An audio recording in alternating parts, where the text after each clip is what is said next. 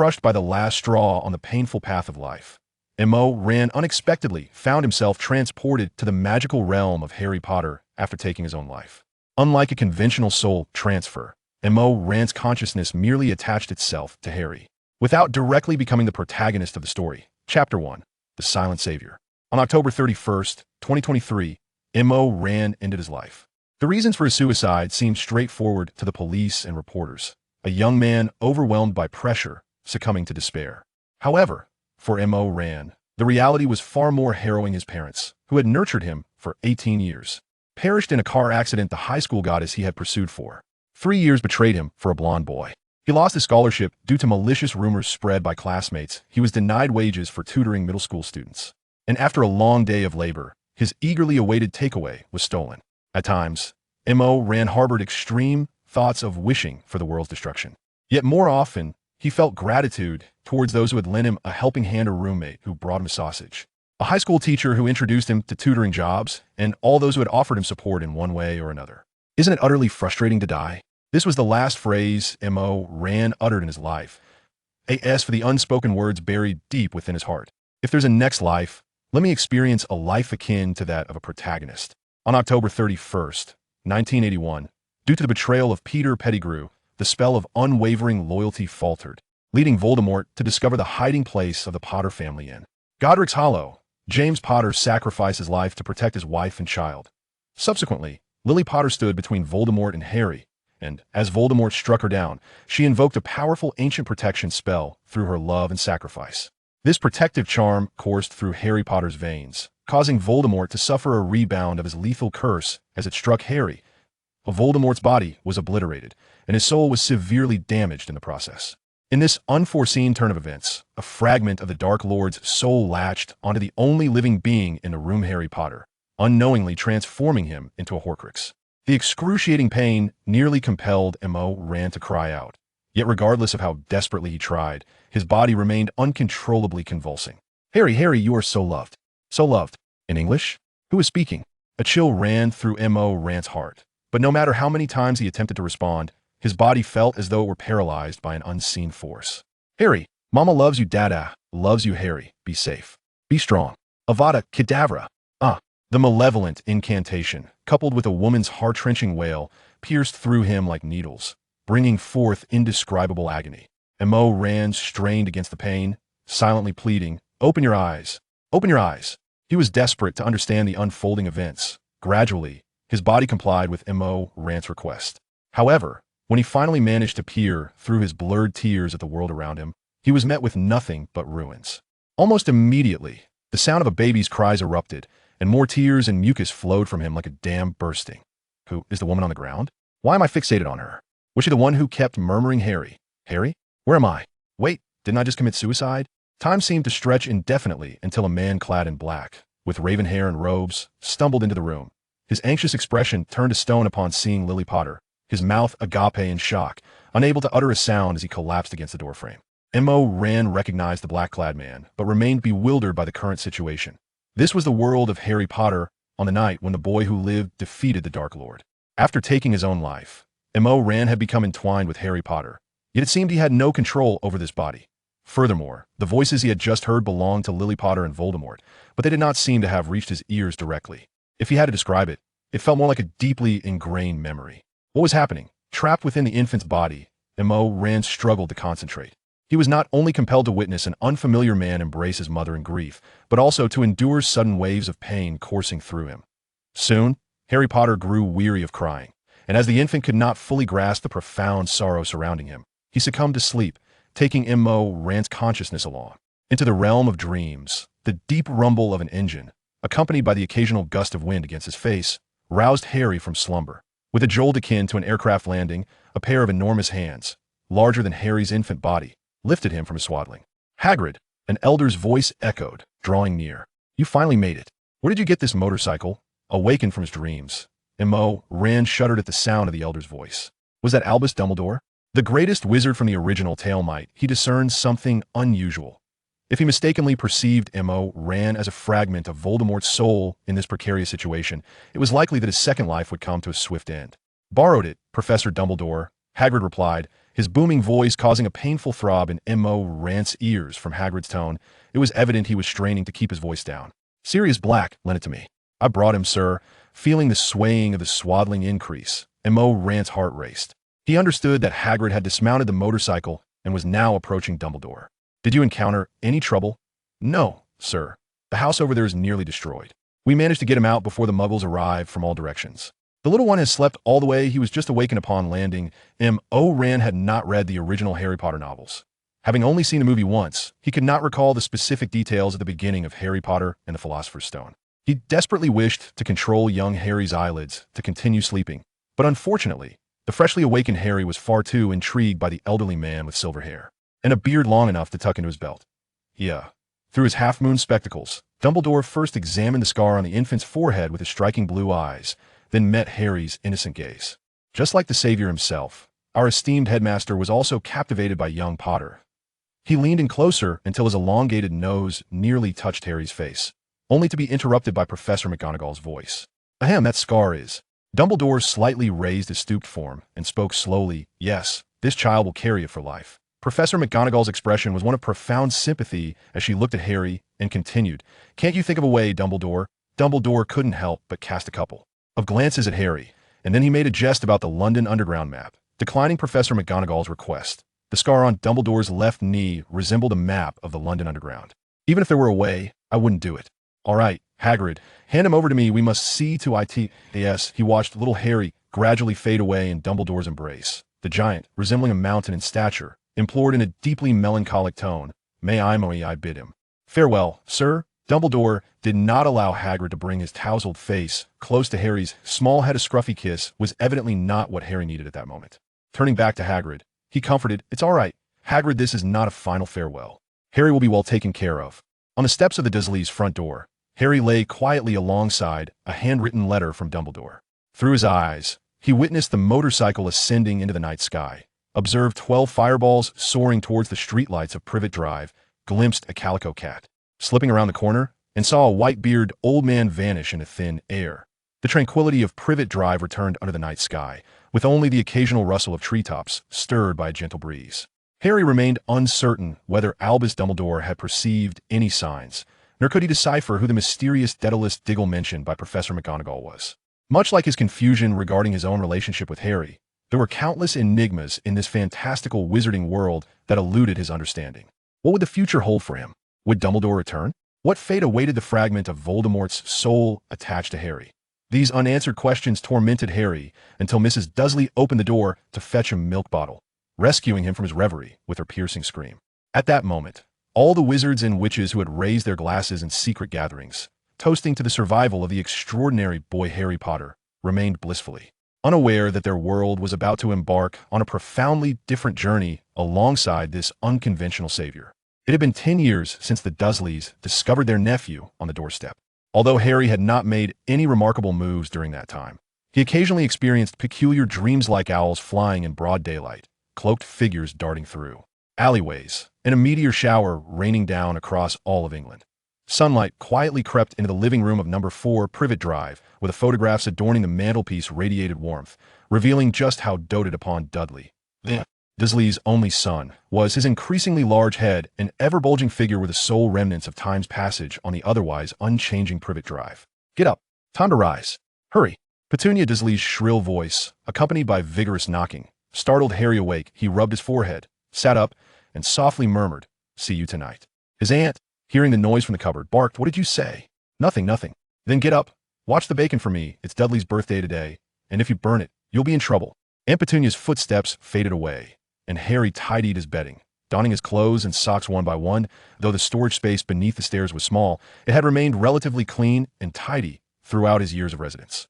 As he made his way from the hallway to the kitchen, Harry spotted a mountain of birthday gifts piled high. Be a new computer, a second television, or a toy sports car. The Dursleys had granted Dudley everything he and his parents had ever mentioned.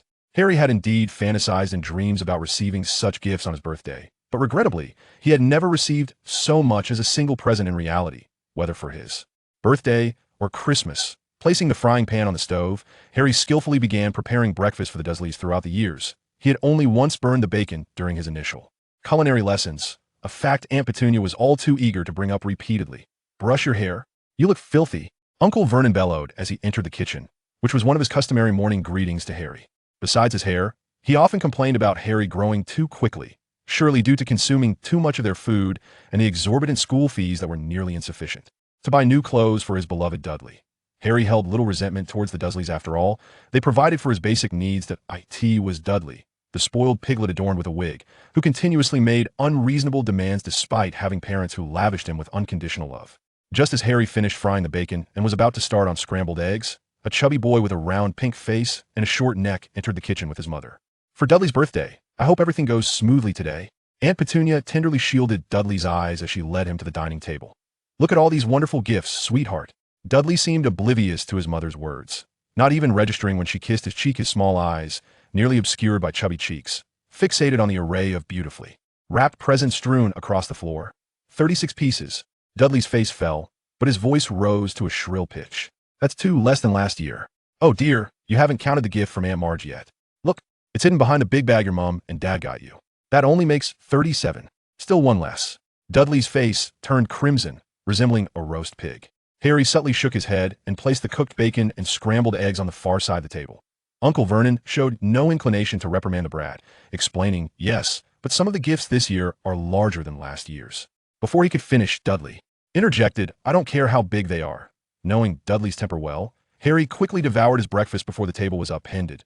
Aunt Petunia, sensing the brewing storm, gently patted Dudley's back while soothingly saying, all right, darling, how about this?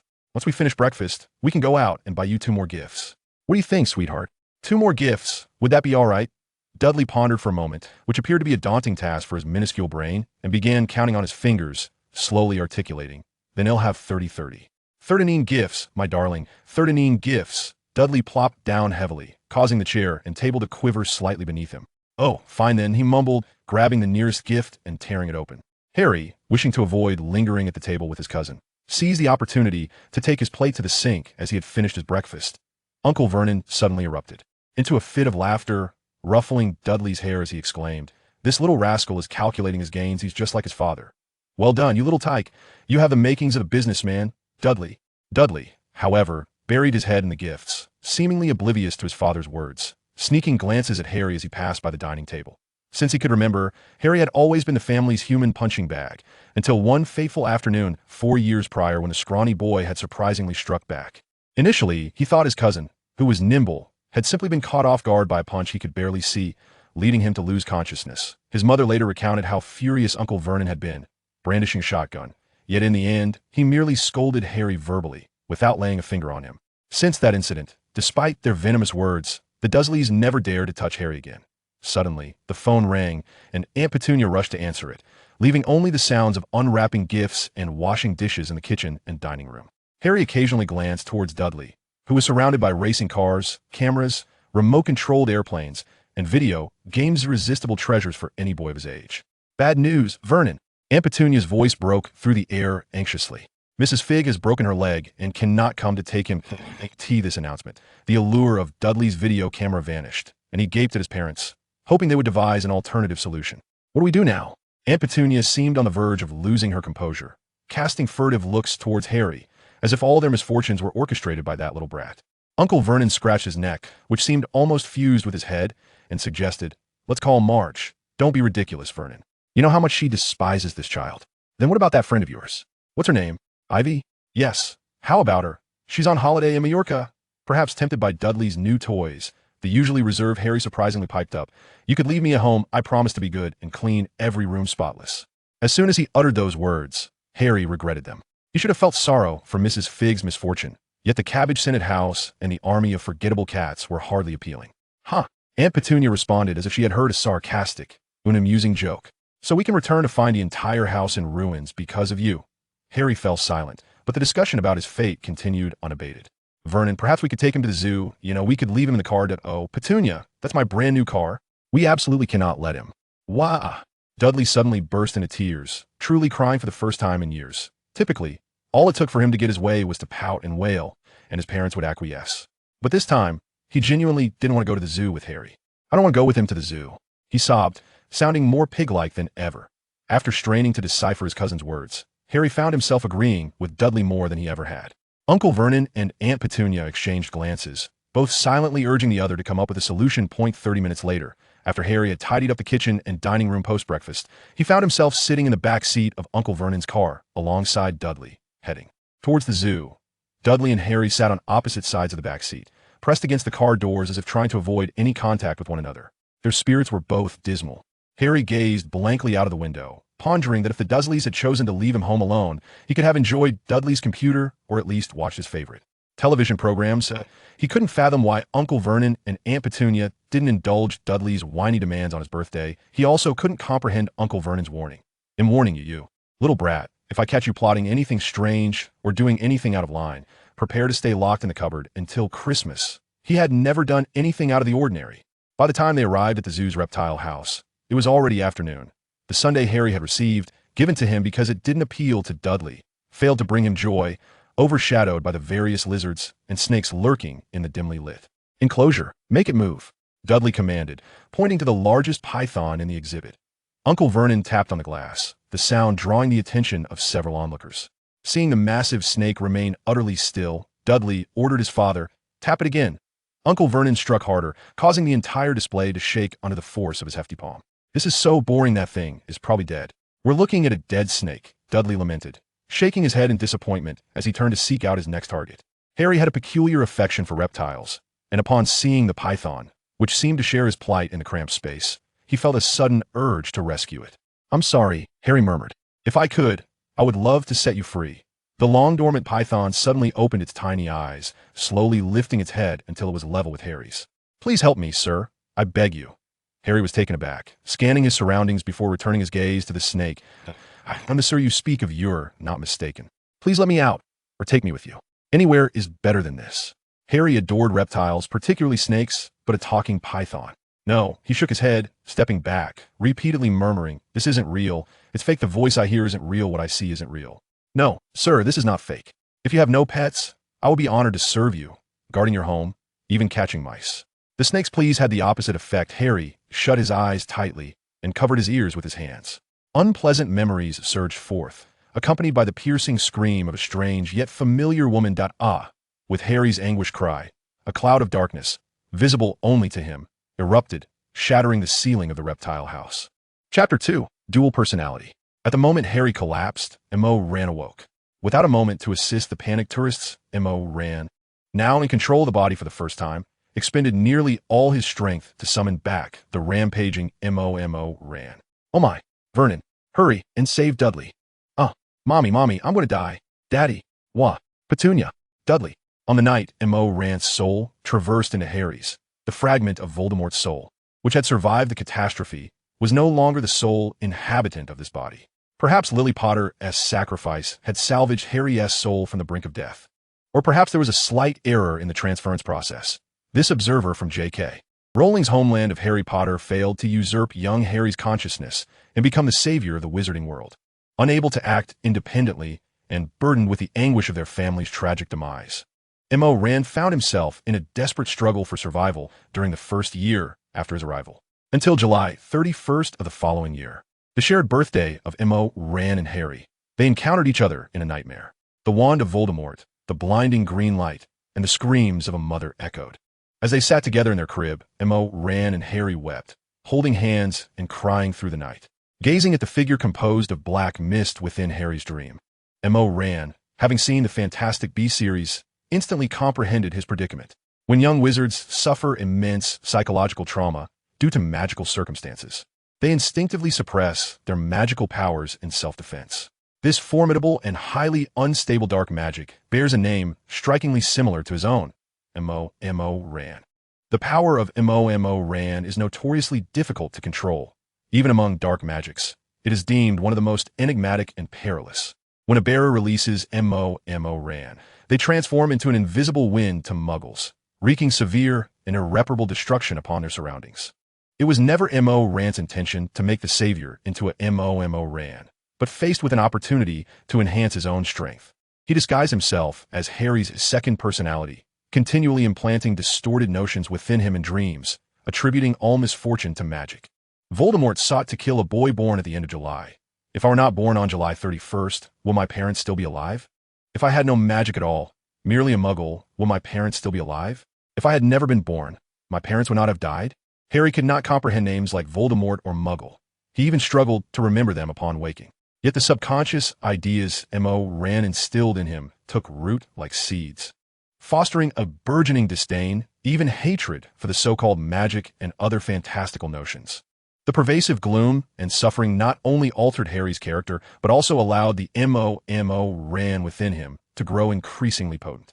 At the age of 6, during a weekend when his cousin Dudley, as usual, bullied him like a punching bag, Harry reached a breaking point, emotionally and mentally. The entity that knocked Dudley unconscious was not an invisible uppercut. It was the first instance of Mo ran breaking free from Harry's body. The fiercely destructive gale brushed against Dudley's chin as it swept into the yard, reducing the fence and lawn to mere fragments. Mistaking everything for Harry's magical prowess, Vernon drew his weapon on his nephew. Yet ultimately, he managed to restrain himself. As time progressed, with Morwen's latent power growing quietly yet exponentially, he began to manipulate his transformation into shadowy mist while Harry slumbered, soaring freely near Privet Drive. Having gained a measure of freedom, Morwen remained humble. The multitude of suffering he had endured kept him acutely aware of the grim reality surrounding the Morwen and the Morweners, where few had lived beyond the tender age of 10. The alarm bells rang incessantly. After all, in terms of magical proficiency, Harry in the original narrative barely measured up to Hermione Granger. Had this New Age savior lacked the magical talent of Crescent and Bilebon, it would not have taken an owl's message from Morwen to depart this world alongside his host. Carrying such concerns, along with a lingering guilt for the torment inflicted on young Harry, Morwen began to consume insects and small creatures under the cover of night using his newfound powers. He remained uncertain of the consequences of his actions, yet given that Harry had not succumbed to malnutrition and remained of decent stature, it seemed he had provided some assistance. Thus, as spring turned to autumn over the course of 4 years, the Morwen within Harry had burgeoned to a truly alarming magnitude.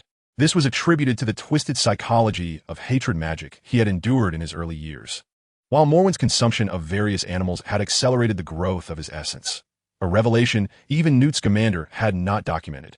However, for Morwen, who was perpetually teetering on the brink of demise, nothing mattered more than Harry's survival. Regret began to take root within him. Perhaps he should not have sacrificed a child's magical dreams for the sake of power and freedom. What would it matter if he remained within Harry's body? It was merely akin to witnessing a first-person film. If only he wished that Harry could still be that optimistic boy, brimming with hope even in adversity. Thus, Morwen commenced teaching Harry in his dreams. My aunt and uncle are not particularly kind to me, yet they have provided a roof over my head. I do not wish to call that cupboard home, but having food and an education makes me luckier than many orphans. Dudley is indeed detestable, yet he no longer dares to strike me. There is no need to cast the most vicious curses upon a child of my own age. However, he is undeniably overweight, and to liken him to a pig is hardly a curse. As the date of July 31st, 1991, loomed closer, Morwen contemplated that once Hagrid arrived on Harry's 11th birthday and connected him to Hogwarts, Dumbledore, despite any potential senility, would never allow the savior to perish prematurely. All that was required was to remain stable. "Child, focus on my finger. Let your gaze follow it," said the medical personnel who had rushed to the scene, raising an index finger and swaying it gently. Harry, Morwen, though somewhat impatient, complied. The zoo director and the firefighters were in a flurry, voices mingling in complaints, shouts, and apologies, creating a cacophony of chaos. Harry, M.O. ran, was entirely oblivious to the moment the medical staff departed. His mind was preoccupied with thoughts of Hogwarts, Dumbledore, the Ministry of Magic, and the life-and-death issues surrounding M.O. Ran. By the time Harry and the Dursleys had secured their compensation from the zoo and made their way home, an elderly man with silver hair and a silver beard had been waiting patiently outside number 4, Privet Drive, holding an ice pop. "Oh, for heaven's sake. The Dursleys have had their fill of oddities and peculiar individuals today. Whoever you are, please leave at once, or I shall be forced to call the police," Vernon shouted, no longer concerned about the propriety of his outburst in front of Dudley. "Vernon, let us invite him in," Aunt Petunia said, her voice trembling as she tugged at her husband's sleeve, her eyes wide and her expression exceedingly complex. Vernon could have sworn his wife had never displayed such an exaggerated demeanor, even at the zoo. "Oh, thank you, Petunia. I had thought you would not invite me in. By the way, could you kindly prepare me a cup of tea? I wish to converse with Mr. Potter in private." The tall, thin elder's words seemed to possess an enchanting quality. The irate Vernon, who had been huffing just moments before, transformed into a figure of utmost politeness. In the living room, Dumbledore's long fingers gently caressed the teacup, his cerulean eyes gazing kindly at a somewhat anxious Harry. M.O. ran. Harry, M.O. ran, hesitated to speak, uncertain of whether Dumbledore's legitimacy would affect him, and so he waited for the elder to initiate the dialogue, intending to respond accordingly. Harry, Dumbledore began. In the absence of the title Mr. Potter offered, M.O. ran a modicum of relief. I apologize for the manner in which we must meet for the first time.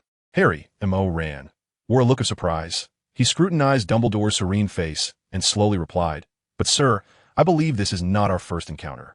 Dumbledore responded with a curious, "Oh," but appeared entirely unfazed.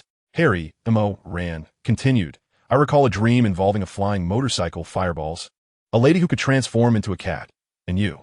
A most intriguing dream. Harry, have you experienced similar dreams?" Dumbledore inquired, "Dreams that are somewhat unusual."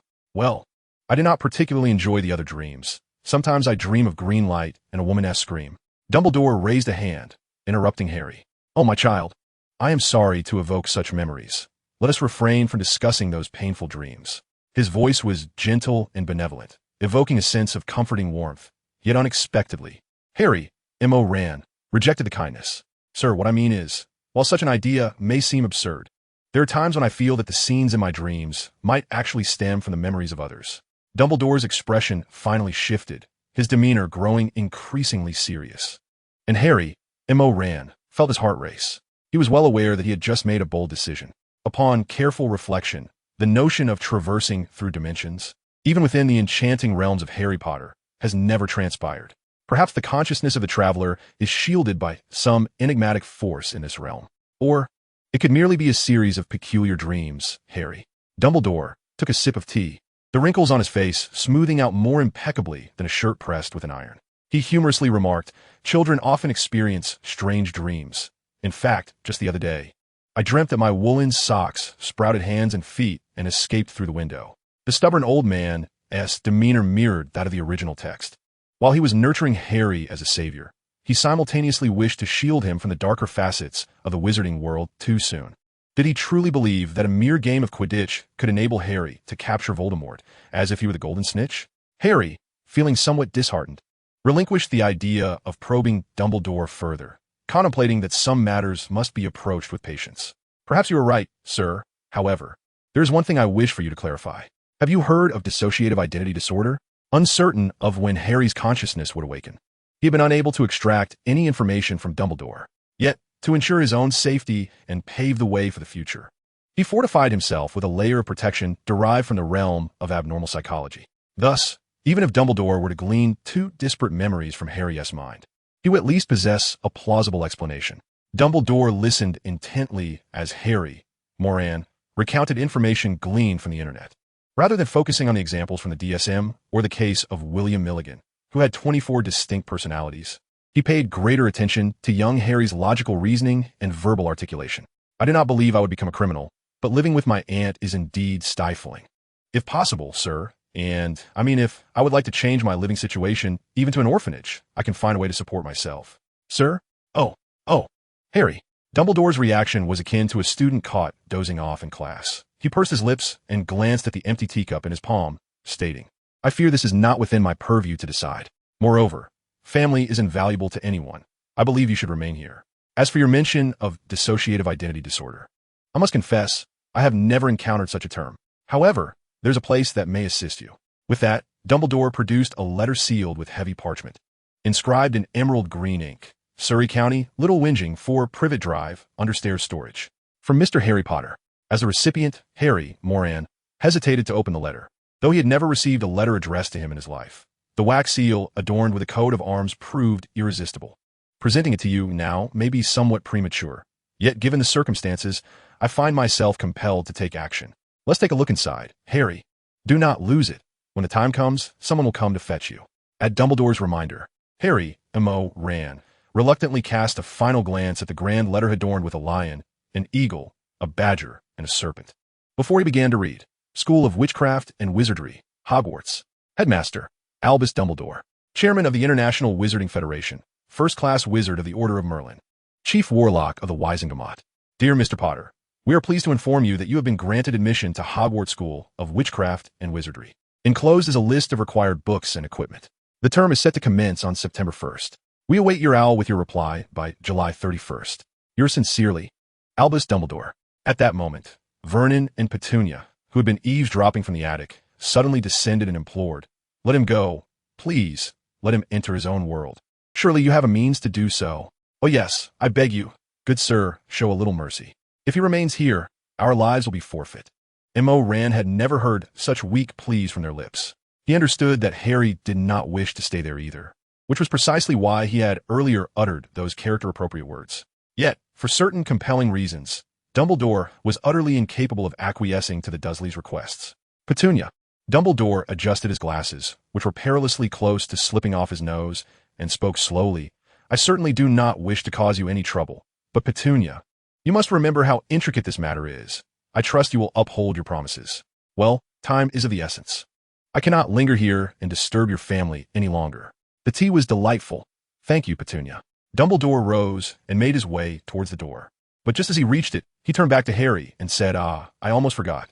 Should it be necessary, remind Harry that even in the darkest of times, we can always find joy, as long as we remember to light the lamp." After Dumbledore departed, Uncle Vernon and Aunt Petunia hastened to clear out Dudley's bedroom, which had become a repository for toys too numerous to fit within the confines of Dudley's room. Despite little Dudley's cries and protests, the couple did not cease their labors. When the exhausted pair finally sank back onto the living room sofa, the sun had already set. "I do not want him in that room. I want it for myself. Make him move out." Dudley, sprawled in his mother's embrace, continued to whine. Though the decision had already been made, Harry's few belongings had long been transported upstairs. Harry, M.O. Rand, had no inclination to engage with the Dursleys. In the solitude of his bedroom, he stretched out his limbs, relishing the sensation of lying in bed for the first time in 10 years. The oppressive presence of Dumbledore lingered. Even though he had not uttered a single threat during their meeting, M.O. Rand still felt an unsettling realization creep in, a sense of dread that took its time to unfold. Harry, M.O. Rand, sighed wearily, exclaiming, "Curse that riddle-maker." Perhaps driven by his own sense of guilt, M.O. Rand found himself beginning to resonate with the ideals of the venerable headmaster Dumbledore following their formal meeting. In a past life, he had encountered a humorous image online depicting Dumbledore instructing Harry on how to vanquish Voldemort. In the first 5 installments, Dumbledore advised Harry, use love. Yet in the latter 2, he ominously instructed Harry, you must destroy a ring, a locket, a cup, a diadem, a snake, and oh yes, yourself aside from the diary. M.O. Rand had once believed that Dumbledore's reluctance to lead the Order of the Phoenix in a decisive strike against Voldemort was merely a narrative necessity. However, upon reflection, he recognized that the Dark Lord embodied the darker facets of human nature, much like Grindelwald and Voldemort. Who could guarantee that defeating them would not lead to the emergence of another brilliant wizard straying from the path? Moreover, had Dumbledore acted more aggressively, he might have inadvertently disrupted the delicate balance between good and evil, hastening the proliferation of darkness, since employing violence to combat violence would only yield greater calamities.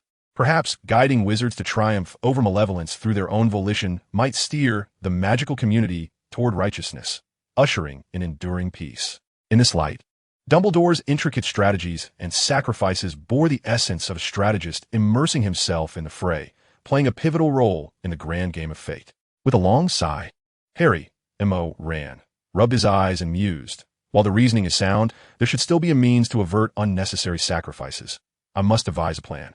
However, before he could articulate the word plan, an overwhelming wave of drowsiness suddenly engulfed him, dragging him into the realm of dreams. Chapter 3. Diagon Alley. Ever since Harry had inadvertently unleashed M.O. Rand during a moment of uncontrolled chaos, M.O. Rand's powers have been further augmented. Not only could he now take control of Harry's body when the boy was unconscious, but he could also manipulate the contents of dreams to a certain extent. Thus, on the very night of Dumbledore's visit, he employed this newfound ability to recreate their conversation for Harry. Upon learning that he was a wizard destined for Hogwarts, young Harry did not respond with the jubilant exuberance depicted in the original narrative. Instead, he harbored a deep-seated aversion to magic. Consequently, M.O. Rand, the architect of this predicament, poured considerable effort into remedying the situation.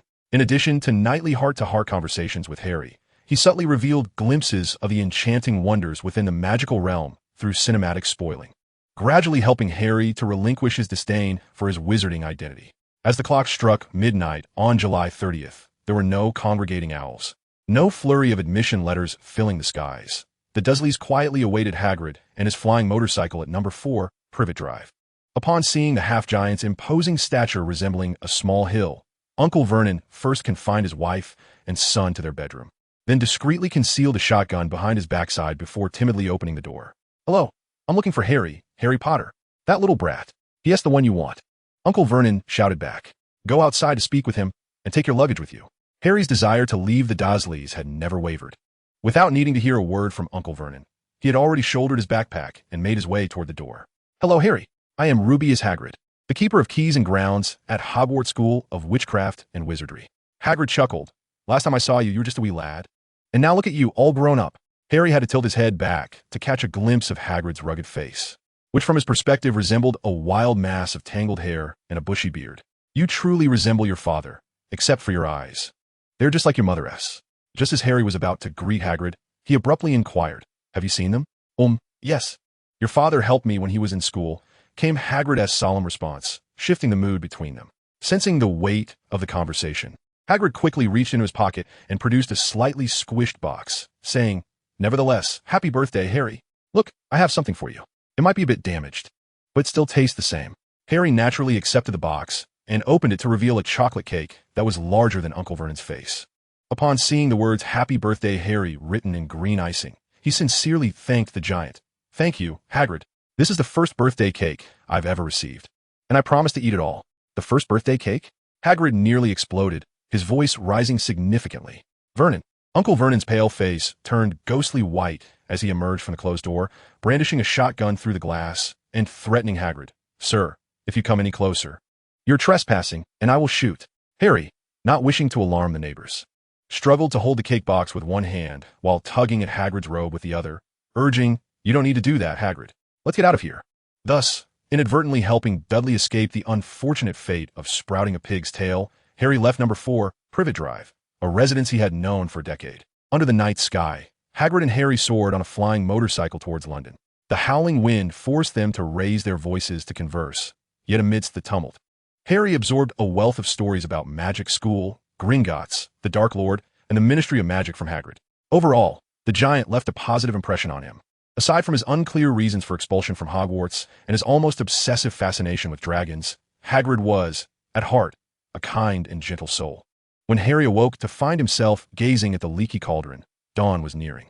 Due to the absence of pedestrians, he failed to discern any remarkable qualities about the grimy, cramped pub, even suspecting that Hagrid had taken him to the wrong place. "Same as always, Hagrid?" "No, Tom. I'm here on business for Hogwarts." The dim and filthy surroundings induced a sense of anxiety in Harry, who nestled behind Hagrid, fearful of causing any trouble. Alas, could it be? The patrons, who had been quietly sipping their drinks and smoking in the corners, abruptly ceased their activities, rendering the leaky cauldron silent. Only the voice of the proprietor echoed in the stillness. "Harry Potter, what an honor, what an honor. Welcome back, Mr. Potter, welcome back," Tom exclaimed, his eyes brimming with tears of joy as he grasped Harry's hand and bowed in gratitude. Before Harry could comprehend the unfolding events, the other patrons of the leaky cauldron surged toward him. "I am Cordelia, Mr. Potter. It is a pleasure to finally meet you. My heart races with excitement at the prospect of shaking your hand. I'm Diggory, Cedric Diggory. I once orchestrated a few meteor showers in your name. You cannot imagine how thrilled I am to see you." As the crowd continued to fawn over Harry, Hagrid cleared his throat to regain their attention. "Ahem. Apologies, everyone. Harry has many important matters to attend to and must take his leave for now." Just as he prepared to lead Harry away from the bar, a pale young man approached them. Recognizing him, Hagrid slowed his pace and nodded in acknowledgement. Professor Quirrell. Harry, having been overwhelmed by the handshakes, suddenly felt a wave of discomfort. The scar on his forehead throbbed, jolting him back to awareness. "Harry, Professor Quirrell teaches defense against the dark arts at Hogwarts." "Thank you, Hagrid.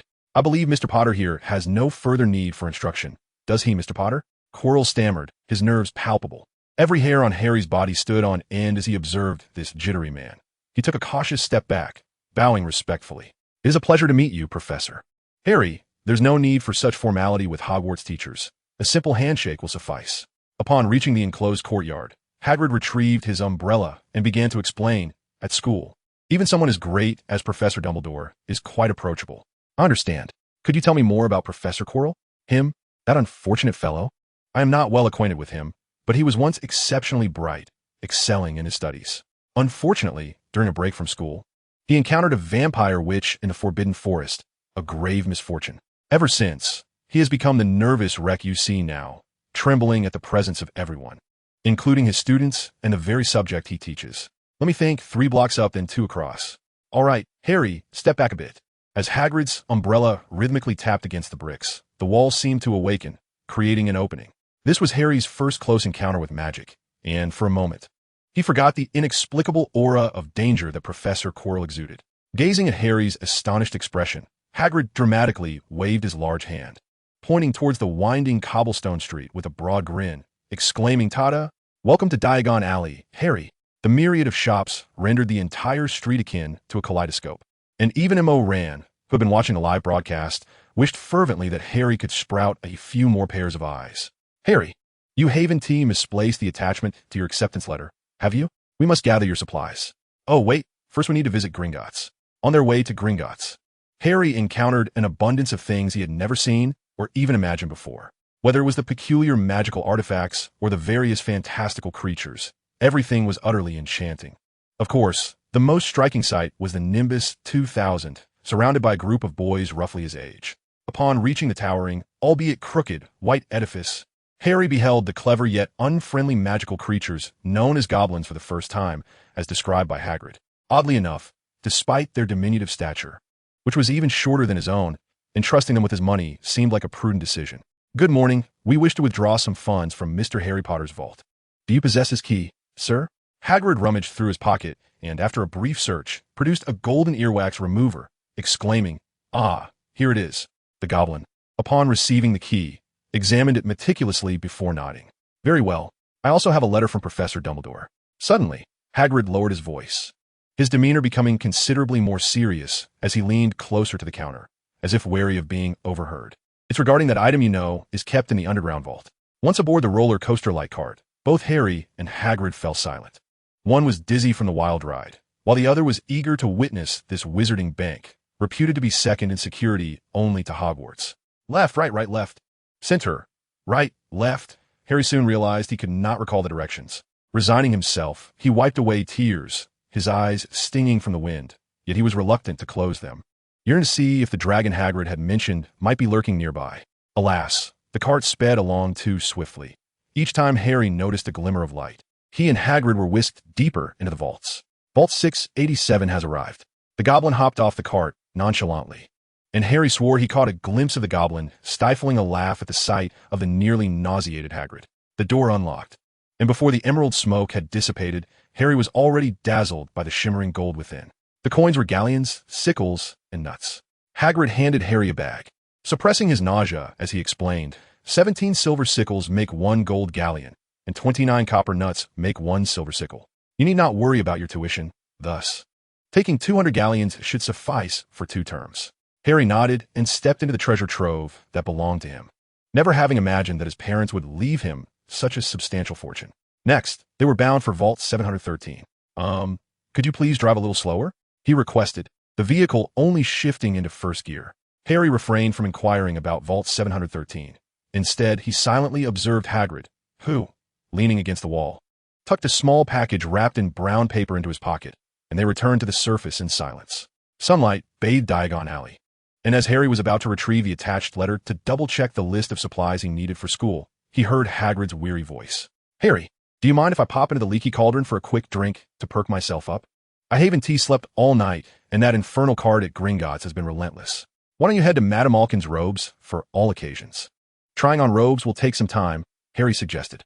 He wished Hagrid, who looked rather unwell, could simply take a nap, but being new to this world, he settled for a compromise. "Why don't you rest for a bit? A short snooze would do you good.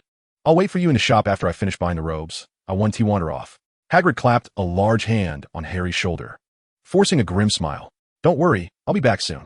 Madame Malkin's shop was warmly decorated, not only providing uniforms for Hogwarts students, but also serving as a fashionable haven for many wizards, which greatly eased Harry's nerves. "Oh dear, are you here to buy Hogwarts robes?" A plump witch in a purple robe greeted him with a cheerful smile. With the school year approaching, many new and returning students visit us. Look, there's a boy inside trying on robes who seems to be about your age. Following Madame Malkin's pointing finger, Harry saw a slender, pale-faced boy with blonde hair. While Madame Malkin measured their dimensions, the blonde boy initiated a conversation with Harry, discussing a myriad of topics that Harry could hardly comprehend. He sensed the boy's desire to boast, yet no matter how lofty his tone, the only thing Harry truly envied was the presence of his still-living parents. By the time Hagrid returned from the leaky cauldron, the blonde boy had already departed. Harry didn't bother to meet the boy's mother. Truth be told, he found her son, who always elongated his vowels while speaking, somewhat unappealing. Sorry, Harry. I was just too tired and took a little rest, Hagrid apologized. It's all right, Hagrid. Look, this is the birthday gift I just bought for you. You'll find it indispensable for sending and receiving letters and packages. Due to the time constraints, Harry and Hagrid only managed to visit shops that sold essential supplies for school. Yet even so, when they finally arrived at Ollivander's, the sun was nearly setting. After measuring some rather insignificant dimensions, height, arm span, and even head circumference, Ollivander produced a series of wands, including one made from yew with a dragon heartstring, a phoenix feather from a sycamore, and another crafted from ebony with a unicorn hair core. Observing everything silently, M.O. Ran was filled with curiosity. If Ollivander adhered to the theory that wands choose wizards, why then did he spend such an extensive amount of time testing various wands on Harry? Given that Harry was unsuitable for wielding a wand similar to that of his parents, was it not the most obvious conclusion that the Hollywood wand, with a phoenix feather and 11 inches long, Voldemort's twin wand, was the standard answer? After departing from Ollivander's wand shop, Harry appeared noticeably melancholic. Hagrid, assuming he was merely fatigued, did not inquire further.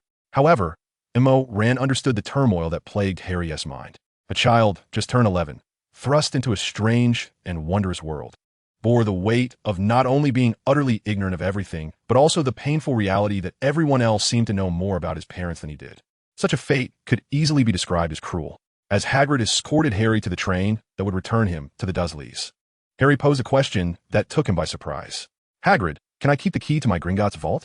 Of course, it's yours after all. Do you want it now? I mean, what do you plan to do with it? Harry nodded, explaining, I want to buy myself some new clothes. You know, I've only worn Dudley's hand-me-downs at the Dursleys. Also, I saw some things I liked in Diagon Alley today, but I didn't have enough time to buy them. The kind-hearted Hagrid was visibly moved by this, his eyes glistening with tears. Without hesitation, he rummaged through his pocket and handed the vault key directly to Harry, urging, go buy what you need, Harry. I'm sorry, I didn't realize how you were living with the Dursleys. Here's your ticket to Hogwarts for September 1st. Make sure to keep it safe. And if you ever need someone to talk to, or if the Dursleys give you trouble, just write to me. Your owl will know where to find me. After watching Hagrid depart, Harry did not board the train back to Little Whinging. Recalling the location from his memory, he successfully returned to the leaky cauldron. And with the assistance of the benevolent pub owner, Tom, he evaded a meeting with his idol. Once everything was settled, Harry gazed at the dim, worn ceiling of his room and fell into a deep slumber. Chapter 4, Preschool Study. The accommodations at the leaky cauldron were rather dismal. Yet Harry slept more soundly than he had at the Dursleys, having experienced the rigors of the Chinese examination-oriented education system. Moran understood the importance of balancing work and rest. Even with high expectations for Harry, he would not spoil the evening by imposing any burdensome tasks. Overall, Mr.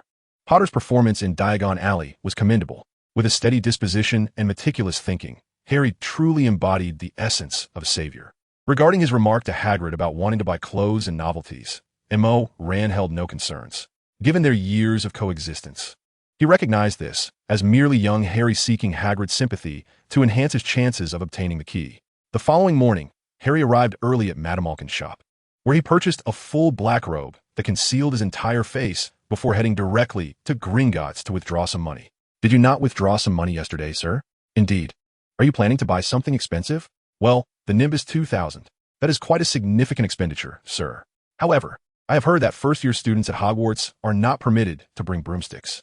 Oh, I just want to practice. Having guided Harry for 2 consecutive days, the goblin had become somewhat chatty, albeit he never anticipated that a clever goblin like himself would be deceived by an 11-year-old wizard. The 2 large bags of gold coins, originally intended for purchasing Quidditch equipment, were entirely spent by Harry at Flourish and Blots, in addition to textbooks for upper-year Hogwarts students. He also acquired numerous guides for the OWL's and Newt's wizarding examinations.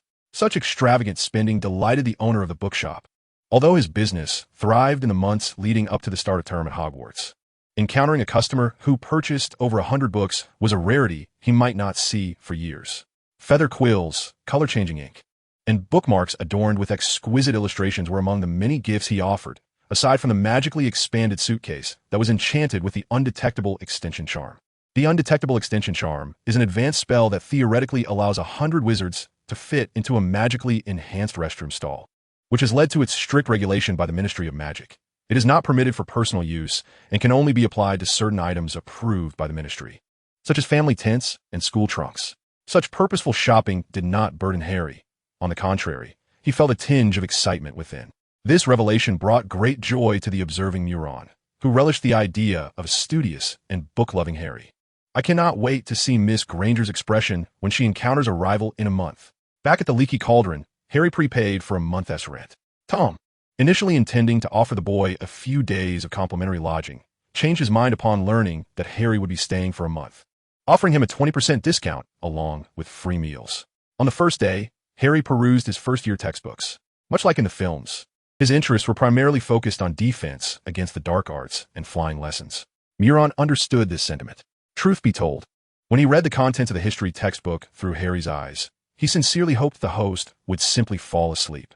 Additionally, it was noteworthy that Muron learned for the first time that Harry had discovered Hedwig's name from the book titled A History of Magic. The following day, after accepting Muron's advice in a dream, Harry began to concentrate on self-studying spells, defense against the dark arts, potions, and transfiguration.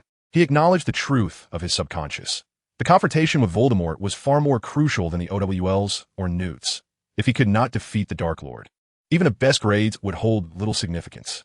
M.O. Rand was not surprised by Harry's realization, but when it came to talent, it was astonishing that our Mr. Potter could exhibit the efficiency of studying defense against the dark arts while engaged in potions class. Was this truly the same Harry who had been verbally bullied by Snape during lessons? Hadn't he been perceived as a mere novice in potions? However, upon reflection, it was clear that Harry's mother, Lily, was a prodigious potions master, and after acquiring the renowned advanced potion-making left by the Half-Blood Prince, his grades soared remarkably. This might suggest that he possessed a profound innate intelligence, albeit obscured by his disdain for Snape. On the third day, Harry successfully cast his first spell, Expelliarmus, with his wand. As the most commonly used incantation in dueling and emblematic within the original narrative, Harry encountered little difficulty. The red light struck the wall, creating a small dent approximately 7 or 8 centimeters deep. Such magical prowess was evidently beyond what one would expect from an 11-year-old child. M.O. Rand found himself uncertain whether it was the presence of M.O. Rand that had elevated Harry's abilities or if this truly represented Harry's own level of skill when he was genuinely applying himself. By the fourth day, M.O. Rand began to feel a tinge of boredom. Harry had been cooped up in the guest room for far too long. Aside from his basic needs, he scarcely took a moment to rest. The priority of how to entice this young lad to venture out to Diagon Alley replaced the concern of enhancing his study efficiency, becoming M.O. Rand's most pressing dilemma. On the fifth day, as Hedwig began to exhibit signs of agitation, Harry finally recognized that persisting in this manner was a strain on his mental faculties. Yet, rather than granting himself a break, he opted for a method that would maintain his efficiency by willingly sharing control of his body with another version of himself for alternating study sessions. M.O. Rand was astounded. He had never anticipated that as a Chinese individual experienced in rigorous examinations, he would be outmatched by an 11-year-old British boy. It was indeed a tremendous humiliation. By the sixth day, Harry's consciousness began to drift into slumber. M.O. Rand, who had initially wished to explore Diagon Alley, altered his perspective, and a peculiar competitive spirit ignited within him, rekindling the fervor of his past academic endeavors. Wasn't it merely a matter of striving? What was there to fear from this young child? Did he not understand the concept of diligence? If I do not push you to become the top of your class, then I do not deserve the surname M.O. On the seventh day, having tasted the sweetness of collaborative study, Harry's enthusiasm surged. After successfully transfiguring a spider in the corner into a paperclip, he resolved to conclude his theoretical musings on potions. He dispatched Hedwig with a letter to Hagrid and handed over 5 galleons to the innkeeper, Tom, to procure some basic potion ingredients. On the 8th day, M.O. Rand awakened. As the consciousness of M.O. Rand, he expanded his thoughts towards the study of dark arts and defense against the dark arts.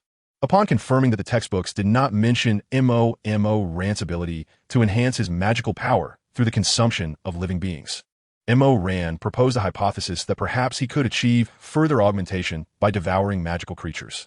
On the 9th day, Hedwig returned. Hagrid expressed his gratitude for Harry's regards.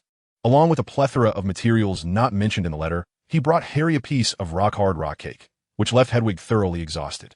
In the week that followed, it exhibited none of the previous signs of restlessness. By the 10th day, thanks to the diligent efforts of Harry and M.O. Rand, the first-year courses at Hogwarts, Charms, Defense Against the Dark Arts, Potions, and Transfiguration, were officially concluded. Harry demonstrated a level of proficiency in both theoretical knowledge and practical spellcasting that far surpassed his age. Although M.O. Rand, having only seen the Harry Potter film series, remained uncertain about the prowess of Dumbledore and Voldemort in their youth, he was nonetheless willing to believe that this incarnation of Harry would grow to be an equally formidable wizard in the future. On the 17th day, Harry finally allowed himself a respite. After sending Hedwig to Hagrid, our dear Mr. Potter donned a hooded black cloak and strolled through Diagon Alley with an air of nonchalance. His first stop was Florian Fortescue's ice cream parlor to indulge in a milk toffee-flavored ice cream, followed by a visit to the Quidditch shop. As he beheld the intricately crafted Nimbus 2000 in the display window, Harry was struck by an impulse to splurge. He could not fathom why he, who had never even ridden a broomstick, felt such a keen interest in the sport. Fortunately, M.O. Rand had previously instilled in him the notion of depreciation through the analogy of automobiles. Otherwise, he might have been tempted to reward himself with a broom. By the 23rd day, Harry had completed the curriculum for his second year, amassing a repertoire of spells that rivaled that of fifth-year students. Unfortunately, since the incident where he created a small hole in the wall with the disarming charm, practicing any offensive spells indoors had become impractical. Spells that could cause havoc, such as stunning spells, fiend fire, and explosive blasts, posed a considerable risk of demolishing the room, given Harry's current magical capacity. Thus, he was compelled to practice only the more benign or defensive spells, such as obscuring mist and lumos. Harry yearned for a proper training ground, a space where he could fully unleash his magical prowess. He was not inclined to rely solely on theoretical knowledge to confront Voldemort. On the 30th day, the third-year curriculum came to a close. Thanks to Harry's innate talent and hard work, he found himself somewhat disenchanted with Hogwarts' pace of instruction. If the knowledge acquired in the first 2 years served as a foundation, the third year marked a pivotal turning point. Students would begin to showcase their individual interests and talents, establishing their future specializations and academic trajectories. Harry sincerely hoped that the professors at Hogwarts possessed teaching abilities that transcended mere textbook knowledge, even if it meant they were a tad more austere. If they were lackadaisical, he would have no choice but to frequent the headmaster's office. After all, a man repeatedly acknowledged in various texts as the greatest of wizards could not possibly be undeserving of his renown. On the 31st day, the final day of August, Harry tidied his belongings. With the aid of his wand and magic, the laborious task of transporting hundreds of books became remarkably effortless. The undetectable extension charm trunk he purchased from the owner of Flourish and Blots proved to be exceedingly convenient, as it not only accommodated his books, but also housed the potions he had brewed himself. Due to the exorbitant prices of certain potion ingredients, Harry opted for the preparation of simpler potions, such as healing draughts, sedatives, and remedies for scabies. Following this, in a gesture of gratitude towards the proprietor of the Leaky Cauldron, Harry acquiesced to Tom's invitation for dinner. The steaming pea soup appeared quite appetizing, yet Harry found it difficult to commend the other dishes. He made a concerted effort to avoid ingredients resembling eyeballs and fingers, barely managing to satiate his hunger. Subsequently, he earnestly suggested to Tom, "Sir, I find the meals you typically deliver to my doorstep far more delectable." On the 1st of September, Harry awoke late.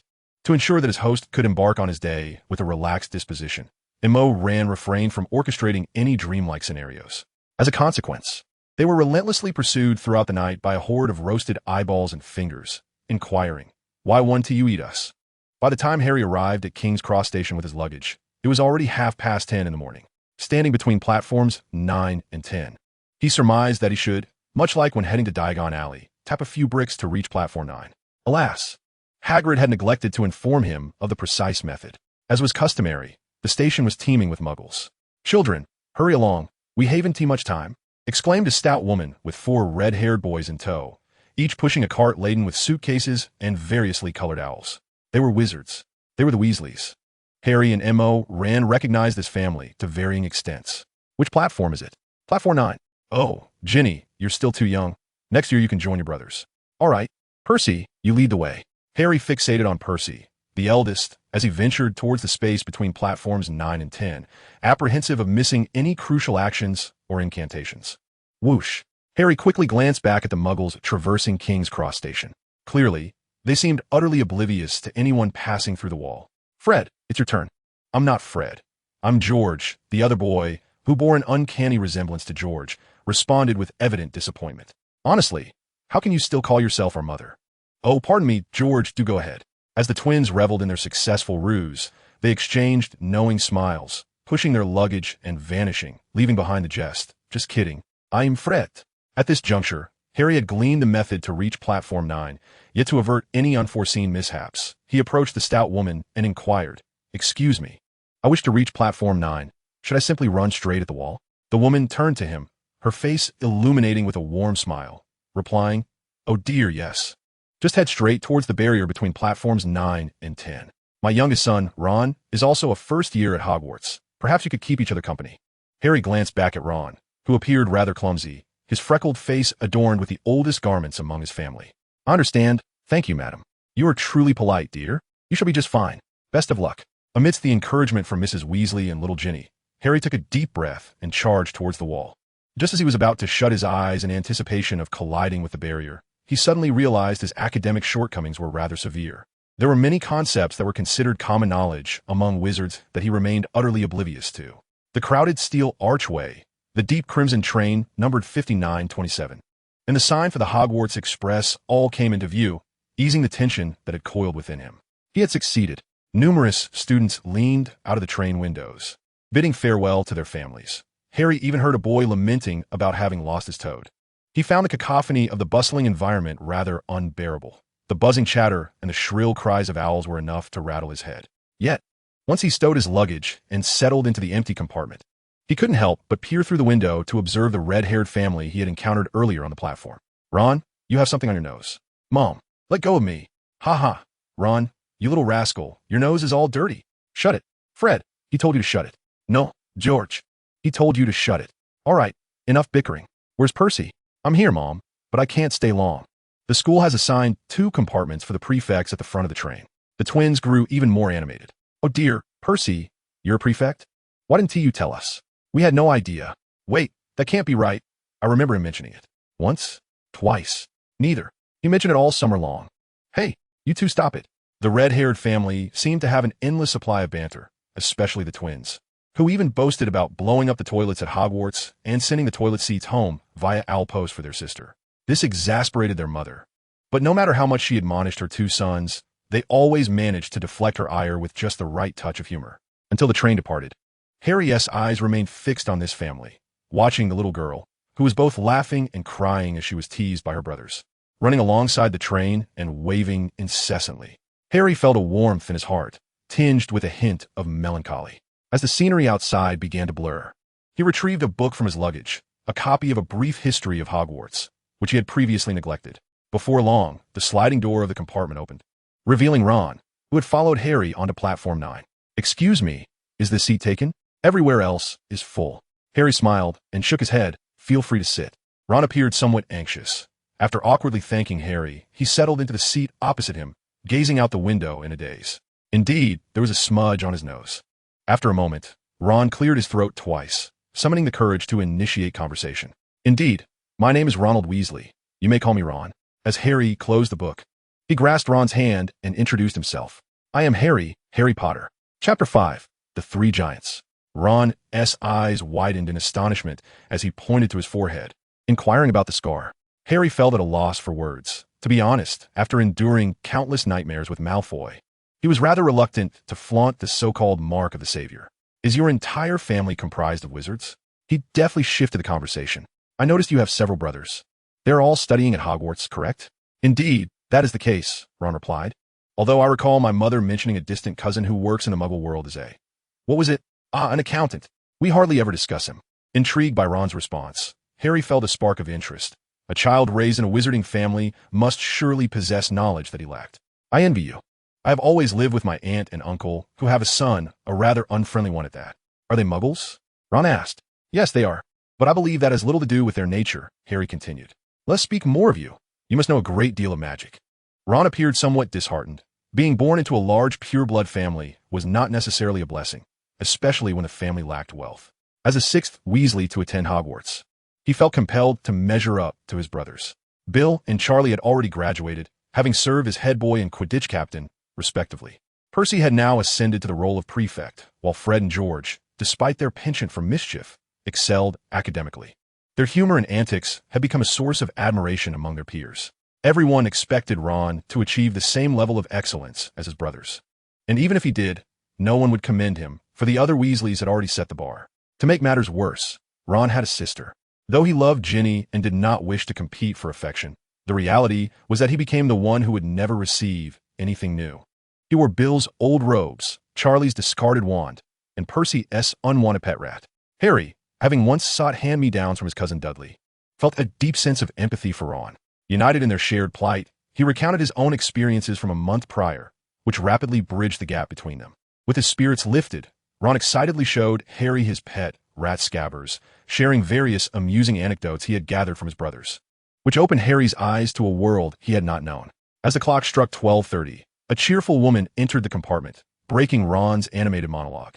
"My dear, are you hungry? Would you like to purchase some food from the trolley?" Harry was famished, having not eaten a single morsel since rising late that morning.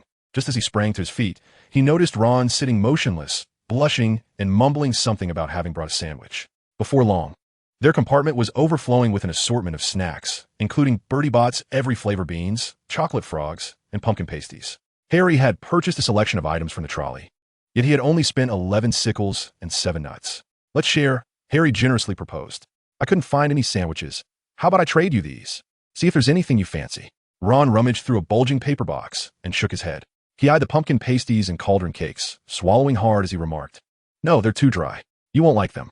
My mom always forgets that I despise corned beef, but she has to look after all 5 of us." Harry promptly snatched the sandwich from Ron's grasp and tossed over the pastries he had been eyeing for quite some time, saying, "Come on, I can't possibly finish all this alone. I think your mom's cooking is quite good. The corned beef is delightful. But if you don't like it, just tell her what kind of sandwiches you enjoy when she isn't so busy. It's far easier to remember than what you dislike." This was Harry's first experience sharing anything with another person. The absence of companionship was one facet of his life, but more significantly, during his years with the Dursleys, he had little to share. As they munched and conversed, Ron delighted in educating Harry about the things he was unfamiliar with, particularly the cards within the chocolate frogs. He had amassed over 500 cards. "Look, you got a Dumbledore. I'm just missing Agrippa and Ptolemy to complete the set. If you draw them, if you don't want to collect them, could you pass them on to me?" Though Harry was indifferent to collecting the cards, the information about notable wizards printed on their backs was a rare gem of knowledge. He nodded at Ron, saying, "No problem, but you must show me your collection." As they enjoyed the Bertie Bott's every flavor beans and perused the cards, a brown-haired girl swung open the door to their compartment. "Has anyone seen a toad?" Neville lost one. Her tone was somewhat haughty, which displeased Ron, who had just bitten into a lemon-flavored bean. He muttered to himself, "If I received a toad, I would do everything possible to lose it quickly." The girl appeared to ignore Ron's comment and snatched Harry's A History of Hogwarts from beneath the pile of snacks, admonishing them, "If you're going to read, then read properly, not toss it in the rubbish heap." Ron shot Harry a peculiar glance, as if to say, "Is she serious?" Harry shook his head and withdrew his wand, asking the girl, "All right, what does the toad look like? What's its name? Is it dead?" Harry's demeanor irked the girl. Yet upon seeing him brandish his wand, her attitude underwent a complete transformation.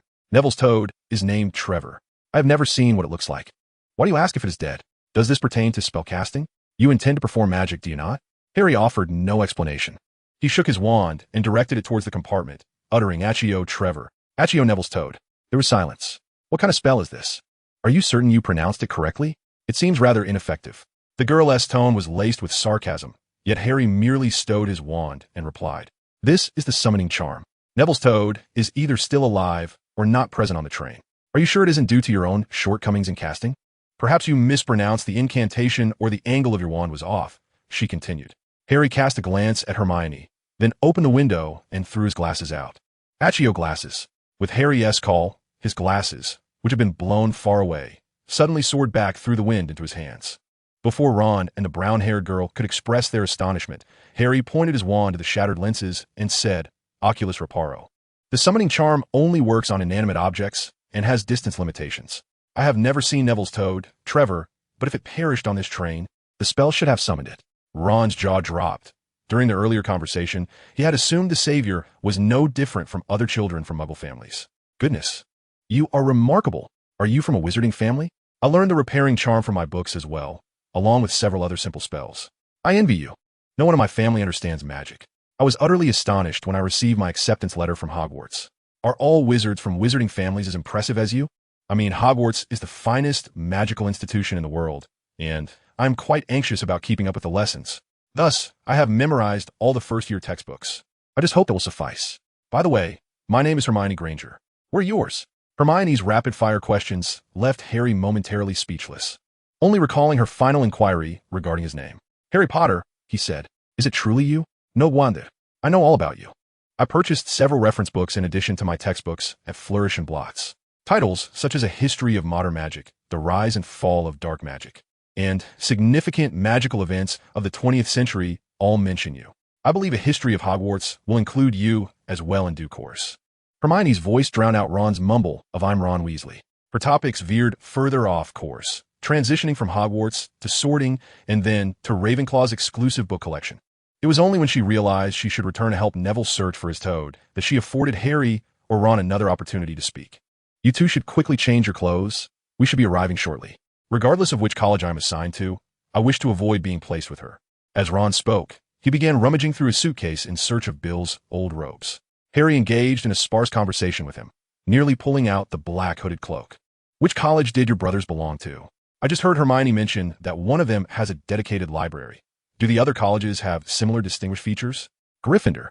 Our family, including both my parents, belongs to Gryffindor. Are you certain you previously lived with Muggle relatives? Why do you seem so at ease when casting spells? Harry discerned a hint of displeasure in Ron's tone, akin to the feeling of having made plans to lounge together, only for one to secretly begin studying. Like Hermione, I self-studied after purchasing books, fearing I wouldn't keep pace with the school as curriculum. I thought everyone did the same. Oh, you must ensure you're not sorted into Slytherin. Why not? Because all the dark wizards graduate from that house, including the Dark Lord. Are you referring to Voldemort? Ron gasped, halting his actions entirely, collapsing into a chair as if struggling to breathe. You uttered that name. He stared at Harry in terror, enunciating each word. I knew it. Only you would dare. Harry moved beside Ron, pulling him up and gently patting his back in reassurance. Ron, my ability to say his name does not stem from any extraordinary courage or uniqueness. I had no idea it was taboo. Do you understand what I mean? It's akin to me inquiring about the wizarding world or those chocolate frog cards. There's so much I do not comprehend, so much I need to learn. You are remarkable. Since my awareness of being a wizard, you have taught me the most. Ron was on the verge of tears, the earlier gloom dissipating entirely. He patted his chest, mustering the little confidence he had to assure Harry. Rest assured, if you have any questions, feel free to ask me. I will answer everything I know without reservation. Harry nodded and then finally voiced the thought that had been building inside him. By the way, Ron, you got a bit of dirt on your nose.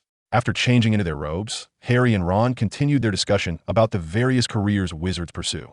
As their conversation progressed, they began to contemplate their future aspirations. Harry, unfamiliar with the wizarding world, had long been influenced by the relentless pursuit of vanquishing Voldemort, viewing it as an indispensable mission of his life. Should the day arise when Voldemort is utterly defeated, what would he do then? I wish to earn a great deal of money, to purchase a grand house for myself. If possible, I would also like to attain fame. Perhaps becoming a Quidditch star would be a splendid choice, don't you think, Harry? Can one earn that much money playing Quidditch? Certainly. This is undoubtedly the finest form of entertainment in the world. The Quidditch World Cup final last year lasted an astonishing 5 days without a single spectator leaving their seat. Alas, in the end, the Scottish team lost to Canada by a hair's breadth. Is there really a Quidditch World Cup? Indeed, let me calculate. The next Quidditch World Cup should take place before we commence our 4th year. We could attend it together. Just as Harry was about to agree, he was suddenly startled by a sound of metal scraping as the train began to decelerate. The sky outside had already transformed into a pitch-black canvas, with only the silhouettes of mountains and trees swaying subtly under the starlight. Ron's face turned pale. The tumult in his stomach made him regret indulging in so many snacks. What's the matter? Nothing. It's just that Fred once mentioned that before Hogwarts sorts us into our respective houses, there will be a test that could be quite detrimental to us. I always thought he was joking, but who knows? Harry chuckled softly. He first tucked the unfinished snacks in his pocket, then drew his wand and pointed it at the littered wrappers, uttering Scourgify. As Ron rubbed his chest, he jested. Aren't you the least bit concerned? You've never even heard of the sorting ceremony. Should I envy you? Far more mature than his peers. Harry understood that the so-called detrimental test was merely Fred's jest aimed at teasing his younger brother. Nevertheless, he was genuinely intrigued by the sorting ceremony, reminiscent of the excitement he felt while purchasing his wand at Ollivander's. It seemed the wizarding world consistently emphasized fate, often overlooking personal choice. Rest assured, Ron, Harry reassured him. Hogwarts would never engage in anything that could harm its students. Besides, your parents and several of your brothers have all studied here, and they turned out just fine, didn't they? Ron felt a slight alleviation of his anxiety, but soon his imagination wandered to less favorable scenarios. But what if they conduct a magical exam? I'm not as knowledgeable about spells as you are. What if the school expels me? Oh, I just remembered. Fred taught me a spell that can turn scabbers yellow. I need to practice it quickly. Sunshine, daisies, buttermellow, turn this stupid fat rat yellow. In just 5 minutes, the train would arrive at Hogwarts. Please leave your luggage on the train. We will take care of transporting your belongings to the castle, echoed a voice throughout the carriage, prompting nearly all the first-year students to instinctively swallow hard. Harry sheathed his wand and hesitated for a moment before addressing Ron. I brewed some calming potions while studying for potions class. They should be effective. Would you like some? You can brew potions? Goodness, Harry, how on earth do you manage that? In a moment, we shall stand a bit farther away during the sorting ceremony. I certainly do not wish to undergo testing after you. Harry paid no heed to Ron's remarks, having already retrieved a small vial containing a calming potion from a suitcase. Have you ever consumed it yourself? Ron's teeth began to chatter, his stammering speech reminiscent of Professor Quirrell whom Harry had encountered at the Leaky Cauldron.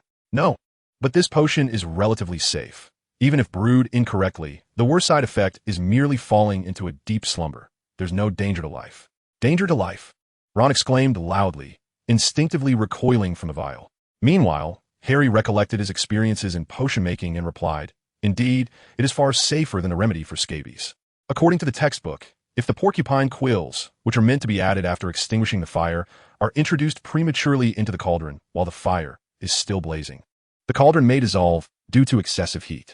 Anyone unfortunate enough to be splashed by this potion would be covered in a multitude of red rashes. Oh, it seems the carriage has come to a halt. Ron, nearly petrified with fear, observed the students outside the compartment pushing and shoving towards the door. He snatched the vial from Harry's hand, closed his eyes, and gulped it down in one go. Chapter 6. The Arrival. Upon encountering Harry again, Hagrid appeared exceedingly cheerful, as he was tasked with guiding the first-year students across the Black Lake to the castle, just as he had done in previous years. Harry recalled having read in a brief history of Hogwarts that this arrangement was designed to emulate the arrival of the 4 great wizards who initially founded Hogwarts. He then remembered that Hermione had taken his book without returning it. Since the Weasley twins had not discovered Harry's presence on the train, the majority of students were unaware that Harry Potter was enrolling this year. It wasn't until Neville found Luna, and Professor McGonagall led the new students to the entrance hall that a few keen-eyed individuals noticed the savior with the lightning-shaped scar on his forehead.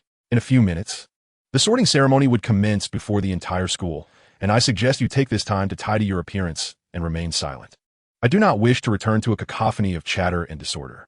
With that, Professor McGonagall departed. No sooner had she turned away than Harry heard a somewhat familiar voice from behind. I heard from my father that Harry Potter is of age to enroll this year. I was just wondering on the train why there was no commotion. You seem rather low-key. At this remark, nearly all the young witches and wizards began to whisper among themselves, and Harry himself overheard his name mentioned no less than 10 times. I am Malfoy, Draco Malfoy. We met at Madame Malkin's robe shop. The blonde youth, flanked by 2 companions of similar girth to Dudley, stepped forward with a condescending demeanor directed towards Harry. You will soon discover that certain wizarding families consider themselves to be of a superior caliber, Potter. I am certain you do not wish to associate with the wrong crowd. Do you? The entity residing within Harry's body, observing the unfolding scene, remained indifferent to Harry's potential reaction. Malfoy indeed exuded an air of arrogance, and most young wizards with sound moral principles and proper upbringing found his recent remarks utterly contemptible. Thus, it was entirely normal for Harry to mirror his original portrayal in the films, responding to Malfoy's overtures with disdain. However, to everyone's astonishment, Harry not only refrained from rejecting the insidious temptation, but instead grasped the offered hand and declared, "Pleased to meet you. Allow me to introduce my good friend, Ron Weasley. We met on the train, and I hope we are all sorted into the same house." Malfoy's expression was priceless. In a matter of seconds, the corners of his mouth twitched back and forth several times. What he did not anticipate was that Ron Weasley, standing beside Harry, would also extend a hand towards him, leaving him feeling somewhat trapped. Is he not afraid of me? Weasley? The child from that impoverished family with the red hair? Surely, even a dullard like him must have heard of my family's name. Just as Malfoy found himself at a loss, Professor McGonagall returned, sternly tapping Malfoy on the shoulder with a parchment scroll inscribed with the names of the new students. She then instructed the young wizards, "Form a single line and follow me." A palpable tension enveloped the group, with Harry only able to hear the rhythmic sounds of footsteps and breaths around him. As they traversed the entrance hall and passed through a pair of grand doors, the opulent banquet hall revealed itself before them. Perhaps due to his prolonged stay at the Leaky Cauldron, Harry had always envisioned the wizarding world as predominantly dark and grimy. He had never anticipated that Hogwarts would be such a resplendent locale. Thousands of floating candles illuminated the hall in a golden glow, while the upper-year students of the four houses were already seated at their respective long tables. Countless pairs of eyes turning towards Harry and his companions as the doors swung open. Most of the newcomers dared not meet the gaze of the older students, either casting their eyes downward or up towards the ceiling. Harry seemed to hear Hermione's voice from behind him. The ceiling here is enchanted to mirror the sky outside. As mentioned in A Brief History of Hogwarts, with no time to remind himself to retrieve his books from Granger later, Harry's attention was drawn to the staff table at the end of the hall. At the center, amidst an array of exquisite golden platters and goblets, sat Dumbledore, whose blue eyes sparkled with an aura of infinite wisdom even from distance. To his left, the flamboyantly turbaned Professor Quirrell was engaged in conversation with a dark-cloaked figure. "Ah," Harry whispered, prompting Ron to inquire with concern. "What's wrong, Harry?" "Nothing," he replied. "There were no giants, no fire-breathing dragons. I should have realized that Fred was merely deceiving me. I have been exceedingly foolish." As Harry consoled Ron, his gaze remained fixed upon Quirrell, that familiar aura of danger resurfacing. "No, you are not foolish, Ron. Observe those around you. Everyone is quite anxious. I suspect Fred and George were not much stronger than you are now when they first entered. You may think me lacking in beauty, yet one must not judge solely by appearances." The melody of the Sorting Hat interrupted their hushed exchange, until the song concluded. Harry could not fathom why encountering Quirrell caused his scar to throb. If he were indeed connected to Voldemort, why would Dumbledore permit him to teach at the school? "Now, as I call out your names, please take a seat on this stool and don the Sorting Hat," Professor McGonagall announced, unfurling a roll of parchment.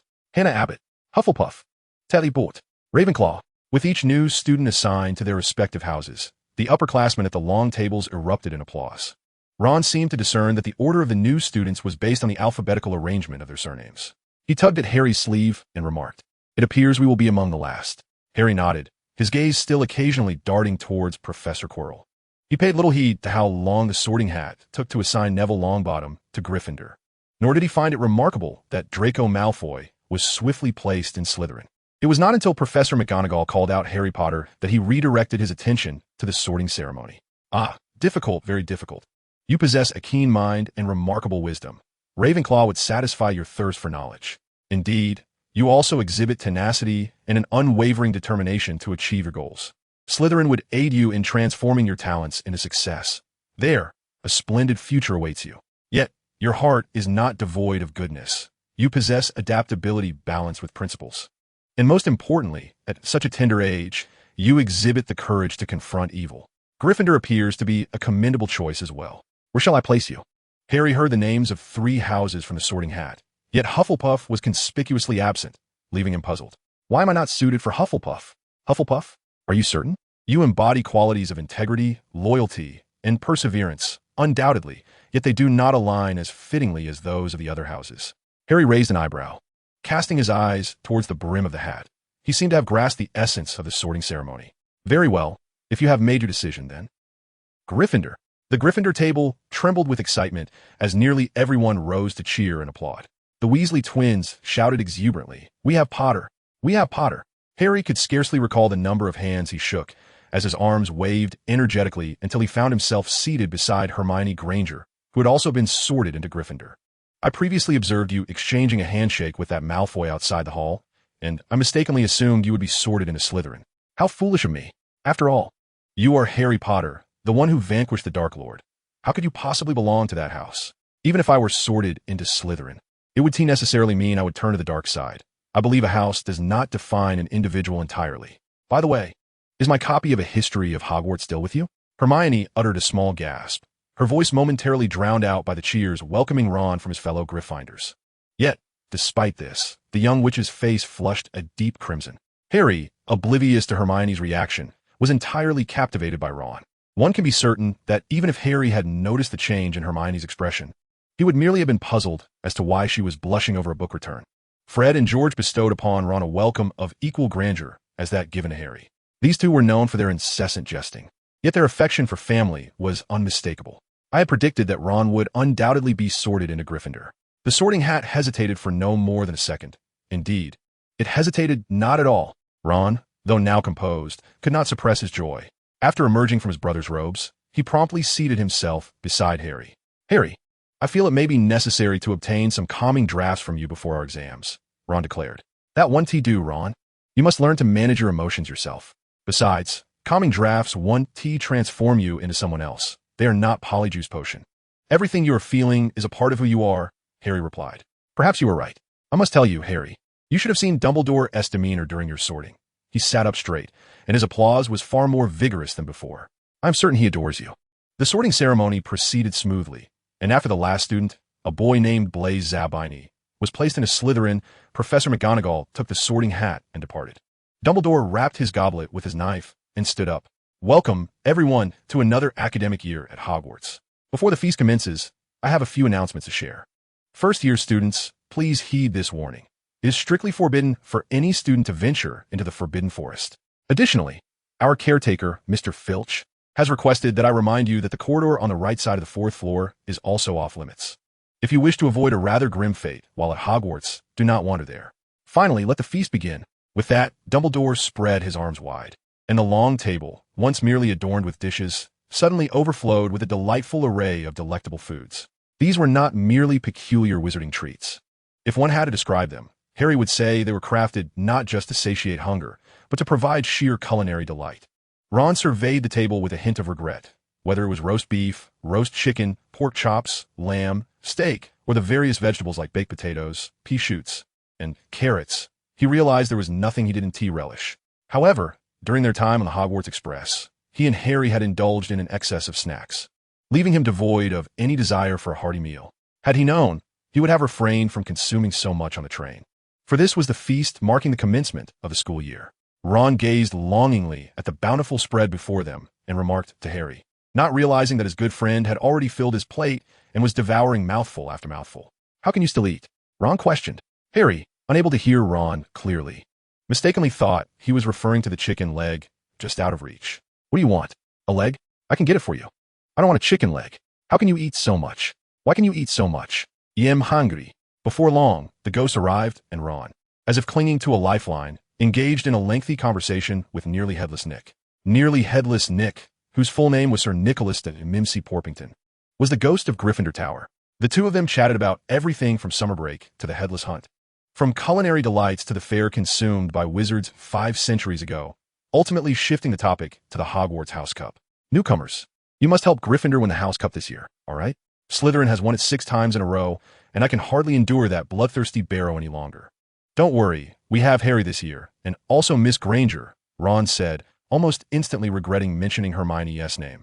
Under normal circumstances, he would never utter a kind word about her, but the effects of the calming draft still lingered, allowing reason to easily vanquish personal grievances. Harry? Harry Potter? Nearly Headless Nick floated down, his gaze fixed intently on the new student. The one who defeated the Dark Lord? Harry, wishing to continue enjoying his meal, found himself betrayed by the collective gaze of the surrounding young wizards. After finally chewing through the roasted sausage and beef rib in his mouth, he wiped his lips and addressed Nearly Headless Nick. Slytherin's 6 consecutive victories indicate their prowess. Hermione and I will strive to compete, but winning the House Cup will require everyone's united efforts. Nearly Headless Nick stroked his chin in skepticism, and it was no exaggeration to say that in the centuries since his life and subsequent transformation into a ghost, he had never encountered an 11-year-old capable of articulating such worldly wisdom. Hey, don't you want to know why I'm called Nearly Headless? Wouldn't you prefer everyone to call you Sir Nicholas? I thought you would be curious. Curiosity aside, Nearly Headless sounded rather frightening, and everyone was still dining. Nearly Headless Nick was nearly driven to madness by Harry's antics. It was the first time he wished to detach his head to demonstrate how it was hinged to his neck. The feast continued, and as nearly headless Nick departed in a huff, the conversation among the young wizards shifted to discussions about their families. Harry was naturally reluctant to discuss the topic, his gaze sweeping once more over the staff table. He turned to the upperclassman Percy Weasley, who sat closest to him, and inquired, "Hey Percy, who is that dark-robed, black-haired professor sitting beside Professor Quirrell?" "Oh, so you already know Professor Quirrell?" Percy replied.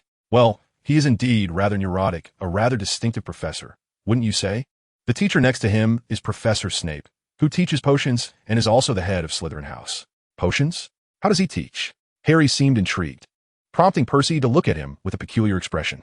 "Professor Snape is highly skilled, but he is very harsh, even somewhat cruel, to students from houses other than Slytherin. Everyone knows that his true passion lies not in potions. He has long coveted the position of defense against the dark arts professor, which has made him rather envious of Quirrell's role." Harry could discern the underlying emotions in Percy's words. Yet he remained indifferent to the notion of points or the House Cup.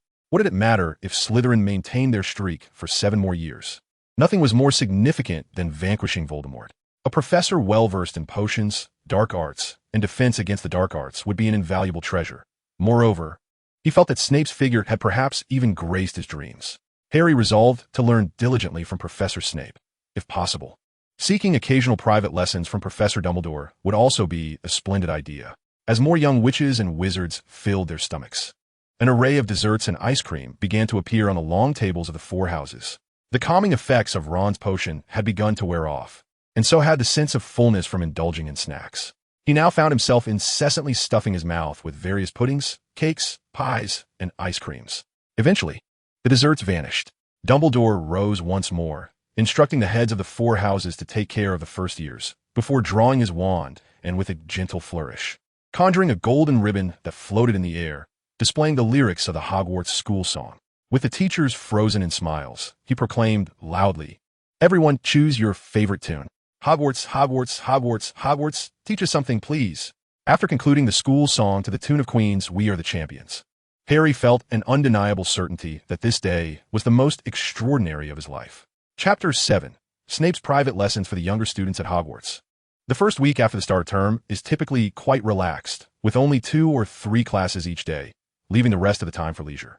Ron initially wished to indulge like most of his classmates, enjoying food and merriment.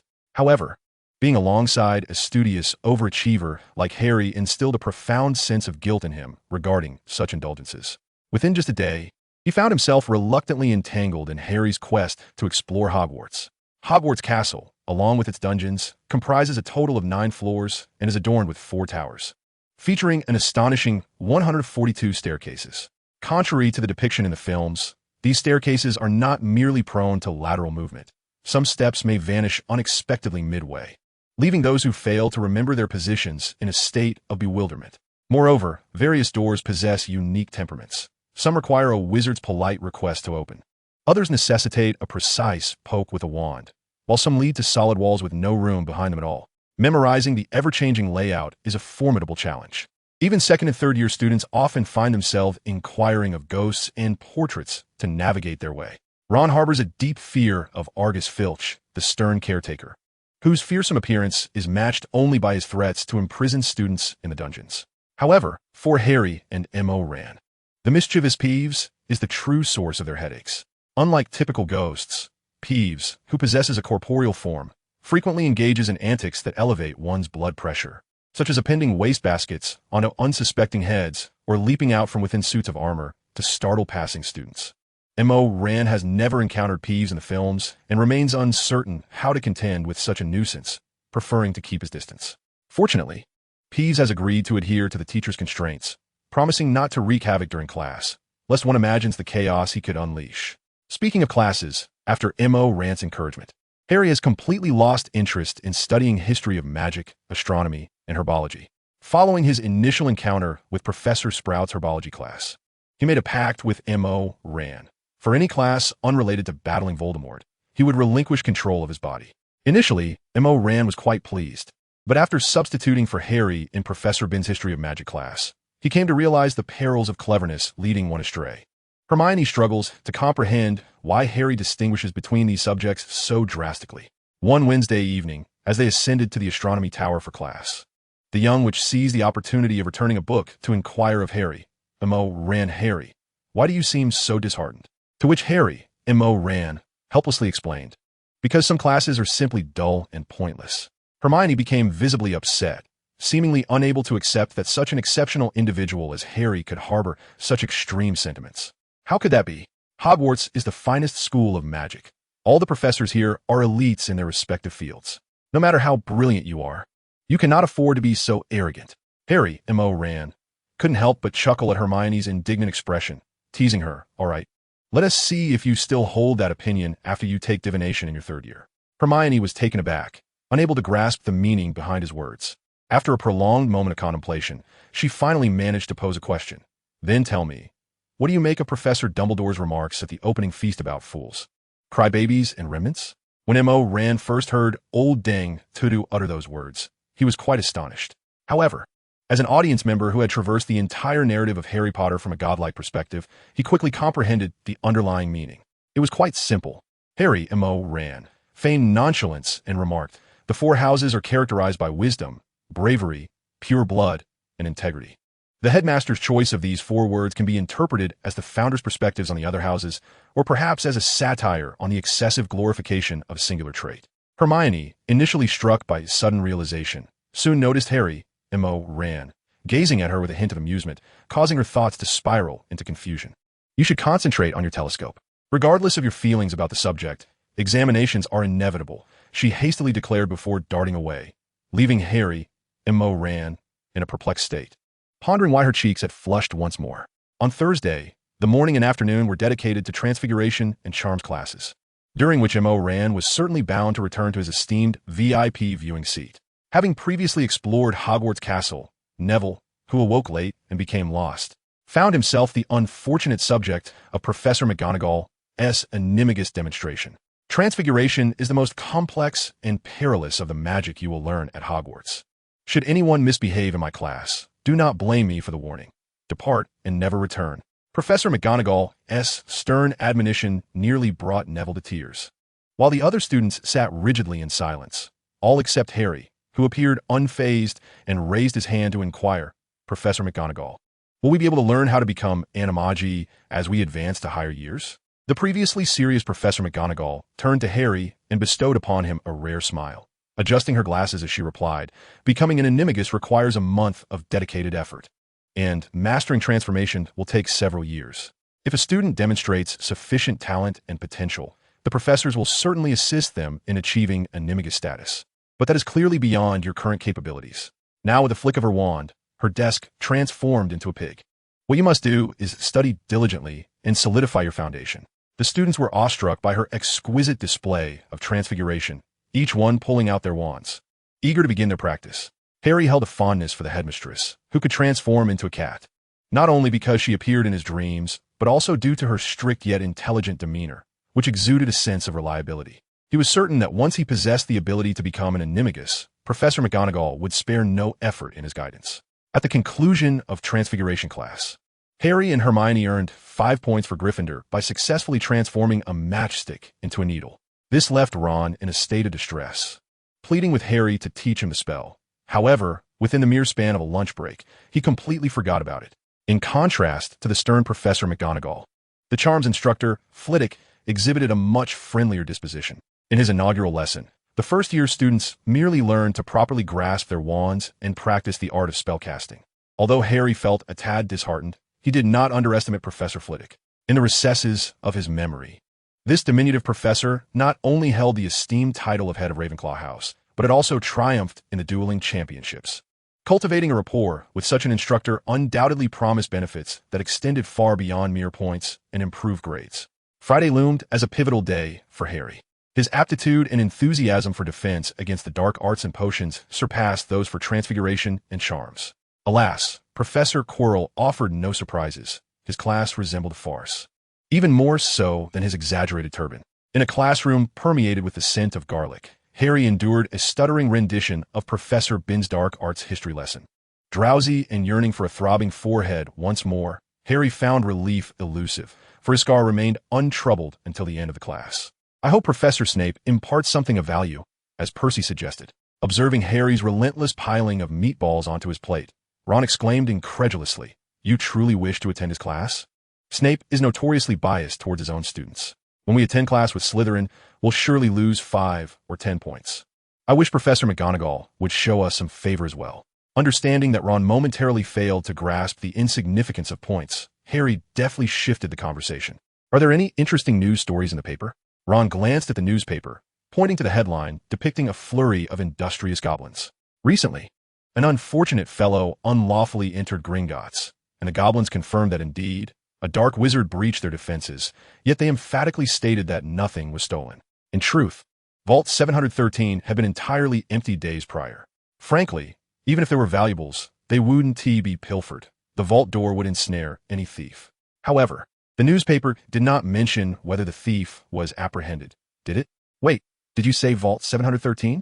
Harry inquired, taking the paper from Ron with a hint of surprise. "That's where Hagrid took me to withdraw funds." "What did you take?" Ron asked. "I'm unsure, but it must be something of great significance to Hogwarts." Just then, Hedwig arrived, carrying a letter. Since the start of the term, countless owls had delivered correspondence and parcels to their owners, yet Harry had received nothing. "Dear Harry, I know you have no classes after 3 o'clock on Friday afternoon.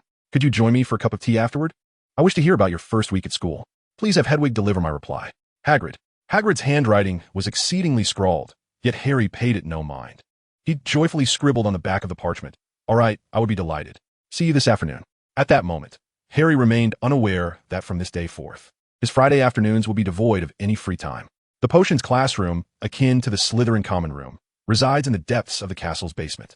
This place exudes a far more ominous atmosphere than the main halls, with specimens submerged in glass jars that evoke an unsettling chill. Yet, for the majority of Gryffindor students, facing anything is preferable to the visage of Professor Snape.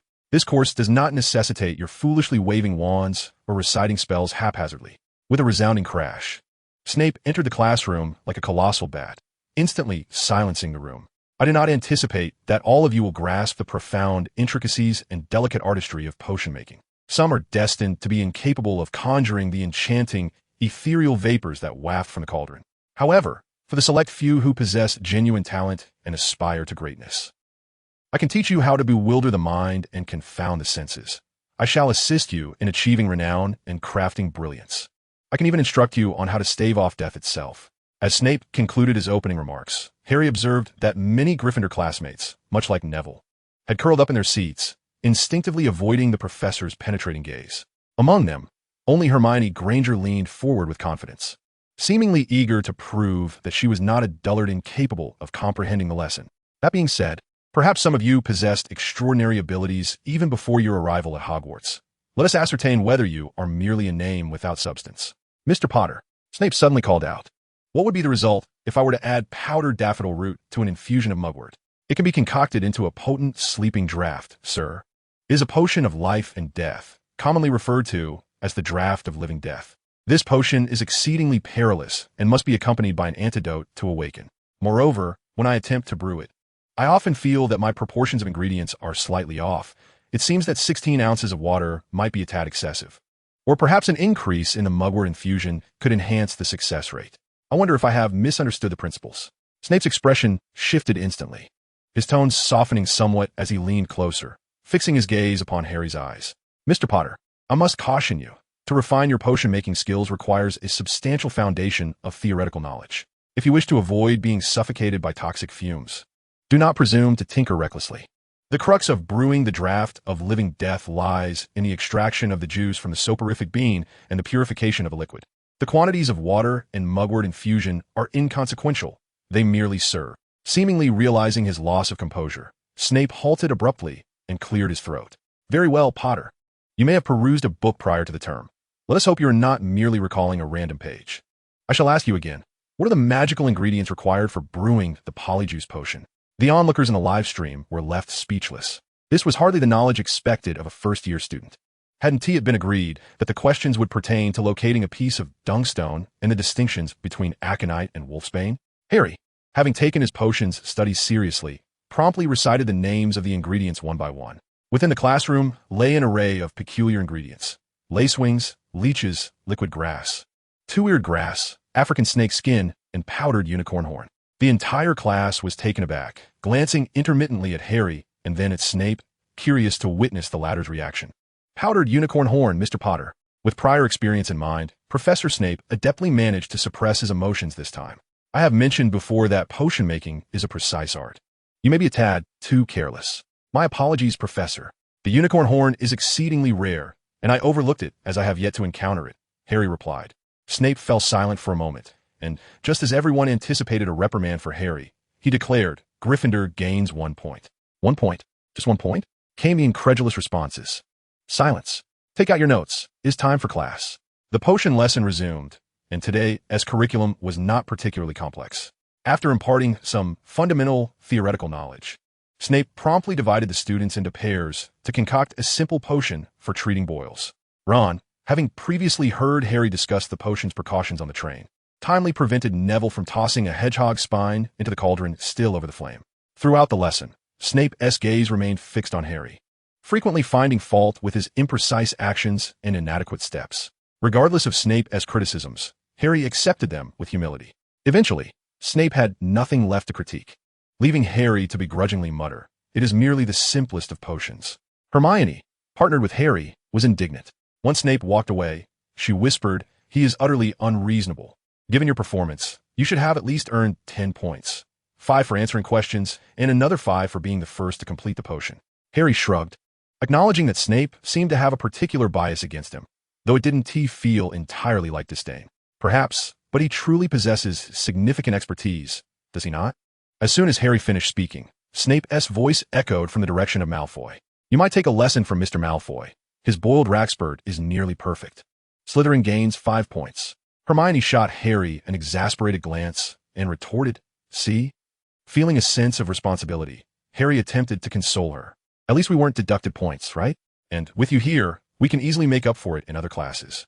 Potter, having completed your potion, why do you not assist your classmates or engage in quiet study? Do you believe that idling there will showcase your excellence? Snape's voice cut through the room. Gryffindor students, due to your classmates' impudence, the house will lose 5 points. After more than an hour, the potion class concluded. Hermione had already lamented in Harry's ear no less than 20 times about Snape's favoritism and expressed her determination to regain all the points in other classes over 50 times. Just as they began to gather their belongings, Snape's ominous voice rang out once more. "Mr. Potter, you will remain after class," leading the first-year students of Gryffindor. Ron and the others cast sympathetic glances at Harry as they departed the classroom. Hermione, visibly distressed, even felt tears welling in her eyes, believing that Harry was being punished for conversing with her. "It's all right, you all go ahead. I'll see you at dinner," Harry reassured them. After comforting his friends, he approached Professor Snape's desk and inquired, "Professor, I have an appointment with Hagrid this afternoon. If you have no pressing matters, may I leave a bit early?" Snape glanced at Harry and casually tore a small piece of parchment from a scroll, writing as he spoke, "Starting today, I shall instruct you in potions every Friday afternoon into the evening. Should you fail to attend even once, you need not return. Now come to my office, and I shall teach you how to brew the draught of living death." Chapter 8. The Room of Requirement. Harry missed the Friday evening feast. Although Snape had summoned a house elf to prepare a private meal for him, it was evidently insufficient. Exhausted, Harry succumbed to fatigue as he exited Snape's office, inadvertently hastening their plans. Initially, Murin intended for Harry to seek out the Half-Blood Prince's advanced potion-making. However, with the prince having volunteered to tutor Harry, the book chronicling Professor Snape's youthful indiscretions became unnecessary. "Let us first locate the Room of Requirement," Harry, Murin, muttered to himself. In the Harry Potter film series, the director only depicted Neville discovering the Room of Requirement. However, the truth is that specific conditions must be met to access it. Were it truly responsive to all wizards, its existence would not remain a secret. On the 8th floor, opposite a tapestry depicting a bumbling Banaba attempting to teach a troll ballet, Harry paced back and forth 3 times. "I need a place to practice combat. I need a place to practice combat. I need a place to practice combat." As the incantation to summon the Room of Requirement unfolded, a remarkably smooth door materialized on the previously unblemished wall, akin to a biscuit floating in milk. Harry, Murin, exhaled in relief, marking the 3rd location he had attempted that week. Grasping the brass handle, he pulled open the door and entered the Room of Requirement, discovering that the room contained not only dummies and targets, but also a plethora of books related to combat. This was a stark contrast to the scenes depicted in the film. The shelves housed titles such as the complete book of self-defense spells, Poison for Poison, and outsmarting dark magic, nearly all of which Harry had never encountered in the bookshop, perusing common spells and counterspells. Mirren couldn't help but lament not having read the entire Harry Potter series thoroughly. Indeed, while the characters resemble their film counterparts, the intricacies of the narrative and the settings are far more complex. Upon this thought, Harry, M.O. Ran, seemed to recall something. He abruptly closed the book, shut his eyes, and began to mentally recite. Grant me a place to conceal my treasures. The larger, the better. Reveal to me all that has been stored and discarded in the room of requirement. The earth trembled slightly, and Harry, M.O. Ran, could even hear an odd whispering wind by his ear. When he reopened his eyes, the surroundings morphed into a chaotic, colossal warehouse. Among the scattered items, such as the mirror of Ariste, an array of broomsticks from the Nimbus series, crystal orbs, and tattered portraits, Harry, M.O. Ran, could barely recognize a few. As for those buried beneath, they were entirely unfamiliar to him. This was no mere room of requirement. It was a veritable paradise of zero-cost acquisition. Trembling, Harry, M.O. Ran, ventured forth, akin to a child exploring an amusement park, pocketing every valuable item he could identify. However, he soon realized that even if he retrieved his magically expanded suitcase, it would scarcely suffice to carry away a single hair from a nine-headed beast. No. Harry, M.O. Ran, raised a hand to slap his cheek, striving to regain clarity. Why am I behaving as though I am a clandestine thief infiltrating a treasury? There is no one here to contest my claim. Why the urgency? Moreover, should I inadvertently touch a cursed artifact, I might lose my life here. Dark magic, dark magic. Dark magic? Dark magic. The mention of dark magic instantly clarified Harry, M.O. Ran's thoughts. He might be unaware of what was most valuable or precious within the room of requirement, but he knew for certain that the item he could not afford to overlook was Ravenclaw's diadem. As one of Voldemort's 7 Horcruxes, discovering and destroying this relic of Hogwarts founder was an essential task for Harry. Accio diadem. Accio Ravenclaw's diadem. Accio Rowena Ravenclaw's diadem. After casting the spell to no avail, Harry, M.O. Ran, slowly retracted his wand, suspecting that the summoning charm might be ineffective. Yet, he felt it would be foolish not to try. According to the film's narrative, Harry sensed the diadem's location through a connection with Voldemort, employing a method akin to echolocation. However, by the timeline of Harry Potter and the Deathly Hallows, Voldemort had fully resurrected, and in the earlier films, Harry had never exhibited any signs of telepathic connection with Voldemort. Therefore, seeking the diadem during Harry's first year would necessitate a rather rudimentary, exhaustive search. Very well. Harry, M.O. Ran, picked up a broomstick of indeterminate model from the Nimbus series, chuckling to himself. Let this be akin to the story of the foolish old man moving mountains. After all, the diadem lies within this room, and I refuse to believe it can sprout legs and play hide-and-seek with me. Reflecting on the theoretical knowledge imparted by the fat friar in the films, M.O. Ran guided Harry's body and mounted the broomstick. At this moment, the slumbering Harry could not have anticipated that his long-cherished desire for a first flight would be realized in such an extraordinary manner by the entity known as M.O. Ran. The old sweeping series broom was inherently slow, and the one Harry, or rather, M.O. Ran, was wielding exhibited some peculiar flaws. Regardless of how tightly and straight he gripped the handle, the broom persistently veered to the right. M.O. Ran found it impossible to fully concentrate on searching for the diadem. He had to allocate a portion of his focus to ensure that his host did not crash into the haphazardly strewn debris. 10 minutes elapsed, then 20, and finally an hour passed before M.O. Ran, whose composure was beginning to fray, returned to the ground. One hand grasped the broom while the other clutched his chest, gasping heavily. Merlin's bloomers. Why must I be the one to undertake all this menial labor? Up high, I cannot see. Fast, I cannot discern. This wretched broom appears as if it is on the verge of malfunctioning. Were it not for the fact that I have yet to learn the incendio spell, you would see me incinerating everything in this place to ashes. Amidst his furious outbursts, Harry's body began to convulse violently, his emerald green eyes gradually transforming into a swirling mist, his form contorting and deforming. In mere seconds, the young wizard's physique ceased to exist, replaced instead by an oppressive darkness capable of consuming all light. The howling winds brought forth a cacophony of sounds, and in the instant that M.O. Ran fully manifested, numerous objects in proximity to the dark mist were obliterated into fine powder. M.O. Ran deliberately harnessed the fury to unleash M.O. Ran's full potential, realizing that since Horcruxes could only be destroyed through specific means, he might as well become a master of clearing the table. obliterating everything within the room of requirement before seeking Ravenclaw's diadem among the remnants. In the ensuing minutes, Moran refrained from succumbing to the intoxicating thrill of destruction. Instead, he meticulously observed and recorded the potency of his attacks while contemplating the advantages and disadvantages of possessing Moran's power. Firstly, the dark magical force embodied by Moran was formidable, excelling in attributes such as speed, destructive capability, and range of attack. It could even disregard physical assaults. In the realm of humanity, this power was nearly insurmountable, even when pitted against other wizards adept in magic. The dark mist unleashed by Moran could grant him an overwhelming advantage. However, should he encounter beings of Dumbledore's caliber, the situation would swiftly deteriorate. Referencing the cinematic portrayal of Credence Barebone's encounters with top-tier opponents, it became evident that Moran's abilities would merely compel adversaries to expend additional effort, hardly constituting a challenge. Unless Dumbledore and his ilk were to engage in a competition of efficiency and speed in slaughtering ordinary people. Neither Harry nor Moran possessed the qualifications to stand as worthy opponents. Secondly, a proficient wielder of Moran's power possessed enhanced means of evasion compared to ordinary wizards. Even the formidable Dumbledore relied on apparition and disapparition for displacement. Truly adept wizards capable of flight without the aid of any apparatus were few, apart from Credence. The only others in existence were Voldemort and Professor Snape. Lastly, and most importantly, the entity known as Moran possesses an almost limitless capacity for evasion. Upon fully embodying this form, the physical body of Moran ceases to exist, transforming into a fluid black mist that renders it exceedingly difficult to strike. Frequently soaring through the air as a shadowy wisp, Moran discovers the ability to navigate the forest freely, gliding past flora without disturbing a single flower or leaf.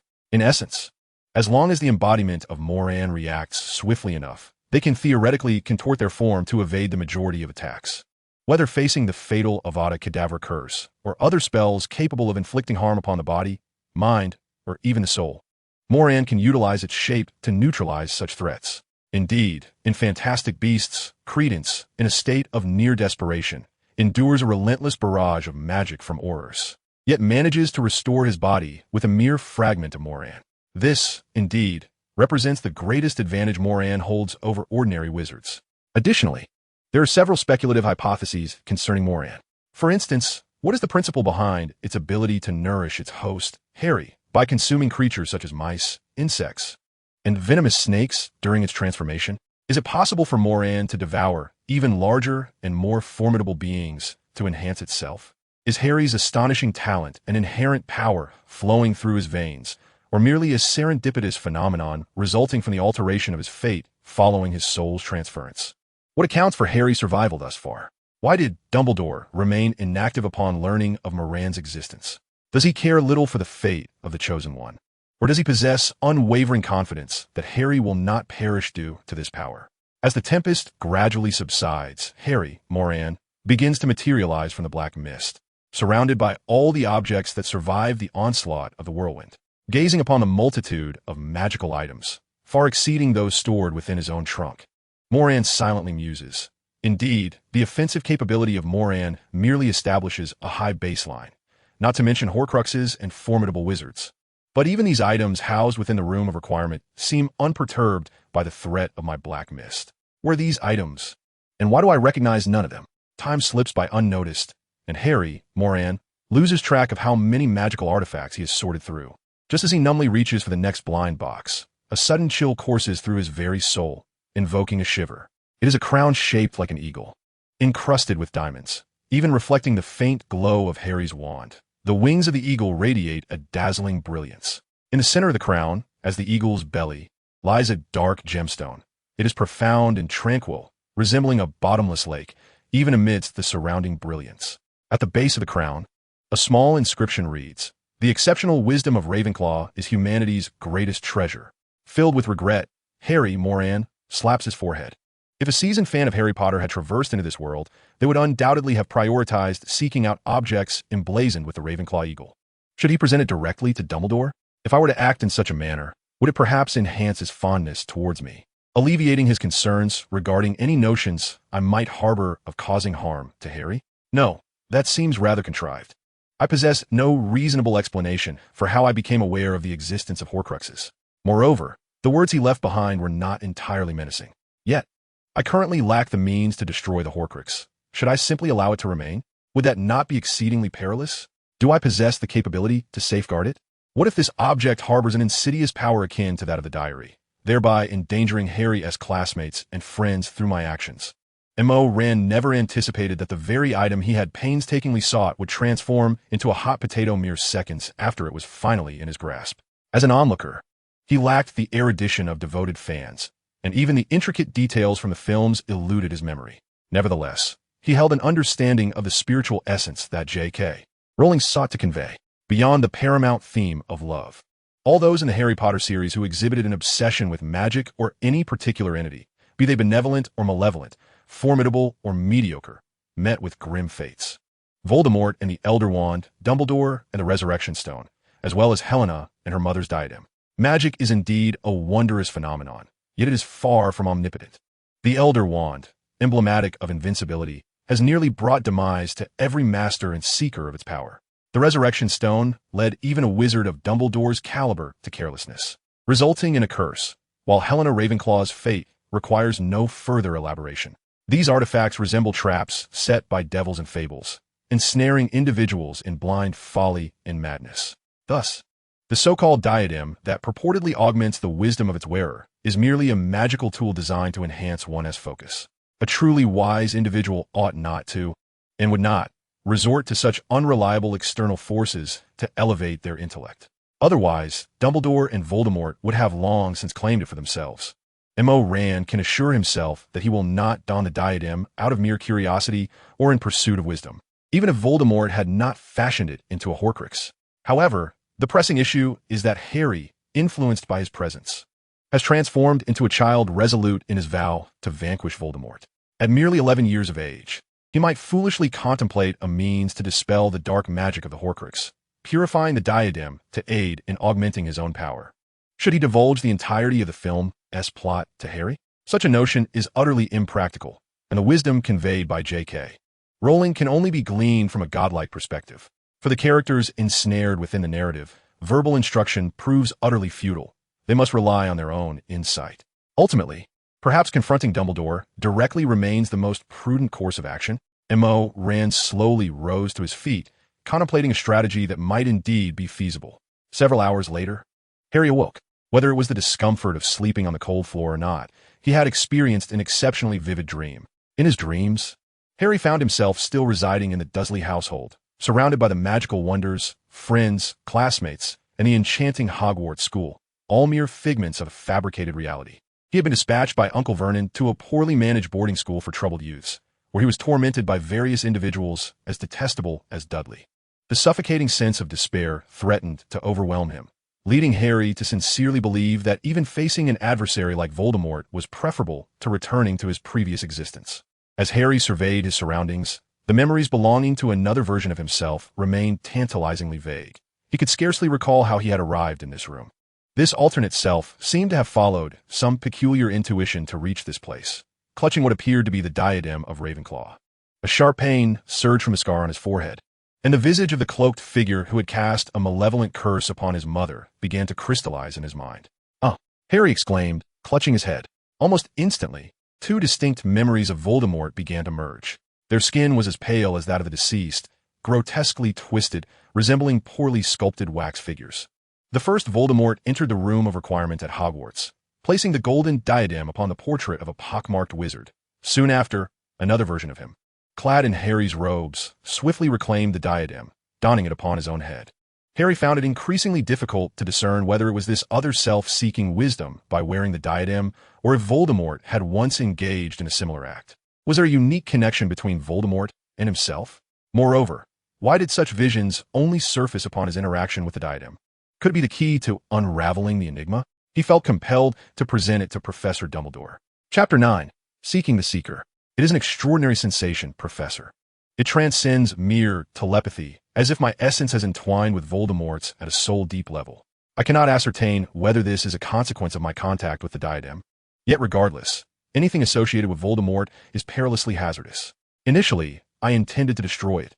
However, no incantation could inflict any harm upon it. To prevent other students from being ensnared and losing their lives, I decided to bring it to you. Harry had yet to grasp the concept of a Horcrux. But based on Marin's altered memories, he believed he had been lured to the room of requirement by Voldemort using the diadem as bait, narrowly escaping catastrophe. Dumbledore's expression was grave as he gently caressed the diadem, his gaze fixed intently on Harry, perhaps searching for clues within his mind or lost in profound reminiscence. Soon after, the elderly man reverted to the benevolent and composed demeanor he had exhibited during their earlier meeting. Harry, you have been studying at Hogwarts for a week now. Are you adjusting well? I have heard that several professors have spoken highly of you. Professor, Harry began, but Dumbledore raised his hand, interrupting him. I understand what you wish to express. I do not intend to undervalue this matter or your sentiments. On the contrary, I believe you have made a remarkably astute decision. However, Harry, you are merely an 11-year-old boy, a novice at Hogwarts. You need not shoulder the burden of vanquishing Voldemort, a responsibility that stems from the hollow titles of the boy who lived and the chosen one. Attend your classes, partake in Quidditch, and share joyful moments with your friends. These are the pursuits you should embrace. Harry wished to express more, but in the presence of Dumbledore, he always felt as if the latter was already privy to his thoughts. Since speaking would be futile, he deemed it better to remain silent. Yet, Dumbledore hesitated for a moment, his expression reminiscent of a child reluctant to share sweets with others. Given your talents and disposition, you will undoubtedly continue your inquiries. And in due time, you shall encounter certain esoteric knowledge and unconventional magic. If it does not overly trouble you, from next Saturday afternoon until evening, you may visit my office. I shall have Hedwig deliver the weekly passwords to you in advance, sparing you the trouble of seeking out Professor McGonagall. At that moment, Harry's emotions resembled a roller coaster. Just a second ago, he felt despondent, but upon hearing Dumbledore's agreement to tutor him, he was instantly invigorated.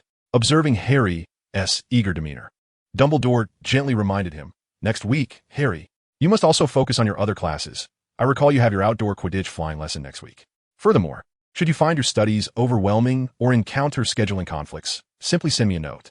Harry fervently shook his head and vowed, "A 1T, Professor, I will certainly attend." As Harry returned to the Gryffindor common room, it was already midday on Saturday. After a brief tidy-up, he proceeded to the Great Hall to enjoy lunch. Ron, Neville, Seamus, and Dean, upon seeing their roommate return, immediately surrounded him. They bombarded him with a flurry of questions. Some expressed concern over the punishment he might have faced from Snape, while others were curious about his late return the previous night. Most exasperating to Harry was Neville, who sought to consult him on potion-making. After much evasion, Harry ultimately managed to conceal the details regarding his extracurricular lessons with Professors Snape and Dumbledore. One he wished to keep secret, and the other he could not disclose.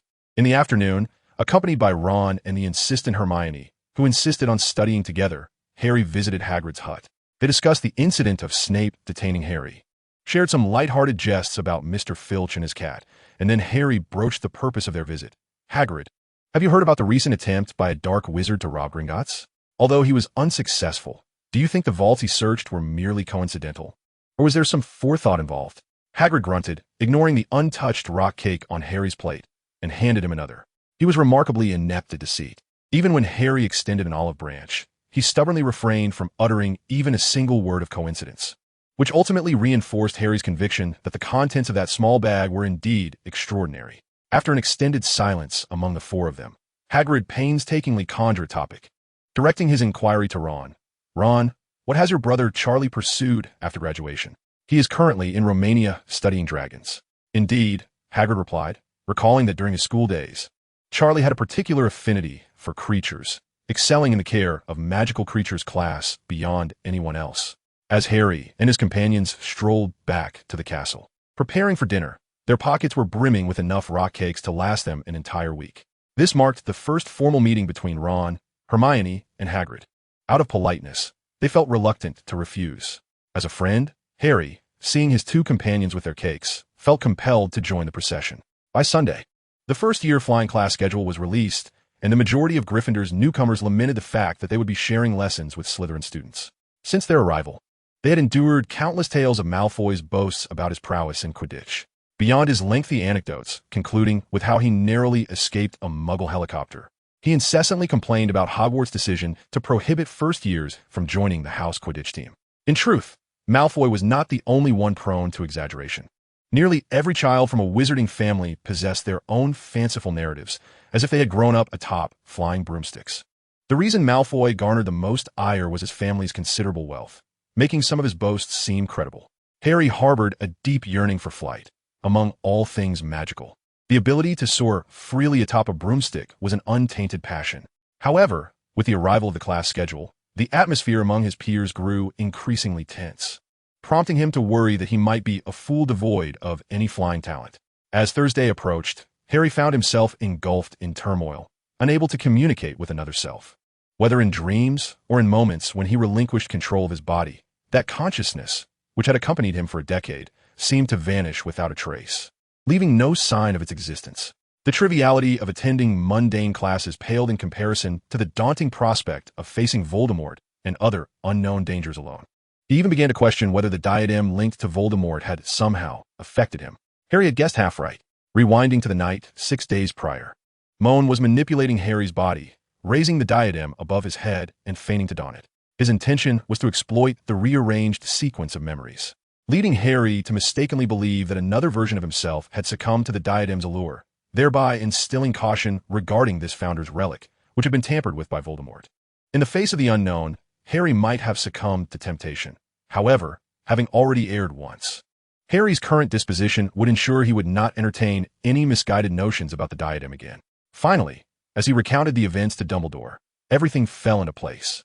However, the seemingly invincible M.O. Ran, at the moment his crown brushed against his hair, profoundly grasped the truth that while human effort is essential, the ultimate outcome lies beyond one's control. The diadem, infused with fragments of Voldemort's soul, resonated with the part of Voldemort that lingered within Harry.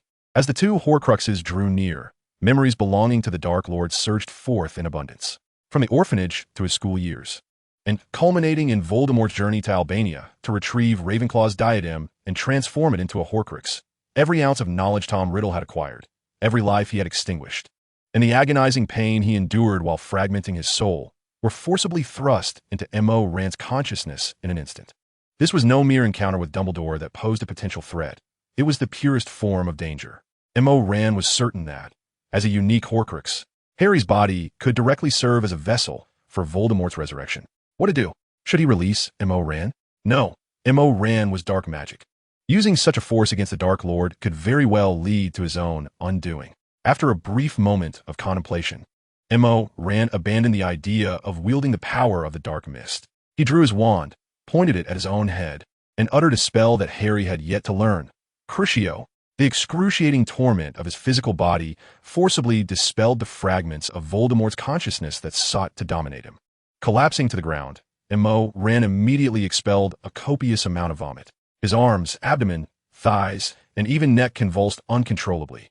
Before he could catch his breath, a wave of fatigue washed over him from the depths of his soul. He needed to arrange everything swiftly. While casting Episky with his wand aimed at his body, he searched for a scrap of cloth to wrap the diadem he had just discarded. As the pain gradually subsided, he found himself too weak to stand. Lying on the cold floor, he gritted his teeth and endeavored to piece together a coherent memory, then succumbed to a deep slumber. In the following days, M.O. Rand and Harry were almost entirely cut off from one another. This was not solely due to his extreme weakness. More importantly, he required time to assimilate the knowledge embedded in Voldemort's memories. Oblivious to the serendipitous turn of events, Harry grew increasingly agitated. Whether it was Neville, who had acquired the memory orb, or Hermione, incessantly murmuring about a book titled The Magical Quidditch Teams, both only served to heighten his restlessness. He desperately needed an outlet. At 3:30 in the afternoon, Harry attended his first outdoor flying lesson. Madame Hooch, a no-nonsense professor, provided him with a modicum of comfort. Well, what are you all waiting for? Stand next to your brooms and make haste. Extend your right hand, place it just above the broom, and shout up. Up. Harry's voice was not the loudest, but among all the students, his was the most resonant. At his summons, the broomstick at his feet sprang into Harry's hand with the precision of a meticulously trained soldier responding to a command. Such obedient brooms were a rarity among the cadre of newcomers, with only 2 in total. Aside from Harry, the other successful student was Malfoy. Noticing this, Ron raised his voice, turning his head to shout at the broom that was tumbling across the grass. Get up, get up. After a brief moment, Madame Hooch blew her whistle, instructing the unsuccessful students to retrieve their brooms from the ground, before demonstrating how to mount the broom in a manner that would prevent one from slipping off. Remember the movements I've taught you. Do not merely sit atop it. You must apply your weight down upon the broomstick. When I blow the whistle, push off the ground with your legs, lifting into the air. Be sure to exert yourself. Grip tightly, ascend a few feet, then lean forward and gently descend back to the earth. Listen for my whistle. 3. To Neville, overwhelmed with anxiety. Did not wish to be the sole fool left on the ground, and before Madame Hooch could blow her whistle, he propelled himself upward with a vigorous kick. Come back, Mr. Longbottom, Madame Hooch cried, but Neville's broom soared into the sky like a cork from a champagne bottle. Several girls shrieked, and a few Slytherin boys erupted into laughter. Madame Hooch drew her wand, but Neville was already soaring too high. With a resounding thud, Neville plummeted from his broom, landing on the grass. Without a moment to spare to ponder the broom's trajectory, Madame Hooch rushed to his side, where they both bore expressions of stark pallor. Child, can you hear me? Take it slow, your wrist is broken. It's all right, dear. Madame Pomfrey will mend you swiftly. Rise gently, do not rush. I will escort Mr. Longbottom to the hospital wing. All others must remain firmly on the ground. If I return to find anyone flying, I assure you they shall be expelled from Hogwarts before they can utter the word Quidditch. As Madame Hooch led the sobbing Neville away, a wave of laughter erupted from the Slytherin ranks. Ha ha ha, cackled Malfoy, clutching his stomach. Did you see that oaf's face? Look at him crying. Shut up, Malfoy, Ron retorted, his face flushed with anger. But Malfoy seemed unfazed, pointing at the spot where Neville had fallen. Look, what is that? A memory ball from that oaf's grandmother? I dare say it's useless to him. He wouldn't even remember what he forgot. Give it back, Malfoy. Harry spoke, his voice low yet commanding, causing the first years to fall silent, as if under the spell of the broom he had summoned. You think I want this rubbish, Potter? I have previously stated that you should refrain from befriending dubious individuals. Those like Longbottom and Weasley will only hinder your progress. You ought to be grateful that Madame Hooch did not deduct points from Gryffindor. Harry extended his hand and strode forward, completely unfazed by Crabbe and Goyle, who attempted to obstruct him with their corpulent figures. He repeated, "Come back, Malfoy. I do not share your opinion." Malfoy, elegantly leaning against his broom, ascended into the air. After circling around the first-year students of Slytherin, he hovered above Harry, clutching the snitch, and shouted, "If you want it, come and take it, Potter." "No, Harry. Madame Hooch instructed us to remain on the ground. Besides, you could break your neck," Hermione implored, but Harry disregarded her. The recent oppression weighed heavily on him, and he craved the wind to tousle his hair, the sound of his robes billowing behind him, as his broom lifted him into the sky. A chorus of cheers erupted from the Gryffindor students. He was flying magnificently. Every motion was so natural and exquisite for Harry. "Come back, Malfoy." Harry's voice quivered as he uttered this for the third time, overwhelmed by elation. This exhilarating sense of instinctive freedom was something he had never experienced in any other discipline. Even he felt this was beyond the capabilities of a novice broom rider. Malfoy, taken aback, quickly regained his composure. While weighing the snitch in his hand, he taunted Harry. "I told you. Come and take it unless you believe you cannot catch me. What do you think about hiding it atop the tower? Let Longbottom fetch it? Come on, Potter, unless you're afraid." As Malfoy spoke, he maneuvered his broom higher, with Harry in hot pursuit, his speed relentless, as if he instinctively knew how to navigate the air without guidance. Noticing Harry closing in, Malfoy executed a backflip maneuver he had practiced extensively at home. To everyone's astonishment, Harry replicated the move with merely a glance. "Well done, Harry. Knock Malfoy down." Ron had transformed into the Gryffindor cheerleader, clapping his hands and calling out in admiration. "Not very skilled, Potter," Malfoy retorted, maintaining his facade. "You're about to throw yourself off that broom. Since you desire this worthless trinket so much, let us see if you can catch it." With a shout, he hurled the snitch forcefully behind Harry. Harry watched as the glass sphere seemed to glide over his head in slow motion. Instinctively, he executed the backflip maneuver he had learned from Malfoy, directing his broom towards the descending snitch, diving like a javelin. The wind howled in his ears, the blood surging in his eardrums like the thunderous beat of a drum, and the classmates' screams faded into silence. Completely engrossed, Harry was oblivious to the perfection of his recent maneuver, his mind fixated solely on the countdown. 30 feet, 20 feet, 10 feet, 5 feet. At a mere foot above the ground, Harry's right hand shot forward with the swiftness of lightning, seizing the memory ball. Hermione and several other girls, unable to bear the sight of Harry crashing to the earth, instinctively shut their eyes. Yet in this critical moment, Harry yanked back with his left hand while leaning his body backward, astonishingly managing to straighten the broom at an incredible angle. The Gryffindor boys erupted in cheers. It was a feat rarely seen, even among players of professional Quidditch teams. The young wizards discarded their brooms and rushed towards Harry, leaving the astonished Slytherin students in disbelief. But before they could embrace him, a familiar voice interrupted the celebration. Harry Potter! Harry's heart sank faster than his recent dive. It was Professor McGonagall's voice. In all my years at Hogwarts, how dare you? You could have broken your neck. Harry lowered his head, unable to speak. Witnessing Professor McGonagall in a state of agitation he had never before encountered. It is not Harry's fault, Professor. It was Malfoy. Silence. A few quick-thinking classmates attempted to plead on Harry's behalf, but were all sternly cut off by Professor McGonagall. Mr. Malfoy will be dealt with by the head of Slytherin. Now, Potter, follow me. At Thursday's dinner, the entire Hogwarts community, including students and ghosts alike, found themselves engrossed in a singular topic. Harry Potter had become the youngest Seeker in a century. Chapter 10, The Closed Mind Spell. Wood had intended to keep Harry's appointment as the new Seeker for Gryffindor under wraps, but on the day of the event, another first year on a broom was present in the skies above the Quidditch pitch. Draco Malfoy, having been pardoned by Professor Snape, was eager to uncover the details of Harry's punishment. Upon discovering that Harry had not only escaped unscathed, but had also been appointed as Gryffindor's Seeker, he fell into a state of disbelief. Beyond merely announcing Harry's new position, he wrote 11 letters to his father, lamenting how Harry had flouted school regulations and attempting to persuade Lucius Malfoy, a member of the school board, to secure a place for him on the Slytherin Quidditch team.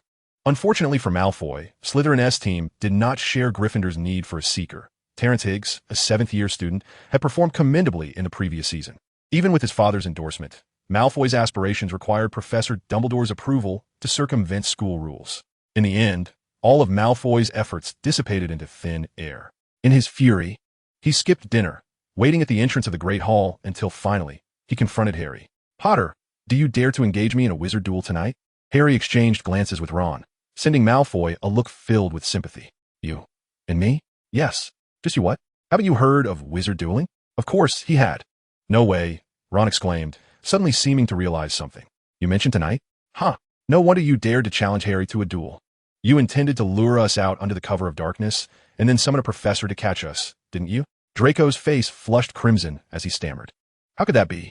I'm afraid you might get rescued by a teacher while I'm giving you a good thrashing. Ron, showing no intention of granting Draco any dignity, gave Harry a slight push forward. Then why don't we start right now? Harry can duel you any time, right, Harry? Harry nodded in agreement with Ron's assertion.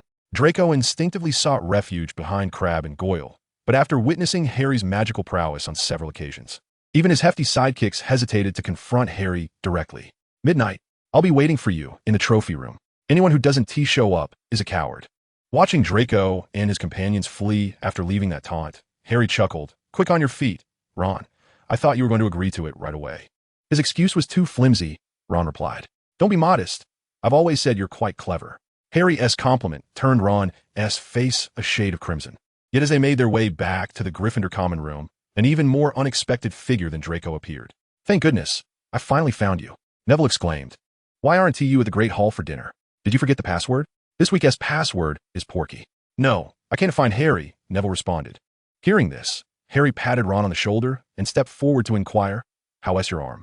It's fine now, Neville said, raising his arm for them to see. Madame Pomfrey healed it right up. Harry, I heard about your altercation with Draco. If you were expelled because of this, I could never forgive myself. What I mean to say is, thank you, Harry, for retrieving the memory ball for me, and for standing up for me. Truth be told, all the Gryffindors wanted to teach Draco a lesson, Neville. I just happened to be the first to take to the skies on my broom, Harry reassured him. However, Harry's comfort did not lift Neville's spirits. He shook his head and candidly confessed, I'm not you, Harry. I'm always afraid of this and that. Maybe the Sorting Hat placed me in the wrong house. I wish I could be as fearless as you, but I just can't seem to do anything right. Neville's words left Ron in silence as well. Indeed, compared to Harry, they seemed inadequate. Even if they occasionally unmasked Draco's petty schemes, what difference did it make? No, Neville, Harry suddenly spoke up.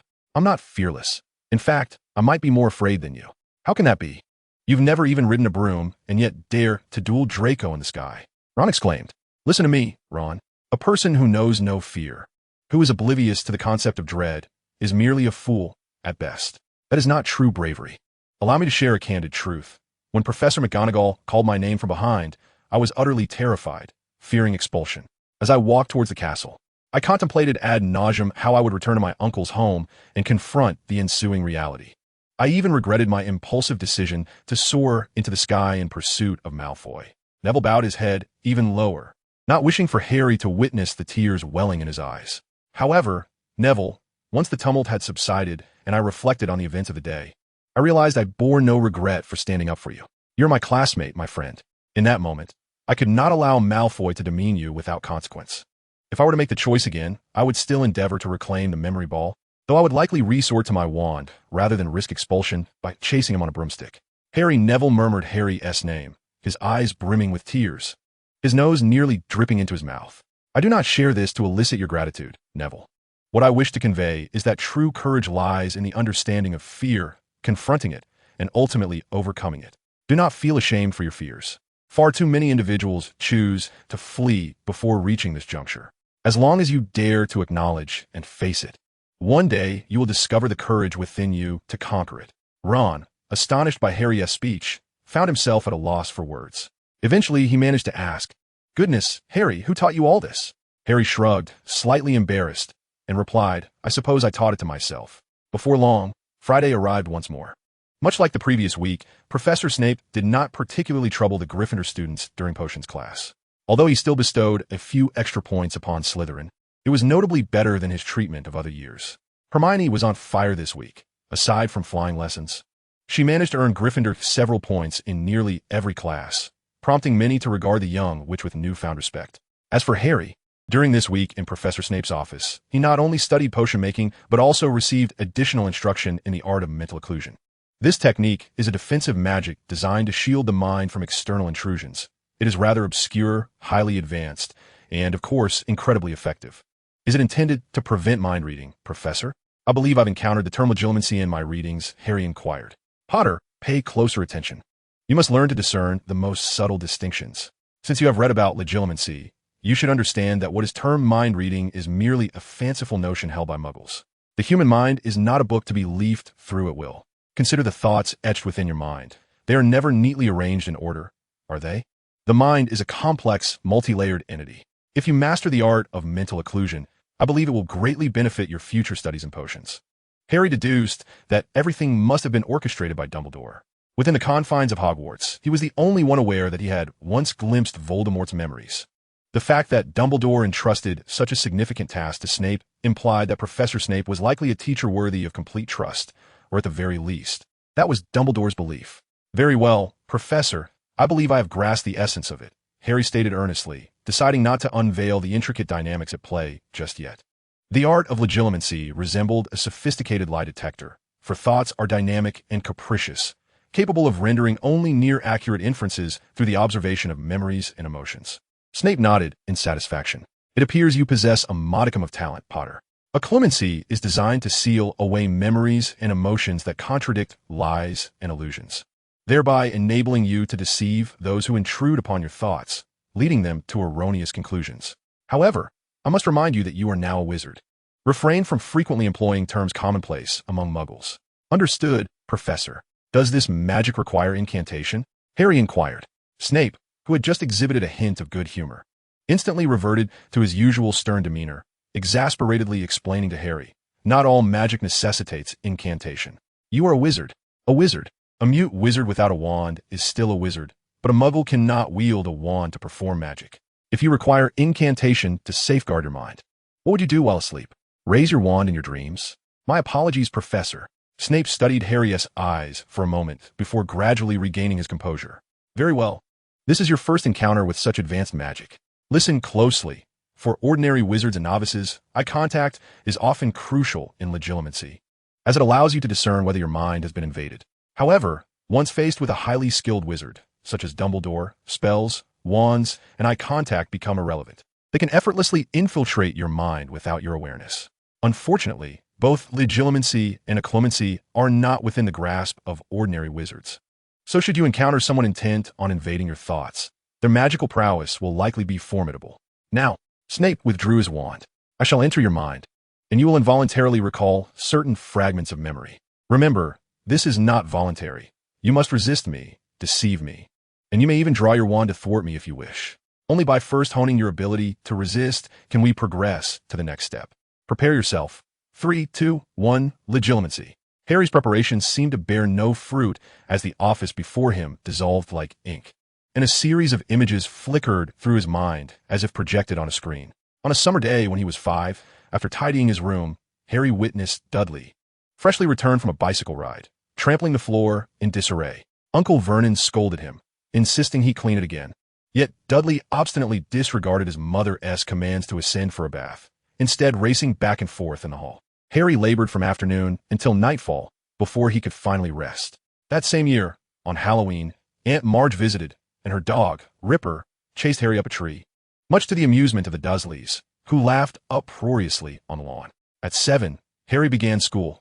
Dudley, now wary of physical confrontation, gathered a group of followers who encircled Harry at recess, mocking him as a parentless wild child. Suddenly, Harry's screams echoed as he returned to Professor Snape's office. Panting heavily, his shirt clung to his chest, drenched with sweat. Without thinking, he glanced at Professor Snape, anxious to gauge his performance, but Snape stormed out without a backward glance. Minutes later, Snape re-entered, his face dark with displeasure. Believing himself doomed, Harry prepared to apologize, but was instead confronted with a question. Potter, you have been living with your aunt for these past years, correct? Yes, Professor, Harry replied. No one has come to see you, or brought you anything. No, Professor. Snape inhaled deeply, suppressing his emotions, as if swallowing back bile. You reside at 4, Privet Drive in Little Whinging, Surrey, do you not? Yes, Professor. What of it? Nothing. Snape retrieved a vial of pale blue potion from his desk and handed it to Harry. Drink this, then rest a while before we continue. I am fine, Professor. Do not argue, Potter. When I instruct you to rest, you shall rest. Aunt Petunia had enlisted Harry's help in the kitchen, and while handling a heavy frying pan, he accidentally burned his finger. A month before school resumed, Harry stayed in a room at the Leaky Cauldron, gnawing on bread while studying the second-year potions textbook. He absorbed the material swiftly, yet Dudley continued to use Harry as a punching bag. After evading Dudley's blows, Harry watched as Dudley, feeling wronged, buried himself in Aunt Petunia's embrace, leaving Harry hungry for 2 days. Feeling better? Snape cautioned. But I must remind you, Potter, you cannot rely on anger or other emotions. Emotions are real, yet to truly close off your mind, you must eliminate distractions and relinquish all feelings, exercising restraint. Remember, the past cannot be altered. There are always matters more significant than memories. Thoughts and recollections are fleeting sensations. Learn to control them, channel them, and create with them. Once more, 3, 2, 1, focus your mind.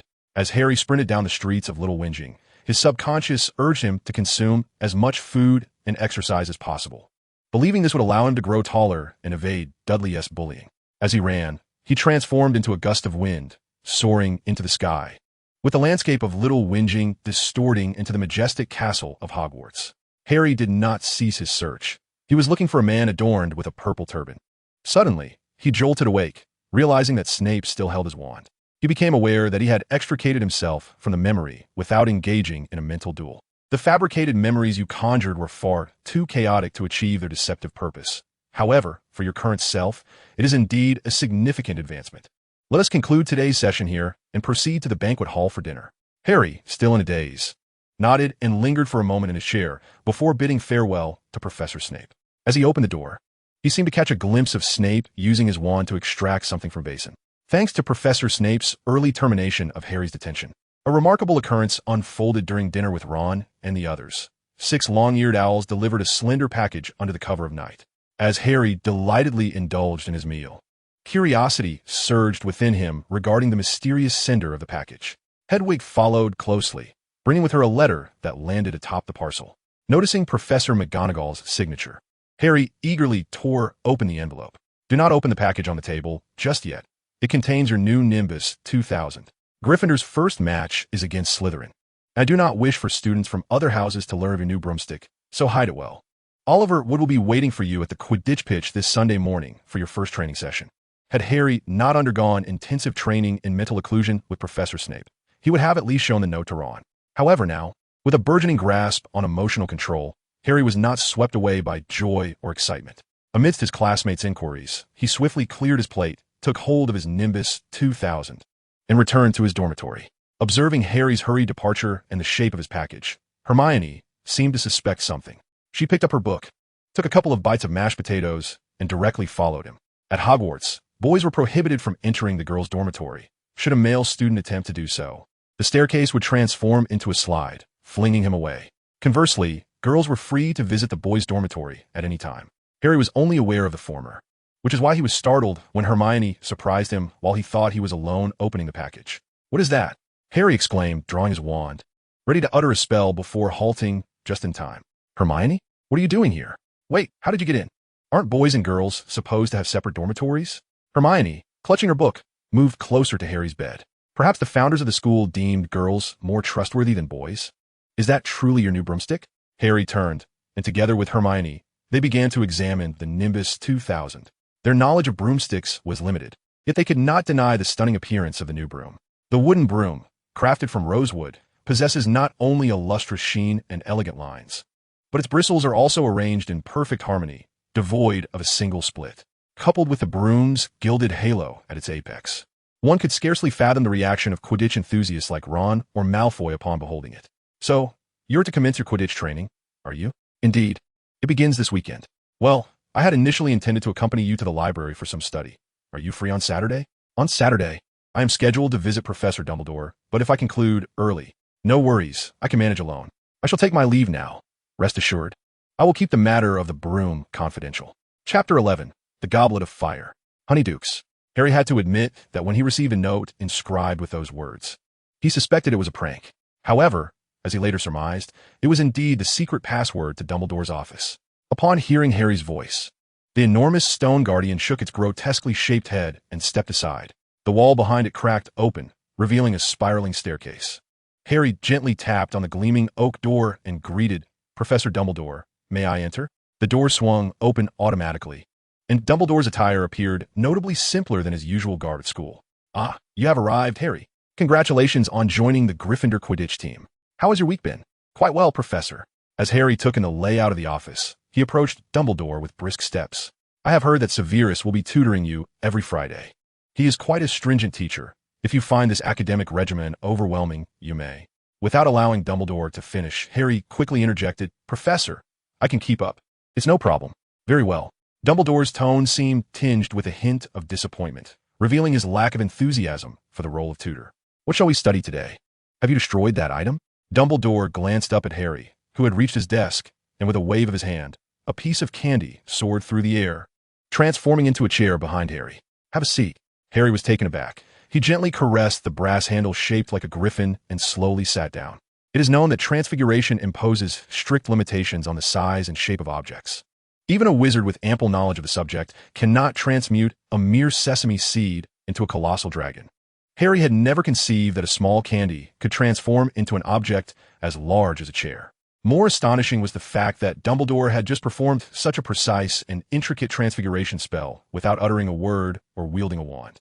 "Let us temporarily set aside the matter of the crown, Harry. Some things must await the right moment for completion, and prior to formally instructing you, I wish to have a thorough discussion." Dumbledore's words prompted Harry to realize that the conversation was about to take a serious turn. He straightened his posture and solemnly nodded in agreement to the headmaster. "Tell me, Harry, what do you believe magic to be?" After a brief moment of contemplation, Harry, drawing upon the knowledge he had gleaned from Professor Snape the previous day, replied slowly, "Professor, I think magic may refer to the extraordinary means showcased through magical power, a force that distinguishes wizards from ordinary people." Dumbledore offered no immediate assessment of Harry's words and continued, "Do you believe this power to be inherently noble or superior?" Harry appeared to grasp Dumbledore's intent, his pace quickening as he spoke. "Magic is indeed wondrous, and I have grown to love it. Since my arrival at Hogwarts, I have made new discoveries almost every day. However, I do not perceive it as noble or superior, Professor." "Could you elaborate on that, Harry?" "I grew up in a world devoid of magic, Professor. In that technological realm, we have televisions, telephones, and computers. We can forecast the weather and treat diseases. We have even sent something called satellites into space. In terms of intellect, I do not believe muggles are inferior to wizards. In fact, I think that in the coming decades, wizards will soon find themselves keeping pace with muggles. Of course, I do not suggest that technology can surpass magic. The ability to wield magic is undoubtedly a privilege. But I wish to express that it is precisely because many wizards harbor notions of nobility and superiority that the advancement of magic has been remarkably sluggish. Whether in Flourish and Blots or the Hogwarts Library, all knowledge appears ancient and outdated, as though the new generation of wizards merely stands on the shoulders of their predecessors, enjoying the fruits of their labor. As Harry grew increasingly animated, Dumbledore smiled and raised his hand to interject. "All right, my child, you have articulated your thoughts quite clearly. It is indeed rare for someone of your age to contemplate such aspects. As you have correctly stated, Harry, magic is a special gift. Regardless of how many individuals inhabit this world, the ratio of wizards to muggles remains constant. In recent decades, the number of wizards born into muggle families has surged, a phenomenon that cannot simply be attributed to intermarriage or other implausible explanations. Yet, those obstinate pure-blood families persist in their belief in the sanctity of blood purity. Indeed, children born with magical lineage almost invariably become wizards. However, during my tenure at Hogwarts, I have encountered numerous remarkable children hailing from muggle families. Like Hermione? Dumbledore turned to Harry with a smile and continued, "Yes, much like Miss Granger. So you see, Harry, aspiring to be an exceptional wizard does not hinge upon bloodline. Even magical power itself cannot surpass." "Cannot surpass what, Professor?" Dumbledore picked up his wand from the table and rose, saying, "You will come to understand in due time, Harry. Now, it is time for our lesson. Please take out your wand." Harry rose to comply, his heart brimming with joy as he envisioned the marvelous magic that the esteemed headmaster would conjure. Little did he expect that a familiar incantation would escape Dumbledore's lips. Incendio. As he watched the spherical red flame ascend slowly into the air, Harry silently reassured himself. Yes, this demonstrates remarkable control. All the flames are concentrated. Perhaps the headmaster intends to teach me the secret of mastering magical power. "Harry," Dumbledore inquired softly, "have you mastered the incantation for the blazing flames?" Yes." "Then cast it," he replied. Incendio. The orange-yellow flames that erupted from Harry's wand immediately surged toward the red fireball summoned by Dumbledore, accompanied by a faint hissing sound. Harry's fiery spell vanished into thin air. Dumbledore's voice resonated gently at that moment. "This is the Goblet of Fire, also known as the Eternal Flame, an exceptionally profound magic. Unlike the knowledge gleaned from textbooks, it cannot be simplified through incantations or wands. The most remarkable aspect of the Goblet of Fire is its ability to burn eternally without fuel or air, even underwater. As long as the wizard who conjured it does not deliberately extinguish it, it will never fade away." Harry stared blankly at the red flame, repeatedly reflecting on Dumbledore's words about the inability to simplify it through incantations or wands. Sensing Harry's thoughts, Dumbledore elaborated. "Wands and spells are merely tools for wizards, convenient tools. So convenient that once they became widespread, they became indispensable. However, Harry, casting a spell is merely the surface of magic. To truly grasp how to harness it, you must look beyond the exterior to understand its essence. Otherwise, you will remain confined to the realm of spell casting." "Professor, what about us?" "You need not worry, Harry. Mastery of magic requires extraordinary talent and extensive practice. Learning the Goblet of Fire is an excellent means of training. Today, we shall begin by understanding the principles behind the eternal nature of the Goblet of Fire. Compared to certain dark magical flames, the Goblet of Fire is relatively safe. Due to its ability to burn spontaneously, if handled properly, it could even save you the expense of firewood for your hearth. Moreover, once summoned, the Goblet of Fire requires no further effort to control. It will obediently remain in the position where it was created, even if the caster perishes. It will continue to burn. Is there no magic that can extinguish it? To my knowledge, there is none. Thus, Harry, I just conveyed that it is relatively safe." As Dumbledore spoke, he summoned a photograph from a distant bookshelf. "Look here, I once gifted it to the giant folk of the East, who enshrined it on the island at the lake's heart, utilizing it only during their rituals." Harry pondered thoughtfully. "I understand, Professor. If the flame taken is ignited upon other materials and spreads, it could lead to disaster. Therefore, it must be used with restraint." Dumbledore gently shook his head and explained to Harry, "You need not worry, Harry. The flames drawn from the celestial fire are merely ordinary fire. Even if someone adds fuel or employs other flames to stoke it, the celestial fire will absorb them while retaining its original form. The peril of the goblet flame lies in its absolute temperature and destructive force. I have currently controlled the temperature, so you cannot feel it. However, should I unleash its full power, this headmaster's office would likely melt away. Therefore, you must promise me, Harry, that you will only practice the celestial fire in my presence. Do not jest with the safety of your friends and the faculty." Harry swallowed hard and nodded earnestly at Dumbledore. In the ensuing hours, Harry immersed himself in both theoretical knowledge and practical application. Yet, as Dumbledore had emphasized twice with great emphasis, Harry failed to conjure even a single flicker of celestial fire. On his way back to the dormitory, utterly fatigued, Harry found himself repeatedly reflecting on the salient points regarding the goblet celestial fire. According to the headmaster, even he had successfully mastered the celestial fire only with the aid of his ancestral lineage and the help of a phoenix. Harry was uncertain if this was merely a comforting fabrication from Dumbledore, but it certainly had the opposite effect. If a genius like Dumbledore required external assistance and fortuitous circumstances to succeed, what hope did someone like him, devoid of a phoenix, have? Should he consider sneaking into the headmaster's office to liberate Fawkes? Or perhaps he should first learn some simpler magical flames. It might just yield some valuable insights. The prospect of accelerating his learning left Harry so invigorated that he hardly felt hunger as he nearly sprinted to Madame Pants, the librarian.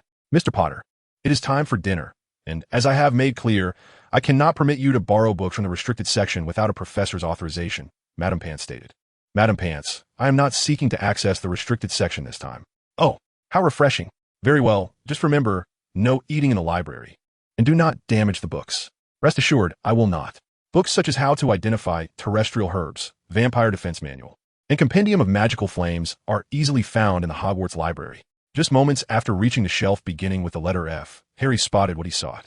The Compendium of Magical Flames detailed numerous types of magical fire, illustrating how wizards devised intriguing methods to ignite flames underwater, burn wood and charcoal without smoke, or deceive the medieval witch-hunting muggles. However, most of these involved applying magic to ordinary flames or utilizing magical potions, with true magical flames being remarkably scarce. In contrast, the Black Wizard's inventions to enhance combat prowess were far more intriguing, including poisonous flames that emitted toxic smoke, invisible flames that were imperceptible to the naked eye, and the fire of the Deceiver, which began icy cold but grew increasingly hot. As Harry contemplated jotting down the name of the intriguing spell, he unexpectedly caught sight of Hermione, who had also arrived at the library.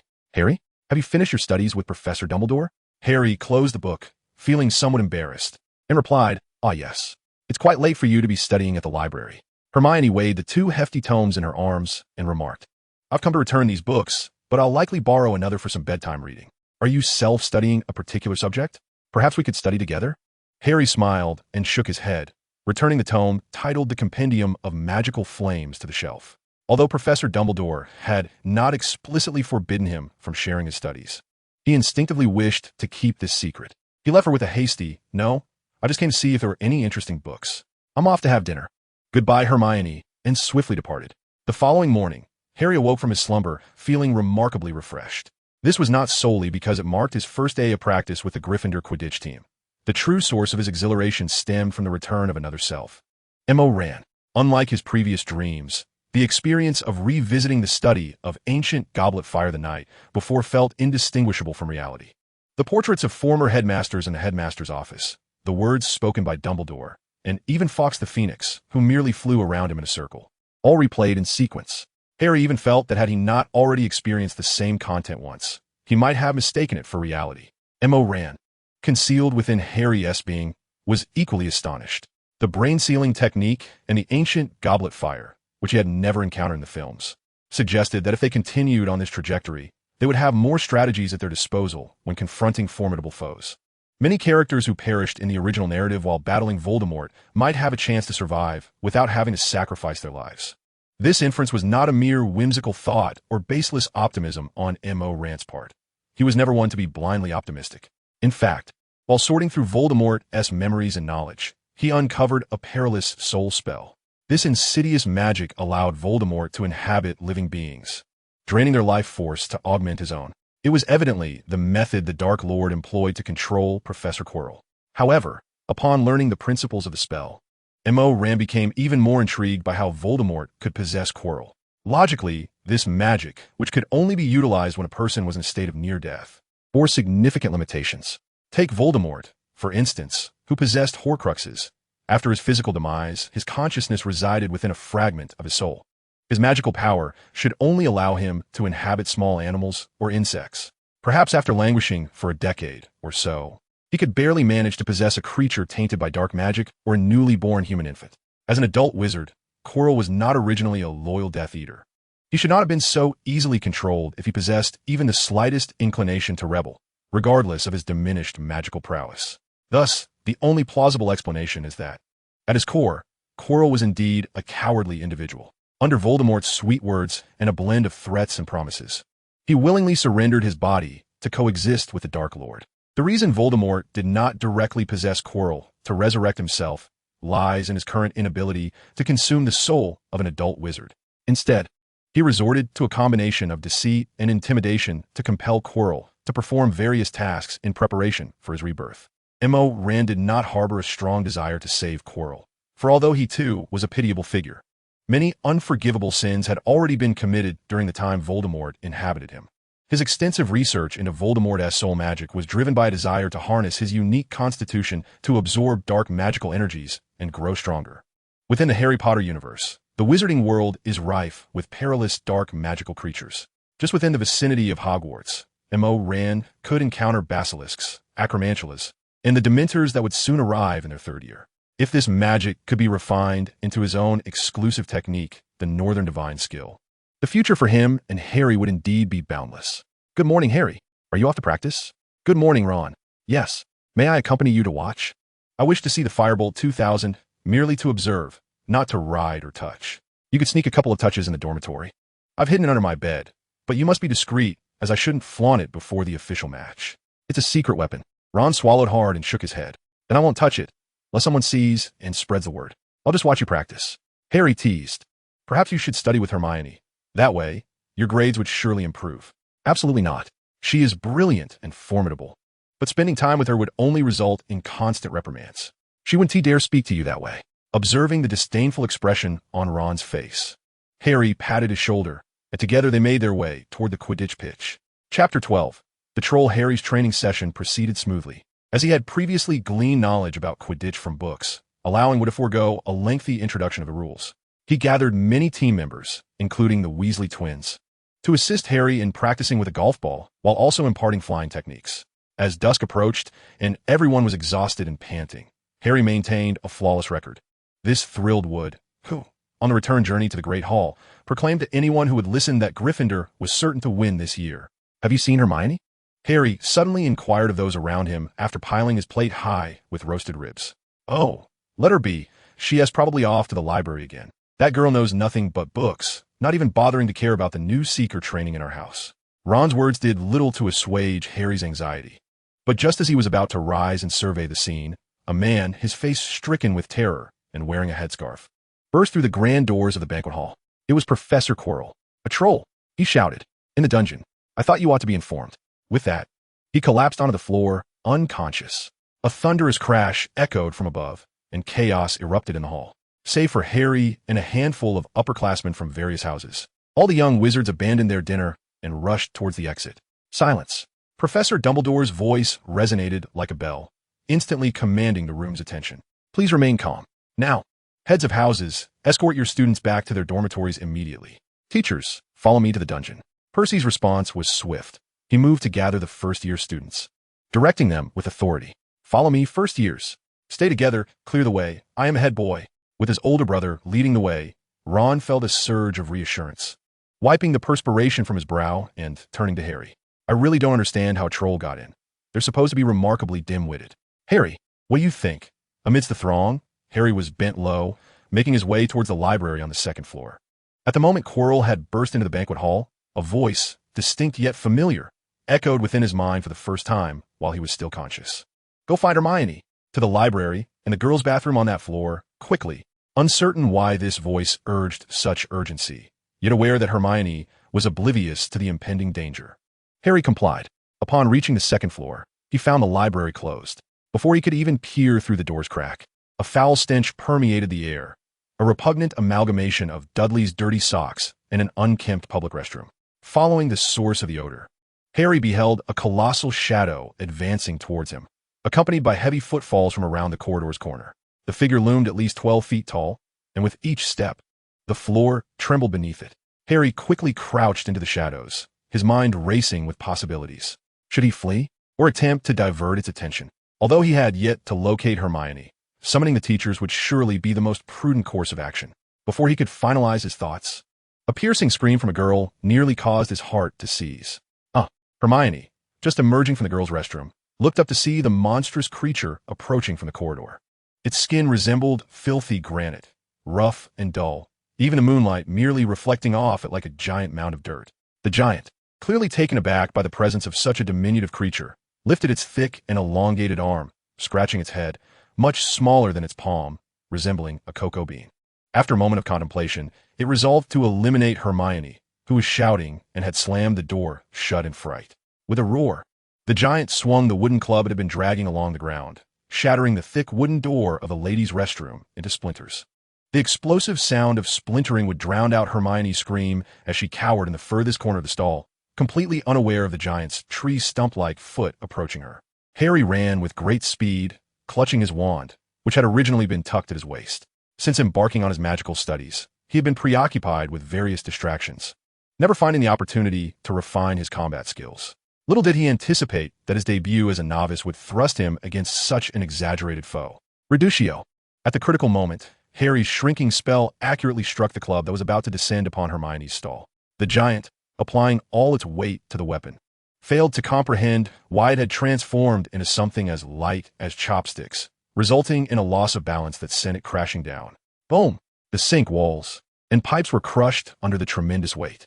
Hermione, terrified and on the verge of fainting, heard a familiar voice urging her not to succumb. Hermione, wake up! Move! Quickly! Grab that pipe, hold on tight. Accio, water pipe. Hermione had no recollection of how she escaped the giant. She only remembered Harry tossing something her way, urging her to grasp it, and then she was yanked with immense force. Harry glanced at Hermione, who was too weak to stand, and hoisted her onto his shoulder. He then pointed his wand at the giant's backside and recited a series of incantations. Stupefy, Reducto, Confringo. In Harry's recollection, the power of these spells escalated with each utterance. And indeed, they succeeded in tearing through the rags adorning the giant, breaking through a layer of thick, hardened skin, leaving a small wound on its rear. Roar? The giant bellowed, its voice lacking in pain and instead filled with confusion. It was then that Harry recalled the descriptions of giants in his studies. Immensely strong, brutishly violent, yet profoundly foolish. Their skin exhibited remarkable resistance to magic, compelling wizards to employ cunning rather than brute force when confronting them. Emerging from the rubble, the giant quickly located the source of its discomfort, feeling around clumsily until it could not find its club. In a fit of rage, it tore off a thick pipe from the wall, causing water to spray everywhere in the restroom. Impedimento. Reducio.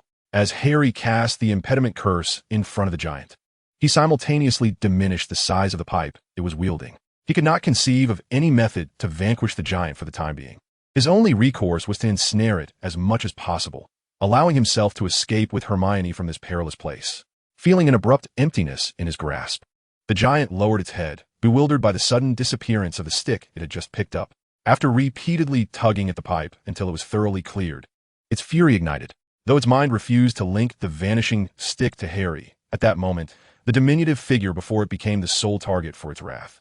With a resounding crash, its massive body collided with Harry's barrier spell, shaking the entire restroom. Increasing volumes of water began to flow from the restroom into the corridor. Imperio. Having regained some composure, Harry promptly cast a waterproof charm upon himself. He had no desire to meet his demise due to a trivial slip. Following this, he invoked Wingardium Leviosa and Inforjo, directing his wand at several larger shards of tile and splintered wood, enlarging and levitating them in the air. With a swift flick of his wand, he sent these hefty projectiles crashing down upon the giant. The enchanted stakes and boulders, devoid of any magic themselves, delivered genuine physical damage upon impact. The giant felt as though it were being mercilessly battered by several of its kin wielding large clubs, its roars growing increasingly anguished. Witnessing the effectiveness of his strategy, Harry swiftly replicated the process to create more ammunition, and after loading his projectiles, he cast an additional spell to amplify their destructive power, a Puño. The speed of the heavy objects had escalated to such a degree that they could no longer simply be described as falling. They resembled cannonballs. In the face of such a cunning combination of spells, even an experienced wizard might struggle to contend with it, let alone the foolish giant. The beleaguered giant feebly raised its arm in a futile attempt to shield itself from Harry's onslaught, but within mere seconds, it collapsed into the debris, howling in agony. Rumble. Incarcerous. Faced with the battered giant, Harry refrained from delivering a lethal blow, Instead, he utilized the surrounding rubble to bury it and additionally cast a binding spell over it. Gently, he set Hermione down from his shoulder. The young witch's legs remained shaky, and after assisting her for a couple steps, Harry resolved to lift her into his arms, declaring, "We are safe now. Let us depart." Though the air still bore the foul stench of the giant's body, Hermione seemed oblivious to it. She nestled her head into Harry's robe, inhaling the crisp and refreshing scent of citrus. Harry appeared to notice this as well. Feeling the warmth radiating from his chest and arms, he suddenly recalled that he had yet to bathe after training with Wood and the others in Quidditch, causing his face to flush even deeper. Meanwhile, hidden in the live stream, Rand found himself at a loss for words. Just a moment ago, he had pondered whether Harry's remarkable combat intelligence was related to his reflexes, only to witness the two young children embracing the next second. "You are merely 11 years old. How is it that you appear so eager to engage in romantic pursuits?" Reflecting upon my own experiences at that age, I recall being preoccupied with elementary school and playfully indulging in mud with my classmates. The average child at 11 does not encounter the formidable challenges of battling giants.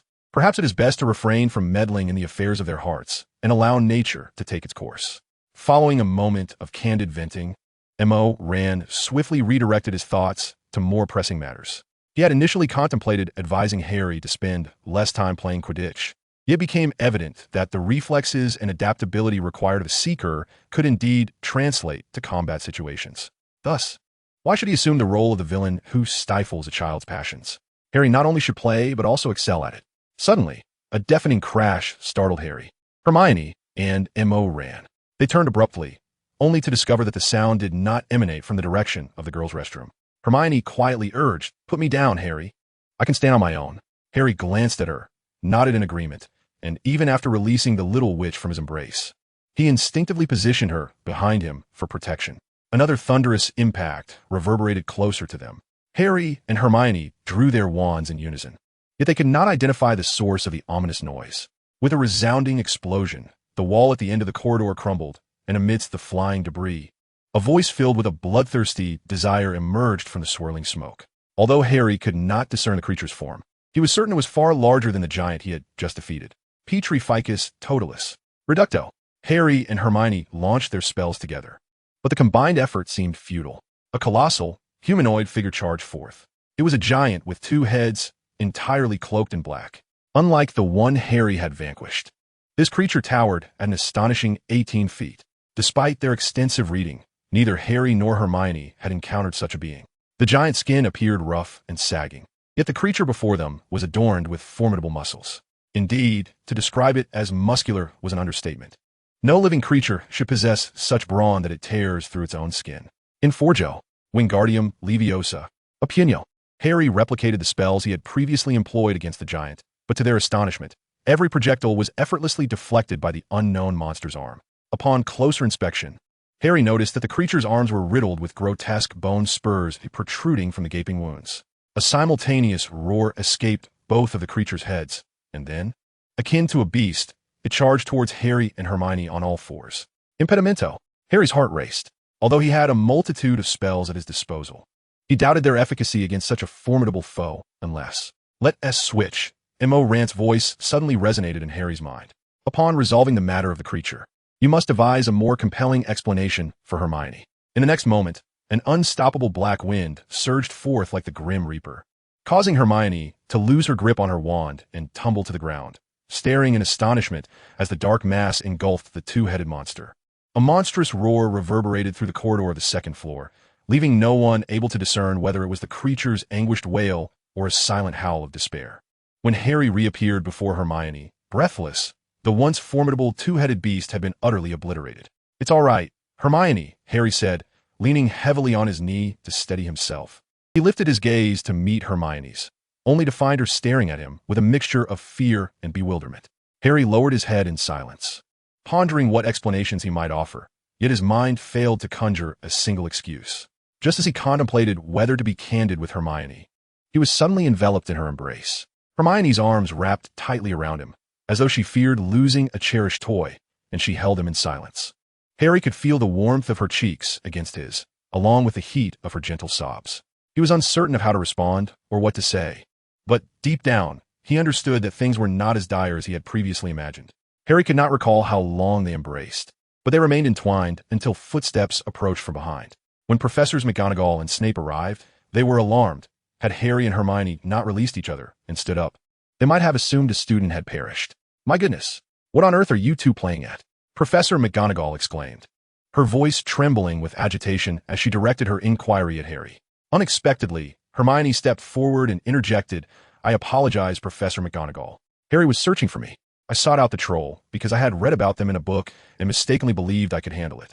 Had Harry not arrived in time, I might have met my demise."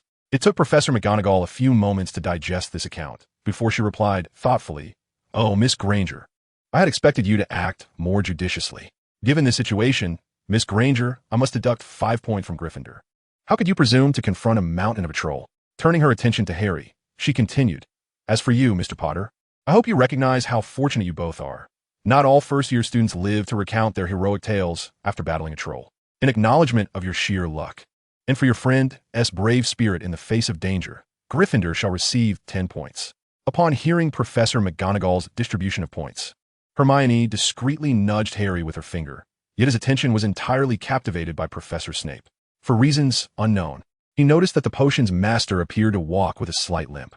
When Harry and Hermione returned to the common room, they found it crowded with students from nearly every year. The students were unaware of the shared experience that had transpired between them.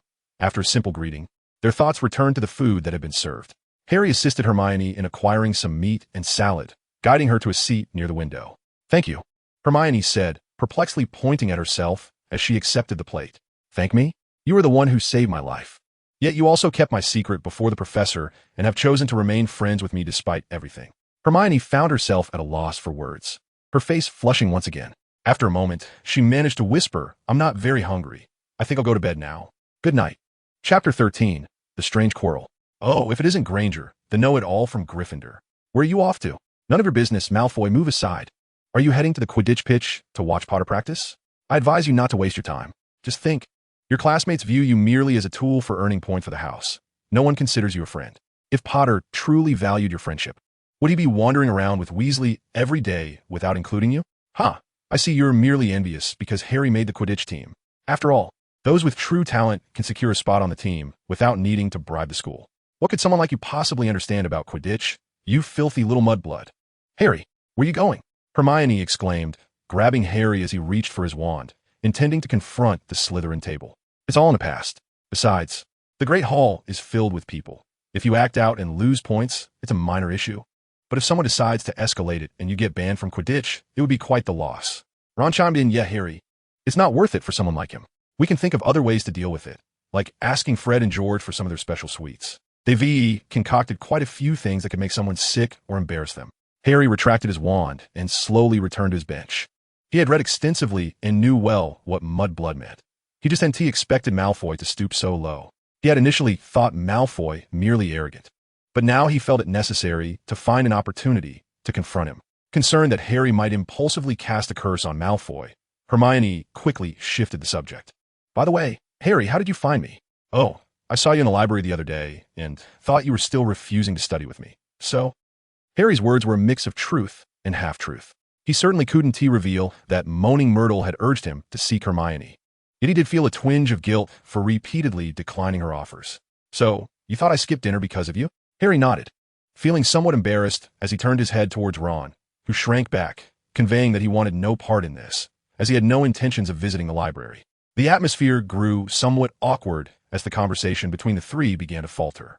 It was then that Hermione unexpectedly inquired of Harry, "Will you accompany me to the library for our studies in the future?"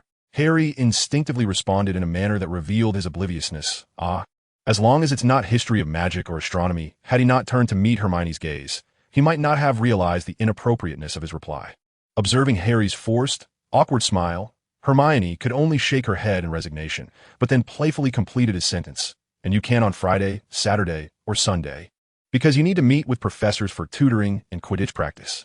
After a delightful breakfast, Harry, along with Hermione and Ron, headed off to class. According to Harry, he felt it was rather unfair to have Ran take on the tedious subjects for him. Yet Ran understood that what Harry truly desired was to be near Hermione. M.O. Rand was uncertain whether the concept of the suspension bridge effect existed in the wizarding world. If it did not, perhaps future young wizards could coin a term like bravery against trolls effect to describe the phenomenon of feeling one's heart flutter due to someone's presence. In the film adaptation of Harry Potter and the Philosopher's Stone, the troll incident occurred after Hermione had been upset to tears by Ron. Though M.O. Rand was not entirely sure of the timeline depicted in the film, Professor Flitwick's lessons had yet to reach the chapter on levitation spells. Furthermore, Quirrell himself did not arrive at the scene of the troll attack alongside Professors McGonagall and Snape, which raised a sense of unease within M.O. Rand. Why had Quirrell lured the troll into Hogwarts in advance? Was it because Professor Snape had failed to apprehend him? What was he truly up to? Additionally, what was the nature of the second two-headed monster? Why had he absorbed a significant amount of dark magic while vanquishing it? Was it related to the troll? Or was it yet another unfamiliar magical creature? M.O. Rand fully understood that these queries could not be resolved through mere discussion with Harry. Thus, even when Harry shared his thoughts with him in a dream, M.O. Rand merely suggested, "You should seek an opportunity to ask Professor Dumbledore." As a traveler from another world, M.O. Rand's greatest advantage lay in his knowledge of the plot. Therefore, he was reluctant to undertake any actions that might significantly alter the story's trajectory until he had either defeated Voldemort or acquired absolute power. Any shift in the timeline could lead to uncontrollable consequences due to the slightest butterfly effect. Now that Quirrell had begun to act preemptively, the strange, dark, magical creature served as evidence that the narrative was veering off course. M.O. Rand must endeavor to steer the story back on track to prevent Harry and his companions from falling into peril or encountering misfortune. "Harry, we have herbology class in the greenhouses outside the castle next.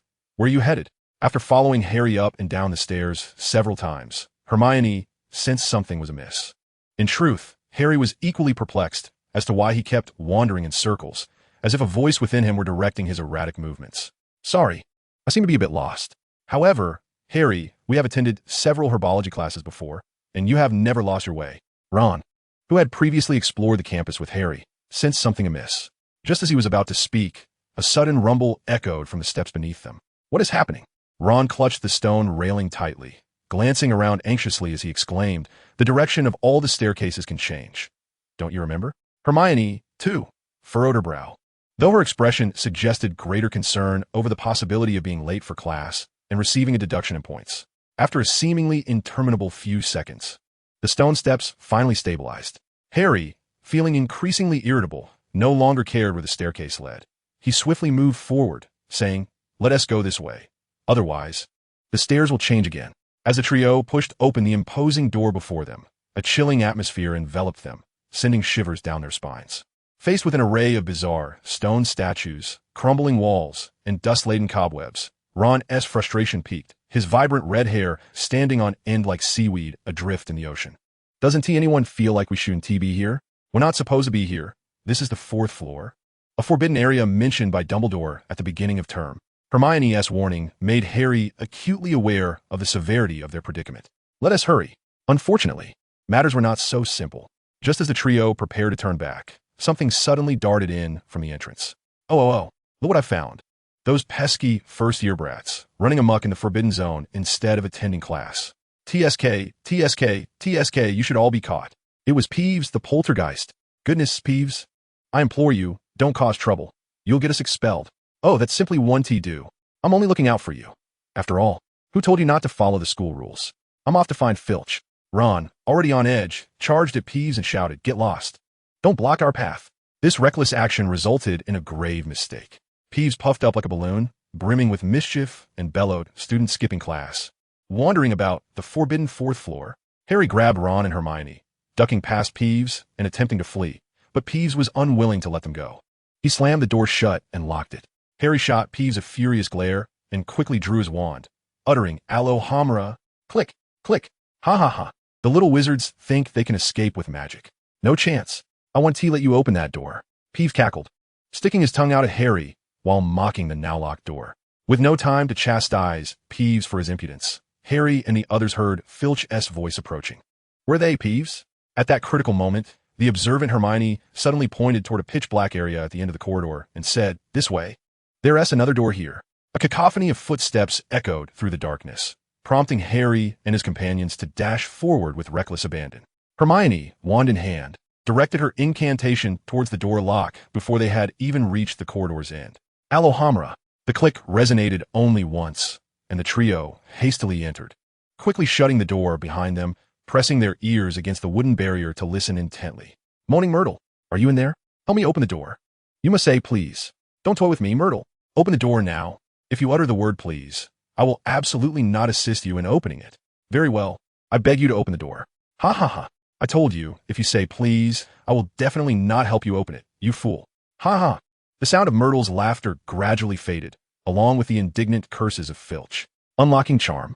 With the immediate danger seemingly averted, Ron relaxed considerably, shifting his focus to the spell that Harry and Hermione had just employed. You ought to check Chapter 7 of Standard Spells when you have the time.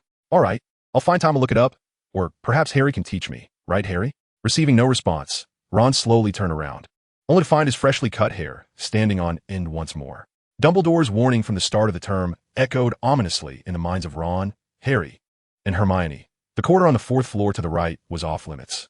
If they wished to leave Hogwarts without a gruesome fate, they must not venture there. The trio found themselves in a room shrouded in darkness, obscured by the presence of a colossal 3-headed dog that filled the space from floor to ceiling. Its 6 menacing eyes fixed on the intruders, and a threatening growl emanated from its throat, thick drool hanging like a rope from its jaws to the floor. Impediment. Run.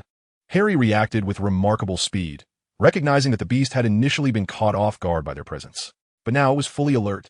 A deafening roar erupted, followed by a series of thunderous crashes as they fled frantically from the 4th floor. Filch had scurried away after being outwitted by Myrtle, but even if he had remained, no one would choose death over facing him. When they finally reached the greenhouse, gasping for breath, Professor Pomona Sprout, their herbology instructor, greeted the tardy trio with a jest. If you wish to race to see who reaches class first, perhaps you should start a tad earlier next time to avoid being late. During the herbology lesson, the trio remained silent, with Hermione even foregoing an opportunity to earn points from Professor Sprout. At long last, when mealtime arrived, Ron could no longer contain his frustration. He slammed his palm on the long table and exclaimed vehemently, "What on earth do they want? To confine such a perilous creature within the confines of our school? In the very space where we slumber? Did you not observe what it was standing upon?" Ron, incensed by Hermione's words, pointed at his own head, enunciating each word with fervor. "I had no time to notice its feet. I was too busy fixating on its head. Oh, should you need a reminder? It has 3 heads. Good heavens, Ron, what use are your eyes?" At that moment, it was perched upon a trapdoor. Clearly, it was tethered there to guard something. Do you recall the time when Harry led us to Hagrid's hut? If there was something that necessitated a hiding place more secure than Gringotts, the school would certainly not conceal it within the student dormitories or the faculty offices. Ron comprehended Hermione's reasoning, yet he was reluctant to concede her correctness. There are myriad methods to safeguard treasures. Why resort to such a hazardous creature? Besides, we nearly met our demise. Why is she so composed? He turned to Harry, only to find him ravenously devouring a chicken leg at dinner. Huh? Harry acknowledged, then addressed the duo. Perhaps we should find time to visit Hagrid again. Ron was nearly at a loss for words. After all, he was unaware that Harry and Hermione had encountered beasts far more terrifying than a 3-headed dog. To him, this should have been an adventure worthy of boasting. Yet if Harry and Hermione were nonchalant about it, he felt embarrassed to brag. After assuaging Ron's concerns, Harry fell into deep contemplation once more. Why had he wandered aimlessly before the herbology class? And why had he refrained from intervening against the 3-headed beast? Convinced of his own safety? In a live broadcast, Mo Rand shuddered upon sensing Harry's thoughts. As Harry had perceived, getting lost in the castle's stairways was not a matter of his own volition or blunder. However, had he not intervened in time, Harry would have diverged from the plot of the first film with his friends. This scheme was originally nearly flawless, save for the 11-year-old savior Harry, relying solely on instinct and deduction, detected something amiss and accurately suspected Mo Rand. After dinner, I shall take you to a certain location. To Hagrid's hut? No, to a place that is far safer and more private. As Harry led Ron and Hermione towards the 8th floor, Mo Rand's heart raced with unease. He could sense Harry's tumultuous inner turmoil, uncertain of how to proceed. Should he reveal his true self? Or did he have other plans? Even if he were to be suspected, surely nothing outrageous would ensue, would it? Just as the trio approached the tapestry depicting the foolish Barnabas attempting to teach a troll to ballet dance, a furtive figure suddenly emerged ahead. Is that? Harry swiftly covered Ron's mouth, signaling for silence. Shoo! After traversing the room of requirement 3 times, Quirrell finally made his appearance. Strangely, however, upon opening the door, he hesitated at the threshold. Master, is it not somewhat perilous at this hour? Moreover, the other professors have not been diverted. Oh no, Master. I am utterly devoted to you. Yet, you witnessed the chaos within the room last time. It does not appear to be the handiwork of Dumbledore or any professor. Most likely, it was the mischief of students. Oh, forgive me, Master. How could I ever question you? You are the greatest, as Quirrell rambled on. Eventually breaking into tears, Harry and his companions exchanged incredulous glances. Before they could decipher the situation, a sobbing Quirrell spoke again. Master, I have gathered information. The object is likely secured on the 4th floor, guarded by a multitude of professors. It is improbable that it is here. Trust me, Master, I have made extensive preparations. Those obstacles cannot hinder me. Just grant me a little time, and I shall prevail. Oh, Master, thank you. With that, the door to the room of requirement closed, and neither Quirrell nor the trio of first-year students who arrived later entered the chamber. They departed from the staircase, one group ascending, the other descending. We must inform Professor McGonagall or directly seek out Dumbledore. No, Hermione. No one will investigate a Hogwarts professor based solely on the accusations of 3 students. We require more evidence. Let's go to Hagrid's hut. Chapter 14, The Quidditch Match. Under the relentless inquiries of the trio, the kind-hearted Hagrid not only divulged the origins and name of the 3-headed dog, but inadvertently revealed clues about its guarding of treasure. This thrilled Harry immensely. While he may not have cared whether the 3-headed dog, purchased from a Greek, was named Fluffy, the secret between Professor Dumbledore and Nicholas Flamel presented a clear direction for their investigation. Thus, they searched tirelessly, perusing hundreds of books, yet his name remained elusive. Time slipped by quietly. When Professor Flitwick taught the levitation charm, Wingardium Leviosa, and Harry began to adapt to weekend tutoring sessions. As Halloween approached, and the first Quidditch match for Gryffindor loomed, our little savior realized he had spent nearly 2 months at Hogwarts. With the match approaching, Ron grew impatient, and the task of finding Nicholas Flamel fell entirely to Hermione. She combed through the great wizards of the 20th century, contemporary famous wizards, major discoveries in modern magic, and studies on the development of modern sorcery. Yet not once did she encounter Flamel's name. Surely, a wizard who knew Dumbledore and concealed secrets within Hogwarts Castle must have some remarkable achievements. Logically, he could not have escaped the pages of history.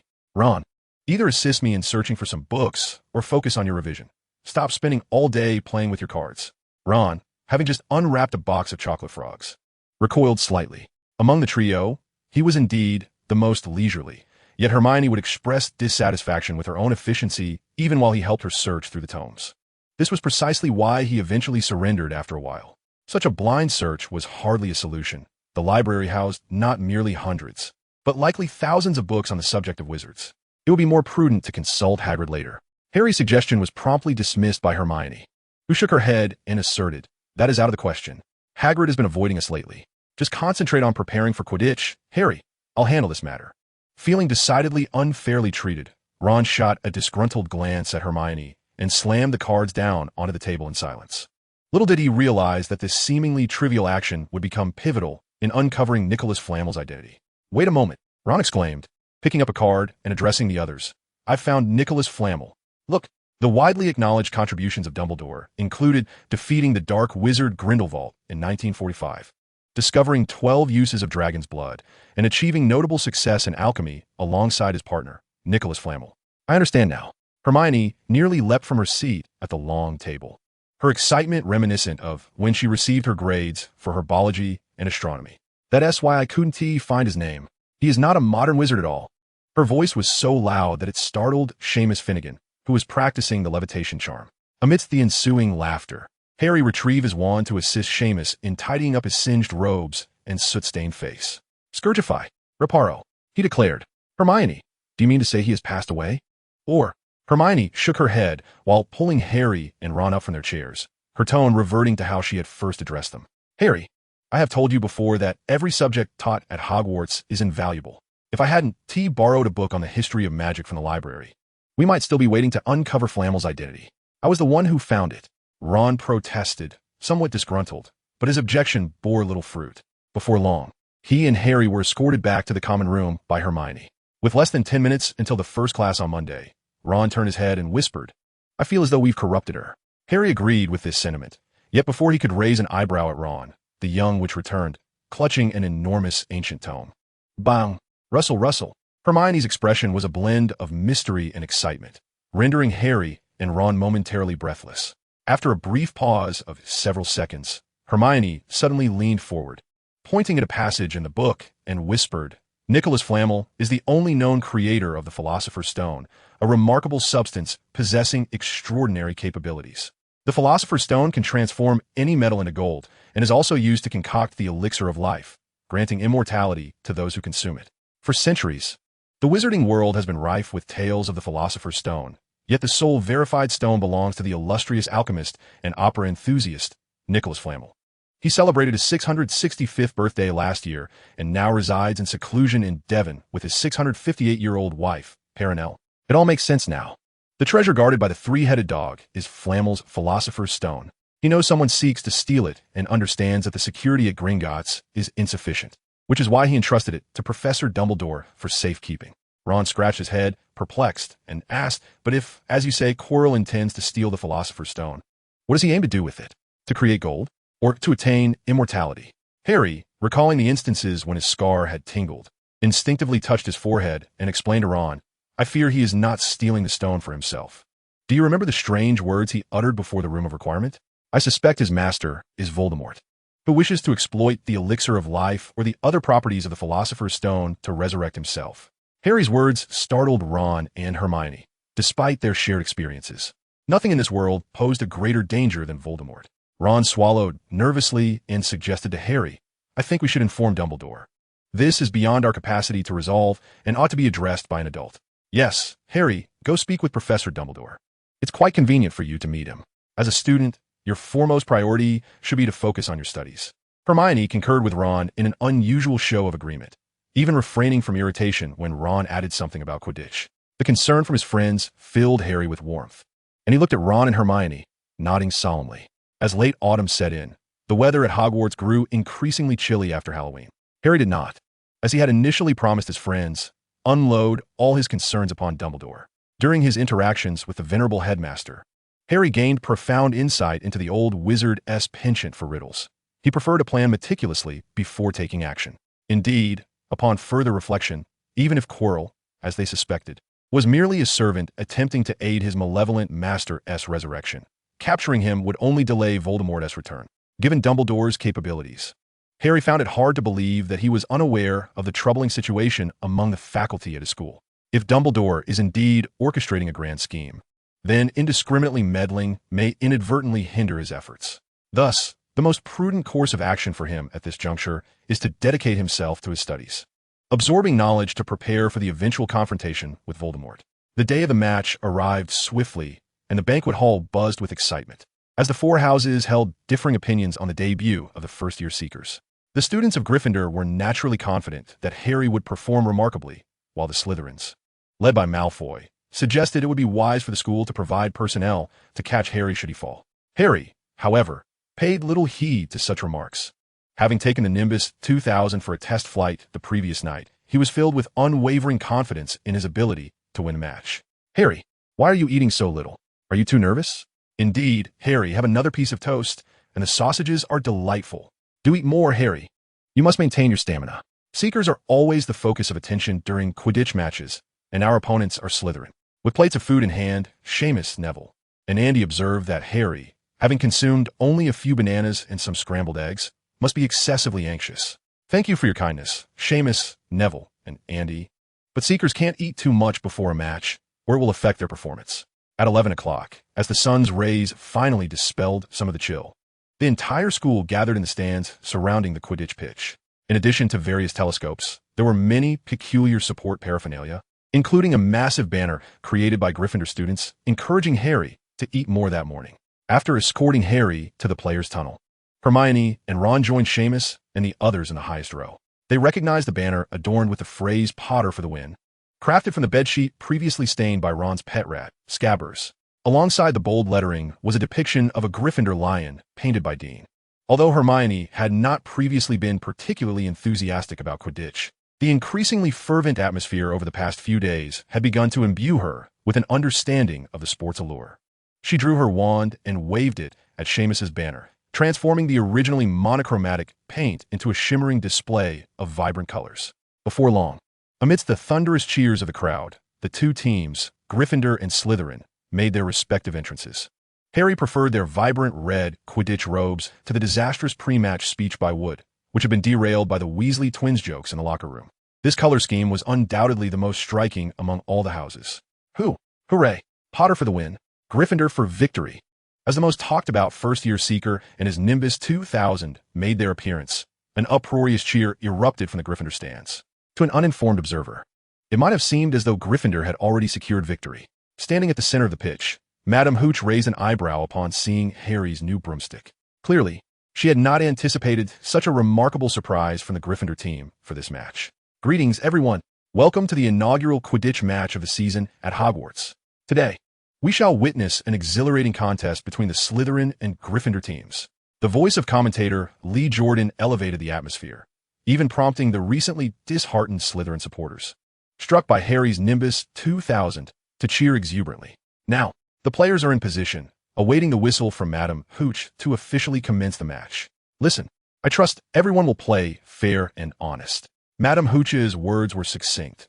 After ensuring all players were mounted on their brooms, she kicked open the chest containing the Quidditch balls. The two bludgers and the golden snitch seemed eager to escape their confines, soaring into the air like exuberant children yearning for adventure. Ready! Whoosh! With the sharp sound of the whistle, the quaffle was thrown into the air, and the match officially began. Angelina Johnson, swift as the wind, was the first to seize the quaffle. She is a chaser for Gryffindor and a captivating young woman. Jordan, apologies, Professor. She-s soaring above. My goodness, she-s incredibly fast, evading Marcus Flint's interception. Angelina, she-s pressing forward, about to score. Watch out for that bludger. What a feint. She-s nearly at the goal, outmaneuvering the keeper. Angelina scores. Gryffindor leads by 10 points. Harry, who had ascended high in search of the snitch, performed a somersault in jubilation. He had scarcely witnessed his teammates' aerial prowess during practice. Having listened to Wood's complaints, Harry had assumed Gryffindor's players were of average skill. Now it seemed he must capture the snitch to meet their expectations. Slytherin gained possession, passing to Captain Flint, who related to Adrian Pusey as they charged towards the goalposts. Oh, splendid. Gryffindor's beater, Fred Weasley. Oh no, that appears to be George. These twins are exceedingly difficult to distinguish. Regardless, well done. Jordan, y apologies, Professor. Oh no, Angelina has been blocked. Flint has seized the quaffle again, and he is close to the goal. Wood deflected Flint's certain score with the tail of his broom. Gryffindor's Alicia Spinnet has gained possession. The Gryffindor counterattack begins. Meanwhile, Slytherin's seeker, Terrence Higgs, who had been gliding alongside Harry, began descending. Clearly, in light of the team's offensive disadvantage, he intended to divert some of his energy to assist his teammates in disrupting Gryffindor's advance. This tactical arrangement diverged entirely from Wood's strategy, which stated, "You are small, light, and thus faster, but you're also not afraid of being surrounded by opponents. Therefore, at the start of the match, you should simply soar high above, disregard us, and capture the snitch with utmost speed." Suddenly, a golden streak of light appeared near the spectator tower by the teacher's bench, and Harry spotted the golden snitch. The Nimbus 2000 was pushed to its utmost limits, and in a mere 2 seconds, Harry reached the very spot where the snitch had just been. Potter moved to block him. Flint shouted, and soon, Terrence Higgs charged towards Harry. With his eyes fixed intently on the snitch, Harry failed to notice that the two Slytherin players were barreling directly towards him. Had it not been for Wood's timely warning, he might have been knocked off his broom by their sheer force. Bang! Foul! Send him off. Referee, that was a straight red. Dean, this isn't football. Quidditch doesn't have red cards or dismissals, and they ought to revise the rules. The recent foul resulted in a free shot for Gryffindor, but by then, the golden snitch had vanished from sight, indicating that Potter must search for it anew. Of course, one must commend Potter's flying skills and his Nimbus 2000. Under such despicable aggression from Slytherin, it was remarkable that only under such foul play, ordinary players could easily be injured or even lose their lives. The match continued. Angelina's performance today was nothing short of magnificent. Leveraging the recent free shot, she had already secured a 20-point lead for Gryffindor within the first 10 minutes of the game. This level of play naturally attracted Slytherin's attention, and upon discerning Wood's strategy for Harry, Flint promptly instructed Higgs to join the offensive. With a 7-against-6 advantage, coupled with sporadic fouling tactics, The score swiftly reached a stalemate at 50-50. Harry was anxious. He needed to seize the snitch quickly, but just as he caught another glimmer of gold, his Nimbus 2000 suddenly became as unruly as an old shooting star. It jerked, twisted, and bucked violently, seemingly intent on throwing Harry off. What is happening? Did Flint's collision damage the broom? Impossible. Hagrid's voice suddenly boomed. He had somehow made his way to the Gryffindor stands, his lips quivering as he pointed at Harry's position. Harry's broom is a Nimbus 2000. Not even a grown wizard could interfere with it, let alone a child. Only powerful dark magic could affect it. Upon hearing this, Hermione snatched the binoculars from Ron, no longer focusing on Harry, but rather directing her gaze towards the teacher's viewing tower.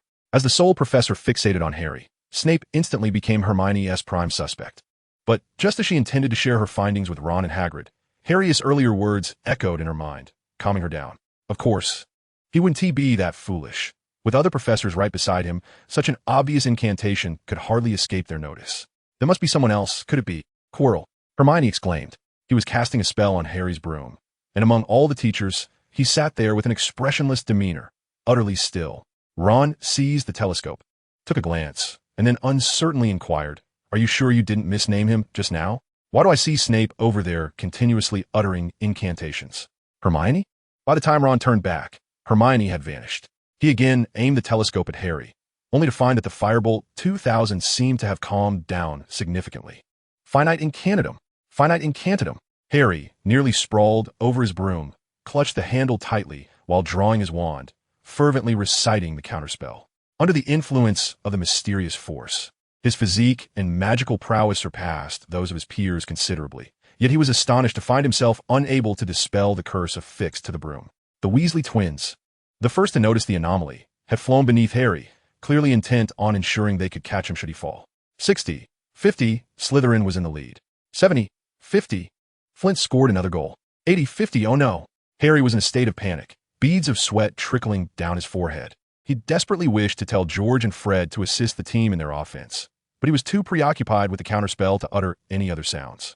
Suddenly, from the corner of his eye, he spotted a flicker of flame, and the Firebolt 2000 returned to normal amidst the cries of alarm. Without time to ponder the unfolding events, he plummeted toward the ground.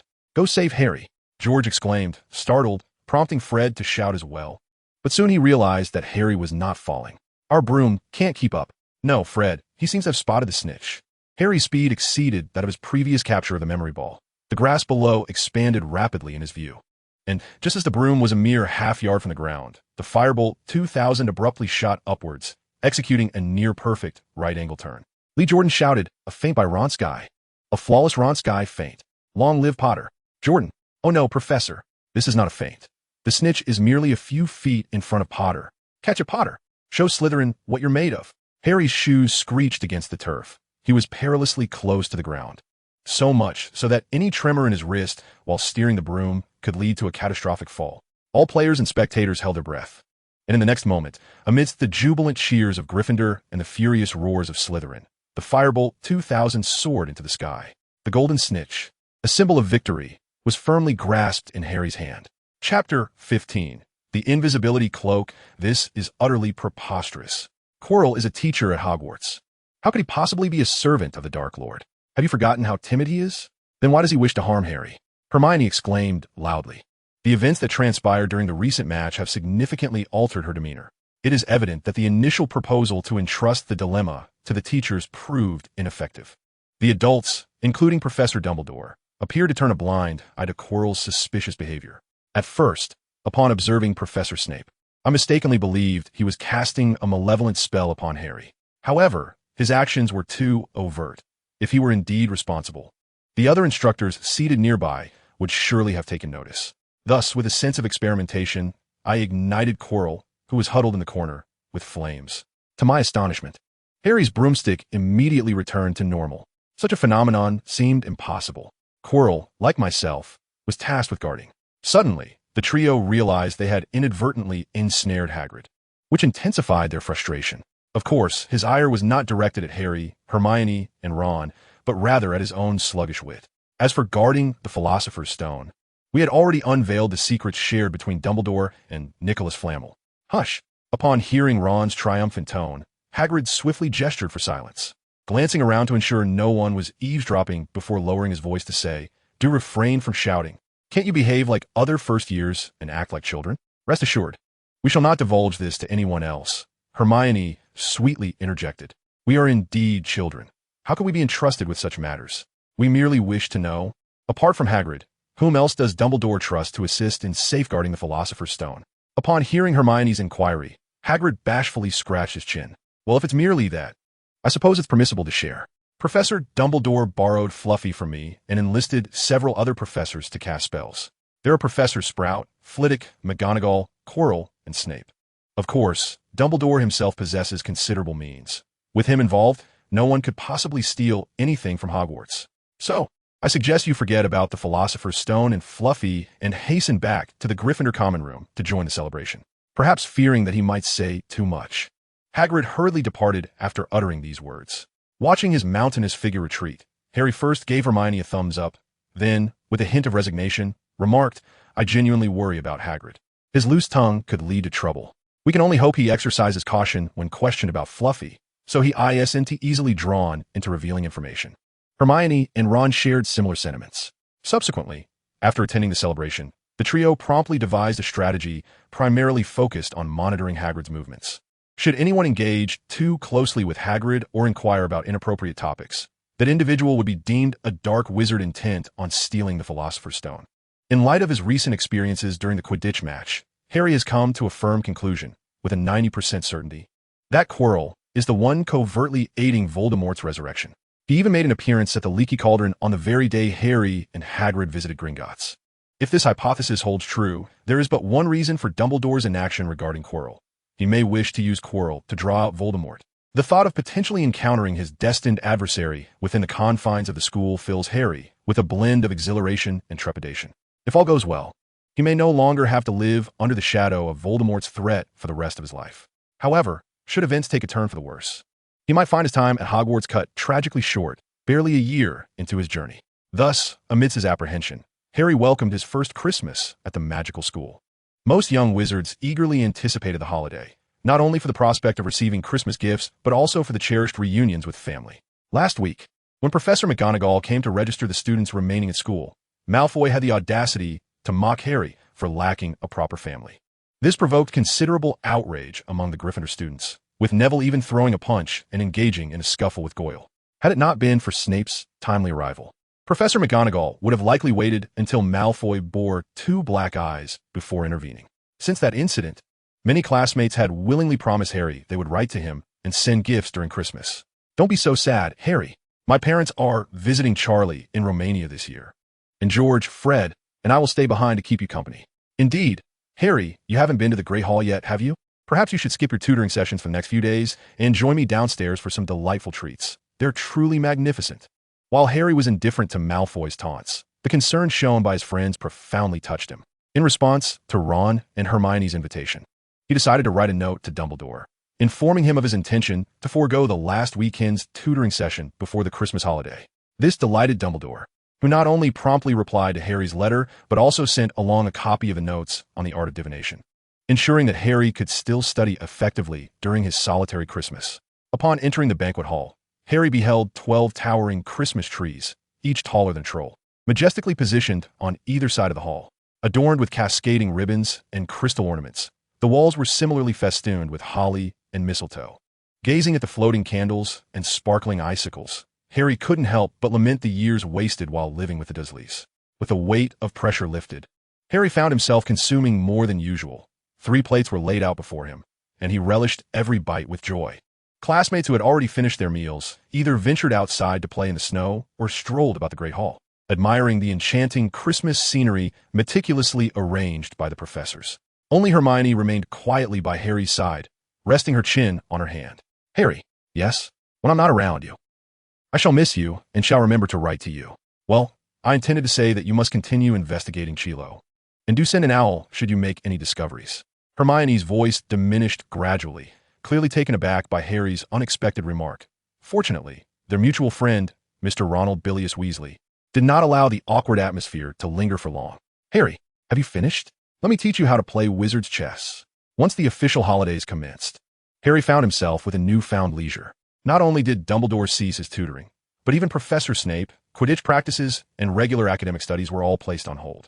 Aside from persisting in his excruciatingly slow studies of the Goblet of Fire, Harry's only other task was to peruse the textbooks for the 3rd and 4th years.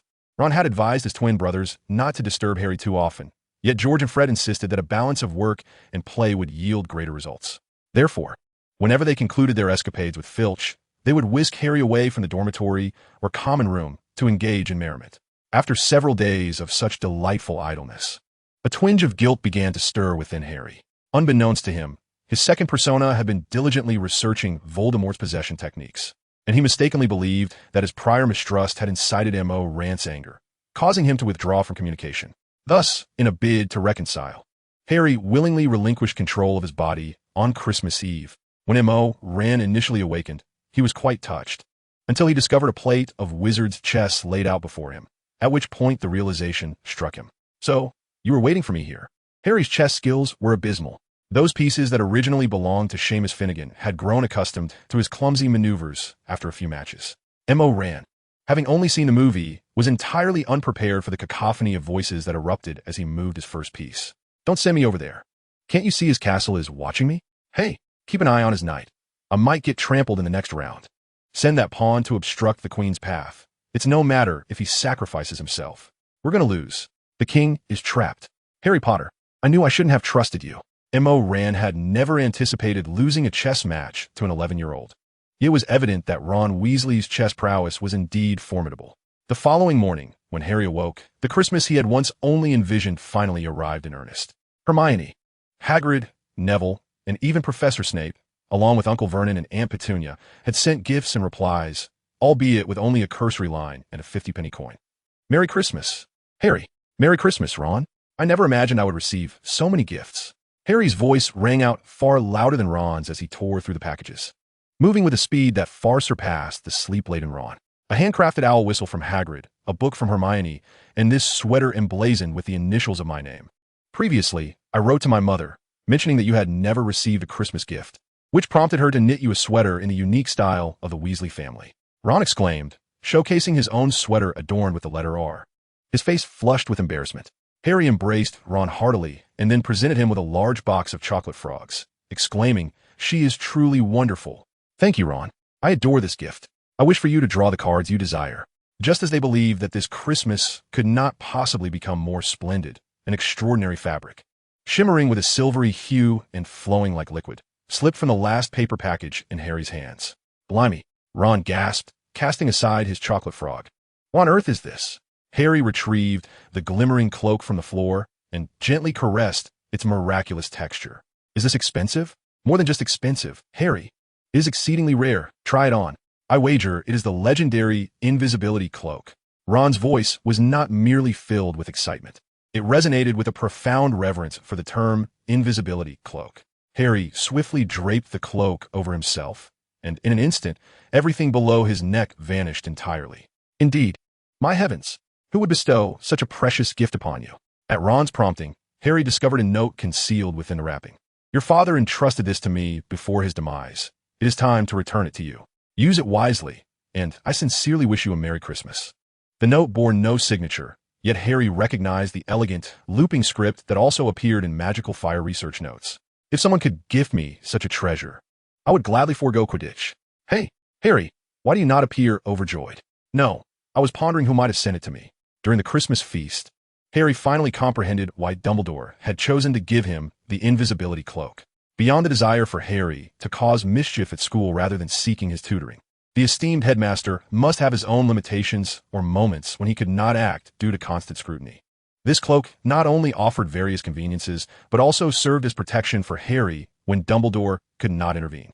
Once this realization dawned upon him, Harry felt no further hesitation. With Hogwarts fully open to him, how could he not indulge in a bit of mischief, especially after being urged to use it wisely? In the stillness and darkness, moonlight poured forth, casting the snow-clad castle into a fairy tale beauty. Harry's heart raced. This was a relic of his father. How many years ago had he, too, wandered the grounds in an invisibility cloak, just as Harry did now? Now, the fat lady could not see him, and Filch could not stop him. Where's he meant to go? Should he venture into the restricted section of the library? Or perhaps simply wander aimlessly for a time? Unbeknownst to him, Harry found himself at the threshold of an abandoned classroom. Perhaps guided by fate, the mirror of Ariste appeared silently, just as it had in the film. Harry's gaze swept across the mirror's golden frame and ornate carvings, finally softly reading the inscription etched at the top. Ariste, Stella, Eru, Itubi, Kavru, Itone, Wohais. Without needing any further prompt, Harry quickly discerned the meaning behind this seemingly nonsensical incantation. What I show you is not the face of the person in the mirror, but rather the desires of your heart. After a moment of hesitation, Harry removed his invisibility cloak and stepped closer. To his astonishment, the reflection did not reveal him capturing Quirrell, mastering legendary spells, or vanquishing Voldemort. Yet, in an instant, he recognized the identities of the beautiful woman with deep red hair and the slender man wearing glasses. Mom? Dad? Lily and James smiled and nodded at Harry, causing his nose to tingle with emotion. This was the first time in his life he had seen his family, the first time standing beside his parents. I'm doing well at Hogwarts. The teachers take good care of me, and I learned quickly. Harry's voice trembled as he felt his heart racing, unable to discern whether it was sorrow or joy. I've also joined the Gryffindor Quidditch team, and many say I'm the youngest seeker in a century. I don't want to disappoint my teammates or classmates, so I practiced diligently. Recently, we just won a match against Slytherin. Lily Potter occasionally smiled at Harry, only to cover her face with her hands and weep, prompting James to gently embrace his wife, silently comforting her. Harry continued to speak, acutely aware that the parents in the mirror were mere phantoms, yet he could not tear his gaze away. It was only when the first rays of morning sunlight filtered through the window that he reluctantly retrieved his invisibility cloak. Mom, Dad, I probably want to come back to see you again. Harry's voice quivered with emotion. I want to be with you, but you are gone, so I cannot stay here. I'm truly sorry. Lily and James' eyes glistened with tears, filled with reluctance, yet unwaveringly nodding at Harry. I will always miss you. I will always love you. Harry longed to remain before the mirror forever, yet he understood that he could not linger in this place. At the moment he turned to leave, all the tears he had suppressed in front of his parents poured forth like a flood released from a dam. Watching the 11-year-old Harry break free from his illusory dream through sheer will, Moron felt an overwhelming shame. He had anticipated witnessing Harry defeat Voldemort within the mirror. In retrospect, having chosen to end his own suffering at the age of 18 due to various grievances and despair, was he not also evading reality? In silence, devoid of tears, yet as a spirit capable of perceiving Harry's emotions and thoughts, Moran resolved at that moment to ensure Harry's happiness, even at the cost of everything. The fading footsteps gradually vanished into the corridor. In the classroom housing the mirror of Ariste, a figure of an elderly man clad in a dark robe began to materialize. With a sigh, he approached the mirror and cast his striking blue eyes, hidden behind crescent-shaped spectacles, into its depths. Woolen socks, he muttered to himself. One can never have enough. Chapter 16. The Forbidden Forest. Harry had not mentioned the mirror of Ariste to anyone. Yet his close friend, Ron, discerned the shift in his demeanor. To quell any further suspicion, Harry relinquished most of his physical control to Moran. Harry, can you take me with you? No. Harry, Moran, while retrieving the invisibility cloak from the trunk, immediately rejected Ron's request before he could finish. This isn't a trip to school for leisure. The place I intend to visit carries some danger. I am fully aware of the risks. Ron replied, undeterred and resolute. Since that Christmas night, your entire disposition has become rather peculiar. I may not know precisely what you've been up to, but I can surmise where you plan to go. If you doubt the professor's ability to protect the Philosopher's Stone, at the very least, you should not venture forth alone. Faced with such bravery and loyalty from Ron, Moran felt a mix of surprise and unfamiliarity. Having only seen the films, he was unaware that many of Ron's shining moments and lines have been altered to feature Hermione instead. Do not worry, Ron, Harry Moran reassured him with a smile, patting Ron's shoulder.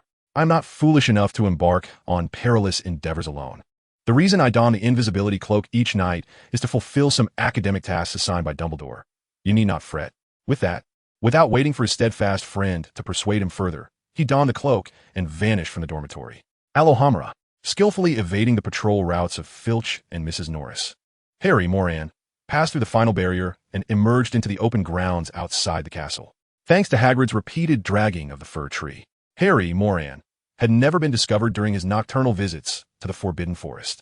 The moonlight in January was even more resplendent than that of December, quietly cascading over the silvery snow, as if illuminating the entire world in a sparkling glow.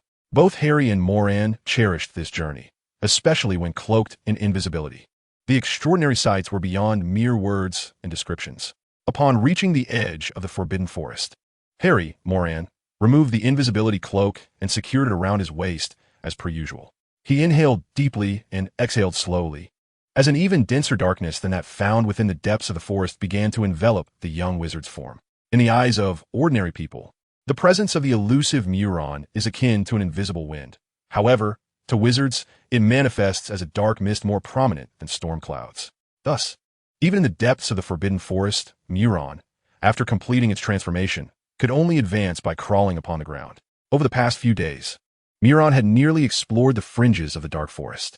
As one of the few wild areas untouched by muggles, the forbidden forest is home to a plethora of magical creatures. Some possess an intelligence akin to that of centaurs, while others are ferocious and heed no commands.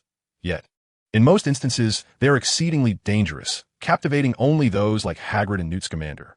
Following a familiar narrow path, Muron gradually drifted toward the lair of the Acromantula. According to academic texts, the Acromantula is a colossal, vicious, and carnivorous spider of lethal toxicity, originally discovered deep within the rainforests of Southeast Asia's Borneo. It is speculated by magical biologists to be a creature bred by wizards, a product of dark magical experimentation. Initially, Acromantulas were cultivated and trained to guard the abodes and treasures of wizards. However, following the enactment of the 1965 ban on animal breeding experiments, they reverted largely to a wild state. Their bodies are typically cloaked in dense black fur, which fades to a grayish hue in old age. With robust bodies and legs, they are incredibly swift when hunting, yet their weight makes them poor at jumping or climbing. When agitated, their massive pincers emit a warning click. And due to their gregarious nature, wizards hearing this sound often opt to disapparate to safety, given their perilous nature. Newt Scamander categorized them as a creature of level 5x danger in Fantastic Beasts and Where to Find Them, with venom potent enough to fetch a staggering price of 100 galleons per vial. Click, click, click, as the ominous sounds of the pincers echoed from all directions. Muron once again fixed its gaze upon the grotesque creatures scattered among the trees and webs.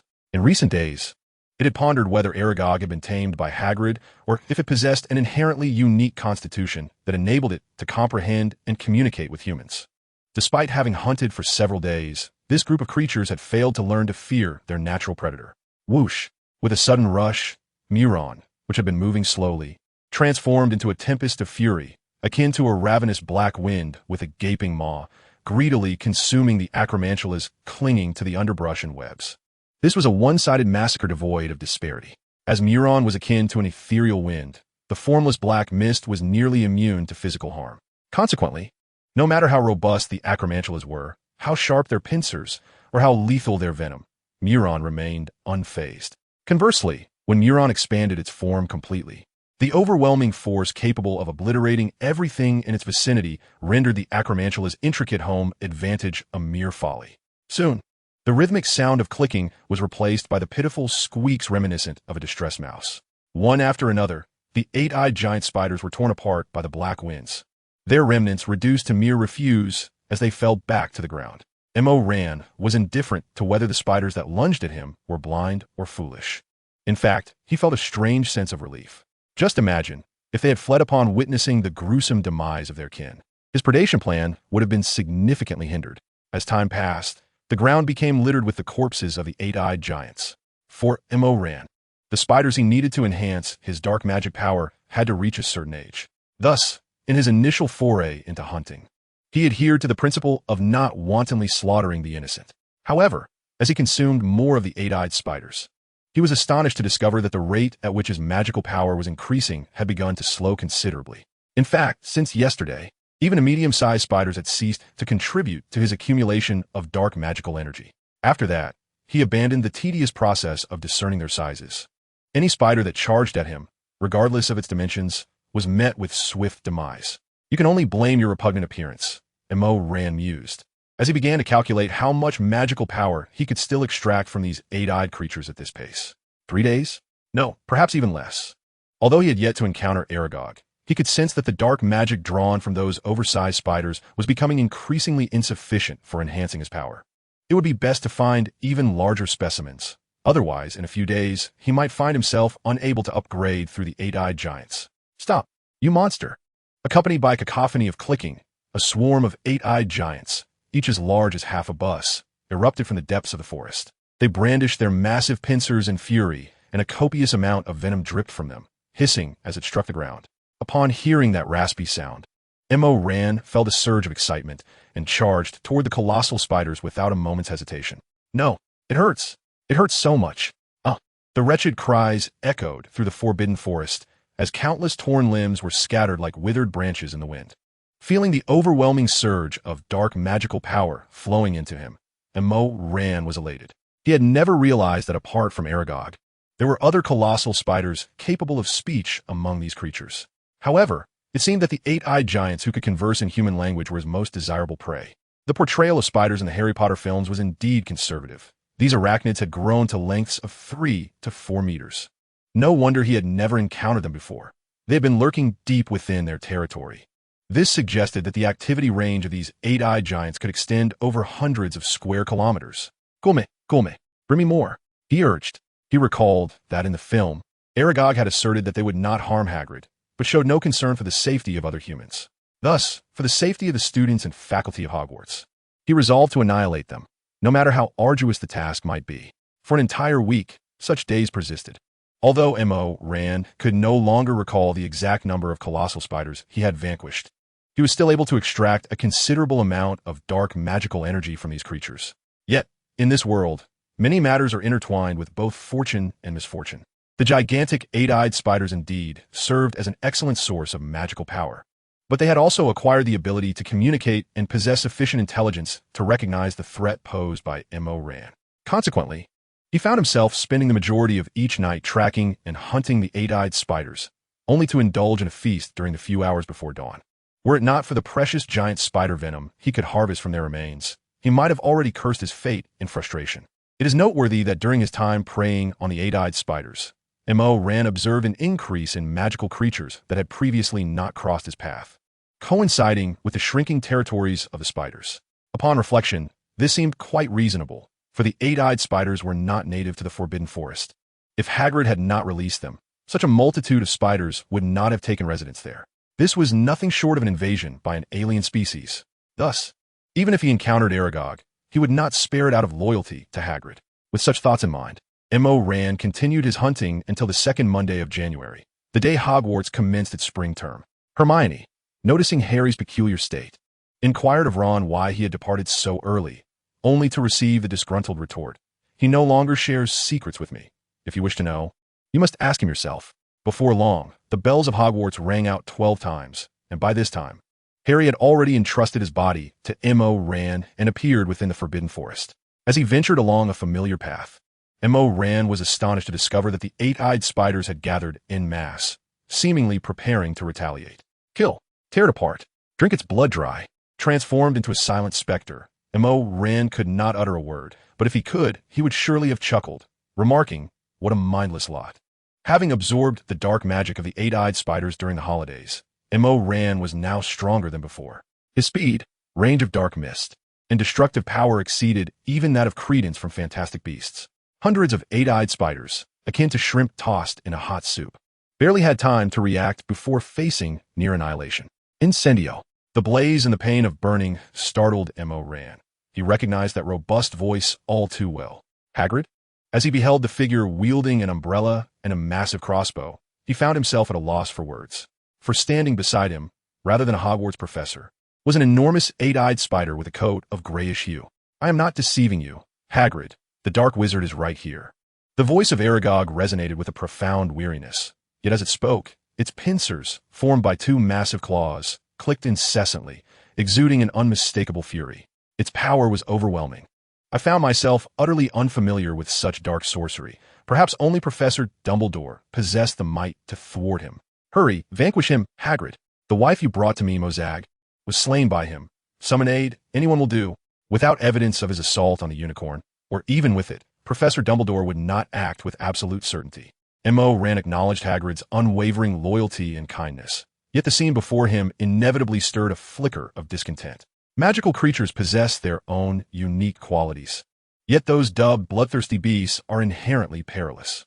If, in the original tale, Harry and Ron were truly slain by Aragog's offspring, then those lives would be indirectly lost, because of him. Moreover, what merit does one have to be labeled a dark wizard solely for killing a giant spider? Is it merely due to your connection with Aragog? And what a mosaic! Is it to be assumed that Aragog is a male spider, and Hagrid procured a female to breed with him? Wouldn't the invasive species phenomenon in the Forbidden Forest be a consequence of Hagrid's own actions? Amidst his growing ire, M.O. Rant's strength intensified, though his attacks became less precise, causing numerous trees to shatter like toothpicks under the dark mist. According to his agreement with Harry, he intended to cease the extermination of the Acromantula after this night. As his power grew, the dark magical force within the giant spiders became increasingly trivial, and neither he nor Harry wished to drive a species to extinction. Yet now, all M.O. Rand desired was for these spiders to vanish from the Forbidden Forest forever, as if they had never belonged in that place. With unrestrained ferocity, M.O. Rand moved faster than sound itself. One moment Hagrid was stumbling under the force of the dark wind, and the next, all that remained was a flurry of severed spider limbs and a desolate ground littered with wood shavings. No, Aragog! Amidst Hagrid's anguish cries, M.O. ran, without collecting any of the giant spider's venom, soared towards the edge of the Forbidden Forest, heading for the castle. He did not regret his decision, yet a pang of guilt lingered in his heart. Unexpectedly, before he could fly far, a frantic, pure white figure darted into his path. Was it a unicorn? M.O. Rand felt all the anger and unrest within him dissipate slowly as his gaze met the silvery creature. For reasons unknown, he instinctively transformed back into his human form, landing beside the breathtaking being, which was whiter than snow. Episki, a soft blue light, illuminated the unicorn's wound, tinting its gentle blood in hues of blue and silver. Seemingly sensing Harry's, M.O. Rant's, kindness, the unicorn turned its head and nuzzled against his cheek. M.O. Rand understood that unicorns are extraordinary creatures, safeguarded by potent magical powers, and seldom suffer injury. Consequently, the magic capable of inflicting wounds upon them could not be simply healed by a straightforward incantation. He merely wished for his magic to staunch the unicorn's bleeding. At that moment, a searing pain surged through Harry's head, penetrating deep into the essence of his soul. Without needing to hear the unicorn's urgent whinny, he instinctively recognized the approaching figure. Run! Expulso! Reducto. After a period of magical enhancement, the two spells cast by M.O. Rand exhibited a power vastly superior to what Harry had demonstrated during his battle with the troll. The shadow hovering in the air momentarily froze, then swiftly drew its wand to counter Harry's, M.O. Rant's, assault. Bang! Boom! The sound of the violent collision reverberated from the transparent barrier created by the protective enchantment. The explosion was so intense that the shockwave shattered the surrounding trees. The figure cloaked in black, Voldemort, cautiously observed the front, although weakened and unable to fully harness his strength within Quirrell's body. The power of those two spells evidently surpassed that of an ordinary adult wizard. Just as Voldemort pondered which professor dared to thwart him, a dense black mist had stealthily crept up to his feet. Oh, in Voldemort's eyes, Hogwarts professors were entitled to dabble in the knowledge of dark magic. Yet such overwhelming dark power could only be cultivated through time and extensive slaughter. Buzz! Harry, M.O. Rand, could not discern the spell-casting actions beneath the black robe. But as the dispersed black mist began to ensnare Voldemort in an all-encompassing trap, it suddenly became immobilized, as if paralyzed by a resonating force. Clearly, employing dark magic against the Dark Lord was a naive, even somewhat comical endeavor. With no time to utter a word of disbelief, Harry, M.O. Rand, hastily raised his wand, intending to alter his battle strategy. However, within the protective confines of Hogwarts, where Dumbledore's shelter prevailed, Voldemort had no desire to linger in combat. Before Harry, M.O. Rand, could unleash another spell, he vanished into the depths of the night. When tranquility returned, the unicorn had long since disappeared. Harry, M.O. Rand sighed, then removed the invisibility cloak from his waist, draping it over his head, pondering aloud how he might present tonight's memory to Harry. Chapter 17, The Weeping Hagrid. Based on the sequence of memories M.O. Rand showed Harry, they had first rescued the unicorn and engaged in combat with a mysterious figure, likely Voldemort. Subsequently, while transforming into a silent pursuer, they were ambushed by Hagrid and the Acromantulas, resulting in a furious response that led to the annihilation of the hundreds of giant spiders. Harry wholeheartedly accepted this narrative, particularly when he learned of M.O. Rand's unhesitating confrontation with Voldemort, rendering the gruesome fate of the Acromantulas inconsequential. In fact, upon returning to school, when Hermione inquired why he had stealthily ventured out every night throughout the holiday, he spontaneously devised a very plausible explanation. I went to monitor Quirrell. Although he left school for a while during the holidays, I still managed to uncover his secrets. Last night, while following him, I discovered that he ventured into the Forbidden Forest. The Forbidden Forest? You must be out of your mind, Harry. Dumbledore mentioned at the beginning of the term that students are strictly prohibited from entering there. Hermione was frantic, her brown hair nearly entangled with Harry's.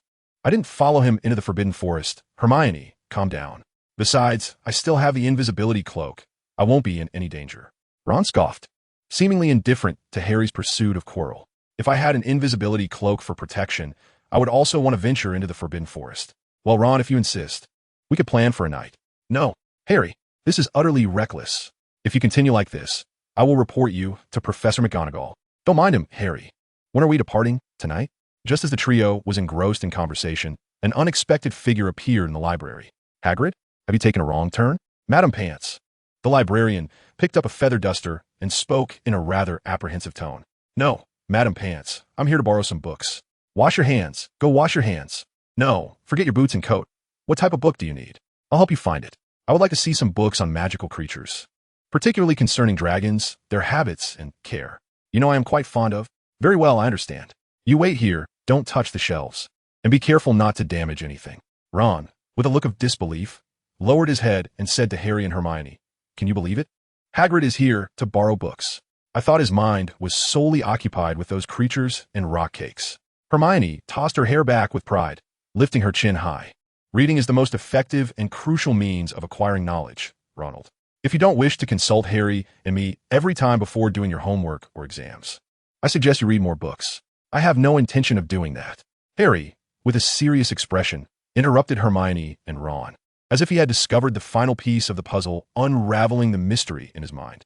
Did you not hear what book Hagrid intends to borrow? He is looking for information about dragons, particularly their habits and care.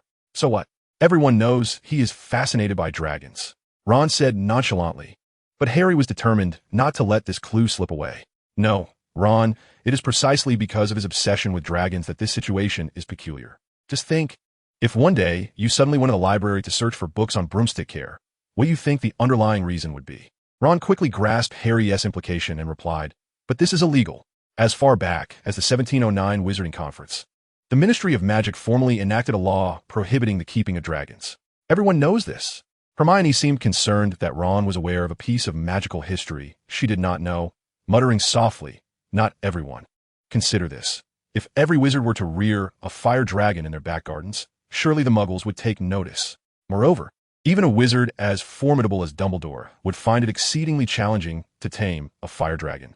For even the most docile of fire dragons rank among the most perilous of magical creatures. You ought to see the scars on my brother Charlie, all of which he acquired during his time in Romania. Harry stroked his chin, pondering for a moment before inquiring of Ron. Are there any wildfire dragons in Britain? Indeed there are, Ron replied, his eyes darting toward Hermione, to gauge her reaction as he spoke with the authority of one well-versed in the subject. There's the Welsh Green and the Hebridean Black, though both are rather ordinary fire dragons, lacking in any distinctive features. My father informed me that a department within the Ministry of Magic is dedicated to concealing the existence of fire dragons. They are exceedingly difficult to tame, and among all magical creatures that Muggles might witness, they cause the most trouble. Besides frequently casting the Obliviate charm on Muggles, it is also necessary to drive any fire dragons that encroach upon Muggle areas back to safety. If Hagrid truly has found a wild fire dragon, we would be able to see it from the astronomy tower. Hermione, Ron cautioned, don't forget what Hagrid just said. He mentioned wanting to study books related to their habits and care, which implies. Harry nodded, completing Hermione's thought for her. He might have acquired a baby dragon, or even a dragon egg. What are we waiting for? Ron exclaimed, springing to his feet with an enthusiasm that suggested he was not about to report Hagrid. For the first time during her biology class, Hermione was utterly distracted. Even during Professor Bin's History of Magic lecture, she had been far more focused than she was today. In the 2 hours since leaving the library, her thoughts had been consumed by Hagrid's affairs. After all, during her absence from Hogwarts, Harry had been left to monitor Quirrell alone. Now that she had returned, she could not permit Harry to shoulder all the pressure by himself. As the trio arrived at the gamekeeper's hut, they were astonished to find that all the windows had been covered by Hagrid with curtains or coarse fabric and bed sheets. Hagrid, are you in there? Who is it? It's us, me, Harry, and Ron. Hagrid opened the door just a crack, confirming their identities before allowing them entry. hastily shutting and locking the door behind them. Although it was still winter, the temperature inside his hut was uncomfortably warm. Even after Hermione had removed her scarf and robes, she felt an overwhelming sense of suffocation. What brings you here? Haven't you already learned about that creature? Harry and the others scarcely heard Hagrid's words, for they immediately began to search the room. Hagrid, what is that? Ron, the most knowledgeable about dragons, was the first to spot the blackened dragon egg nestled beneath the kettle. Oh, that is... Hagrid's expression suddenly shifted to one of discomfort, his large hands busily rubbing his beard as if this action might conjure a suitable excuse. Where did you get this from, Hagrid? My goodness. This egg is from a Norwegian ridgeback. You must have spent quite a fortune. Hagrid, somewhat single-minded, often revealed the truth when the topic was diverted. I didn't spend a single penny. I want it. Something rather unfortunate happened the night before last, but let us not dwell on that. Anyway, last night, I went to the pub in Hogsmeade for a drink, and a stranger approached me for a game of cards. His skills were abysmal, and he lost 3 rounds in a row. Harry and Hermione remained silent, exchanging glances, intending to let Ron extract more information. Are you going to raise it yourself? Yes. I've even borrowed some books from the library, although they are somewhat outdated. As he spoke, he pulled a book titled Raising Dragons for Pleasure and Profit from beneath his pillow. But fortunately, the content is still quite comprehensive. Look here. It says to place the egg in a fire of no less than 200 degrees as their mother breathes on them while incubating. After they hatch, you must feed them a bucket of chicken blood mixed with brandy every half hour. I got everything prepared. Ron, you might even end up studying dragons in Romania like Charlie. Hagrid praised Ron, making him feel somewhat elated, yet he remained focused on his purpose. He rubbed his nose and continued. The person who lost the dragon egg to you. You said you didn't know him. Do you remember what he looked like? I don't know. He would take off his cloak. But that is not unusual. There are plenty of odd characters in Hogshead, whether it's peculiar individuals or those carrying questionable goods not suitable for Diagon Alley. They frequent the place. Your professor often goes there to buy and sell things too. I suspect that fellow was merely a magical creature dealer. But that day he happened to have a dragon egg. Hermione's eyes widened, and before Ron could speak again, she directly asked Hagrid, "Did you two converse?" 2 strangers couldn't just start playing cards immediately, could they? Did he ask you anything about Hogwarts? It seems he did. Hagrid furrowed his brow, trying to recall. He noticed I was downcast, bought me several drinks, and asked why I was drowning my sorrows here. I told him that over a week ago, my dear friend Aragog and his children were killed by evildoers in the Forbidden Forest. Aragog? Hermione and Ron gasped in unison. Yes, he was a friend for decades.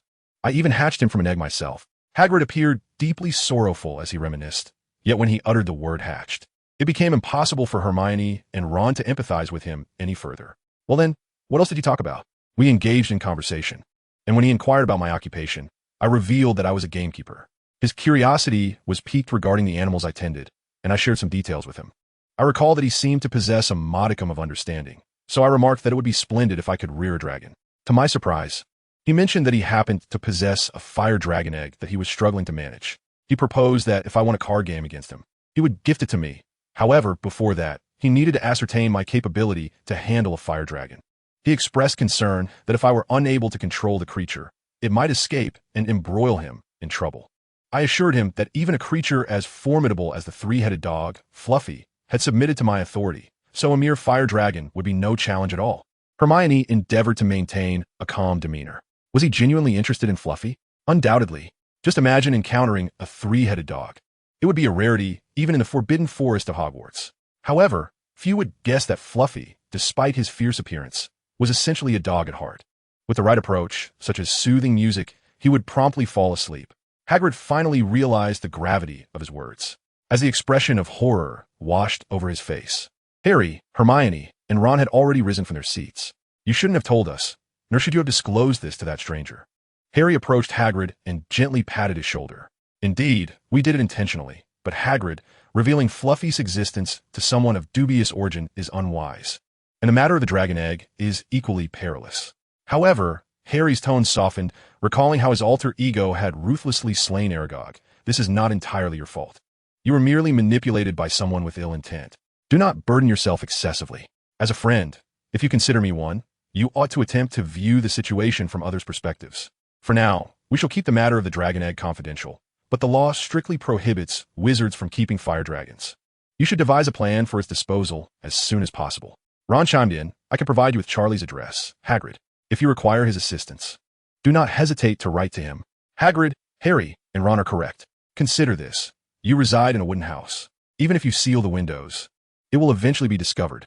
Hagrid, forcibly pulled back to reality by the younger wizards, appeared bewildered. Moments later, this half-giant began to weep before the 3 first years, who had legs no thicker than his own. I'm sorry for disappointing Professor Dumbledore. I always seem to cause him trouble. Decades ago, it was the same, and now it remains unchanged. I am perpetually inept. You must go and inform him.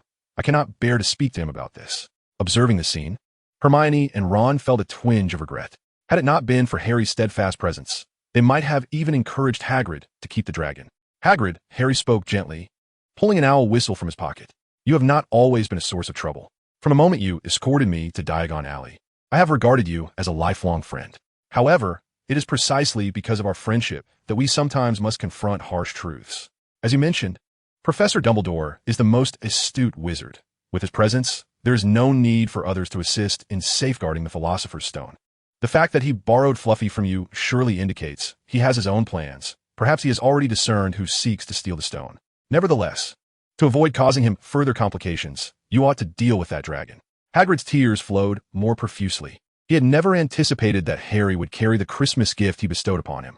I shall not allow Professor Dumbledore to be embarrassed because of me. You all should go and inform Professor McGonagall as well. She would never betray Professor Dumbledore. On their return to Hogwarts Castle, Ron and Hermione remained silent. It was evident that they had yet to recover from their complex feelings of shock. Only when they followed Harry back to the Gryffindor common room did they begin to regain their composure. Are we not going to seek out Professors Dumbledore and McGonagall? Ron's words rang true. Hagrid had divulged the method of getting past Fluffy to a stranger. The person who provided him with the dragon egg was either Quirrell or the Dark Lord himself. Harry cast a surprised glance at Hermione and inquired, I recall you used to call Voldemort by his name. Why now refer to him as the Dark Lord? Hermione pressed her lips together, uncertain whether it was embarrassment or something else. Harry, I previously did so out of ignorance, but during the Christmas holidays, I read extensively. The name of the Dark Lord is cursed, and once uttered, it can be sensed magically, for our safety. Harry had no desire to argue with Hermione. He nodded and smiled reassuringly at the two. Rest assured, this is Hogwarts, the safest place in the world. I will convey everything to Professor Dumbledore. With him, you're absolutely safe. With that, without waiting for the two to respond, Harry turned and departed. As he crossed the stone gargoyle and the spiral staircase, the door to the headmaster's office opened automatically, just as always. Dumbledore's voice remained calm and filled with wisdom. Harry, it is not yet Saturday. Is there something you wish to discuss? Professor, you seem to know everything. Nothing surprises you, does it? No. Harry Dumbledore appeared to comprehend Harry's implication. Slowly rising from his seat, he added, I have experienced far too many surprises through you. Then you are aware of Professor Quirrell and Voldemort. Dumbledore nodded with a smile. But why do you not? Dumbledore raised his hand to interrupt Harry, speaking gently. I am nearly 110 years old. Harry, no one lives forever. Nicholas Flamel is your friend. You could rely on the elixir of life to sustain you. And then what? Is it reasonable to expect an old man to confront the darkness for all of London, the entirety of the United Kingdom, and even the world? Harry was at a loss for words. He grasped Dumbledore's implication, yet struggled to articulate whether he should endorse such an idea. Observing Harry's confusion, Dumbledore refrained from further elaboration. I cannot offer you supplementary lessons this weekend. It is evident that the Ministry of Magic and the Hogwarts Board of Governors have an exceedingly significant matter to discuss with me. However, I wish to impart some knowledge to you today, Harry. No matter how formidable a power may be, if it is isolated and fragmented, it becomes utterly vulnerable. Trust in your friends, Harry. Have faith in friendship, trust, and love. They are far more potent than any spell. Chapter 18, The Challenge. The first week of the new term passed serenely. Much like in September, Hogwarts afforded students ample time to acclimatize to the academic routine. Upon returning from the headmaster's office, Harry found himself uncharacteristically blending into this atmosphere. Such a performance might deceive other classmates, but it could not fool Ron and Hermione.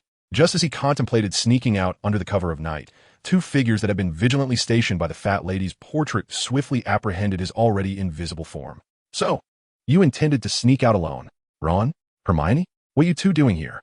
Your act is too contrived. I've never seen you take notes so diligently in history of magic, and given that we've been monitoring Dumbledore's movements these past few days, goodness, Harry, how are you so strong?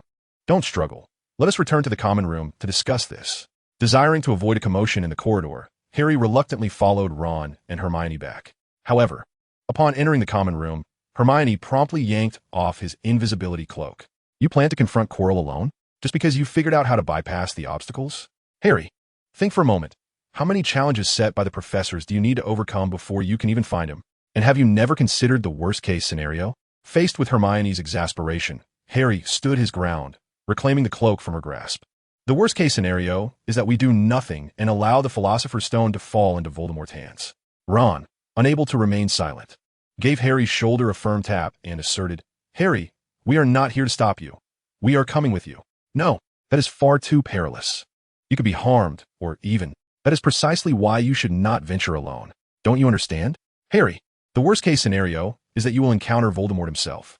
If that were to happen, having another person could at least provide additional strength. Harry's expression grew increasingly astonished. He distinctly recalled Hermione being too fearful to utter Voldemort's name just days prior. Harry, Ron began slowly once more.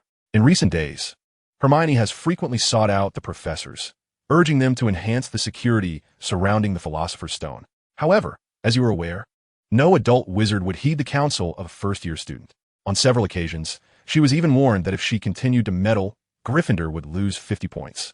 So you believe the best course of action is to accompany me? But have you not also failed to devise a suitable plan? Harry remained silent. The words Dumbledore had left him with before departing swirling persistently in his mind. He glanced at his two most cherished friends and earnestly advised them one last time. When we reach the corridor on the 4th floor, you two should stand outside, donning the invisibility cloak, and keep watch for me. Absolutely not, Hermione exclaimed, her cheeks flushed with indignation as she rummaged through her small bag to display. The invisibility cloak is a vital safeguard in times of peril. Besides, what else have you prepared for this undertaking aside from your wand? Have you brewed a potion of essence of Murtlap? Or perhaps a blood-replenishing potion? Admit it, Harry, you truly need us. Indeed, Harry, is this not how friendship ought to be? As the night deepened, the castle of Hogwarts was enveloped in darkness. The invisibility cloak barely accommodated the three young wizards, yet to prevent Ron and Hermione's feet from occasionally slipping out from its edges, they had to stoop closely together as they walked. After successfully evading the watchful eye of Filch and the pesky Peeves, they were mere steps away from the corridor on the 4th floor. Thud, thud, thud. Amidst their rapid breaths, the heartbeats of the trio intertwined. And to alleviate the mounting tension, Harry seized upon a rather unremarkable topic. By the way, Hermione, did you not desire to secure the house cup for Gryffindor? Why do you now appear utterly unconcerned about losing points? Hermione, familiar with Harry's bluntness, cautiously surveyed the surrounding portraits. Once assured that the figures within had succumbed to slumber, she whispered softly, if Voldemort were truly to return, the entire wizarding world would suffer. It would not be just you, Harry. All those who refused to submit to him, including wizards like me from Muggle families, would become targets of persecution. At that point, the loss of points, or even the threat of expulsion, would be of little consequence. Upon hearing Hermione's declaration, Ron, unwilling to be outdone, asserted, our family would never ally with the dark forces. That Voldemort is a remorseless killer, a madman. Avoiding him would merely delay the inevitable. He reassured Harry, even if we were caught, we would not be expelled. Our grades are far too exceptional for the professors to cast such talented wizards out of Hogwarts. In that case, I suggest you refrain from asking me and Harry for help with your homework every time. I overheard Professor McGonagall mention that the quills we will use for our final exams are enchanted against cheating. This is utterly insulting. Should they not place more trust in us? Sure. Keep your voice down, Ron. Ron and Hermione veered the conversation off topic, yet it served to alleviate their palpable tension quite effectively. Moments later, they finally arrived at their destination, gazing at the door at the end of the corridor. Ajar just a crack. Harry swallowed hard and remarked, it appears someone has beaten us to it. We must act swiftly. If anyone wishes to turn back now. Oh, spare us the nonsense. There is no way we would let you go alone. Without further hesitation, Harry swiftly produced Hagrid's owl whistle, waved his wand, and soon a rather unmelodious tune echoed through the air. Let us proceed. The instant Harry and the others pushed open the door, the three-headed dog sniffed sharply. Yet the disturbance was insufficient to rouse it from its slumber. Ron was the first to emerge from beneath the invisibility cloak, stealthily maneuvering to shift the massive paw resting on the trapdoor. Fluffy was not fond of being disturbed while sleeping. All three heads furrowed their brows in unison, and a hot, foul breath abruptly blew away the invisibility cloak from Harry and Hermione. I believe I have enough space to pry open the trapdoor. Accio, invisibility, cloak. Hearing Ron's voice, Harry attempted to summon the cloak back with a spell, but to his dismay, the charm that had always worked flawlessly faltered at that moment. With the task of protecting the Philosopher's Stone looming large, Harry had little time to ponder. After muttering, "What? The summoning charm isn't working?" He quickly scooped up the cloak, continuing to direct. "We must ensure Fluffy has music to listen to, so the one holding the flute must descend last." Hermione anxiously inquired, "Can you see anything beneath the trapdoor?" "Nothing at all, and there's no ladder to descend. It seems we must jump. If you cannot hear my voice after I leap, do not follow. Go directly to Professor McGonagall and inform her that your foolish friend has gone to protect the Philosopher's Stone alone. That should provide Professor Dumbledore ample reason to return to Hogwarts." With that, Harry thrust the owl whistle into Ron's hands, cast a featherweight charm upon himself, and leaped down. Thanks to the charm, he floated in the darkness for a full 10 seconds before finally touching the ground. Lumos Maxima. All clear. There are no terrifying beasts below. Harry shouted towards the opening above.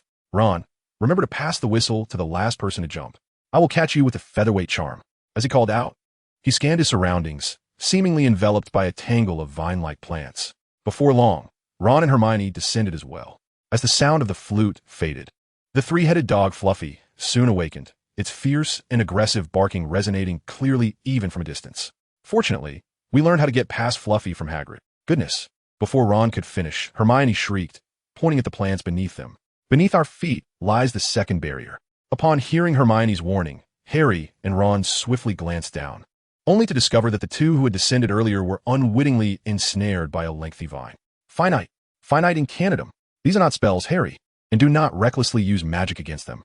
You might hurt yourself," Hermione exclaimed while nimbly evading the tendrils attempting to ensnare her legs. "This is called the Devil's Snare, a magical vine plant." Ron, seemingly terrified by the shadowy, tentacle-like creature, shouted, "Oh, splendid. We get to know what killed us before we die. Do not struggle. The more you fight, the faster it will wrap around you."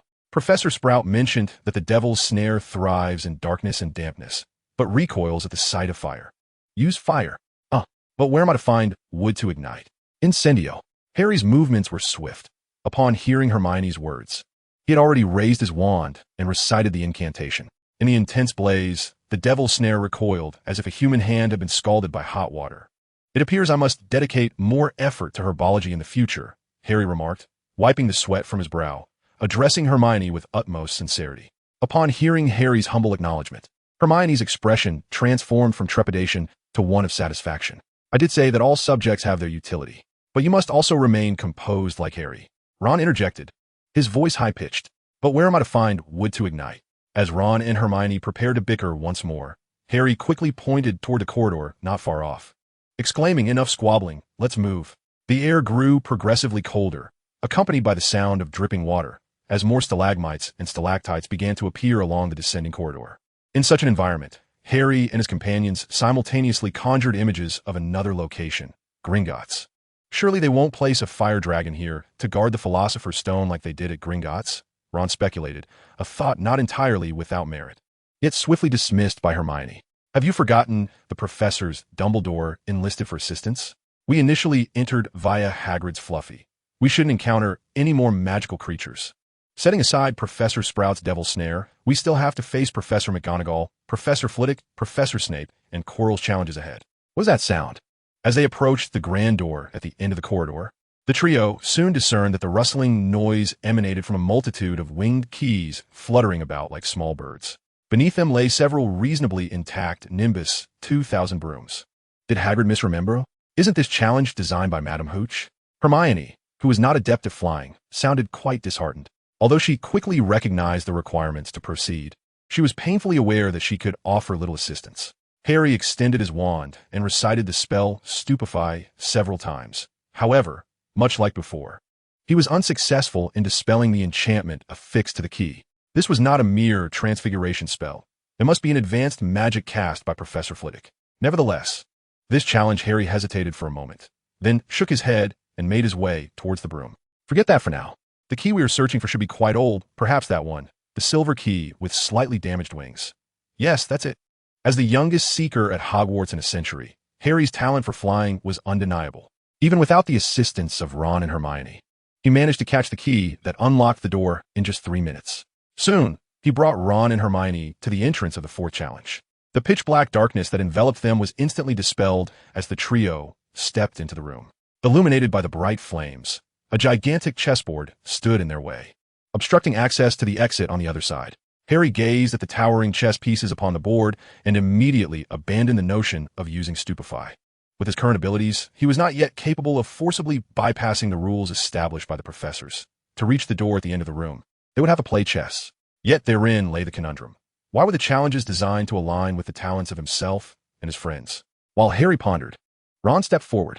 I hope you won't take this the wrong way, but honestly, Harry, your and Hermione's chess skills are rather lacking. So you'll have to follow my lead this time. We're not upset. Just tell us what to do, Hermione replied eagerly. All right, Hermione. You take the far side as the castle, and Harry, you'll be the bishop on the same side. As for me, I'll take on the role of a knight. No sooner had Ron spoken than the chess pieces began to move, creating space for the three of them. Harry quickly realized that the powerful transfiguration enchantments on the pieces could not simply be countered with a reversal spell. The white pieces would move first, followed by the black. Both sides exhibited an overwhelming aggressive intent in this round of combat. Harry could discern that Ron's chess skills were somewhat superior. However, due to their three living substitutes, many opportunities to exchange pieces and even chances of victory were being squandered. Soon, a considerable pile of black and white fragments accumulated along the edge of the board. Wait. Harry's eyes darted between the White Queen, Ron as the Black Knight, and his own position, when suddenly he grasped the implication. Are you suggesting? There is no other way. Harry, I must be sacrificed, allowing you to checkmate the White King. No, Hermione cried out. Harry, think of any magic that could be useful. Ron, maintaining a remarkable composure, responded, This is chess, Hermione. To win, sacrifices must always be made. Besides, when it comes time to confront Quirrell and Voldemort, either you or Harry will be far more useful than I am. We cannot hesitate any longer. If we don't act swiftly, the Philosopher's Stone may be stolen. Harry, you know the next move, Ron urged. Knight to h3, checkmate. After Ron completed his move, the White Queen lunged towards him. Fortunately, unlike her previous brutal actions of destroying pieces, this time she merely raised her stone arm and struck Ron on the head with a punch. Don't move. Hermione, the game isn't over yet. Harry timely halted Hermione, who was about to rush towards Ron, and then he swiftly moved 3 squares to the left, shouting at the White King, checkmate. The White King bowed to Harry and subsequently discarded both the sword in his hand and the crown upon his head. As the chess game finally came to an end, both Harry and Hermione could no longer suppress their inner worry and hurried towards Ron. Episky. Harry drew his wand and softly uttered the incantation over Ron's forehead. Hermione also retrieved a vial of white essence from her small bag and began pouring it over the wound Ron sustained when he fell from his horse. He should be all right, but I fear he won't awaken anytime soon. What should we do next? Listening to Hermione's voice, Harry stood up. He first conjured a makeshift yet sturdy hemispherical barrier from the debris of the chess pieces, shielding Ron beneath it, and then said to Hermione, Cover Ron with the invisibility cloak, Hermione, to prevent any nefarious individuals from discovering him while we proceed forward. The remaining pieces on the chessboard parted to create a path leading directly to the door on the other side of the room. Harry and Hermione's steps were heavy. Before pushing open the door, they cast one last glance at Ron's position and then turned away without looking back. A foul odor assaulted their senses as the door swung open, instantly recalling memories of their previous encounter with the troll. However, just as they raised their wands defensively against the expected onslaught of the two-headed troll, they found it lying motionless on the floor before them. It was indeed the two-headed troll, yet why was its corpse present here? No, wait. This creature was even larger than the two they had confronted earlier, but it appeared shriveled, as if drained of life. Regardless, we at least need not battle it now. Hurry, Harry, I can barely breathe.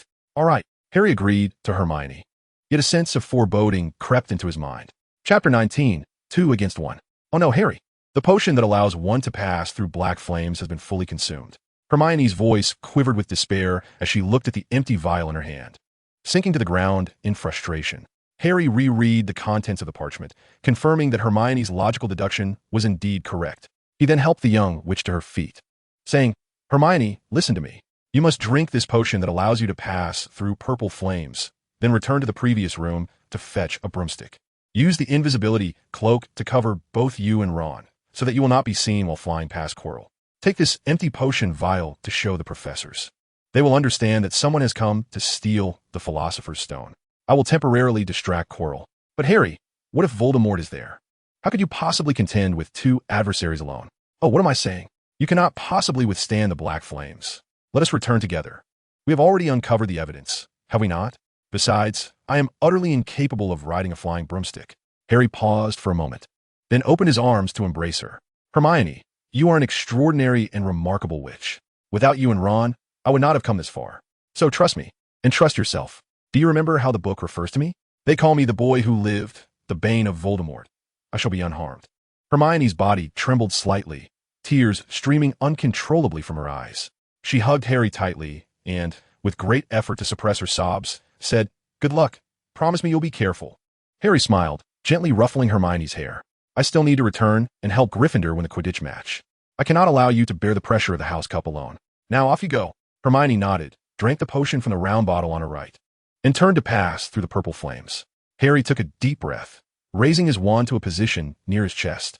For reasons unknown, he suddenly felt that Dumbledore's once cryptic and enigmatic teachings were gradually becoming clear and coherent.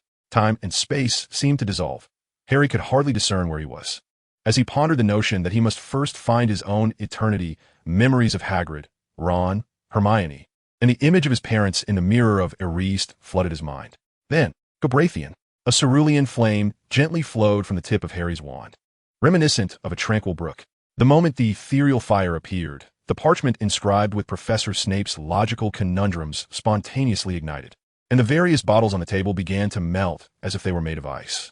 Slowly, Harry opened his eyes, and under his gaze, the ethereal fire began to twirl gracefully around him, dispelling the chill from his body and soul. The two flames that had previously barred the entrance, the purple fire and the black flames, melted away into the blue ethereal fire without Harry's summons, as if obedient children called home for dinner. The path ahead was fraught with uncertainty and challenges, yet Harry's tone was resolute and unwavering. "I am here." In the final chamber stood a solitary figure. Battling the searing pain on his forehead, Harry addressed the person's back. "Professor Quirrell, it is indeed you. But I never imagined you would pass through that fiery gate. But then again, you visited Snape almost every week last term. So it was you who cursed my broom during the Quidditch match?" "Ha ha!" Quirrell's laughter echoed, not the maniacal, jarring shriek one might expect, but rather a sound that resonated with the triumph of a scheme coming to fruition. "Did you truly think I could harm you during the match? What a jest! With Dumbledore present, even if you were to fall, he would effortlessly catch you. My purpose in this act is to convince them that I am merely an unremarkable wizard." Harry noticed that Quirrell's complexion was quite poor, which seemed to afford him a greater chance of triumphing over his opponent. Yet, as Quirrell himself had just stated, he wished to be perceived as an inept sorcerer. Thus, despite having envisioned a dozen incantations for a surprise attack in his mind, Harry remained resolute, clutching his wand and refraining from action. "Indeed, your abilities are rather limited. Otherwise, you would have already seized the Philosopher's Stone and fled." Harry sought to provoke Quirrell with words, hoping to unsettle his emotions and gain a more significant advantage in the impending confrontation. However, to his surprise, Quirrell readily concurred with this assertion. "You are correct, especially in comparison to my great master. My power is feeble. Were it not for encountering my master, I would still be a fool clinging to notions of right and wrong. So, Potter, do you understand? In this world, only power is unshakable. Do not allow the inept and those too cowardly to pursue power to hinder your progress." As he concluded his speech, the mirror of Erased surged toward Harry. Believing Quirrell's attack had commenced, Harry instinctively performed a side roll and raised his wand, directing at the head hidden beneath the turban, chanting, "Reducto, Protego." Quirrell, with a serious expression, deflected Harry's assault, revealing that this was not an easy task for him either. "Calm down, Potter. Think carefully. My master does not yet wish to be your enemy. Otherwise, I would have attacked you the moment you entered. Retrieve the Philosopher's Stone from this mirror, and my master can help you achieve extraordinary feats." Harry gradually rose to his feet, realizing that Quirrell indeed harbored no intention of attacking him, and cautiously peered into the mirror of Erased. Unlike the previous scene where his parents had appeared, Harry observed his reflection, smiling as he extracted a vivid red stone from his pocket, only to return it to its place. Simultaneously, a heavy object truly fell into his pocket. "Accio Philosopher's Stone." A sharp voice suddenly emanated from Quirrell's direction, and Harry felt an immense force attempting to draw him, along with the stone in his pocket, toward it. Arresto momentum. Finite incanitum. After a strenuous effort to regain his balance, just as Harry was about to continue casting spells, he abruptly halted, realizing that Quirrell had removed the turban from his head. The individual who had just cast the summoning charm was, in fact, a terrifying and grotesque face growing from the back of his skull. Harry Potter, quite talented and exceedingly brave, just like your parents. The voice emanating from that face slithered forth like a serpent's tongue. Thanks to you, I have transformed into a wretched amalgamation of human and spectre. However, I shall not stoop to quarreling with a mere child. If you grant me the magical stone from your pocket, I can fulfill any desire of yours, including the revival of your parents. In response to Voldemort, a spell ignited with blazing flames. Foolish creature. Voldemort effortlessly deflected the oncoming inferno and continued, "Are you underestimating me? The blood of unicorns and the two-headed giant nurtured by dark magic have restored much of my strength. I can now fully command Quirrell's mind and spirit. Of course, he is not powerful enough. I require the stone and the elixir of life to recreate a new body." Harry coldly replied, "Do you believe that repeating such words to me will alter anything?" Voldemort laughed, his ghastly mouth resembling a knife carving into a parched carrot. "Ha ha, I'm not speaking to you, Harry. There's another entity within you whom I know of. He may lack his own visage, yet I can sense his soul. You are not Harry Potter. You need not oppose me. Seize his body and extinguish Harry Potter's spirit. With the power you have amassed, you can already suppress his consciousness. I shall teach you how to fully master his body. Together, we shall prevail." M.O. Ren had grown weary of Voldemort's incessant prattle. Even without having witnessed the Dark Lord's infamous declaration that only he could attain immortality, he would never betray Harry and become a reviled traitor. In a fit of fury, M.O. Ren surged toward Voldemort, and no amount of mastery in dark magic could shield the Dark Lord from the harm of M.O. Ren's full-on assault. He manipulated Quirrell's hands, clutching the wand in an oddly grotesque manner, struggling to fend off M.O. Ren's strikes. Within seconds, every tile, pillar, and even the rock-constructed ceiling of the room before Harry was reduced to rubble. "Together, let us vanquish him. Harry, do not be swayed." M.O. Ren decisively quelled Harry's doubts. And before Voldemort could rise, M.O. Ren's dark mist and Harry's spell surged toward him simultaneously. Expulso, Opinio, Confringo. After witnessing Voldemort's capabilities, Harry abandoned the use of concentrated destructive spells. Instead, he leveraged the debris shattered by M.O. Ren to launch a widespread, disruptive offensive against Voldemort. M.O. Ren, intuitively understanding Harry's intent, circled around Voldemort, occasionally darting into his blind spots and momentarily becoming a cloud of darkness to evade Voldemort's counterattacks. Thus, the Dark Lord, feared by many wizards, found himself at a stalemate against a first-year wizard. Revert, Reparo. Suddenly, with a flick of his wand, Voldemort summoned all the fragments destroyed by M.O. Ren back to their original positions. Apart from the dark mist still assailing him, everything seemed to be playing in reverse. As if caught in a time lapse, dust and fragments coalesced into stones, which in turn transformed into bricks and columns, floating or bouncing about, reconstructing the room to its original state. Murang instinctively reached to shatter everything anew, but upon touching the stone walls again, he discovered that Voldemort had applied a rather formidable ironclad charm. It was a silencing spell. He had surreptitiously shielded the room with magic. If the space were to shrink, I would not be able to fly as swiftly. One must be wary of his assaults. Harry, as Murang's voice resonated within Harry's mind, a sinister curse shot forth from Voldemort's direction. Thanks to his talent as a seeker in Quidditch, Harry adeptly evaded the streak of red light. Beware the green curse. That is the killing curse. Avada Kedavra. You must evade it. Do you understand? That spell cannot be obstructed by any form of magic. Moreover, do not merely heed his voice. Voldemort casts silencing spells with an ease akin to drinking water. We have already fallen prey to this trick once. We cannot be deceived again. Harry did not ponder why Murang possessed such extensive knowledge. He even hoped that the more combat skills his ally had, the better. Unfortunately, even when confronted with a weakened Voldemort, who was clinging to Quirrell, he could not maintain a prolonged, evenly matched standoff with Murang. Suddenly, a beam of green light surged forth, accompanied by Voldemort's low, furious incantation. Harry and Murang reacted almost simultaneously. The beam symbolizing death grazed past Harry's head, shattering the ironclad stone column. Thereafter, the debris splintering behind Harry transformed into glimmering blades under Voldemort's control. Swish, swish, swish. Countless icy glimmers pierced through Harry's form, now enveloped in black mist, striking the stone bricks with a resounding clatter. Witnessing Voldemort's counterattack grow increasingly lethal, Harry could no longer reserve his trump card.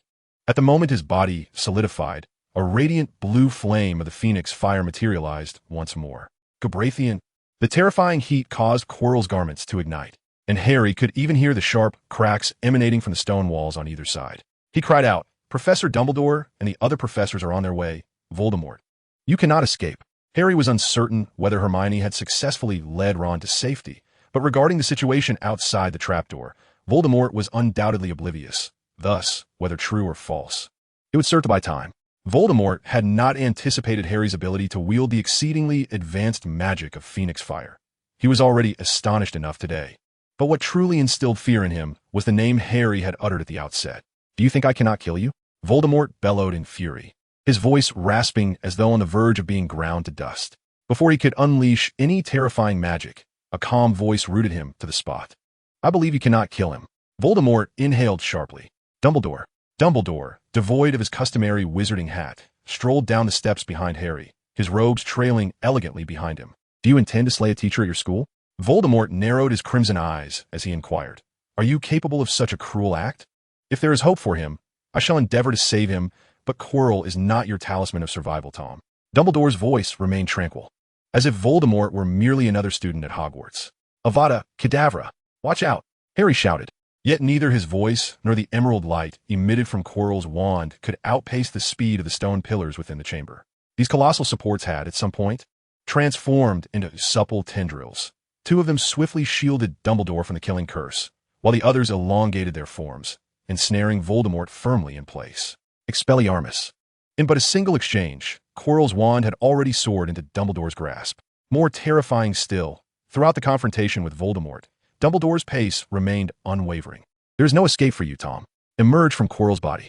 Dumbledore raised his wand before Voldemort and spoke each word with deliberate clarity. You are ever so confident, Dumbledore. Do you truly believe you can surpass me in every regard? You shall not retain me. As for the life of this fool." Quirrell, who had been unconscious for quite some time, suddenly awakened, but before he could grasp the situation, a chilling tremor echoed through his bones. Boom! With his brief cry, his body imploded and exploded. Dumbledore, with a flick of his long sleeve, suspended the blood splattering around them in mid-air, then solemnly shook his head at the now unrecognizable remains of Quirrell. Harry yearned to approach and observe closely, but an overwhelming wave of fatigue swept over him mercilessly. "Good afternoon." Dumbledore smiled down at Harry, Moran. "How should I address you?"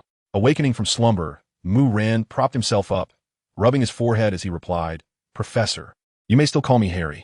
Dumbledore chuckled heartily, teasing of course. "However, to differentiate you, I might have to refer to you as Inner Harry."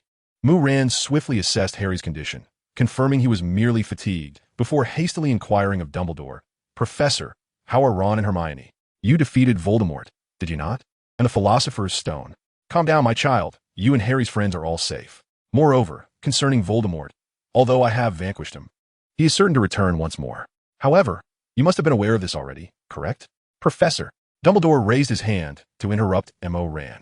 "It is all right. Some matters do not necessitate such explicit articulation. Since you have made the most pivotal decision, the path ahead is yours to choose." Moran fell silent for a moment, then lowered his voice to inquire, "So, the challenges you devised this time are also meant to test me, are they not?" Dumbledore did not respond directly to Moran. Instead, he feigned interest in a bird outside the window and, after a considerable pause, remarked, "Sometimes I truly wish that my students would emulate the Weasley twins, utilizing their cleverness for mischief and merriment. What a splendid choice that would be. However, if such a sentiment is acceptable to you, I must confess you are indeed the most exasperating student I have encountered during my years at Hogwarts. More so than Tom Riddle." Dumbledore appeared unfazed by Moran's audacious mention of Voldemort's true name. He merely supported his forehead with a hand and sighed theatrically. "At present, you and Harry are more of a headache than he ever was. I had thought the study of Goblet of Fire would suffice for you both for 3 or 4 years. Nevertheless, it matters not. I have some well-connected friends who will assist me in alleviating some of the pressure in the future." Moran smiled, fully comprehending the nuances of Dumbledore's various implications. "Very well, my child." Dumbledore adjusted his expression and spoke softly. "If you do not mind, I would like to converse with another source of my headache, Harry, at an earlier juncture.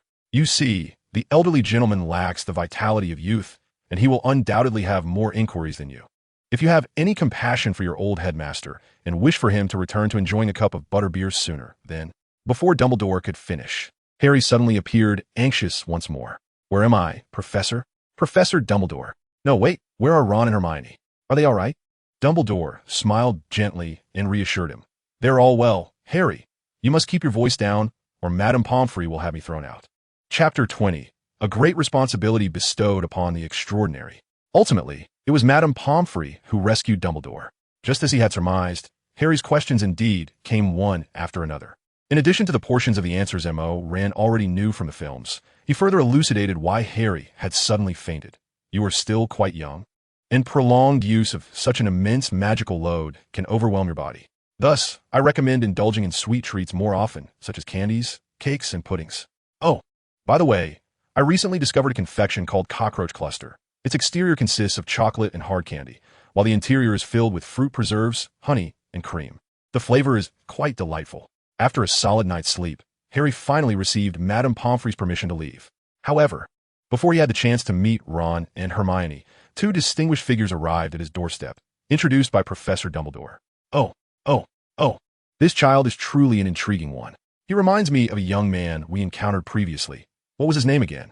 Credence, Mr. Credence. Yes, indeed. He differs quite a bit from Credence, don't you think? Indeed, he is rather dissimilar. I can't even discern that he is obscurial. Clang! The door to the headmaster's office swung open behind Harry, followed by Dumbledore's voice. Apologies, I was momentarily detained. Harry, these two gentlemen are my old friends.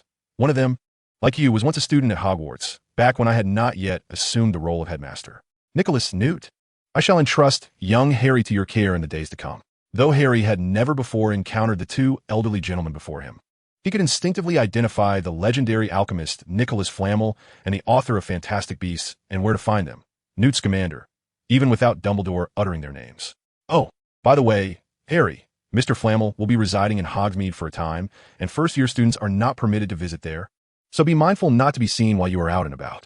As for Mr. Scamander, he has been invited by Professor Sylvanus Kettleburn to co-teach the care of magical creatures class at Hogwarts. In theory, you could seek him out in his office when he is available, but I advise you to keep this matter confidential. After departing from the headmaster's office, Harry finally returned to the Gryffindor common room. However, upon passing through the entrance guarded by the fat lady, he discovered that the circular chamber was even more bustling than it had been during the troll incident, with nearly all the students eagerly awaiting the triumphant return of their hero, Harry. Fred and George, hiding at the doorway, hoisted him onto their shoulders the moment he stepped inside. They waved their arms and shouted, "Our hero has returned. Potter the Savior. Tell everyone who thwarted Quirrell's scheme. Quickly, use that silvery voice of yours to shout it out. 3 cheers. 4 cheers. We knew you could handle that turban-wearing fellow. Perhaps he could break an arm at most. A leg. But to think he could kill you? Not a chance." Harry remained aloft for a good 10 minutes, thoroughly enjoying the moment before the exuberant Gryffindors finally set him down. Just as he had dreaded, the entire school was abuzz with talk of the incident. Come on, tell us, what was it like in the last chamber? Yeah, Harry, what did you get through that fiery door? Ron and Hermione's eyes were slightly red, but like everyone else, they were immensely curious about the events that had transpired. All right. Harry reluctantly raised his hands in surrender, saying, "You all know how I was frequently kept after class by Professor Snape last semester. I had seen some notes regarding magical flames in his office. To safeguard certain vital secrets, Harry embellished parts of his narrative. Yet, even so, this semi-true adventure proved far more thrilling than baseless rumors. The mere utterance of terms such as Quirrell's turban, the Mirror of Ariste, the Philosopher's Stone, and Voldemort elicited gasps from even the upperclassmen. Harry could not recall how many times he heard girls scream, but he was certain that Hermione had shouted in his ear no less than thrice. Merlin S. Beard. A first-year student managed to defeat a professor and a mysterious figure? You're mistaken. This is not Harry's first encounter with a dark entity. It was Professor Dumbledore's timely arrival that saved me. Had he arrived any later, I might have fainted before Voldemort. Good heavens, Harry. It's best you refrain from uttering that name. Harry nodded at the unfamiliar upperclassmen and then turned to Ron and Hermione, asking, "Did you two encounter any trouble afterward?" Hermione wiped away tears from the corners of her eyes with her sleeve and smiled. No, Ron recovered splendidly under the spells and the restorative charm. He was already awake when I retrieved the broom. However, our ride on the flying broom took a bit longer than expected. By the time we crossed back through the trapdoor to the 4th-floor corridor, Dumbledore was already on his way. By the way, Harry, you may not know, but it was Neville who wrote to Dumbledore. When we passed the 3-headed dog, he recorded our voices along with Ron's, using the biting vine parchment outside the door. Neville, called out by Hermione, found himself uncertain of the other's demeanor, and hurriedly explained, "Oh, I didn't mean to tattle, Harry. I thought it prudent to have some evidence before summoning Professor Dumbledore, so I discreetly followed behind you. You were a great help, Neville." Harry enveloped Neville in a bear hug. "If it weren't for you, I might have truly been in peril. Thank you." Neville's complexion shifted from pallid to one of relief, and he attempted to say something to Harry, but was soon engulfed by the crowd that had surged forward to embrace him. Cheers erupted in the Gryffindor common room, rising to a crescendo. Even the Quidditch matches and the House Cup seemed to pale in significance. Everyone, including Wood and nearly headless Nick, along with ghosts and characters from portraits, joined in the celebration, with many others from corridor paintings rushing in to partake in the merriment. During the feast in the second week of the new term, Dumbledore awarded points to Gryffindor in recognition of Ron's chess prowess, Hermione's intelligence, Harry's bravery, and Neville's loyalty. Although such rewards may not fully encapsulate their remarkable contributions, they were sufficient to propel Gryffindor far ahead of Slytherin in the House Cup standings. Afterward, once the trio had comforted Hagrid and dealt with the little dragon Norbert, life returned to a semblance of tranquility once more. Harry has become increasingly busy compared to before. He now must train for Quidditch early on Wednesday mornings, as he has classes with Snape, Newt Scamander, and Nicodemus on Friday, Saturday, and Sunday respectively. Fortunately, Wood is an individual who is almost fanatical about Quidditch. He is always willing to accompany Harry for training at any hour. Newt Scamander possesses a profound love for magical creatures. In addition to teaching Harry, M.O. ran to better control his power. He sternly criticized their previous acts of cruelty towards the Acromantula. "You do not understand their nature. Acromantulas do not pose a threat to other species. Consider this. Since they have become a part of the ecological chain in the Forbidden Forest, your actions merely disrupt this balance. Do not repeat such behavior in the future. Not anywhere or towards any creature. I do not say this to frighten you, Harry. Although your power has yet to exhibit harmful traits, we currently remain unaware of the causes behind it all. If you truly value your life, refrain from engaging in such cruel acts." Harry readily agreed to Newt. Yet both he and M.O. Ran understood that it would be prudent to reveal less to Professor Scamander in the future. As for Mr. Nicodemus, he was far more easygoing and, of course, more eccentric compared to the young Newt Scamander. "Harry, you needn't study so diligently. Alchemy is an exceptionally complex and profound discipline. I have spent centuries without claiming to have mastered it entirely. Upon my passing, you may study the art of Abraham the Jew alongside my manuscript, the Book of Hieroglyphs. Oh, and you will need to learn some French, Latin, Greek, and ancient languages like Sumerian to comprehend them. Death? Huh. But sir, do you not possess the Philosopher's Stone to grant immortality? The Philosopher's Stone has been destroyed by me. To speak frankly, Harry, I never intended to keep such a vast amount of elixir of life. Were it not for Albus summoning me to teach you, I would have departed with my wife next month. Oh, Harry, be cautious. You're about to boil that mercury. It is toxic. Oh, where was I? Let me think. In any case, alchemy is not merely about turning stones into gold. Do not view the Philosopher's Stone and the elixir of life as the ultimate pursuits of this discipline. In your spare time, consider visiting Egypt, Greece, India, China, and the Mesopotamian plains. It will undoubtedly enrich your understanding. Thus, Harry and M.O. Ran diligently completed their studies for the latter half of their first year at Hogwarts. By the time he and Ron and Hermione finished all their examinations, 5 months had already slipped by. Gryffindor triumphed over Ravenclaw in the finals to seize the Quidditch Cup. Neville barely passed his practical potions exam, and Seamus Finnegan created an explosion during his transfiguration exam. Professor McGonagall granted him a second opportunity, while Nicodemus and Newt Scamander departed Hogwarts in due course. On the day of the year-end banquet held at the school, Hagrid took the initiative to visit Harry at the castle. Harry, now that you have completed your studies for the semester, I believe it is time for me to present you with this gift. As Hagrid prepared to retrieve something from his pocket, Harry, who had not relaxed in quite some time, attempted to jest. It wouldn't be another rock cakes and ferret sandwiches, would it? Hagrid chuckled heartily, realizing that the events involving the trolls and dragons had not created a rift between him and Harry. Huh, no. It's something I've gathered for you at the request of Professor Dumbledore. I waited until now to present it to you, fearing it might distract you from your studies. I reached out to your parents' old classmates, as well as the professors who taught them, requesting photographs.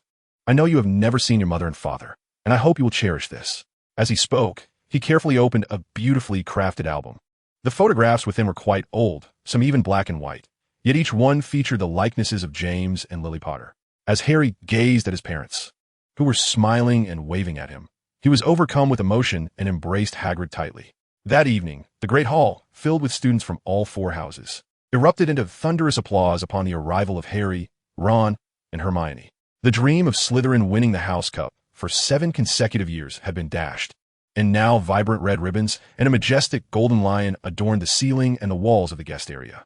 "Well done, Harry," several voices shouted. "My brother deserves some credit too. His name is Ron. Did you know? My youngest brother passed Professor McGonagall's giant chess challenge. Of course we know, because he is our brother too. You forgot to mention you're a prefect, Percy." "Shut it, Fred. He is not Fred, I am." Hermione Granger had earned at least 100 points for Gryffindor this year. One could only wish she were a Ravenclaw student. Aside from his Slytherin students, the little wizards from the other 3 houses were nearly lifting the ceiling of the hall with their exuberance. Dumbledore had to employ a sonorous charm to restore some semblance of calm among the exuberant crowd. All right, my dear students, I know you're all elated. But before you indulge in tonight's festivities, you must endure a few words from this old man. It has been an extraordinary year. Whether you have gained knowledge at Hogwarts, participated in Quidditch matches, or embarked on adventures, I hope your minds have expanded beyond the past. The summer break is upon us, and you will finally have the opportunity to digest what you have learned and explore beautiful places. No matter how gifted one may be, it is essential to occasionally clear one's mind in order to absorb new knowledge more effectively. Now, let us commence the presentation of the House Cup. The thunderous cheers and stomping of feet once again drowned out Dumbledore's voice, and the venerable headmaster had to raise his volume, much to the discomfort of Professor McGonagall sitting beside him. The scores of each house have now been announced. Hufflepuff stands at 4th place with 392 points.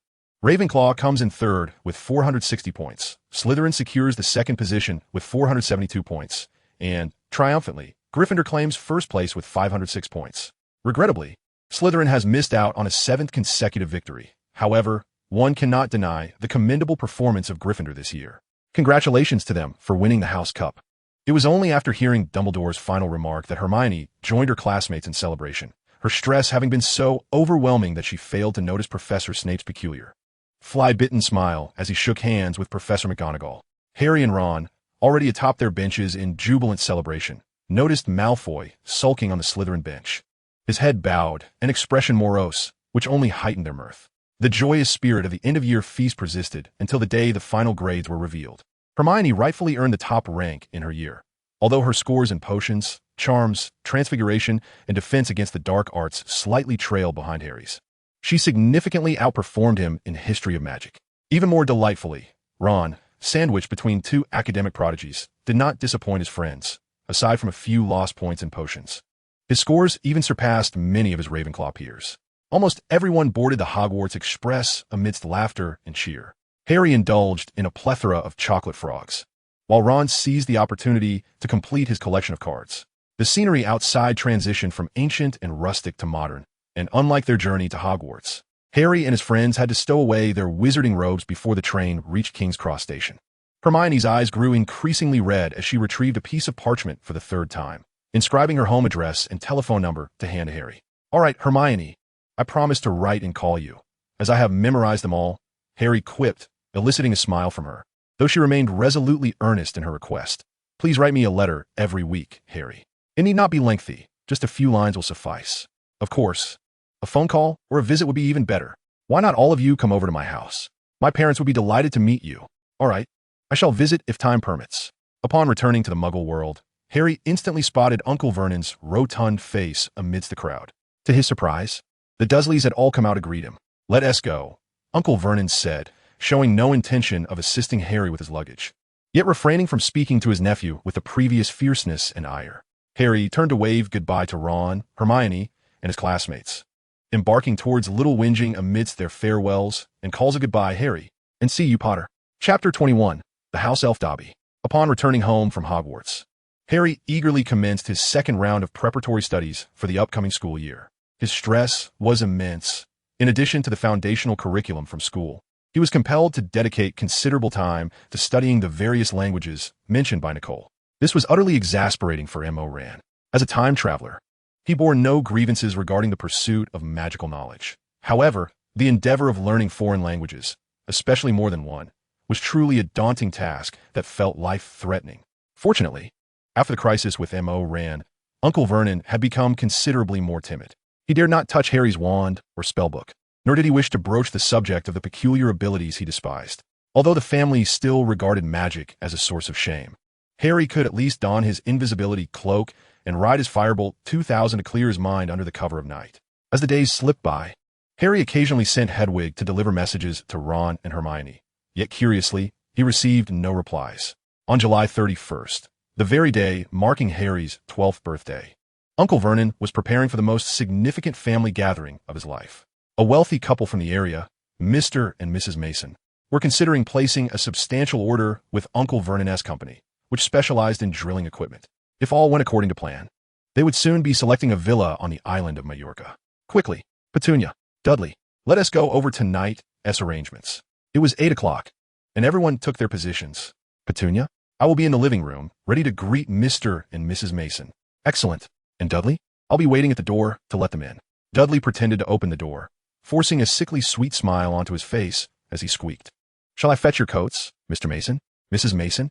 A smile stretched across Aunt Petunia's face as she joyfully ran to Dudley and kissed his chubby little head, beaming with pride. What a proper little gentleman. They are bound to adore you. Oh, my precious little Diddykins, you make me so proud I could weep.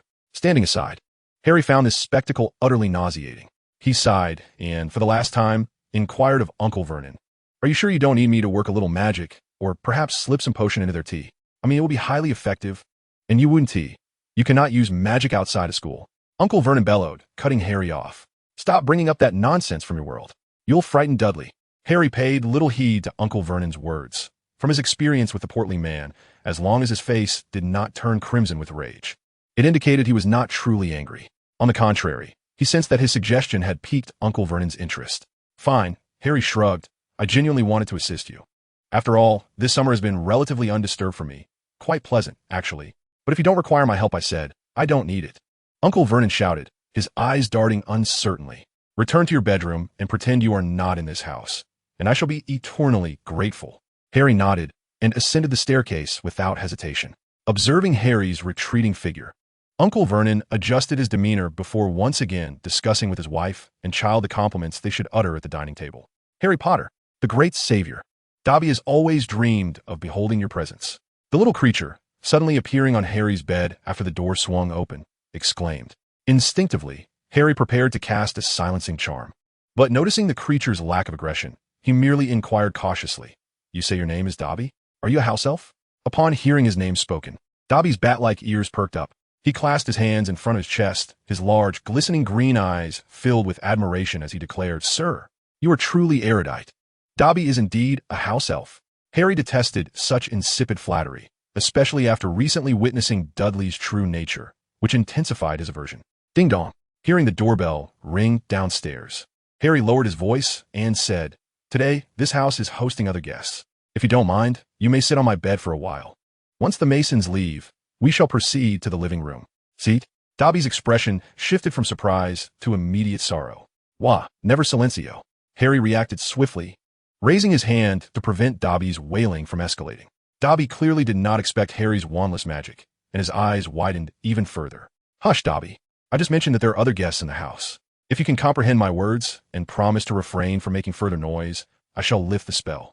Dobby nodded respectfully, and without Harry needing to utter the countercharm, he freed himself from the silencing spell with a mere snap of his fingers. Impressive, Harry instinctively praised. I heard Professor Scamander say that all house elves are adept at wandless magic. They can even use apparition and disapparition within Hogwarts grounds. It seems such claims are not exaggerated. Flattered by the praise, Dobby bashfully scratched his bald head and replied, Harry Potter, you flatter me. A wizard of your age who can perform wandless magic is truly a genius among geniuses. No wonder you deserve the title of savior. Unlike he trailed off, suddenly spiraling into madness again, but this time, Harry was prepared. Before Dobby could crash his head against the window, he swiftly pulled him back. Dobby, Harry exclaimed sternly, what are you doing? If you continue this foolishness, I shall resort to other magic. This threat was, in truth, a mere facade. His wandless magic was limited, and he could only perform the silencing charm, the levitation charm, or other commonplace spells. Even if he could wield his wand to cast various spells now, he must consider the dire consequences of being detected by the trace. The trace is solely utilized to ascertain whether magic has been employed in a specific area. Typically, a trace will not trigger unless a murder occurs. Thus, as long as Harry ensures that his wand's record remains unblemished, he can attribute any magical fluctuations to the elusive presence of a certain individual, thereby seeking Dumbledore's assistance to evade the scrutiny of the Ministry of Magic. Alas, Dobby nearly divulged the secrets of his master, and thus he must punish himself. Your master, you say? Who is it? Dobby cannot say. Dobby cannot say. The strength of the house elf pales in comparison to Harry's, and no matter how fervently he struggles, he cannot bash his head against the glass or the bedpost. Observing the peculiar figure before him, whose intentions remained unclear, Harry gradually lost his patience. All right then. The atmosphere in the bedroom suddenly turned frigid. Confounded, Dobby quickly turned around, only to find that Harry Potter's expression had inexplicably transformed into that of another person. Dobby, is it? Who informed you of my whereabouts?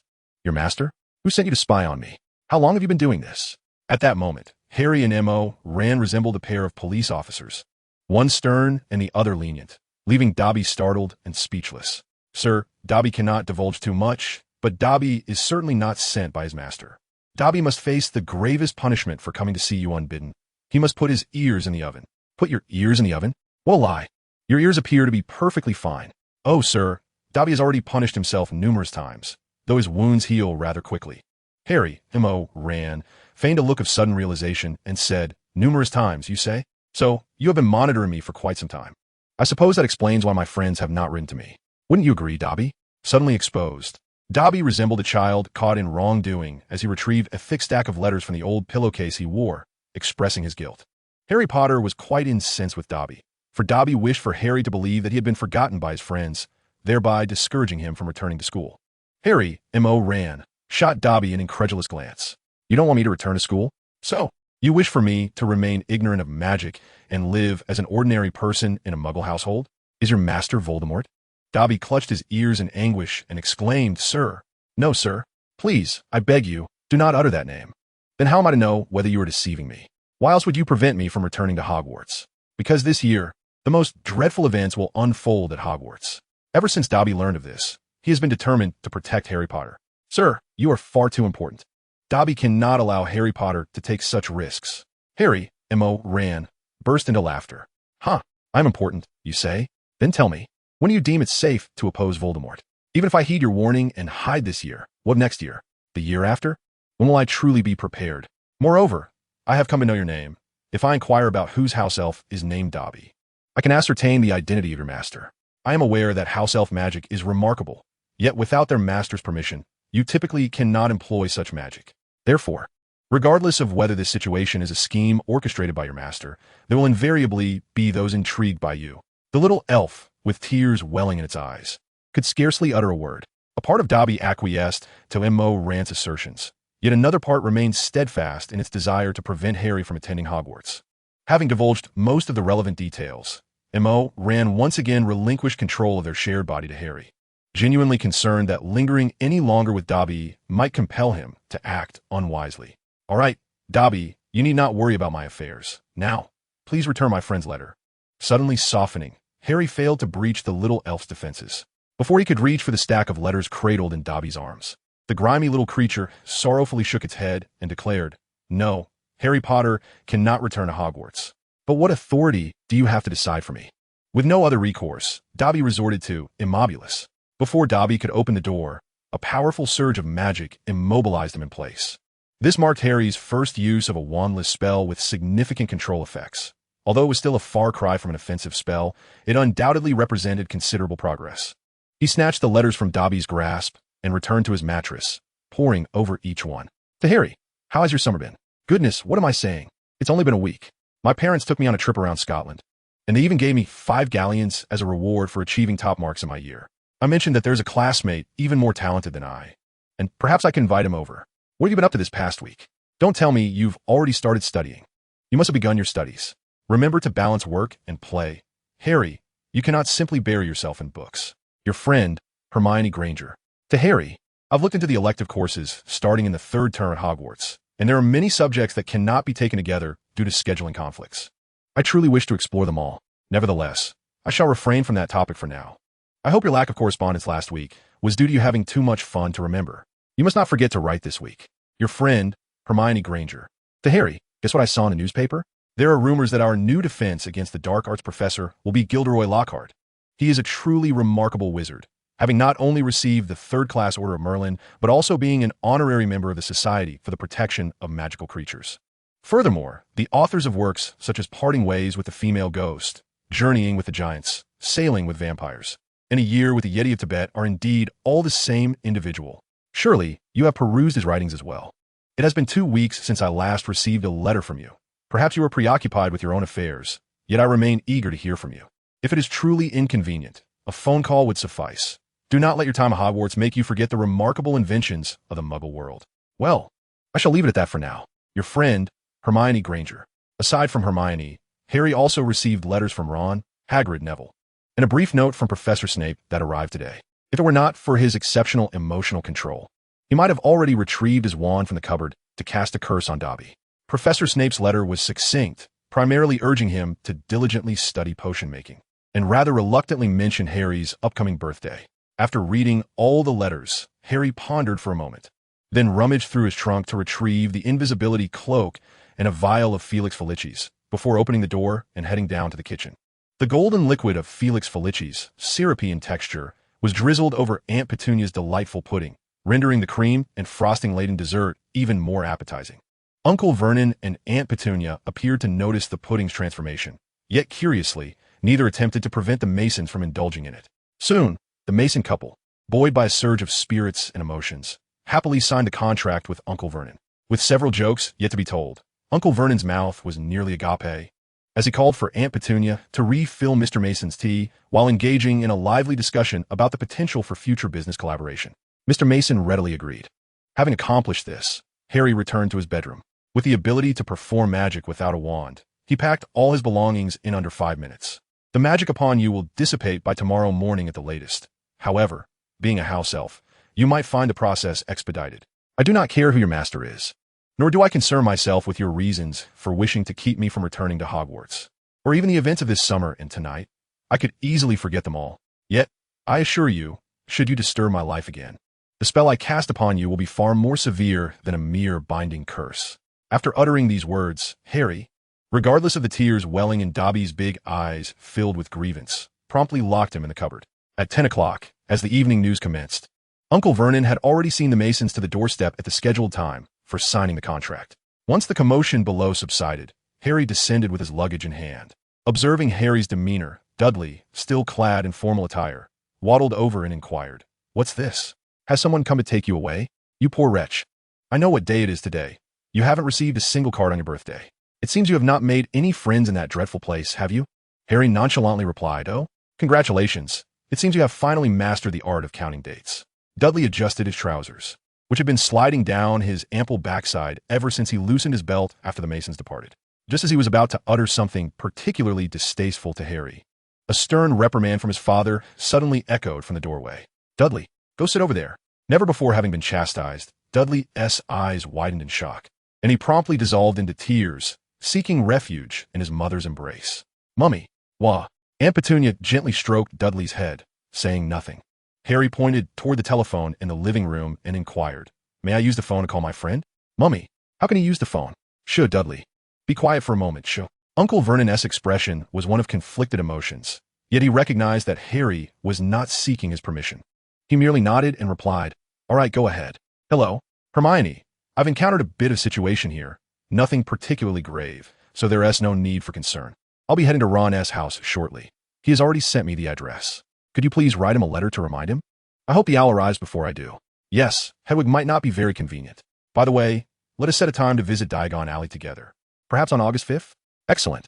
I shall see you then." When Harry hung up the phone, the Dursleys were already seated on the sofa, awaiting his words. Sensing their unasked yet palpable concerns, Harry addressed them directly. "Firstly, the potion is called the Joy Elixir. It has no side effects. While its effects are not permanent, it is not a hallucinogen, so there is no need to worry about the Masons suddenly retracting their agreement. Secondly, I am about to depart for a classmate's home. In other words, you need not fear anything until next summer. So, farewell." Chapter 22, The Burrow. Traversing half of England from Surrey was no simple task, especially as Harry flew on his Firebolt 2000 while donning an invisibility cloak to evade the gaze of Muggles. By the time he finally arrived at the Burrow, The charm he had cast on his suitcase to make it featherlight was nearly wearing off. Gazing toward the eastern horizon, where a blush of dawn emerged, Harry wiped the sweat from his brow and gestured to Hedwig, who perched upon his shoulder. "You've had quite the effortless flight, carrying no luggage at all." "Hoot!" Hedwig flapped her wings a few times and ruffled Harry's hair in protest. "All right then," Harry said, stroking the soft white feathers of the snowy owl. "You should return to your cage for a while. I must first locate Ron S. house before I can feed you. Let me see. It's on the outskirts of Ottery St. Catchpole. Finding Ron S. home was not a challenge. Any wizard could easily spot the peculiar structure with its crooked silhouette and 5 chimneys peeking through the trees. However, locating the front door proved to be a different matter. After dragging his suitcase around the burrow for what felt like an eternity, he finally discovered its position nestled between the pigsty and a garden housing plump chickens. The sudden scream startled Harry, who was about to knock on the door, but before he could discern the face of the red-haired girl in her pajamas, she had already dashed upstairs. Mere seconds later, Ron, George, Fred, Percy, and Mrs. Weasley all appeared on the ground floor. "Hey, Mom, look who it is!" Fred exclaimed. "No one else could make Ginny scream like that," George added. "Be quiet, you two. Not dissing Ginny." Though Molly Weasley was considerably shorter than Fred and George, whenever she raised her voice, the mischievous twins would tremble in apprehension. Ron opened the door for Harry and took his luggage, inquiring, "Harry, how did you get here?" "No. How did you get here? Did you receive my letter?" Run. Harry embraced Ron and, after greeting the Weasley family one by one, gradually recounted his encounter with Dobby. Could it possibly be Draco Malfoy? Ron was the first to suggest after hearing the tale. "First of all, he particularly despises you. You overshadowed him at school. Secondly, families with house elves are typically ancient and wealthy. He fits both criteria. Does your family not have one?" At Harry's question, Ron appeared a bit embarrassed, but fortunately, George timely alleviated the awkwardness. "Not at all. Mom has always wished for a house elf to help with chores. But all we have at home are a ghoul in the attic and a garden full of gnomes." "Ghoul? Gnomes?" Harry deftly shifted the topic to other magical creatures. "I've read about them, but I haven't had the chance to see them in person. Can you show me, George?" "Oh, of course. Mom always asks us to help clear the gnomes from the garden. Recently, she even bought a book by Gilderoy Lockhart called Guide to Household Pests." Fred exchanged a mischievous glance with George and whispered, "You don't know, Harry. Mom is quite the admirer of him." Even from the kitchen, where Molly Weasley was preparing breakfast for the children, she overheard her son's whispers and, blushing, shouted back without turning around, "Don't be silly, Fred. That essay good book. It helps one understand household pests. Besides, how can you make a guest help you catch gnomes? Let Harry rest. He has flown all night." George shrugged at Harry, as if to say, "You see?" The process of clearing the gnomes was straightforward, and just like in Quidditch, Harry quickly fell into the rhythm of the Weasley family. "Do you think Dobby is lying?" "Which part?" "About Hogwarts facing terrifying events this year." As Harry hurled a gnome with vigor, he replied to Ron, "I find it difficult to articulate, for the little sprite cannot wield magic at will without its master's command. If it truly acted on orders to harm me, it could have easily committed far more egregious acts. This suggests it might indeed possess knowledge. So why does it not convey this to you directly?" "Oh, Harry, that throw you just made must have soared over 50 feet. Every time that creature is on the verge of revealing something significant, it bashes its head against the wall.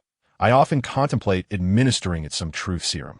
Suddenly, with a whoosh, a weary man clad in a green robe appeared. Father has returned." Arthur Weasley, thoroughly exhausted, merely raised a hand in greeting, even upon hearing his son's salutations. After sipping a hearty mouthful of tea, Mr. Weasley finally regained a semblance of energy and exclaimed, 9 times. 9 times they raided our home. That old scoundrel Mundungus Fletcher even attempted to cast a spell on me while my back was turned." "Raided?" Harry murmured softly, prompting Ron to explain to his friend. "My dad works in the Department for the Regulation and Control of Magical Creatures of the Ministry, but he has a fondness for muggles. I believe he chose to work in this department to study muggle inventions." Unfamiliar with the hidden magical car residing in the Weasley backyard due to his lack of experience with flying escapades, Harry was nonetheless intrigued. To be candid, he would much prefer to be seated comfortably in the driver's seat, soaring through the skies, rather than wedging a stick between his legs. After sharing breakfast with the Weasley family, excluding Ginny, Harry accompanied Mr. Arthur Weasley on a tour of his humble shed. Beyond the flying car, it housed a myriad of muggle everyday items. Observing from the shadows, the silent Morone was astonished, having never encountered a wizard with such remarkable talent for modifying human technology. "How marvelous!" Arthur Weasley exclaimed, marveling at the workings of the telephone as explained by Harry. "What a genius! Even without magic, Muggles can create such remarkable inventions. Honestly, Harry, I believe wizards are beginning to lag behind Muggles in certain respects. Having established a shared consciousness with Harry, Muro nodded in agreement with Arthur Weasley's perspective. Indeed, sir. Moreover, it's not just in daily life. Muggle technology is advancing rapidly in medicine, electronics, and military applications. In a few decades, wizards may find themselves in a position where they need to catch up. Arthur is one of the rare wizards devoid of prejudice against Muggle ingenuity. Even though both he and Muro understand the inherent advantages of magic over technology, he unhesitatingly concurred with Harry, Muro. You're right, Harry. I have long wished to bring the Muggles' excellent inventions into the magical realm, but the folks in the department are rather rigid in their thinking. Were it not for the loophole I intentionally left while drafting the laws. Ahem, let us not dwell on that. Harry, let us continue our discussion about Muggles. Can you enlighten me on the purpose of this rubber duck? Harry, Muro during the past few days in his modest abode. Harry found it almost impossible to devote time to his studies. Aside from eating and sleeping, he seemed to have never left Mr. Arthur Weasley's small shed. Fred, George, and Ron, however, did not dwell on this too much, as Harry had already lent them his Firebolt 2000 to play with. What could be more exhilarating than that? Soon, August 5th arrived, and a letter from Hogwarts came as expected.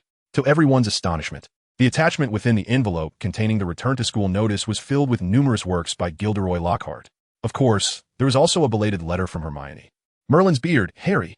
Aside from Miranda, Goshawk's Standard Book of Spells, Grade 2, most of the titles on this list are authored by Gilderoy Lockhart.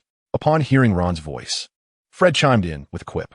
We fourth years are required to buy his books too, and the prices are simply outrageous. More than the mischief George and I could concoct. I sincerely hope the new defense against the dark arts professor is merely an admirer of Lockhart. I have no desire to attend that fellow's class. George intended to agree, but chose to bow his head and focus on his breakfast after catching a glimpse of his mother's gaze. Oh my goodness. Mrs. Molly Weasley gasped upon seeing the attachment on Ginny's acceptance letter. As she comforted her youngest daughter, she pondered, "Don't worry, dear. We will always find a way. There are plenty of good things available in the secondhand market." The journey using flue powder through the chimney was remarkably smooth. Not to mention, Harry did not mispronounce Diagon Alley, and with his current mastery of the Goblet of Fire, the ordinary green flames responsible for transporting wizards behaved obediently. After emerging from the fireplace, Harry shook the soot from his robes and soon spotted the brown-haired young witch standing on the conspicuous white steps of Gringotts. She was always so clever. Harry's remark left Ron momentarily speechless, but before he could comprehend its meaning, his friend had already sprinted towards the wizarding bank. Noticing Harry, Hermione rushed down the steps, taking two at a time, and collided with him in no time. Armuna. Fari. The two young witches embraced and greeted each other in whispers before feeling embarrassed and parting when Ron, Fred, George, Percy, and the Weasley parents arrived. Are you going to buy books? I just stood in line at Flourish and Blots for quite a while, Hermione asked, her cheeks flushed. Yes, I'm still missing those by Gilderoy Lockhart, Harry admitted, feeling somewhat bashful, especially with Fred and George grinning mischievously at him. Ah, you must be Miss Hermione Granger. My wife and I have heard Ron mention his top-notch friend. It is an honor. Mr. Weasley was quite pleased to meet Hermione, and he even recognized the Granger couple awkwardly waiting at the entrance of Gringotts for Hermione to introduce them. Are those your parents? Hermione's face flushed even deeper as she gently tapped her forehead and addressed the crowd. Those two are my parents. They are muggles, so they don't dare venture too far. What a pleasure.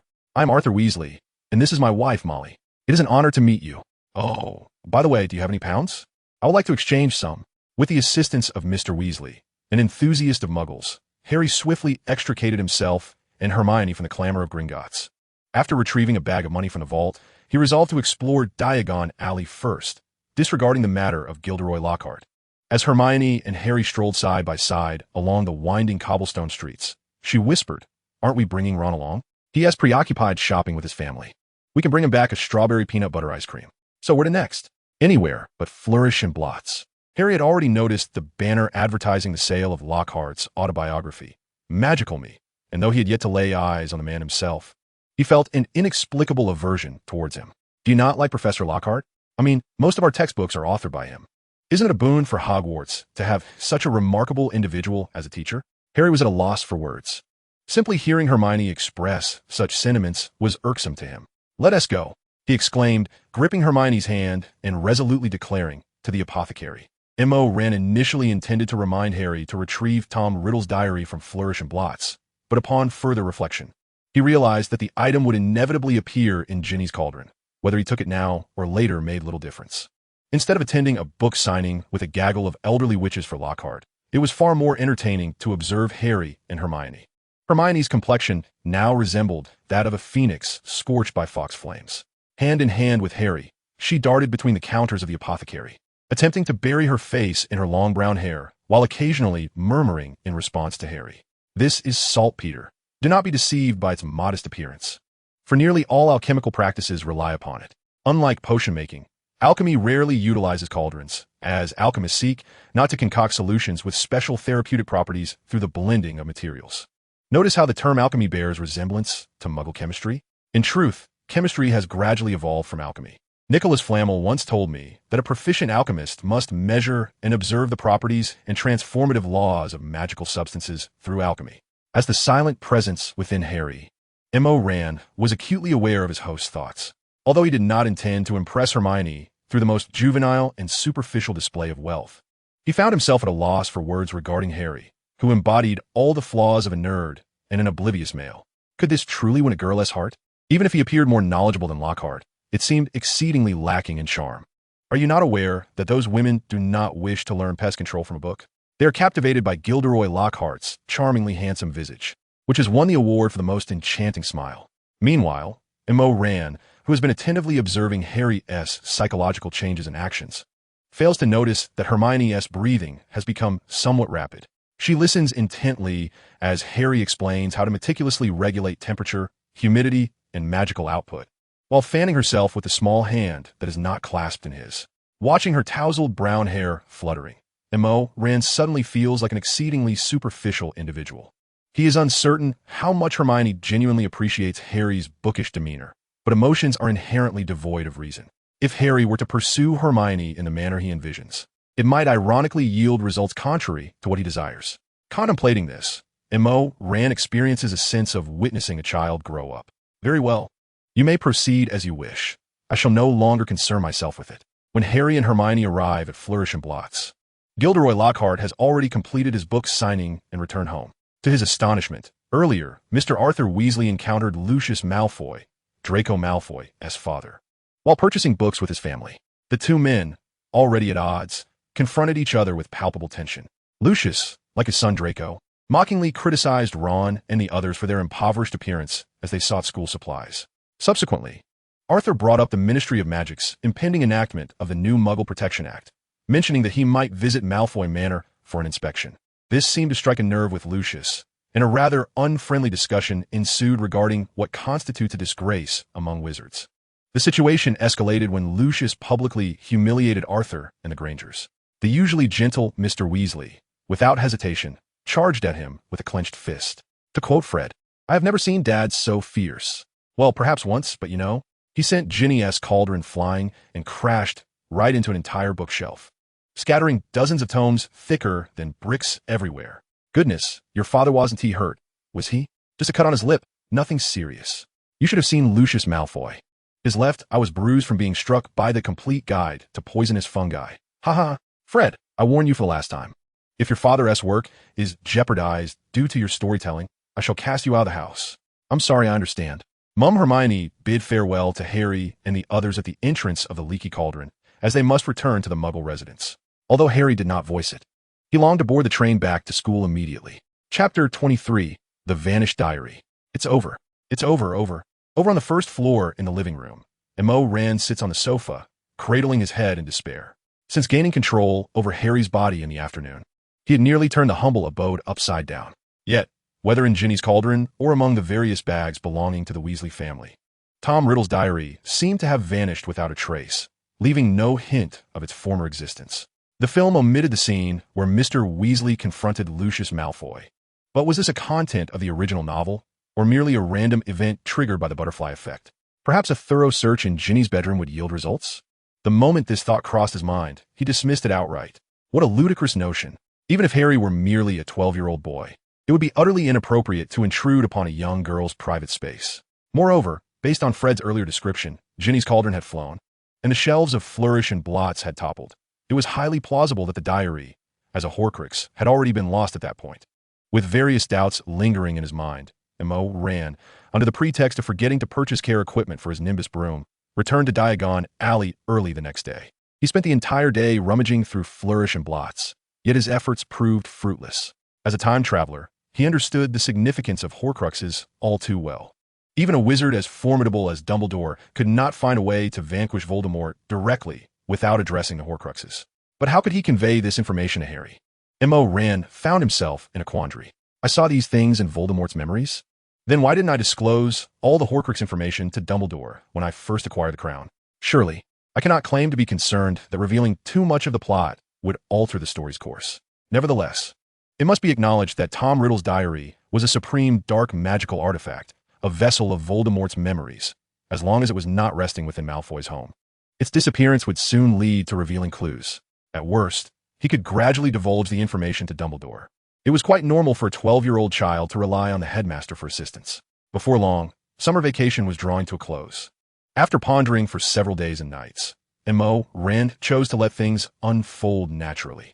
Unaffected by the Horcrux incident, Harry enjoyed the happiest half of his summer ever. The Weasley family's financial struggles never diminished the joy among its members, and everyone cherished their familial bonds.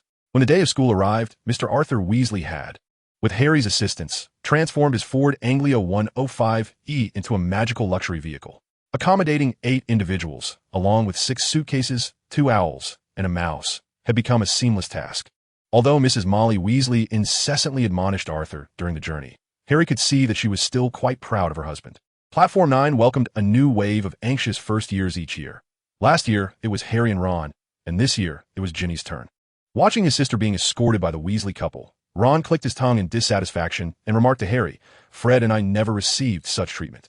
Harry patted his friend on the shoulder in consolation. "Ron, you must understand that you have 6 brothers, but only 1 sister, and Ginny is your little sister.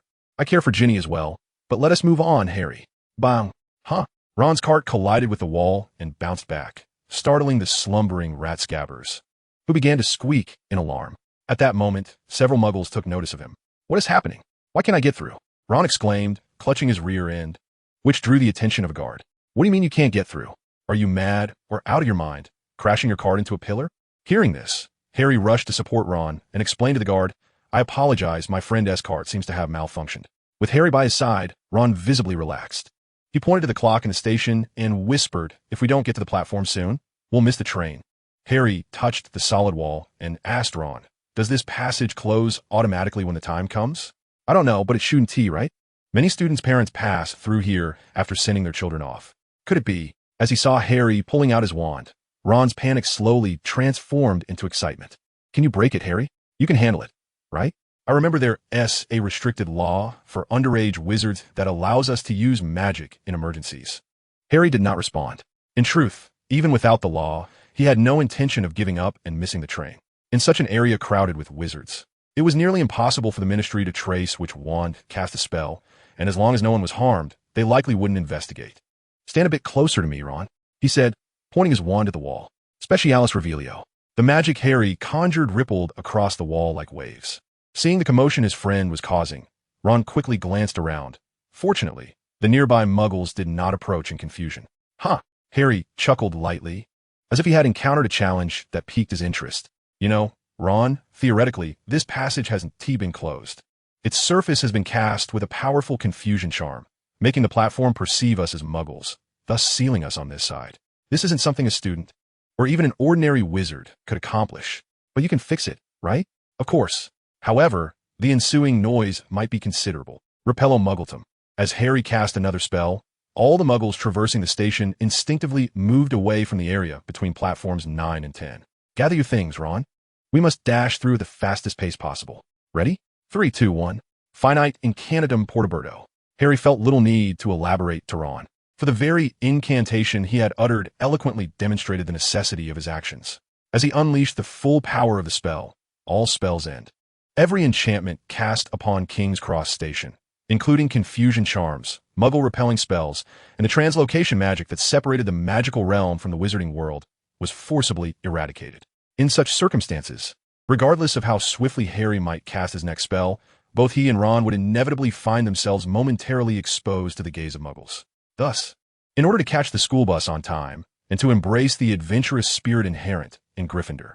Harry opted to leave all the ensuing chaos for Dumbledore and the Ministry of Magic to resolve. Ron, born into a pure-blood wizarding family, had never anticipated that one day he would experience such a heart-pounding moment merely by traversing Platform 9. He and Harry barely managed to board the train in the final seconds before departure. And it wasn't until they took their seats that they realized their clothes were completely soaked with perspiration. Wow, phew, that was exhilarating. Did you see, Harry? There were so many Muggle guards rushing towards us. At that moment, Harry was not as exhilarated as Ron.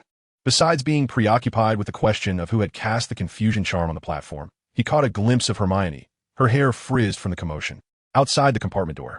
Harry, Potter, what on earth were you doing just now? I searched every carriage and couldn't find you. We were magically barred from the platform. Harry explained, though Hermione seemed to disregard his words. Hogwarts is the finest school of magic in the world. Students fortunate enough to study here should, if they cannot be grateful, at the very least adhere to the rules. What did you say? Harry reiterated, we were magically barred from the platform. Upon hearing Harry's account, Hermione was nearly frantic, repeatedly contemplating how Harry might explain the incident to the school and the Ministry of Magic during their journey to Hogwarts. Initially, Ron had not been overly concerned. However, as Hermione's increasingly outrageous hypotheses unfolded, he too began to feel a gnawing uncertainty. As the train began to slow and students could glimpse Hogsmeade Station through the glass windows, Ron grew increasingly anxious.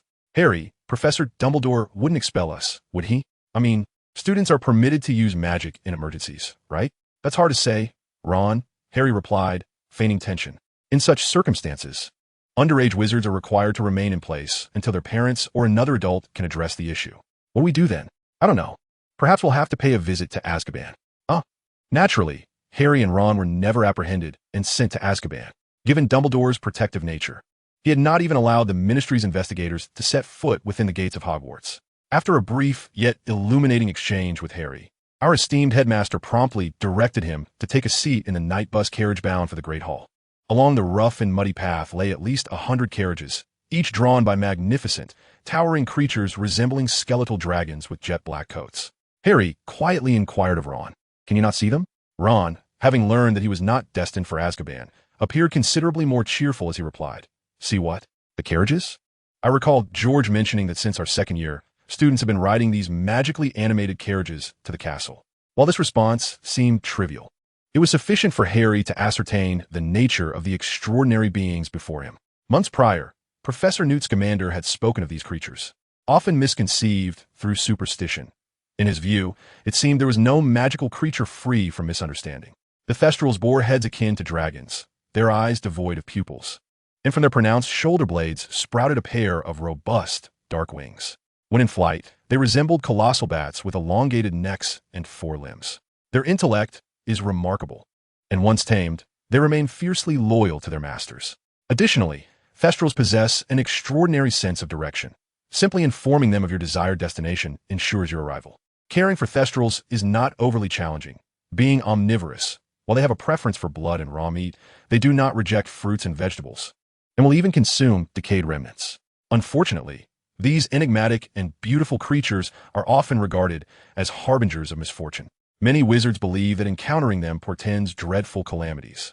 In truth, Thestrals can only be seen by those who have witnessed death firsthand, fully comprehending its meaning. It is only through a genuine understanding of mortality that Thestrals reveal themselves, offering solace to the lost and melancholic, reminding them they are not alone. Thus, these charming, intelligent, and gentle beings serve as a comfort in the face of tragedy. The Ministry of Magic ought not to categorize Thestrals as dangerous. I have endeavored on numerous occasions to correct their misconceptions, yet to little avail.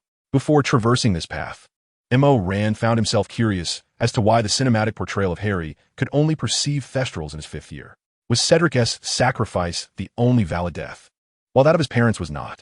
However, upon discovering that Harry, who had grasped the concept of death from a young age, could perceive the Thestrals, a pang of guilt washed over him. Harry approached the space between the carriage shafts, delicately and gently brushing his fingers against the Thestral skin, which clung to its skeletal frame. Strangely, he sensed, even through the frigid touch, a unique warmth that spoke of life. "You can see them too, can't you?" A timid voice emerged from beside Harry. It was Neville. "Yes, Neville, I can see them. feeling a twinge of guilt for inadvertently stirring up Harry's sorrow. Neville reluctantly divulged the reason behind his ability to see the nightmare. I once witnessed my grandfather's passing. Harry turned to pat the round-faced boy on the shoulder. He had long observed that beneath Neville's timidity and forgetfulness lay the tenacity rooted deep within him. It seemed his life, too, was fraught with challenges, much like his own. "Let us proceed," Harry announced. "It is time to feast in the Great Hall." The Great Hall of Hogwarts appeared even more magnificent than the previous year. After adjusting the number of floating candles, students could gaze through the enchanted ceiling to admire the resplendent night sky with greater clarity. Soon, Professor McGonagall entered the hall, leading this year's first years through the main doors. Among the crowd, Ginny, with her striking red hair, stood out, and her endearing anxiousness finally illuminated for the trio seated at the long table the reason older students enjoyed frightening the newcomers. "You may think me disheveled, yet only I comprehend how to allocate talent appropriately." Once the Sorting Hat had dispatched the young witches and wizards to their respective houses, Dumbledore, as he had the previous year, cautioned the students about the perils of the Forbidden Forest and subsequently introduced to the entire school the new professor of defense against the dark arts, Gilderoy Lockhart. "Oh, he is truly handsome," exclaimed the students as Professor Lockhart, adorned in a splendid water-green robe, bowed to the cheers of the girls. His beaming smile was met with disdain from both the prominent Weasley twins and the more understated Potter faction. Even the professors at the staff table, particularly Professor Snape, appeared reluctant to applaud. When the feast concluded, Percy, as the head boy, announced the new password for the Gryffindor common room, Foodie-Bird. Harry was 99% certain this password had been concocted by Dumbledore himself. However, in contrast to the sweet-toothed old headmaster, Ron, George, and Fred were evidently more intrigued by Miss Patil. "So, you spent the entire summer holed up in your room not to study how head boys gain power, but rather to pursue Ravenclaw's head girl. By the way, Fred, I hear Penelope Clearwater has a keen interest in Quidditch. It would be splendid if Percy were on the Gryffindor team. Our exemplary older brother would never consider playing Quidditch. He abhors any issue that cannot be resolved at a table. Be quiet." "Enough," Percy scolded sternly, as Fred and George's banter left him feeling embarrassed. "Do you not know how to show respect?" George and Fred exchanged a look of mock innocence before seamlessly launching into a duet. "Goodness, Fred, do we disrespect Miss Clearwater?" "Certainly not, George. We are merely earnestly strategizing for our elder brother." Percy was nearly seething with anger as he gritted his teeth and corrected his two younger brothers, proclaiming, "I mean to say, you do not know how to show me the respect I deserve." The antics of the Weasley family had certainly enlivened the atmosphere in the Gryffindor common room. During this time, Rand pondered whether to request a body swap with Harry, enlisting Hermione's assistance in keeping an eye on Ginny, who was oddly cherishing a peculiar notebook. However, upon further reflection, he concluded that such a nonsensical request might lead the story down an uncontrollable path, and thus decided against it. That evening, Harry experienced a peculiar dream. He envisioned several terrifying attacks occurring at Hogwarts this year, each incident seemingly pointing towards the issue of pure-blood lineage. Even more bewildering was the fact that, no matter how he witnessed these attacks, regardless of the perspective, his fellow students consistently regarded him as the prime suspect. Chapter 24, Lockhart. For Harry, the second-year curriculum at Hogwarts felt somewhat tedious. Once the novelty exclusive to first years wore off, he hardly found the enchanted ceiling of the Great Hall to be enchanting, especially given the overcast weather that day. Pickled herring? Unpalatable. Crispy bacon? Mediocre. Toast and fried eggs were decent. Yet he wondered why the school did not offer a more substantial selection of meats at breakfast, especially when lunch and dinner were quite lavish. "Good morning, Harry." The indifferent expression on Harry's face softened upon hearing Hermione's voice. However, just as he turned to greet her, he discovered Hermione engrossed in a copy of Voyages with Vampires. The greasy grin of Gilderoy Lockhart on the cover nearly made him lose his breakfast, and the greeting that had been on the tip of his tongue transformed into a weary complaint. "Can't you refrain from reading his book? Hermione, we must absorb knowledge from distinguished teachers. Just think, even Dumbledore believes that Professor Lockhart is capable of teaching defense against the dark arts, which is a testament to his genuine talents. Besides, who else has achieved so much at such a young age?" Unlike Rand, Harry found himself reconsidering his previous judgments after Hermione's earnest entreaty. "All right." Wiping his mouth, Harry inquired, "When is our first defense against the dark arts class? Did you not bring your timetable?" "I forgot. Wait a moment." Harry seized Hermione's schedule and, in a mix of surprise and indignation, exclaimed, "Why did you circle Lockhart's classes in heart shapes?" Hermione's face instantly flushed with embarrassment. She glanced around to ensure no one was observing her, snatched back the timetable, and stormed off, clutching her book in frustration. Harry intended to pursue her, but as he stood up, a boy named Colin Creevey blocked his view of Hermione. "Hello. Are you Harry Potter? The famous one. Colin Creevey. It's a pleasure to meet you. Last night, I was also sorted into Gryffindor." The young boy's face was even redder than Hermione's moments ago. With one hand clutching a camera and the other nervously reaching out to Harry, he exclaimed, "Hello, Colin." Possessing an extraordinary gift for self-control, Harry managed to maintain his composure in front of the younger student, quickly regaining his emotions before responding. "Is there anything I can assist you with?" As he witnessed his idol greet him so warmly, Colin became increasingly excited. He took a step forward, showcasing the camera and nestled in his arms, and asked, "Do you think I could have the honor of taking your photograph? I mean, this way I could prove that I met you." "Of course," Harry replied. "Really? That's wonderful. Perhaps I could stand next to you and ask a classmate to help press the shutter, and then maybe you could sign the photo for me?" "A signed photo?" Harry nearly gasped. Colin's previous description conjured an image in Harry's mind of his future self seated in flourish and blots, signing copy after copy of a memoir adorned with his charming smile. Harry hastily finished the meal on his plate, shook off the crumbs from his robes, and replied, "I could take a picture with you, Colin, but let us wait until later in the common room. And as for the signature, let us skip that. It seems a bit excessive." With that, Harry turned and hurried towards the greenhouses outside, feeling a newfound enthusiasm for his herbology class. Before commencing the defense against the dark arts lesson, Gilderoy Lockhart had made guest appearances in both the herbology and transfiguration classrooms. According to him, this was a necessary process for teachers to exchange magical knowledge and teaching experiences. He frequently emphasized that he was not superior to Professor Sprout or Professor McGonagall in herbology and transfiguration. He had merely acquired more practical knowledge through adventure. Thanks to his assistance, Professor Sprout's mandrakes had become rather malnourished. After exhibiting such an air of confidence, Harry found himself increasingly curious about Lockhart. Clearing his throat, Lockhart adopted an exaggerated tone as he addressed the class. Ahem. Once all the students were seated, he reached for a book titled Gaddying with Ghouls from a nearby table, presenting it with the same greasy smile as depicted on the cover. "I am Gilderoy Lockhart." He strolled around the classroom, a recipient of the Order of Merlin, 3rd class, an honorary member of the Dark Arts Defense League, and a 5-time winner of the Most Charming Smile Award from Witch Weekly. At this point, he winked at the students. "However, I rarely mention that, as I do not rely on a charming smile to vanquish the banshee." Harry felt a wave of nausea wash over him. He glanced at Ron, who appeared equally unimpressed, and then at Hermione, whose starry-eyed admiration was evident, compelling him to endure the remainder of Lockhart's monologue. "I see that all of you have purchased my complete works. I must admit, it brings me great joy.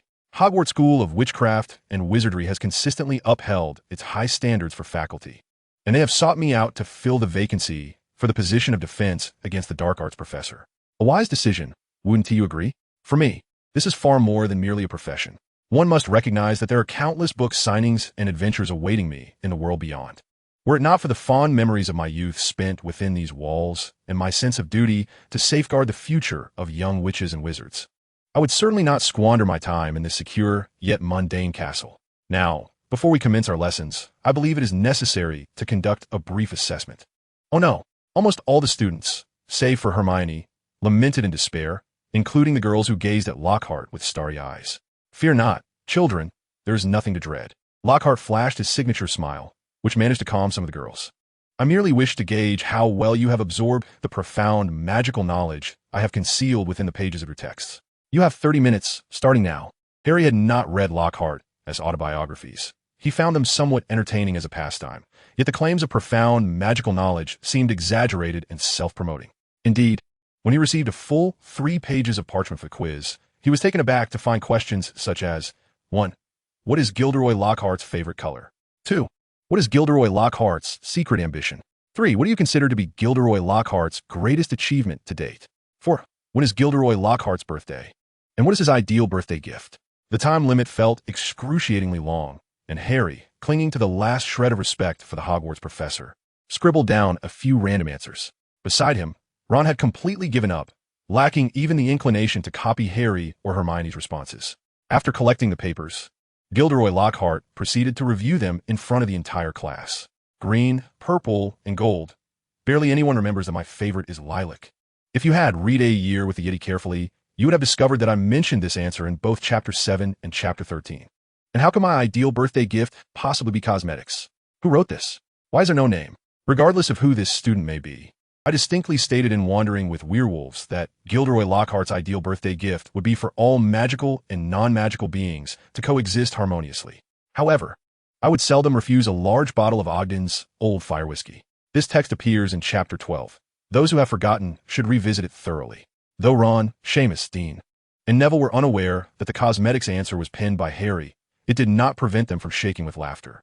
Hermione, deeply engrossed in her studies, felt a surge of dissatisfaction towards her male classmates, who displayed a blatant disrespect for their teacher. Just as she turned to make a shushing gesture, she suddenly heard her name echoed by Gilderoy Lockhart. Miss Hermione Granger. Only Miss Hermione Granger remembers my secret vendetta to eradicate all evil from the world and to market my own line of hair potions. Oh my, what a splendid girl you are. Lockhart swiftly leafed through Hermione's densely written examination paper, then, like a flamboyant performer, proclaimed loudly, incredible. A perfect score.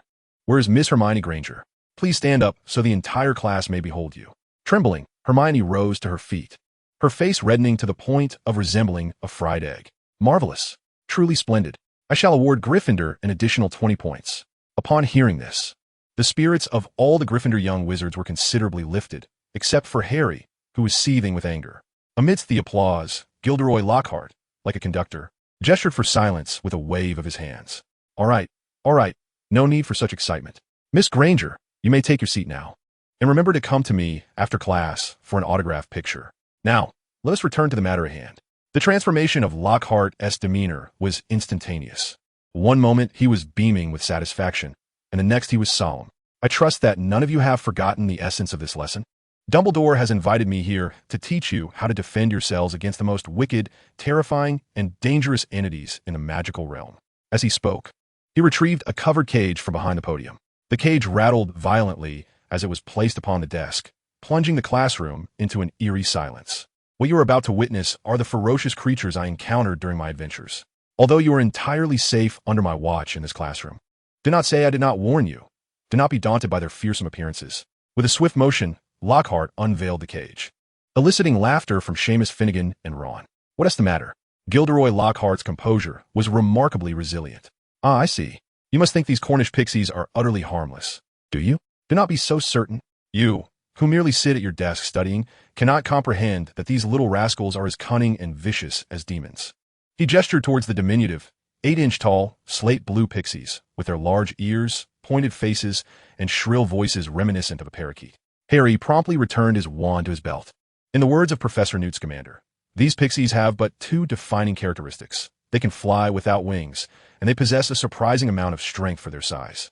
In other words, devoid of magical abilities, they can only resort to mischief against muggles and young wizards who have yet to master their powers. Hermione endeavored to envision the house elves as somewhat fearsome, yet she found it utterly impossible to associate a raucous, capering group of magical beings with the concept of terror. Upon noticing the disappointment etched upon the face of his most ardent admirer, Lockhart's expression faltered, and he disapprovingly shook his head at the students in the classroom. Very well. Since you appear to be so dismissive, let us see how you plan to contend with them. The Cornish pixies erupted from their cage the moment it was opened. Turning the classroom upside down, they darted about like rockets set ablaze, heedless of their surroundings. Books were torn asunder, ink bottles hurled into the air, and a wastebasket filled with refuse was rent in twain. Do not simply cower beneath your desks, children. They are merely a few little elves. Lockhart seemed to revel in the chaos, rolling up his sleeves and elegantly brandishing his wand. Observe closely. I shall demonstrate only once. Pesca pixie pesternami. The classroom remained a disarray, and Harry sensed not an ounce of magical potency emanating from Lockhart's wand. He did not even believe that the preceding incantation was a genuine spell. Lockhart attempted once more, but in this instance his wand was disarmed by a mischievous pixie. Ahem! Whoever manages to recapture all the pixies shall earn 10 points for their house. Nay, 20 points. Go forth, children. Harry, along with Ron, harbored no lingering hopes or doubts regarding Lockhart's abilities. Rising to his feet, he deftly swatted away a pixie that had seized Hermione's hair and declared, Immobulus.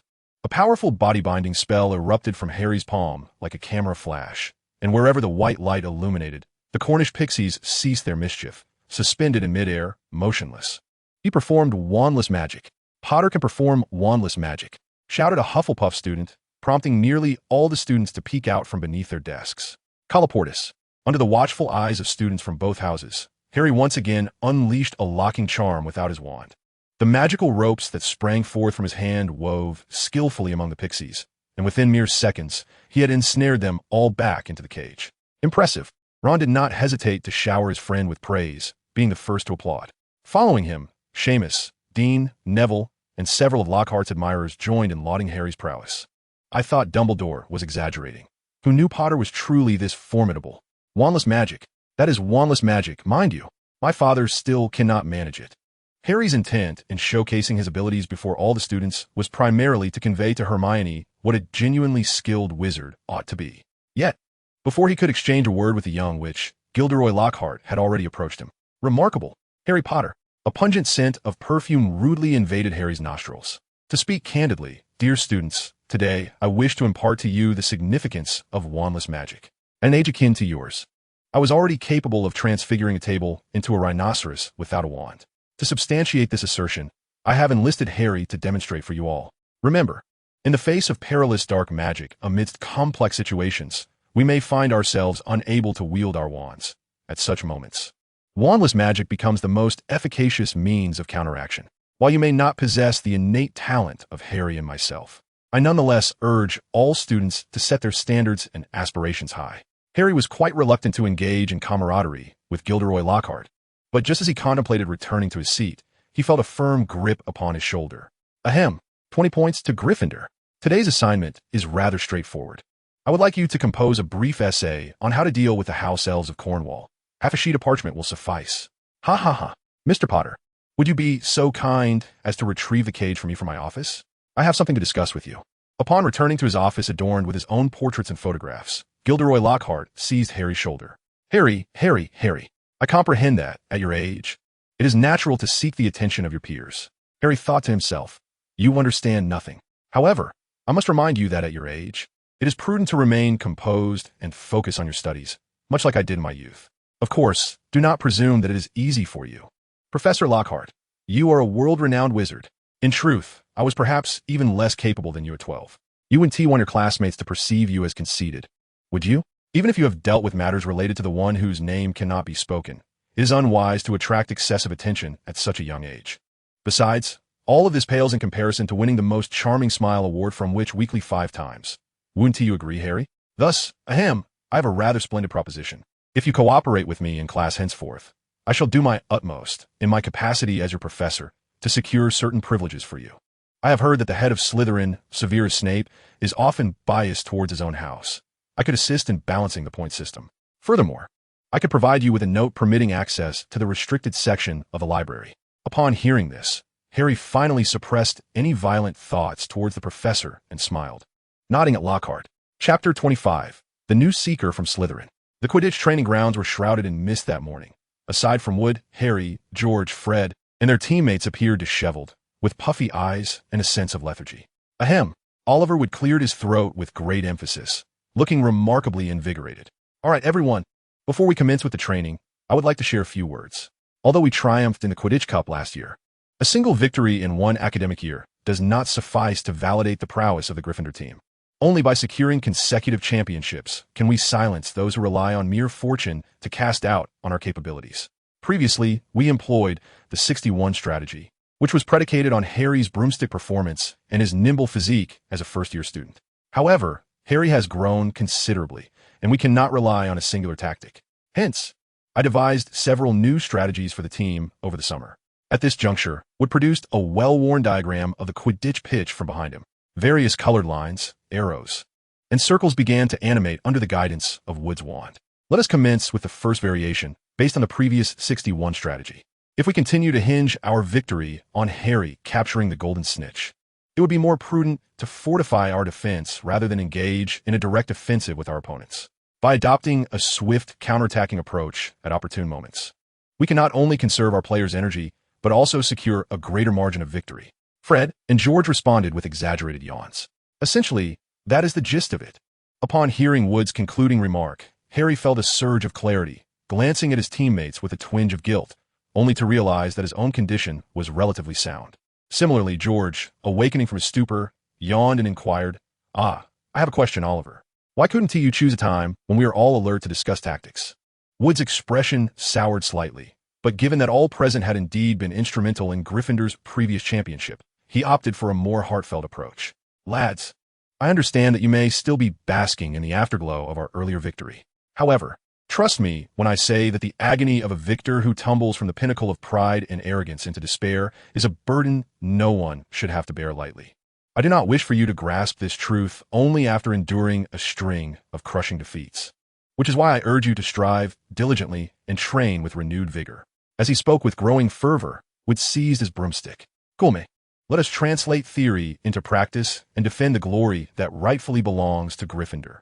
Harry attempted to rein in his emotions, striving to feel invigorated. Yet, like his teammates, who trudged behind Wood with weary limbs, he found himself battling the urge to yawn once more. The sun had risen, and Ron and Hermione had already risen and had breakfast, observing the disheartened demeanor of his friends and brothers. Ron mistakenly assumed that Harry and the others had undergone rigorous training. How long have you all been practicing? Do you still need to continue? Harry accepted the homemade sandwich Hermione had brought from the Great Hall, consuming it in a few bites before replying, We haven't even started practicing yet. Since arriving at the pitch, we've been listening to Wood discuss new tactics. Hermione, somewhat displeased with Wood's actions, furrowed her brow and handed Harry another sandwich from her paper wrap, saying, Did we not win the championship last semester? Why does it feel as though we are starting from the bottom? Harry was somewhat taken aback by Hermione's ability to craft a sandwich resembling his favorite. Yet his hunger was overwhelming. After expressing his gratitude, he recounted Wood's recent discourse on the perils of hubris in the pursuit of consecutive victories to his friends. Harry, hurry to practice. Overindulgence can lead to discomfort while flying. Just as Wood turned to beckon Harry, a group emerged at the entrance of the Quidditch pitch that transformed his amiable demeanor into one of irritation. What on earth is happening? Wood's voice was strained as he exclaimed, I've reserved the pitch for today. What are they doing here? The members of the Gryffindor team, who had already taken to the skies, also noticed the Slytherin players clad in green robes and promptly altered their course to return to the ground. Flint, this pitch is reserved for the Gryffindor team today. We all rose early for this. Wood asserted. Marcus Flint, with a sly grin, waved a piece of parchment in his hand, interrupting Wood. Calm down, Wood. I possess a signed note from Professor Snape himself, granting the Slytherin team permission to practice here today to train their new seeker. A new seeker? Who? Malfoy, Wood, Harry, and the Weasley twins exclaimed in unison as they spotted the slender, pale-faced blonde boy emerge from the crowd. Oh, you are acquainted with Draco? Since you know his surname, you must also be aware that his father is one of our school's governors. Come and witness the gift he has bestowed upon the Slytherin team. 7 individuals, each with a box, unveiled 7 gleaming Nimbus 2001 brooms, adorned with radiant golden lettering, as they synchronized their movements on the Hogwarts Quidditch pitch. To prevent you country bumpkins from lacking appreciation, let me introduce you, Flint said, stroking his broom. The Nimbus 2001, the latest model just released last month, boasts significantly improved performance over its predecessor, the 2000, with notable advancements in both speed and handling. As for the antiquated Clean Sweep series, I suggest you reserve them for cleaning floors. Draco Malfoy, basking in his triumph, observed the expressions of the Gryffindor players with a smug demeanor. Just as the Gryffindor team fell into silence, a female voice rang out, There's nothing to be proud of, Malfoy. The Gryffindor players didn't purchase their places on the team. They earned them through sheer talent. At this remark, Draco Malfoy's expression darkened, and he glared at Hermione for a moment before reverting to his previous demeanor. Is that so? Then I would be eager to witness their prowess. How about we engage in a simple friendly match right now? You set the rules. All the Gryffindor players turned to Wood, no longer doubting their captain's caution. Just 3 goals, Wood declared resolutely.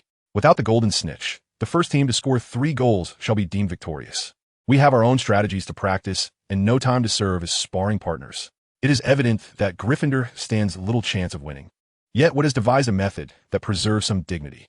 Draco Malfoy, visibly disappointed, shook his head and, after uttering a phrase about swift resolution, kicked open his broom box and mounted his Nimbus 2001, soaring into the sky. The ascent of 7 Nimbus 2001 brooms sent a gust that lifted the robes of the Gryffindor players. Wood, observing the figures in the sky, addressed the team. We will focus solely on offense against them. Do not concern yourselves with coordination or tactics. Treat this match as an opportunity to familiarize yourselves with the Nimbus 2001. And Harry, you need not involve yourself to avoid. No, I want to go. Harry interjected, shaking his head at Wood. Rest assured, Oliver, I will not lose confidence over a mere friendly match, and I also need to gauge Malfoy's flying capabilities. Well, if you insist. 1, 2, 3. Gryffindor shall prevail. The result was a predictable 3-0 defeat for Gryffindor, even after Slytherin graciously relinquished the training ground post-victory. Many of the Gryffindor players were too demoralized to continue training. The speed of the Nimbus 2001 was nearly 2 to 3 times that of the Nimbus 2000. And apart from Harry, the Gryffindor players felt as if they were being toyed with on the field. Now that we have witnessed the speed of the Nimbus 2001, our strategy against Slytherin becomes straightforward. In future encounters, we shall employ the first tactic I taught you this morning. Oliver would bore the greatest burden, yet as captain, he must inspire his teammates and orchestrate their strategies. While Slytherin's brooms were undoubtedly swift, it was apparent that their players lacked the mastery of the Nimbus 2001. In this scenario, if we adopt a defensive formation and let Harry seize the golden snitch as quickly as possible, victory may still be within reach. Alia, as the team's primary attacker, was skeptical of this strategy, stating, "But Harry is not as fast as Malfoy. We all saw that just now." Wood shook his head, explaining, "That was under the condition of Harry participating in the offense. Indeed, as you mentioned, the Nimbus 2000's linear acceleration is inferior to that of the Nimbus 2001. But the golden snitch is not a quaffle. Its flight path is far more erratic. I observed Draco Malfoy closely. He possesses some flying skill, yet he cannot match Harry's prowess. So are we to place all the pressure on Harry alone? It seems that is our only option." Fred and George were unconvinced by Wood's assertion, but before they could voice their objections, Harry stepped forward, saying, "I believe Oliver is correct. Just moments ago, Slytherin managed to score 3 goals in approximately 5 minutes. Regardless of which of the other 3 houses engaged them in a direct confrontation, they would undoubtedly suffer a crushing defeat.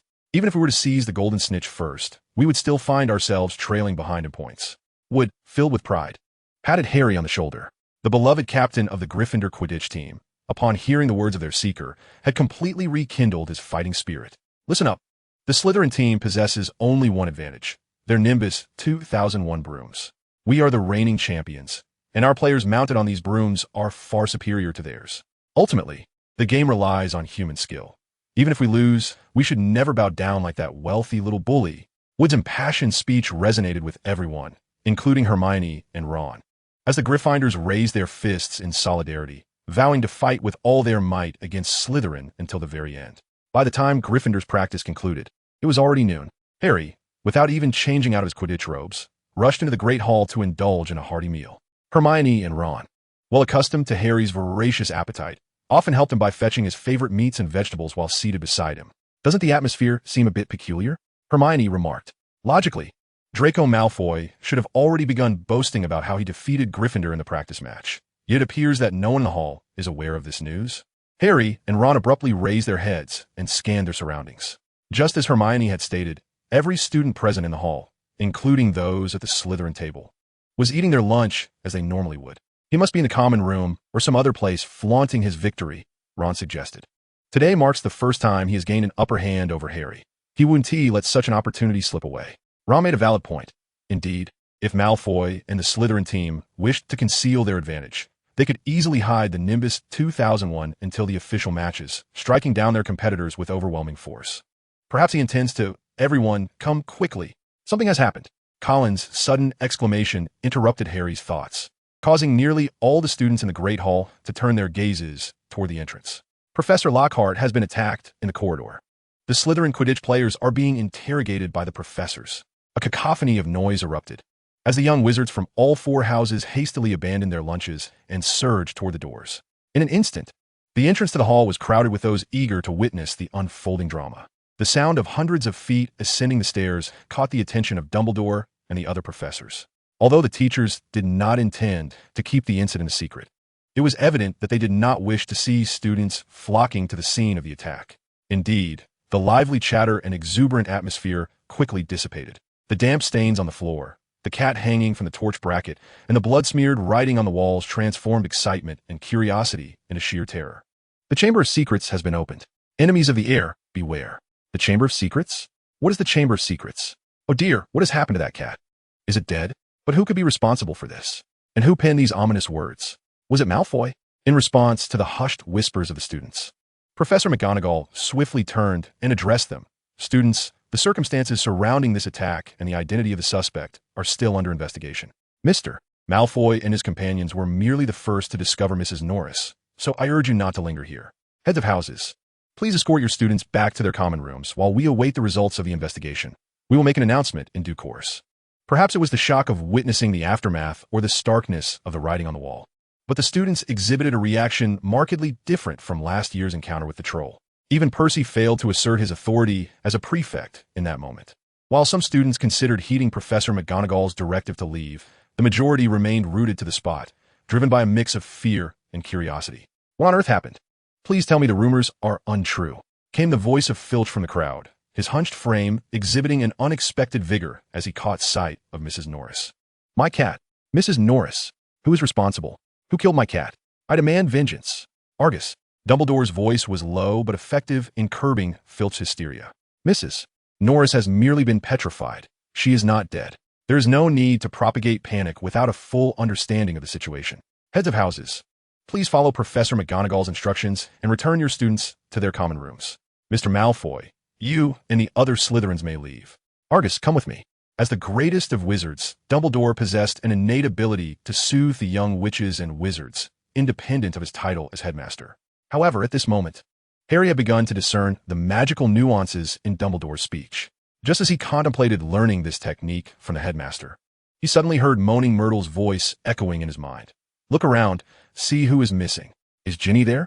An inexplicable sensation surged within Harry, ebbing and flowing, as he scanned the crowd and found no trace of Ginny Weasley. But why was that?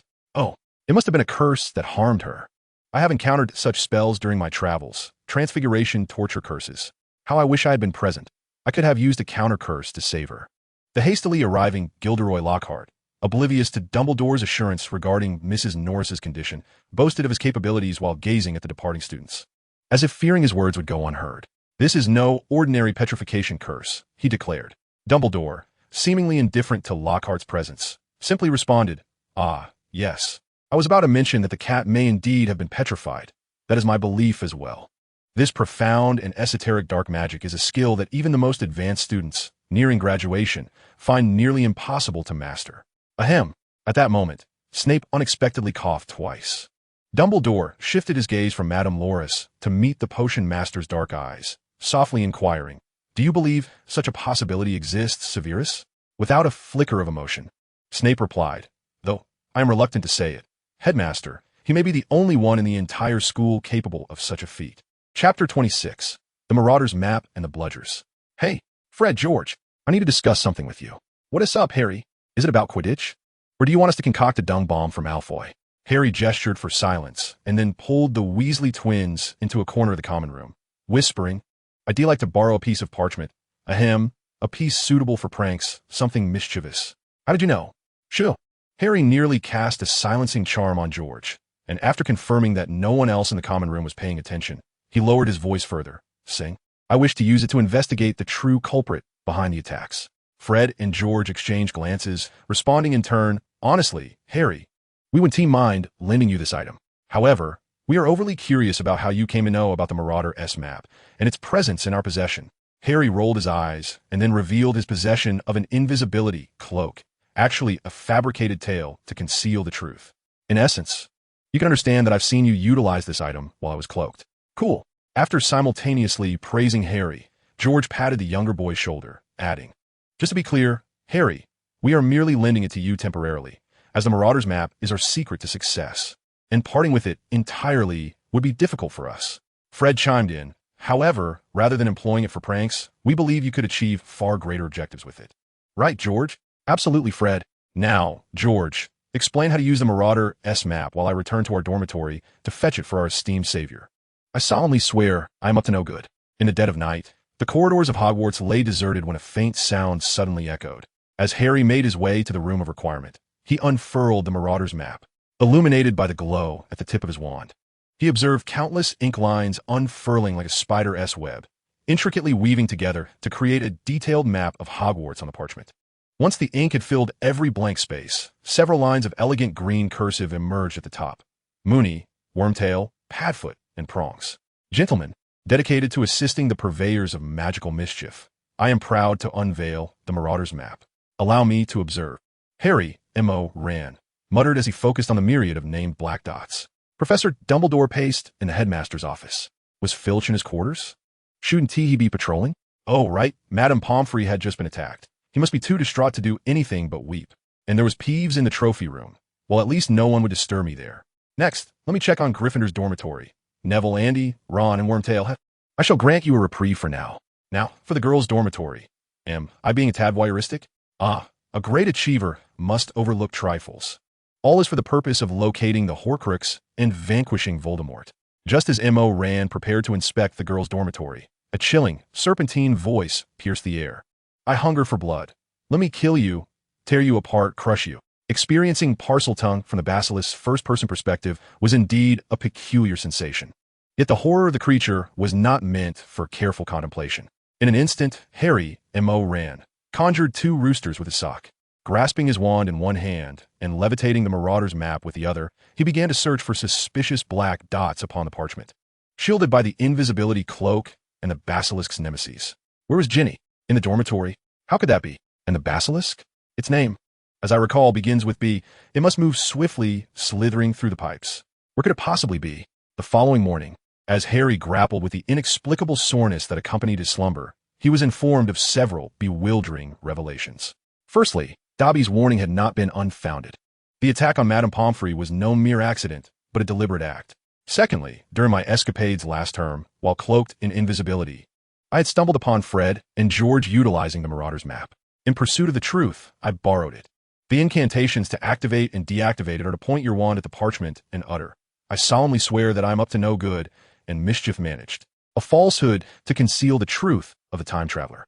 Lastly, during last night's pursuit of the assailant, I heard an exceedingly eerie voice, the very voice of the perpetrator of the attack.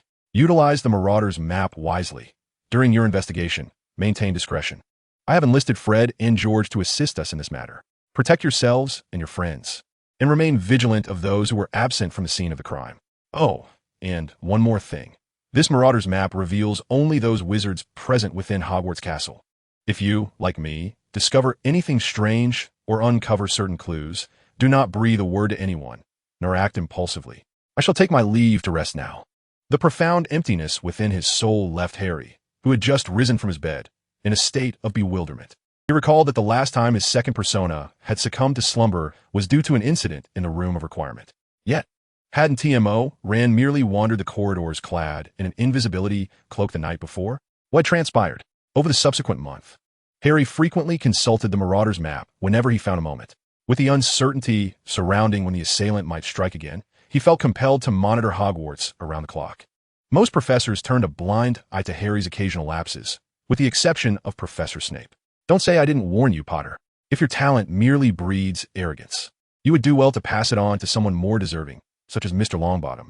Initially, Harry believed Snape's words stemmed from high expectations for him, until one day in potions class, he noticed the professor regarding him with a look that was both nauseating and tinged with a peculiar pity, leading him to suspect that matters were more complex than they appeared. Harry declined an invitation to respond to fan letters for Professor Lockhart, as well as an invitation to nearly headless Nick's Death Day party. Yet, as the Quidditch season approached, he remained at a loss regarding the matters M.O. Rand had entrusted him with. Apart from Madame Loris, there had been no further incidents of attack at Hogwarts, causing many students to believe that the rumors surrounding the Chamber of Secrets were merely the result of some prank orchestrated by a certain loathsome Filch. Just as in the previous year's draw, this year's opening match would once again feature Gryffindor facing Slytherin. The announcement of the 7 Nimbus 2001 brooms drew a throng of Quidditch enthusiasts from outside the school, compelling Hogwarts to erect additional viewing platforms to accommodate the sudden influx of spectators. The sky was overcast, and the damp air, coupled with the occasional rumble of thunder from the clouds, seemed unable to extinguish Wood's fighting spirit. He shouted, "Today's weather is in our favor." That group from Slytherin relies solely on their superior brooms and has never trained in less than sunny conditions. And us? We soared through all manner of harsh environments. Oh yes, since August, my Quidditch robes have never dried. George chimed in. Let us fortify our tactics. In the rain, flying speed, difficulty, and visibility will all be severely compromised, making it hard for the chasers to aim at the goal. We simply need to set up our standard formation, and we'll catch those rascals off guard. Wood, seemingly oblivious to George's grumbling, grew increasingly agitated, his breathing quickening, his chest visibly heaving. Harry, You don't want that little scoundrel Malfoy, who only slipped into the team thanks to his galleons, to win, do you? Today, you must either seize the golden snitch before him or perish on the battlefield. Harry, we must win today. We must. Harry felt no ire towards Wood. Rather, he understood all too well the gravity behind his fervent declarations. Once the match surpasses 25 minutes, Slytherin stands a substantial chance of gaining a lead of 150 points over Gryffindor, thanks to the advantage of the Nimbus 2001. By that time, even if Harry, as the Seeker, outmaneuvers Malfoy, Gryffindor would still be declared the loser. For the sake of morale, Wood cannot articulate this so bluntly. Yet his words ring true. The only hope for Gryffindor's victory lies in the Seeker capturing the golden snitch as swiftly as possible. Rest assured, Harry emphatically nodded. We will triumph. The cheers from the crowd resonated even more fervently than the previous year, and when the doors swung open, the players entered the arena. Their presence drowned out by the cacophony of the audience amid the sounds of wind, rain, and thunder. The students from Ravenclaw and Hufflepuff exhibited a fervor nearly on par with Gryffindor's. While they might not believe that Harry and his companions could secure victory on the Nimbus 2001, none wished to see Slytherin emerge victorious. Go, Harry. Show them what you can do. Long live Master Malfoy. Fred, George, take Flynn down with a bludger. Oliver, you've got this. Amidst the tumult of cheers and jeers, Wood and Flint exchanged a handshake, their glares fierce enough to seem as if they might devour one another whole. Madame Hooch had to blow her whistle to separate their hands, which seemed intent on crushing each other. On my whistle. 3, 2, 1. The match begins. Slytherin soared into the air with almost double the speed of the Gryffindors, who had no intention of pursuing a quaffle they could not possibly reach. Just as Flint intended to showcase his speed, he realized that his opponents had already positioned themselves in defensive formation by the goalposts. Huh, a bunch of cowards. Let us show them what we're made of, lads. 6 swift figures left a trail of green in the air.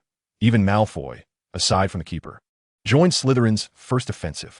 All Gryffindor players instinctively tightened their grips on their broomsticks, executing Wood's strategy of constant positional changes for a joint defense.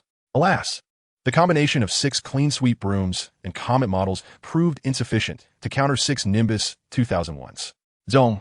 Slytherin scores. The score is 10-0. Listening to Lee Jordan, whose commentary lacked its usual enthusiasm, the Slytherin supporters erupted with excitement. They could clearly see that if Slytherin's Seeker joined the offensive, Gryffindor's chances of mounting a successful defense were nearly impossible. In the VIP section, Lucius Malfoy, clad in a lavish black robe, smiled as he received flattery from 2 middle-aged wizards beside him. His gaze oscillated between his son Draco and Harry Potter, projecting an air of confidence. Stunned, are we? Scarhead. Draco Malfoy executed a dazzling tailspin in the sky and then called out to Harry, "Why don't you join the defensive ranks? Do you truly believe you can catch the golden snitch faster than I can?" Harry was determined to disregard Draco Malfoy's provocations. Yet just as he sought a glimmer of golden light amidst the rain that enveloped him, a heavy bludger suddenly hurtled towards his face. Whoosh! What on earth? George, who had just struck the bludger toward the Slytherin player, expressed his bewilderment. He had clearly aimed for Adrian Pusey, yet the bludger had inexplicably altered its course mid-flight, targeting Harry instead. Before anyone could comprehend the bizarre turn of events, the ominous shadow lunged at Harry once again. Watch out, Harry! At George's warning, Harry narrowly evaded the bludger's assault, convinced that it had grazed his hair as it passed. Ding! Slytherin scores. The score now 20-0. What is happening? George, what are you doing? Get back and defend. Wood's voice was laced with urgency. This isn't right. Oliver. Fred joined the effort to protect Harry, and after he sent the bludger flying with a swing of his bat, he watched in horror as it veered back towards Harry at a bizarre angle. Without hesitation, he shouted, "We need a timeout. Someone has tampered with the bludger. It's only pursuing Harry." Wood, not devoid of compassion despite his Quidditch obsession, quickly signaled Madame Hooch, leading to a suspension of the match when the score reached 30-0. What on earth is going on? Wood, broom in one hand and wiping the rain from his face with the other, gathered all the Gryffindor players. The bludger has been cursed. Damn it. The Slytherins have gone too far. Is 7 Nimbus 2001s not enough? Must they resort to such vile tactics to thwart Harry? For the first time, Harry witnessed George and Fred completely devoid of their usual humor. What do we do now? Can't we request an investigation? Elias Pinnett inquired of Wood. No. Firstly, players are prohibited from casting spells on the game balls during the match, even for dispelling. That's the rule. Secondly, if we request an investigation, the referee will terminate the match immediately, and we will lose by default due to the score.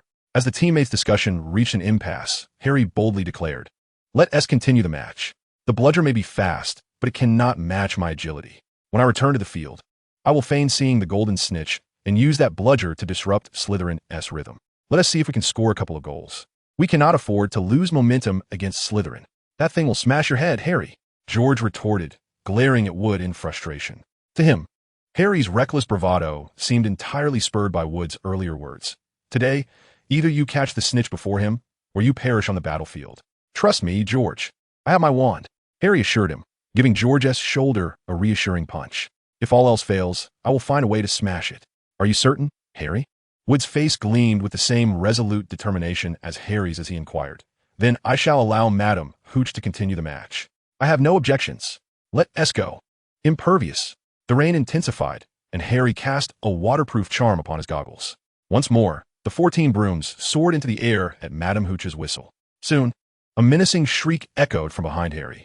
The Nimbus 2000 had nearly become an extension of Harry's own body as he ascended, dove, reversed, and turned with fluidity. Suddenly, when he was mere feet above the ground, he shot upwards with fierce urgency, charging into the Slytherin formation. "Damn it! What are you doing?" Flint exclaimed, hastily sidestepping. Harry and the bludger in hot pursuit were like two uncontrollable rockets, whizzing past Flint's broom with a whoosh, leaving even the Gryffindor players momentarily convinced that Harry was genuinely pursuing the golden snitch. "Draco!" With Flint's shout, a green figure erupted into a fierce chase after the boy and the ball in the sky, but before they could witness Draco Malfoy overtaking Harry, a voice, long suppressed, erupted across the field. "Gryffindor scores. The score is now 30-10. Magnificent, Aaliyah. You're truly a goddess on the Quidditch pitch."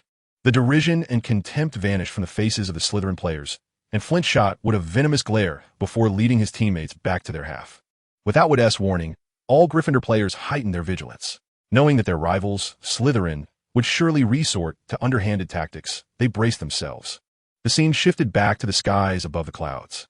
Harry was nearly a loss for words. He had merely intended to disrupt Slytherin's offensive rhythm. Who would have guessed that the golden snitch was truly hiding in the clouds above him? Now, he found himself in a decisive confrontation with Malfoy.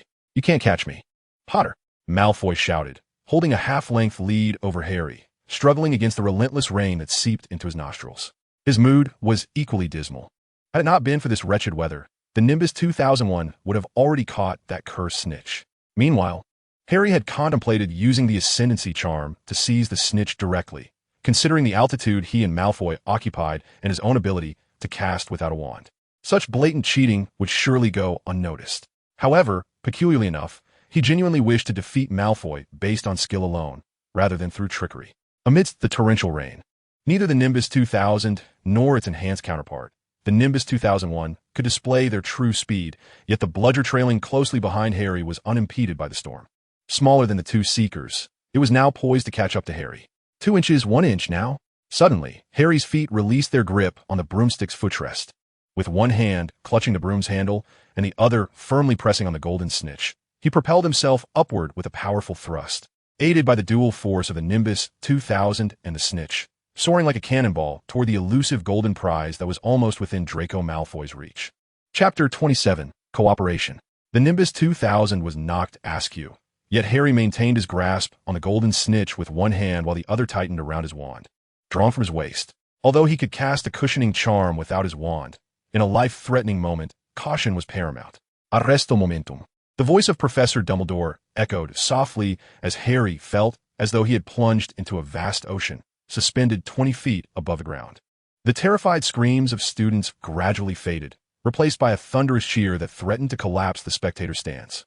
Harry has caught the golden snitch. My goodness. How did he accomplish that? It's simply astounding. Cheating.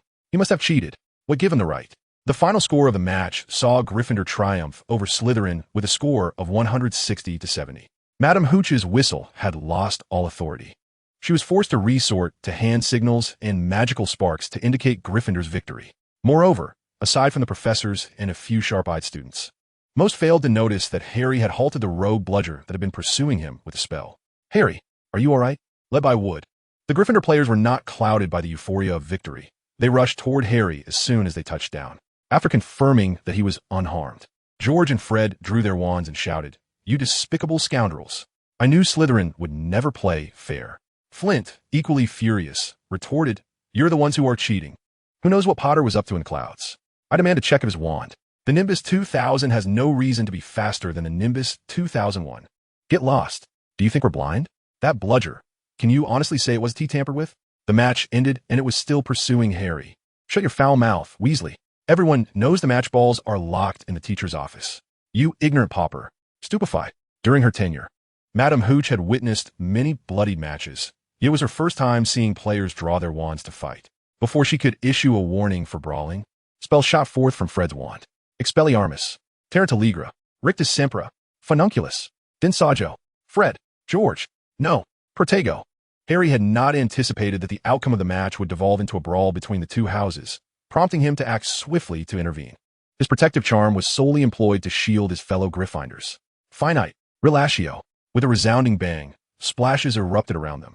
Aside from Harry and the newly fallen Malfoy, the remaining 12 players found themselves sprawled across the muddy grass. Surprisingly, Dumbledore had somehow arrived from the stands. "Children, the match has concluded," he proclaimed, holding a transparent air umbrella, his expression a complex tapestry of emotions. "I implore you, do not engage in behavior that not only contravenes sportsmanship, but also tarnishes the reputation of our school." Flint, his face marred by a rash, lacked the strength to rise. Yet he bore the pain to shout at Dumbledore, "Headmaster." Potter seized the golden snitch through foul play, and Gryffindor initiated an unprovoked attack. He did not cheat. A surprising voice interjected from Flint's side. Potter merely capitalized on the speed of his broom and the erratic bludger to capture the snitch. "I believe the integrity of the match balls warrants investigation." Not only the Gryffindor players, but even Dumbledore exhibited a flicker of astonishment as he turned to Malfoy, despite the murderous look on his face while he spoke. "Oh, thank you for your clarification, Mr. Malfoy. I trust Madame Hooch will thoroughly investigate this matter." Now, Dumbledore gestured broadly. "Any students feeling unwell or injured should proceed to the hospital wing for treatment by Madame Pomfrey." "Oh, my esteemed headmaster," under the luxurious, gold-trimmed umbrella. Gilderoy Lockhart's dazzling smile and somewhat oily charm distinguished him from the multitude of professors. "There is no need to trouble Madame Pomfrey for such trivial matters. With a mere flick of my wand, I can guarantee a swift recovery for the students." As Lockhart eagerly drew his wand, he scanned the crowd for the most suitable patient. "No," a staggering Slytherin student protested. "I don't want your help. I'm fine." Another Gryffindor player, targeted by Lockhart's gaze, was equally terrified, shielding his leg injury with his Quidditch robes. "It's just a minor injury. Let it be for now. Thank you, Professor." The post-match celebrations in Gryffindor were particularly exuberant, especially when Harry recounted how he had used the bludger to capture the golden snitch, transporting the entire common room back to last year's triumphant House Cup victory. "That was spectacular. Absolutely marvelous. I wish I could have witnessed it myself." Wood, waving a towel he had inexplicably acquired, beamed with joy, oblivious to Harry's protest that he was still hungry. Meanwhile, George and Fred, ever the jesters, hoisted Harry into the air by his legs, delivering a comedic routine. "It's truly a travesty to have you confined to the school team, Harry. However, we simply cannot allow you to embark on a professional career just yet. You are far too young. Imagine the sumptuous feast in the auditorium. Envision the lovely maidens within the school. Therefore, heed the words of the upperclassmen. Before graduation, you should remain on the team and enjoy the delightful game of Quidditch."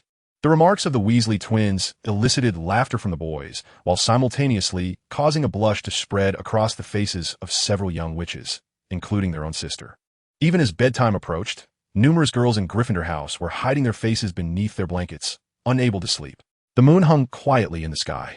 With the assistance of the Marauder's map, Harry had come to regard his nocturnal escapades as a routine evening stroll. Originally, he intended to practice transfiguration in the Room of Requirement, but the sudden awakening of Moaning Myrtle disrupted his plans. "Hey, you're awake?" Sensing the familiar magic emanating from the depths of his soul, Harry felt a joy surpassing that of triumphing over Slytherin. "How have you been lately? Have there been any other attacks?" Myrtle's voice still sounded somewhat weary, which only piqued Harry's curiosity regarding the events of that fateful night. "No new attacks have occurred. Most of the students have dismissed the opening of the Chamber of Secrets as a mere joke. As for Ginny, the girl you asked me to keep an eye on, she has been behaving quite normally, whether in classes or while watching Quidditch, indistinguishable from any other student." "Oh, you played a Quidditch match? How'd it go? You seem in good spirits." "We won, but it wasn't easy.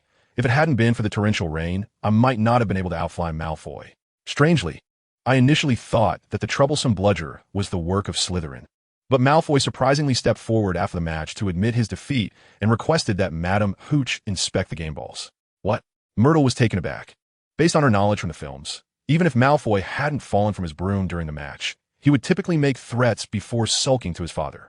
Is he truly so magnanimous? In disbelief, Myrtle inquired, and Harry, after a moment's reflection, replied, "Not quite. He looked as if he wanted to smash his broomstick in frustration, which is why I found it peculiar. Oh, right. We can use the Marauder's map to investigate whether he harbors any schemes." As Harry approached the entrance to the Room of Requirement, he lifted his invisibility cloak. Monitoring the entire school with it has consumed quite a bit of my energy, but I believe I have unraveled the secret of the Marauder's map. You see, when we enter the Room of Requirement, our footprints vanish from the map. This indicates that the map can only display locations known to its creators. Additionally, it seems that the magic employed by Moony, Wormtail, Padfoot, and Prongs during the map's creation was the human presence charm. This is an extraordinarily advanced and complex spell. Once cast successfully, it cannot be deceived by any means of concealment. Whether it's me under the invisibility cloak or Professor McGonagall transformed into a cat, the charm can accurately identify us. Goodness, I can hardly fathom how long those 4 self-proclaimed marauders took to craft the Marauder's map. Harry's voice carried a note of excitement, a part of him still basking in the glow of victory. "But did you not notice something amiss?" M.O. Wren inquired. "Indeed," Harry replied. "As I mentioned, the Marauder's map only reveals the presence of humans. Even if it can track the movements of ghosts, it cannot perceive anything beyond the realm of human existence. Thus, the assailant during the Chamber of Secrets incident must have either concealed themselves within the chamber or be an entity that is not human." Harry's reasoning was perilously close to the truth. Yet M.O. Wren wished to divulge that the sleeping rat, Scabbers, nestled beside Ron, was actually Peter Pettigrew in his animagus form. However, as he hesitated to reveal this information, a somewhat familiar sharp voice suddenly echoed in the darkness. "Harry Potter has returned to school." "Who?" Harry's wand was aimed directly at 2 tennis ball-sized eyes glowing faintly in the darkness.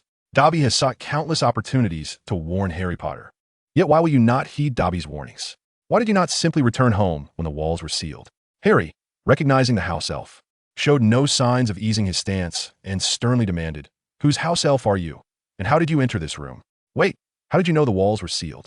Dobby appeared somewhat flustered, though not due to the wand pointed at him. I cannot say, sir." "Ah, you cannot say anything?" Dobby, in a panic, pondered for a moment before evasively responding, Oh. Sir, I used apparition to come here and find you." Harry's eyes widened in astonishment as he exclaimed, "Apparition? You can apparate at school? Wait, what are you hiding behind your back?" "Oh, woe is me." Dobby suddenly burst into tears, swaying back and forth, flapping his large ears. After causing so much trouble for Harry Potter, Dobby burned his hand while ironing upon returning home. But Dobby does not mind the pain. He must ensure Harry Potter leaves Hogwarts and returns to safety. Woe is me. The little elf wept, using his filthy pillowcase to wipe his nose. Harry noticed several bruises on Dobby's ears and forehead, seemingly inflicted by a heavy object, and his heart softened. "All right, Dobby, what happened to those injuries? Did your master strike you?" "This, sir?" Dobby pointed to the bruise atop his head. "This was a punishment for burning dinner. And the bruises on my ears are from when Dobby cast a spell on the bludger and got caught in the door." Harry no longer wished to speak harshly to Dobby. He lowered his wand and slowly crouched down to ask, "Do not be afraid, Dobby. Tell me the truth. Did you cast a spell on the bludger?" "Yes, sir." "And you came into Professor McGonagall's office by apparition?" "Indeed, sir." "Then, the reason you want me to leave Hogwarts is because of the Chamber of Secrets?" As soon as Harry posed this question, Dobby's face contorted with sheer terror. He desperately sought something to strike his own head against, but the Room of Requirement, having been thoroughly plundered, was devoid of anything suitable. After surveying his surroundings, Dobby resorted to violently banging his head against the ground as a means of self-punishment. Bad Dobby. Wicked Dobby. Useless, very bad Dobby. Immobulus. Harry's intention in restraining Dobby was not to threaten him. Rather, he began to use magic to heal the little house elf's wounds. "Episky, let me first mend your injuries, Dobby. Once you are healed, I shall lift the spell, but you must not inflict harm upon yourself again. I harbor no ill will towards you." Dobby's eyes widened like saucers, and it wasn't until Harry released him from the binding spell that he grasped the reality that he was not dreaming. "Oh, Harry Potter, how noble you are! How kind!" Harry, wishing not to provoke Dobby further, remained silent while gently patting his head, which only caused Dobby to weep more profusely. "Oh, If only Harry Potter knew what you mean to a lowly creature like me, eternally enslaved in a magical world. During the height of that dark power, sir, wizarding families treated house elves as mere pests. Though my current master still treats me in this manner, ever since you vanquished he who must not be named, the lives of many house elves like me have greatly improved. From a night you defeated the Dark Lord, Dobby has known that a new dawn has arrived. The name Harry Potter shines like a beacon, illuminating the path for those of us who have lived in darkness. Therefore, sir, you must not remain in this perilous place. Perilous? Hogwarts? Harry contemplated. Well then, can you enlighten me as to who is orchestrating the events surrounding the Chamber of Secrets? Who is the heir inscribed upon the walls? Harry's gentle persuasion did not elicit a truthful response from Dobby, who clutched his head and began to wail in anguish. Dobby cannot say. Dobby truly cannot say. Please, do not press the poor Dobby further. All Dobby desires is for Harry Potter to be safe. Frustrated by Dobby's convoluted reasoning, Harry suddenly recalled something and proposed. How about this, Dobby? Let us collaborate in a different manner. Teach me the art of apparition as practiced by house elves, so that in case of danger, I can escape from Hogwarts directly to my home. What do you think? The method of apparition employed by house elves is entirely distinct from that of wizards. In the words of the esteemed Professor Wicket Tleckles from Hogwarts School of Witchcraft and Wizardry, any individual embarking on the journey of apparition must adhere to the 3 principles denoted as the 3 Ds: destination, determination, and deliberation. The second D, representing determination, signifies that the wizard must resolutely commit to the notion of transporting their body to the intended location, allowing a singular thought to permeate from their mind throughout their entire being. Unlike magical creatures, whose powers are seamlessly integrated within their corporeal forms, a wizard's magic is not entirely embodied. Thus, a failure during the apparition process could result in the grave mishap of splinching, whereby a portion of the body remains in the original location due to insufficient resolve. This perilous nature of apparition is precisely why the Ministry of Magic restricts its practice to students aged 17 and above. House elves, as magical beings, possess an innate ability to perform apparition with little need for determination, as their magically infused bodies respond effortlessly to the command of apparition without the necessity of additional cerebral control. Generally speaking, a wizard, regardless of their innate talent, is bound by the limitations of their human form. However, Harry is an anomaly. In the moment he transforms into a cloud of black mist, he embodies the essence of a magical creature more so than a wizard. This peculiarity elucidates the whimsical thoughts he expresses. The house elves, taken aback, recognize the validity in Harry's words, yet find his ideas to be rife with impracticality. If you teach me, and I cannot succeed, I shall promptly depart from Hogwarts and return home. What say you? Harry interjected. Observing the earnest expression of the renowned savior, Dobby hesitated briefly before responding. Very well. Dobby is willing to teach Harry Potter, but sir, you must promise to uphold your word. Indeed, I shall, Harry replied with a smile. Chapter 28. Escalation house elves are not wizards versed in the intricacies of magical knowledge. Both Dobby and his kin regard magic as an inherent ability. Nevertheless, these little beings are capable of grasping certain elementary truths. For instance, their talent for nonverbal spells typically surpasses that of their wizard masters, and their method of apparition is one that wizards could never hope to master. As Harry, cloaked in a form of black mist, flickered 10 feet further within the room of requirement, Dobby's eyes widened in astonishment to the point of nearly popping from their sockets. Technically speaking, Harry's proficiency in apparition was still lacking. Even during his most successful attempt, a small portion of him lingered in its original spot. However, in that moment, such concerns seemed trivial to Dobby. Why could Harry Potter master the apparition techniques of house elves? Why could he transform into a cloud of black mist? Why did that mist exude a palpable aura of dark magic? Was he not the bane of the Dark Lord? Good heavens! Dobby clearly wished to see Mr.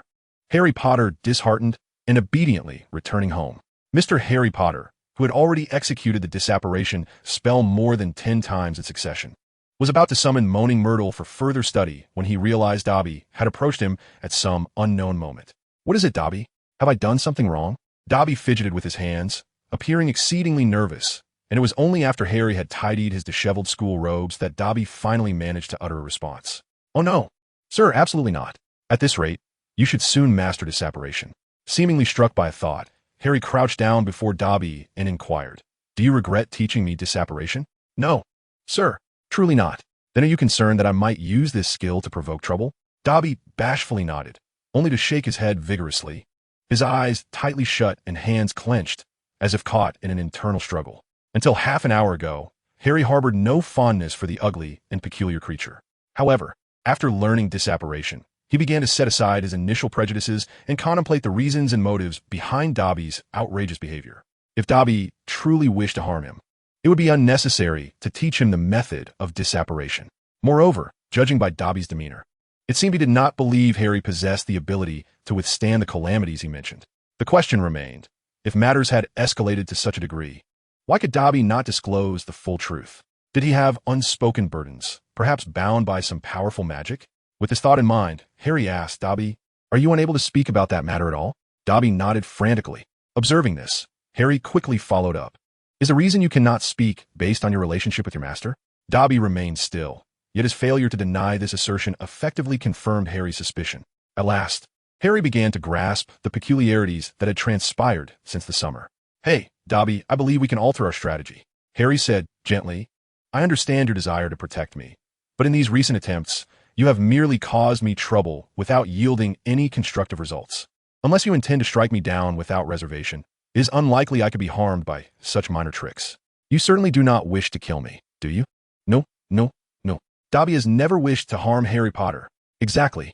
Rather than risking my life by ambushing me, it will be better for you to share any information you can disclose, allowing me to be somewhat prepared in the face of danger. Think about it. Does that not make sense?" Dobby's expression shifted from sheer terror to skepticism. Finally, faced with the savior who was willing to crouch down to meet his gaze, Dobby acquiesced. "Very well, sir, but you must promise Dobby that if you encounter any danger, you will certainly flee. I promise you." In the vast, echoing confines of the room of requirement, only two souls lingered. Yet, as Dobby began to impart his next words, he cautiously hunched over, gesturing to Harry to lean in closer before whispering softly. "A tragedy once experienced at Hogwarts is poised to unfold once more. The school is on the brink of peril. Should the Chamber of Secrets be opened, it will not only be those students deemed enemies by the heir who are in danger." Dobby could not divulge the identity of the conspirator, but he could reveal to Harry Potter that the one orchestrating the plot had not personally come to the school to unlock the chamber. The implications of the house elf statement were profound. Harry surmised that, if he were not mistaken, the nameless schemer was not only the mastermind behind the current crisis, but also the very master that Dobby served. However, if the individual responsible for opening the chamber was not Dobby's own master, did that not imply the presence of accomplices within the school? The night stretched long ahead, and Dobby could not remain in Hogwarts to engage in a game of riddles with Harry. After conveying all the information he could, he disapparated away from the castle. Before departing, he earnestly reminded Harry to prioritize his own safety. The life of the Chosen One was far more precious than that of any other student. Yet, just as Harry resolved to practice his disapparition skills a while longer, he was suddenly assailed by a malicious voice echoing from beneath him. It was time. The scent of blood. Kill. The promises made to Dobby were instantly cast aside by Harry, who swiftly grasped his invisibility cloak from the ground and retrieved the Marauder's map, racing towards the door of the room of requirement. The following morning, as Harry opened his eyes, he was once again enveloped in profound guilt. Colin Creevy's name had appeared in the corridor on the first floor of Hogwarts, and he had mistakenly presumed that the one who opened the chamber was this first-year student. By the time he arrived at the scene, the eager younger student who had persistently sought photographs of him had already been taken to the hospital wing by the professors. Fortunately, it was Albus who happened to come downstairs to fetch hot chocolate. Otherwise, who knows what might have transpired. Yet, what was he doing wandering the corridors at such an hour? Perhaps he was hungry. After all, he carried with him some roasted chicken legs and sausages. Could Colin possibly consume all that alone? He was merely a first-year child. Perhaps he intended to bring some for his friends as well. "Oh, Albus, do you think he might have captured a photo of the attacker?" Harry could almost hear the professors discussing the matter and smell the acrid scent of burning film, envisioning Colin motionless beneath the moonlight. Why would Colin venture downstairs at night for food? Was it due to something I said during the celebratory feast? Curse be the attacker. The tumultuous emotions within Harry had gradually morphed from guilt into anger, and it was not until his movements to tidy his bed roused Ron that he became aware of his state. "Harry, what is wrong with you?" Ron inquired, observing Harry's tense demeanor, as if he were about to tear the bedding apart. "Did a caterpillar crawl into your duvet?" Harry was reluctant to be the harbinger of fear. Thus he chose to temporarily conceal what he had witnessed the previous night. However, before they could descend to the common room for breakfast, news of Colin's attack had already spread throughout the entire school. Was Colin petrified, akin to Madame Pomfrey? I had warned that the heir of Slytherin's warning was no jest. What am I to do? Both of my parents are muggles, dear lord. But what is the Chamber of Secrets? Where is it? Why did the perpetrator deliberately mention the chamber while committing the crime? From a dormitory to the Great Hall, and then to the history of Magic Classroom. Harry could hear a cacophony of voices wherever there were people. Although the castle's walls bore no new inscriptions, nearly everyone linked the incidents involving Colin and Madame Pomfrey. Hermione, hailing from a muggle family, was equally affected, her complexion pale. She only spoke her first words of the day after Professor Binns' ghostly figure passed through the blackboard into the classroom. Professor Binns, might you enlighten us about the Chamber of Secrets? The throng of students fell into an eerie silence. Even the usually monotonous Professor Binns displayed an expression unlike his customary demeanor. And who is this student? I am Hermione Granger, a witch from a muggle family, Professor.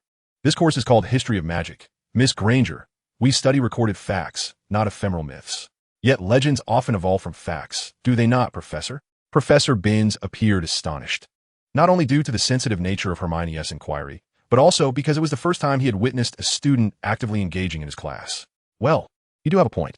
As he spoke, he scrutinized Hermione. You are all surely aware that our 4 houses are named after the illustrious founders of Hogwarts. They are Godric Gryffindor, Helga Hufflepuff, Rowena Ravenclaw, and Salazar Slytherin. Exceptional wizards, indeed, these 4 were undoubtedly the most distinguished talents of any era, which is why, even to this day, Hogwarts remains the finest school of magic in the world. Initially, the founders coexisted harmoniously, seeking out promising young individuals to bring back to the castle for education and talent development. Everything seemed to be progressing positively. However, as the number of students swelled, a divergence arose. Salazar Slytherin contended that Hogwarts should be more discerning in its selection of students. He believed that before considering interest and talent, the school should first exclude those of impure bloodlines. In contemporary terms, Slytherin was unwilling to accept children of Muggle parentage. This issue ignited a fierce dispute between Godric Gryffindor and Salazar Slytherin, after which Slytherin departed from Hogwarts. The historical account concludes here. As for the peculiar legends surrounding the chamber, Professor Binns paused, revealing his disdain for tales unsupported by historical evidence. It is said that Salazar Slytherin never truly left Hogwarts. Rather, he clandestinely constructed a chamber within the castle, concealed from the other founders.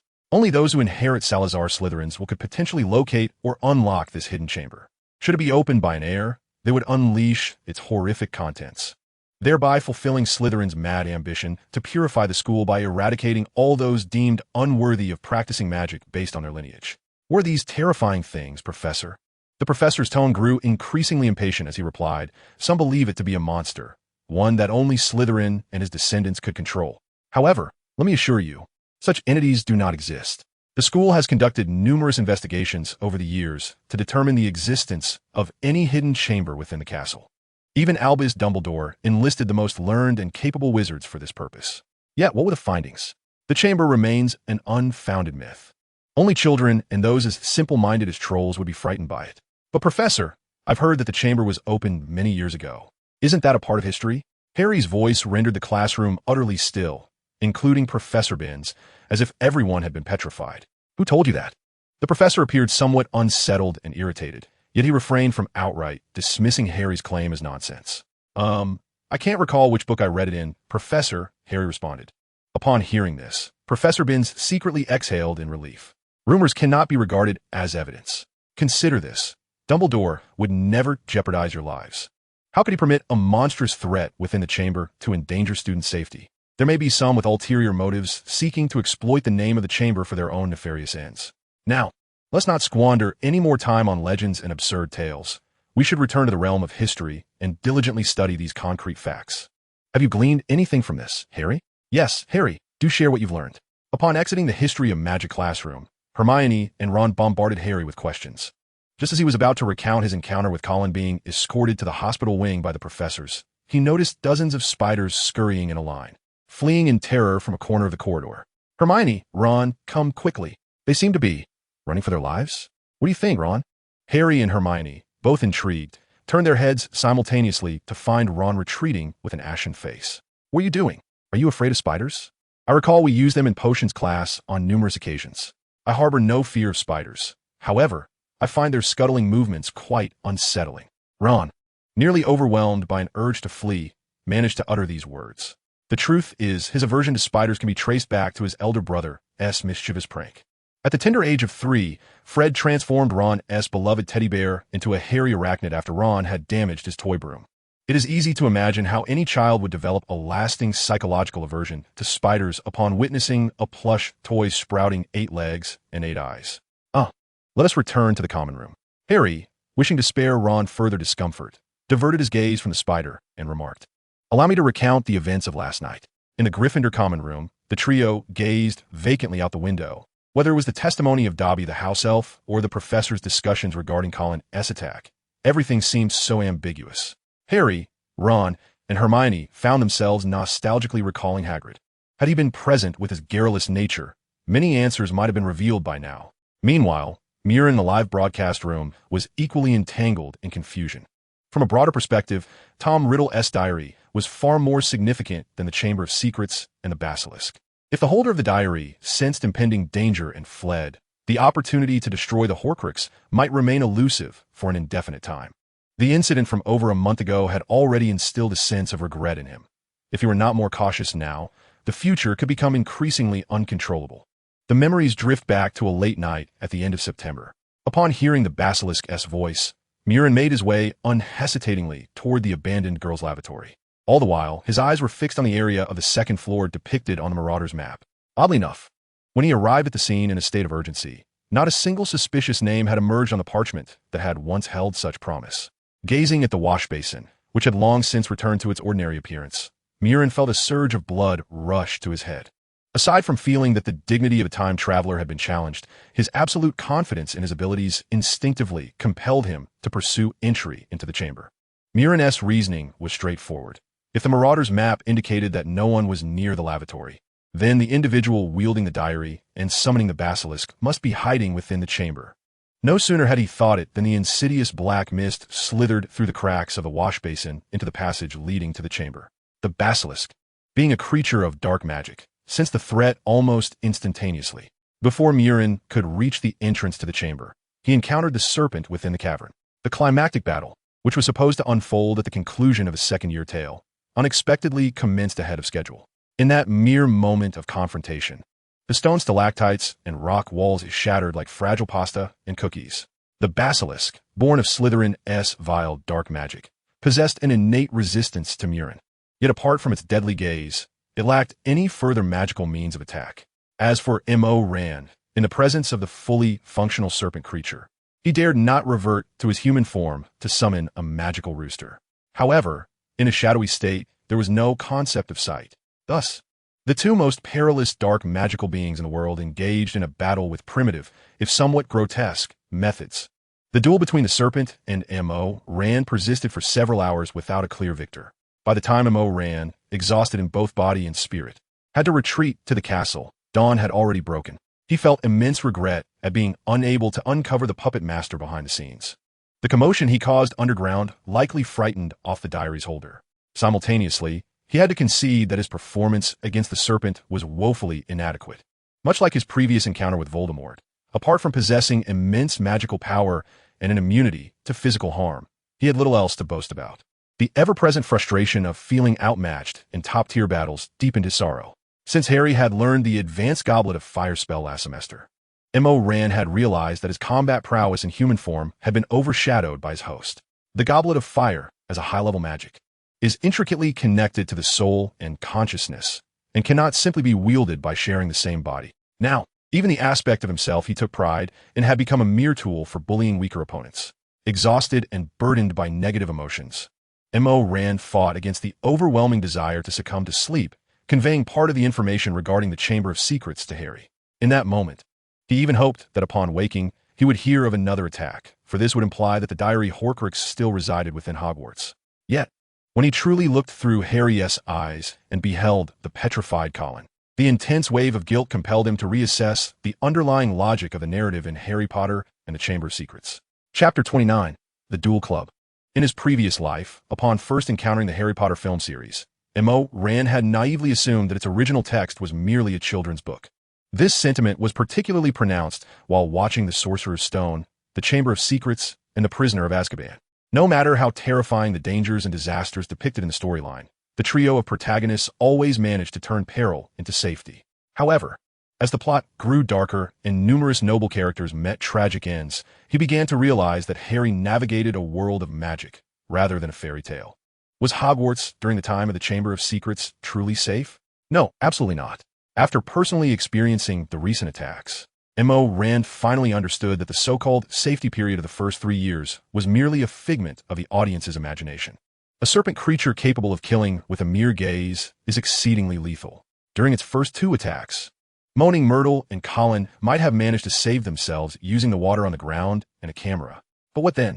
Would Justin Finch Fletchley be fortunate enough to have nearly headless Nick obstruct his view during an encounter with the serpent? What if other students were unfortunate enough to cross paths with the creature?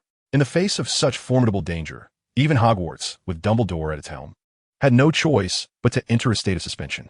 M.O. Rand harbored no doubts regarding Headmaster Dumbledore's unwavering resolve to protect the students, nor about his formidable ability to confront the basilisk. However, it appeared that, aside from wizards adept in Parseltongue, like Salazar Slytherin, no one else could ascertain the location of the Chamber of Secrets. Were it otherwise, even 1,000-fold of courage would not compel Lucius Malfoy to insert the diary into Ginny's cauldron. Given Lucius Malfoy's opportunistic nature, he would never undertake such a perilous act unless he had been informed of Voldemort's imminent resurgence or discovered a means to benefit the Malfoy lineage.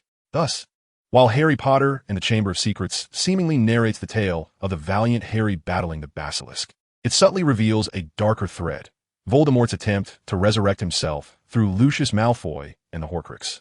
Reflecting on the senseless actions of the Hogwarts board as depicted in the film, one realizes that upon hearing of the Chamber's attacks, they transform into mindless fools, readily conceding to Lucius Malfoy's threats and expelling the only force capable of confronting evil, Dumbledore. What transpired after the greatest white wizard departed from Hogwarts? Tom Riddle, unmasked, commanded the basilisk to abduct a child from a pure-blood family, Ginny Weasley, attempting to use her life to restore himself from the diary. Upon contemplating this intricate web of logic, M.O. Rand felt a sudden clarity. Even at the age of 16, Tom Riddle, having fractured his soul into multiple pieces, lacked the strategic acumen for meticulous planning. Despite his fear of Dumbledore, his arrogance and madness led him to reckless decisions. When Harry arrived at the chamber, Tom could have directed the basilisk to conceal Ginny's body, awaiting the completion of the resurrection ritual before confronting Harry. Yet, overconfident in his victory, Tom insisted on orchestrating a ceremonious encounter, resulting in the interruption of the ritual and the demise of the basilisk, which had only ever obeyed the heir of Slytherin. Ironically, the basilisk's venom fortuitously had the power to destroy Horcruxes. After a series of miscalculations, the once feared Voldemort achieved nothing, leaving him even more vulnerable. Therefore, the diary would not be lost. I merely needed to wait until Dumbledore was compelled to leave the school, and someone vanished, at which point I could directly locate the Horcrux and its bearer within the chamber. However, if I were to proceed in such a manner, how might I safeguard my classmates from perishing in the impending attacks? M.O. Rand, having reached this new conclusion, found little time for elation, as he had previously feared, given that the narratives of the film and novel had been disrupted by his presence. Would the fortune that once favored the students of Hogwarts continue to endure on this altered timeline? To speak bluntly, long before his journey into this world, M.O. Rand believed that the petrified victims survived solely because Ms. J.K. Rowling had yet to unleash her wrath in the writing of the second installment. Was he to summon Dumbledore and charge directly into the chamber to vanquish the basilisk? If such actions were taken, even one as mad as Voldemort might flee upon sensing something amiss, would he not? It would be prudent to guide Harry towards discovering that the creature in the Chamber of Secrets is none other than the basilisk. This way, the means of prevention could be disseminated among classmates. In the live stream, Rand, who had been contemplating for several days, finally received news of the dueling club on Friday afternoon. A crowd gathered around the notice board near the entrance hall, their eyes gleaming with excitement as they gazed upon the elegantly penned announcement on parchment, declaring that Professor Lockhart was to host the dueling club, with the inaugural gathering set for that very evening. However, would the creature actually duel with you? Regardless, acquiring some dueling skills could prove beneficial. Upon overhearing the discussion between Seamus Finnegan and Dean Thomas, Ron's previously buoyant enthusiasm waned considerably. He remarked, "Why must it be Lockhart? Could it not be another professor? I have no desire to attend." Hermione resolutely disagreed with her friend's sentiments, asserting, since Professor Lockhart is willing to impart some dueling techniques, We should seize the opportunity to learn. He possesses a wealth of legendary experiences, and even if we glean but a fraction, it may one day prove invaluable. Harry, what is your opinion? Harry was indifferent to who was hosting the dueling club. Ever since Madame Pomfrey was attacked, Professor Snape and Dumbledore had jointly suspended all remedial classes.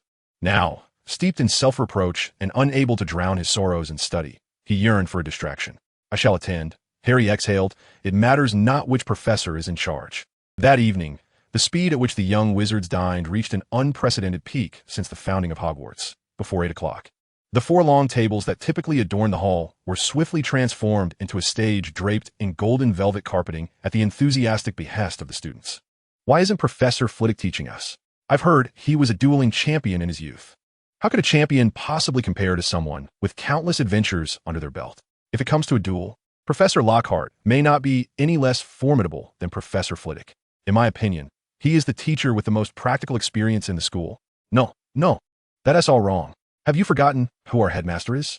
Professor Dumbledore is a wizard even Voldemort fears, but he is quite aged now. Honestly, he appears to be over 150 years old.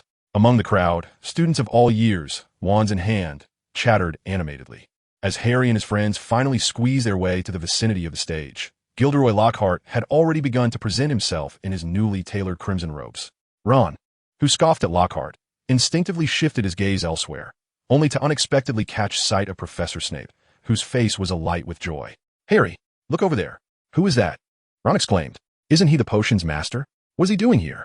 Before Harry could respond, a voice reminiscent of a musical theater performance echoed from the stage. Children, gather around, come closer. Can each of you see me? Can everyone hear my voice? Splendid.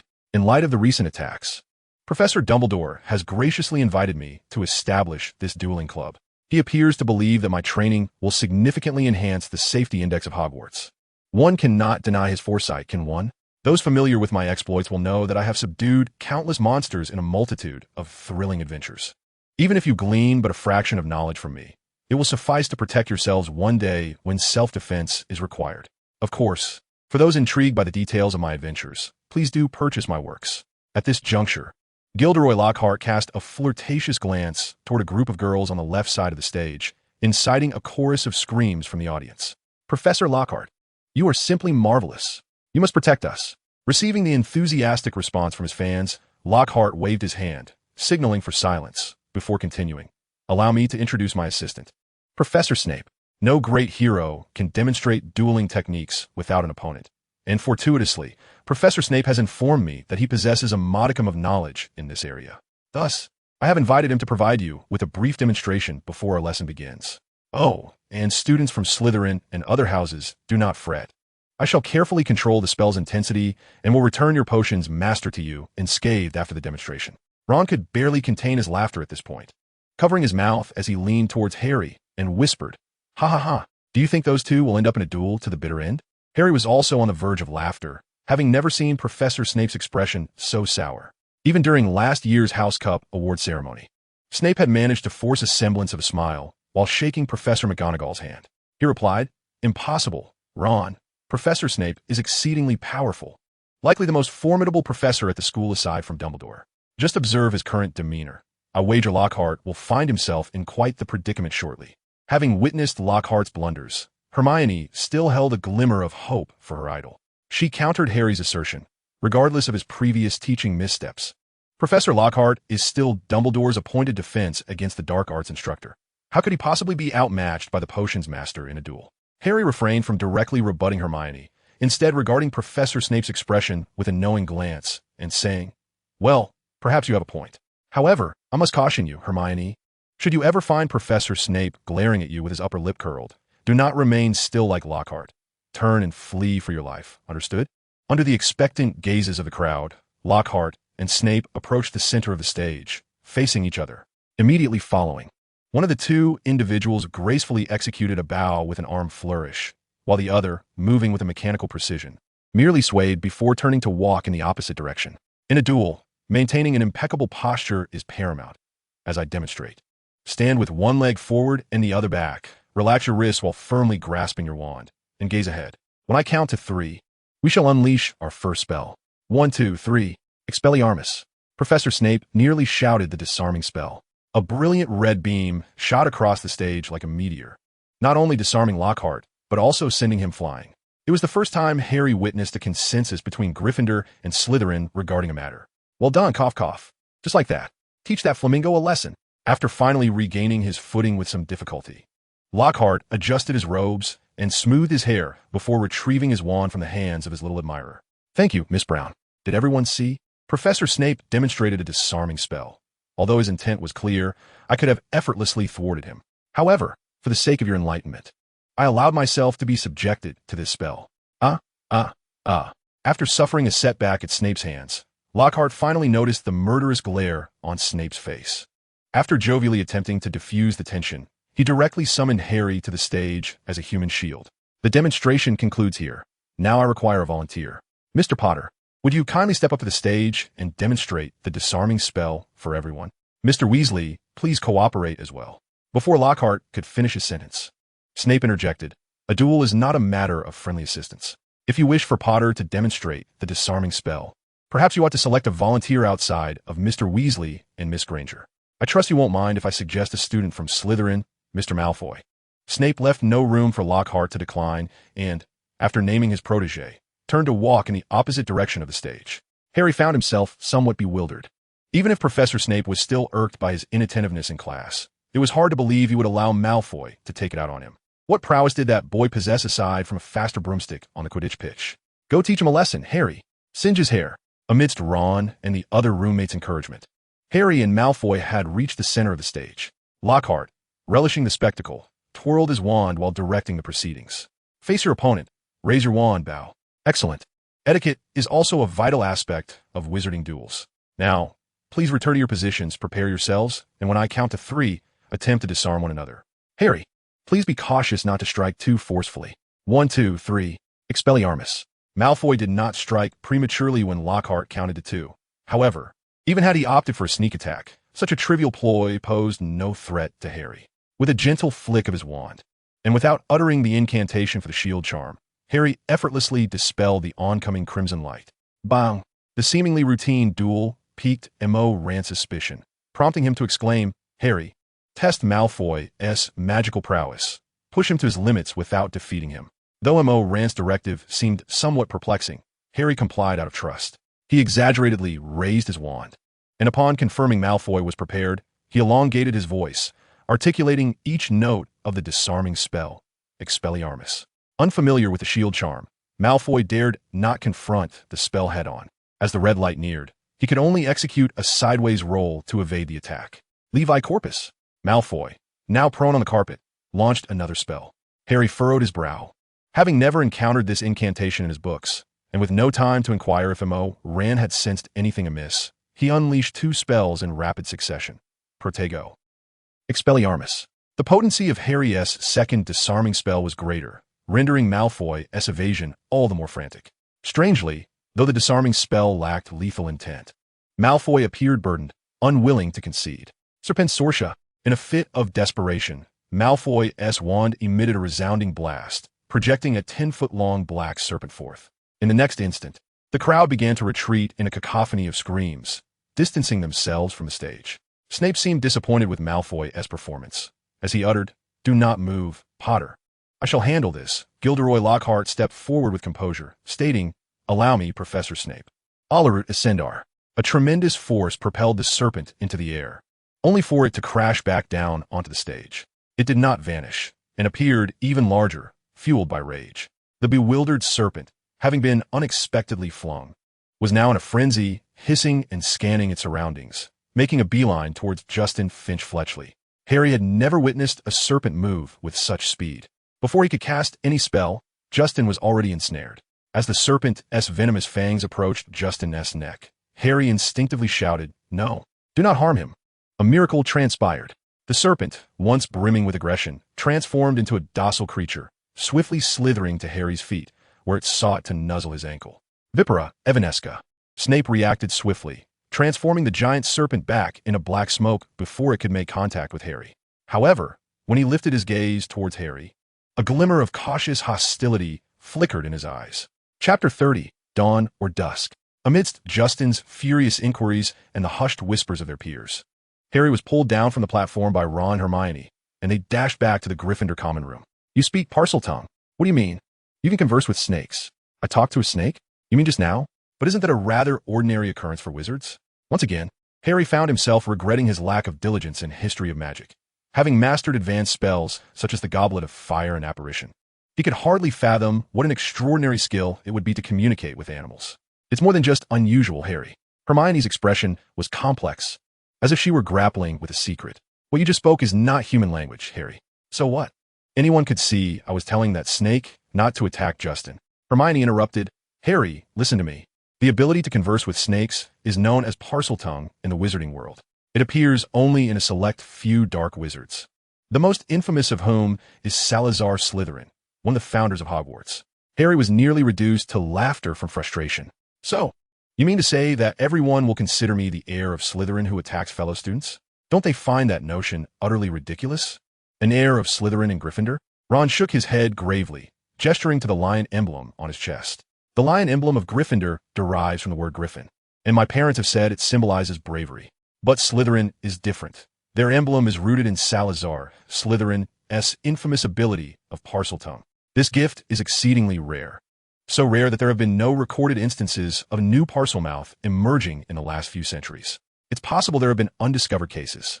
Hermione acknowledged the validity of Harry's point, yet this was not the time to speculate on who else might be a Parselmouth.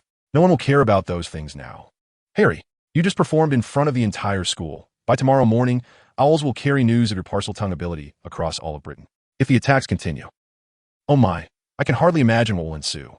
Oh, Hermione, you needn't worry. Professor Dumbledore won't allow. Just as Harry was comforting the distraught witch, he suddenly froze. The air of Slytherin, petrified classmates, fleeing spiders, and the voices from the walls. These clues suddenly converged through the connection of parseltongue. The image of a creature Professor Scamander had mentioned began to crystallize in his mind. I understand now. What do you know? The creature in the Chamber of Secrets is a basilisk, a monster that cannot reproduce and can only be bred through dark magic. With remarkable memory, Harry swiftly recounted the breeding methods and characteristics of the basilisk. However, after hearing Harry's narrative, Ron still appeared quite perplexed and inquired, if that is the case. How did Colin and Madame Nora survive? Hermione, whose mind was racing and had already caught up to Harry's pace, promptly provided the correct answer. The camera had water, and there was water on the ground that night.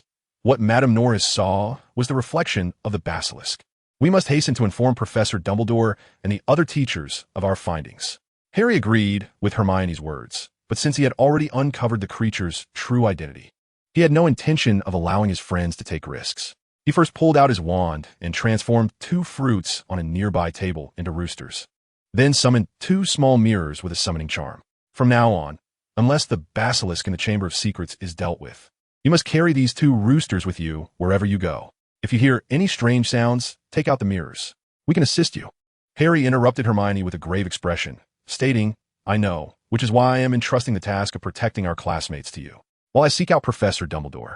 You and Ron should inform everyone about the basilisk as much as possible. It would be best if everyone could have a rooster and a mirror. You will return after finding Dumbledore, right?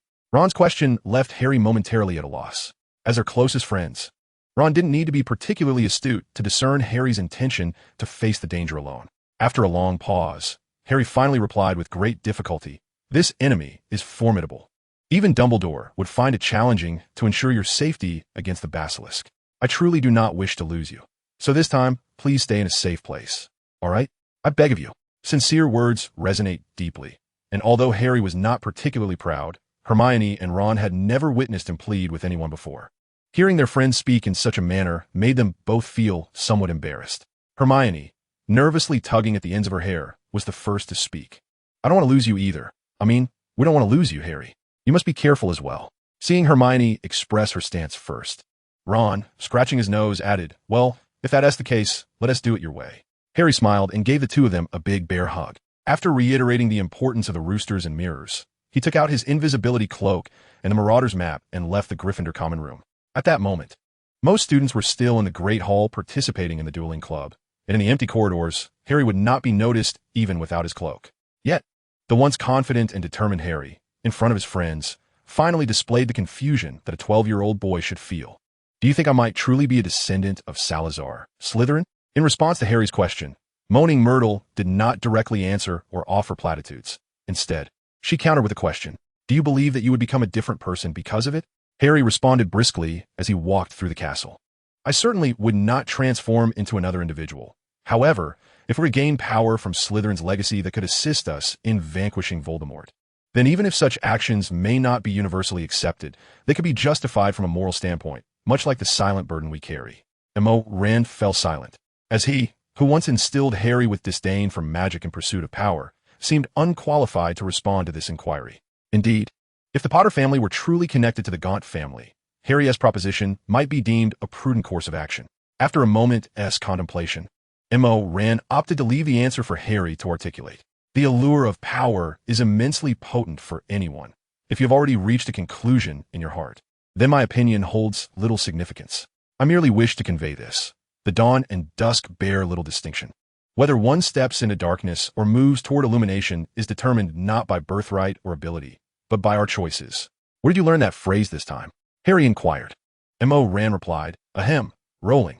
On the Marauder's map, Dumbledore was currently making his way toward the exterior of the school, and alongside his name, Harry spotted another familiar yet strange figure, Cornelius Fudge. Cloaked in invisibility and having cast a weightlessness charm upon himself, Harry stealthily trailed behind Dumbledore and Fudge. He was curious as to why two prominent figures within the magical realm would visit Hagrid at such a late hour. Good evening, Hagrid. As the half-giant opened the door, Dumbledore greeted him with a grave expression.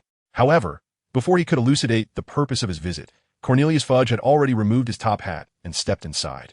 Hagrid's complexion turned ashen. Sweat poured from his brow as he welcomed Dumbledore into his abode, forgetting to shut the door. It was only when Cornelius Fudge reminded him that he noticed the chilling wind gusting into his home. This is dreadful, Hagrid. Seizing the opportunity to slip into Hagrid's hut, Harry observed the stout man nearby, perhaps due to the prolonged exposure to the cold wind. Fudge had been rambling about trivial matters since his arrival, seeking to buy time to adjust his pinstriped suit and vibrant red tie. This situation is dire, so dire that I had to come personally. First a cat, then a Hogwarts student. Such occurrences are a disgrace to the entirety of the British wizarding community. Hagrid, who had momentarily harbored a glimmer of hope, suddenly slumped into a chair, causing the small hut to tremble. No, I didn't do it, Professor Dumbledore. You must know that. Please, tell them it was absolutely not me. Gazing into Hagrid's earnest eyes, Dumbledore furrowed his brow and said, Cornelius, I have already informed you that there is no evidence to suggest that Hagrid was responsible for the attacks. Moreover, I personally have complete faith in Hagrid. Fudge, with an unusual expression, retrieved a letter from his pocket, unfolded it, and handed it to Dumbledore, saying, Take a look, Albus. One of your students has developed a knack for Parseltongue. Who knows where this letter will be sent tonight? Dumbledore's countenance grew more severe as he took the letter from Fudge's hands, scrutinizing its mere 4 lines. Fudge continued, After all, he is Harry Potter, the boy who vanquished Voldemort. Rather than making a fuss over him, you surely agree that allowing me to take Hagrid away is the more prudent course of action, don't you? Observing Dumbledore's silence, Fudge added, Put yourself in my shoes, Albus. I have no intention of harming your students, but you must understand the pressure I am under. If the Ministry fails to act in the event of an attack, my position as Minister becomes untenable. Moreover, I've heard that the Hogwarts Board is also planning to take action, so whatever you wish to do, you must act swiftly. At this moment, Dumbledore truly became enraged. Harry had never seen such fury in his azure eyes, as if they were about to ignite. Are you threatening me with my students? Provoking the greatest white wizard of the age is hardly a wise decision. And Fudge suddenly appeared diminished, coughing awkwardly before replying, Ahem. Of course not, Albus. Please, do not be agitated. I too believe that Harry is not responsible. Yet public opinion is a relentless force. Consider this. If I do not take Hagrid away, all the scrutiny will fall upon a 12-year-old child. Furthermore, should we ultimately find that Hagrid is innocent, we will return him, and, at that point, what others say will be irrelevant. After a moment, Dumbledore sighed and shook his head at the trembling Hagrid, causing the already distraught giant to tremble even more. Take me away? To where? Surely not that place. As Dumbledore ceased to exert pressure on him, Fudge visibly relaxed, idly toying with his top hat while addressing Hagrid. Do not worry, Hagrid, the duration will be brief. Your past transgressions from 50 years ago weigh heavily against you. But as I mentioned, this is not a punishment, merely a precaution. If your headmaster apprehends the true culprit, we will release you immediately and extend our sincerest apologies. At that moment, Hagrid resembled a raging bull, nostrils flaring, his voice turning hoarse. "No, I refuse to go to that place. I will not go to Azkaban." Just as Fudge was about to say more, there came another knock at the door of Hagrid's hut. Upon seeing the golden-haired man clad in a long black coat and cloak, Harry nearly gasped. Lucius Malfoy and Draco Malfoy? Lucius Malfoy's face appeared icy, yet Harry could sense a faint undercurrent of pleasure. After surveying the room with an air of arrogance, Lucius spoke. "Ah, you have arrived. Quite efficient, Fudge." In an instant, Hagrid, who had been slumped in his chair, sprang to his feet, pointing towards the door and bellowing. "What are you doing here? Leave my house at once. Oh, do calm down, my dear friend. You must believe me. I had no intention of intruding upon your domicile." Lucius Malfoy retorted with a derisive chuckle. He then patted his son's shoulder and continued, "I merely came to the school to check on my child, and incidentally, to meet his headmaster." Dumbledore stepped forward, his demeanor polite yet resolute, inquiring, "What brings you to seek my presence, Lucius?" Lucius appeared unfazed by Dumbledore's authority as he leisurely produced a lengthy parchment scroll from his cloak, stating, "My son has just engaged in a duel at school with a classmate who wields Parseltongue to control a giant serpent. Do you comprehend the implications of this? Behold this suspension order. You will find the signatures of all 12 board members gracing it. The greatest white wizard of this century? What a farce. Who knows if you are merely shielding Harry Potter from scrutiny or if your talents have dwindled?" Lucius continued, "Draco informed me that had it not been for Snape's quick reaction, that serpent would have devoured a fellow student. In light of such peril, were you at that moment? This school must be immediately entrusted to individuals of greater capability and resolve." What are you saying, Lucius?" Cornelius Fudge's expression shifted from astonishment to dread as he stuttered. I have not heard any news regarding Dumbledore's suspension. The Ministry has issued no such command." Lucius interrupted calmly. "As it stands, only the board possesses the authority to appoint or suspend the headmaster of Hogwarts. Given our collective doubt in Dumbledore's ability to thwart these attacks, it is only fitting that a more suitable individual be appointed to this position." Fudge was now drenched in sweat. But if Dumbledore lacks the capacity to prevent such occurrences, who could possibly do so? Who are you seeking? That is not your concern. Suffice it to say, this is the outcome of a board vote. Hagrid, seemingly oblivious to the terrors of Azkaban, stepped forward, positioning himself protectively in front of Dumbledore, as if his presence alone could shield him. "Take me instead. I will go to Azkaban, but Dumbledore must not be taken. If he is imprisoned, those Muggle-born children in the school will truly have no chance, nor will Harry." "Calm yourself, Hagrid." Dumbledore's voice was firm as he interjected. "If the board's decision dictates my departure, I shall relinquish my position. However, even in my absence," Dumbledore's gaze suddenly flickered to the corner where Harry stood. "Hogwarts will continue to lend its support to those who seek to safeguard the well-being of its students." "Commendable spirit," Lucius Malfoy remarked with a mocking bow. "I believe everyone will fondly remember you and your uniquely spirited approach to matters." When confronted by Lucius Malfoy's provocation, Dumbledore met his gaze with his piercing azure eyes for a considerable moment, and after a prolonged silence, he returned to his usual serene demeanor, leaving behind a wistful remark. "What a pity we can no longer share a glass of lemon sherbet." Without needing any prompting from M.O. Ran, the first thing Harry did upon returning to Hogwarts Castle was to bind Draco Malfoy back to the room of requirement. Petri ficus totalis. Silencio. Even without the invisibility cloak, Draco could not evade Harry's relentless spells, but for the sake of caution, Harry opted for the most prudent method of surprise attack. This terrified Draco, and when he was brought to the room of requirement and had the controlling spell lifted, he was utterly disconcerted. Oh, it's you, you filthy and despicable scarhead. What do you want?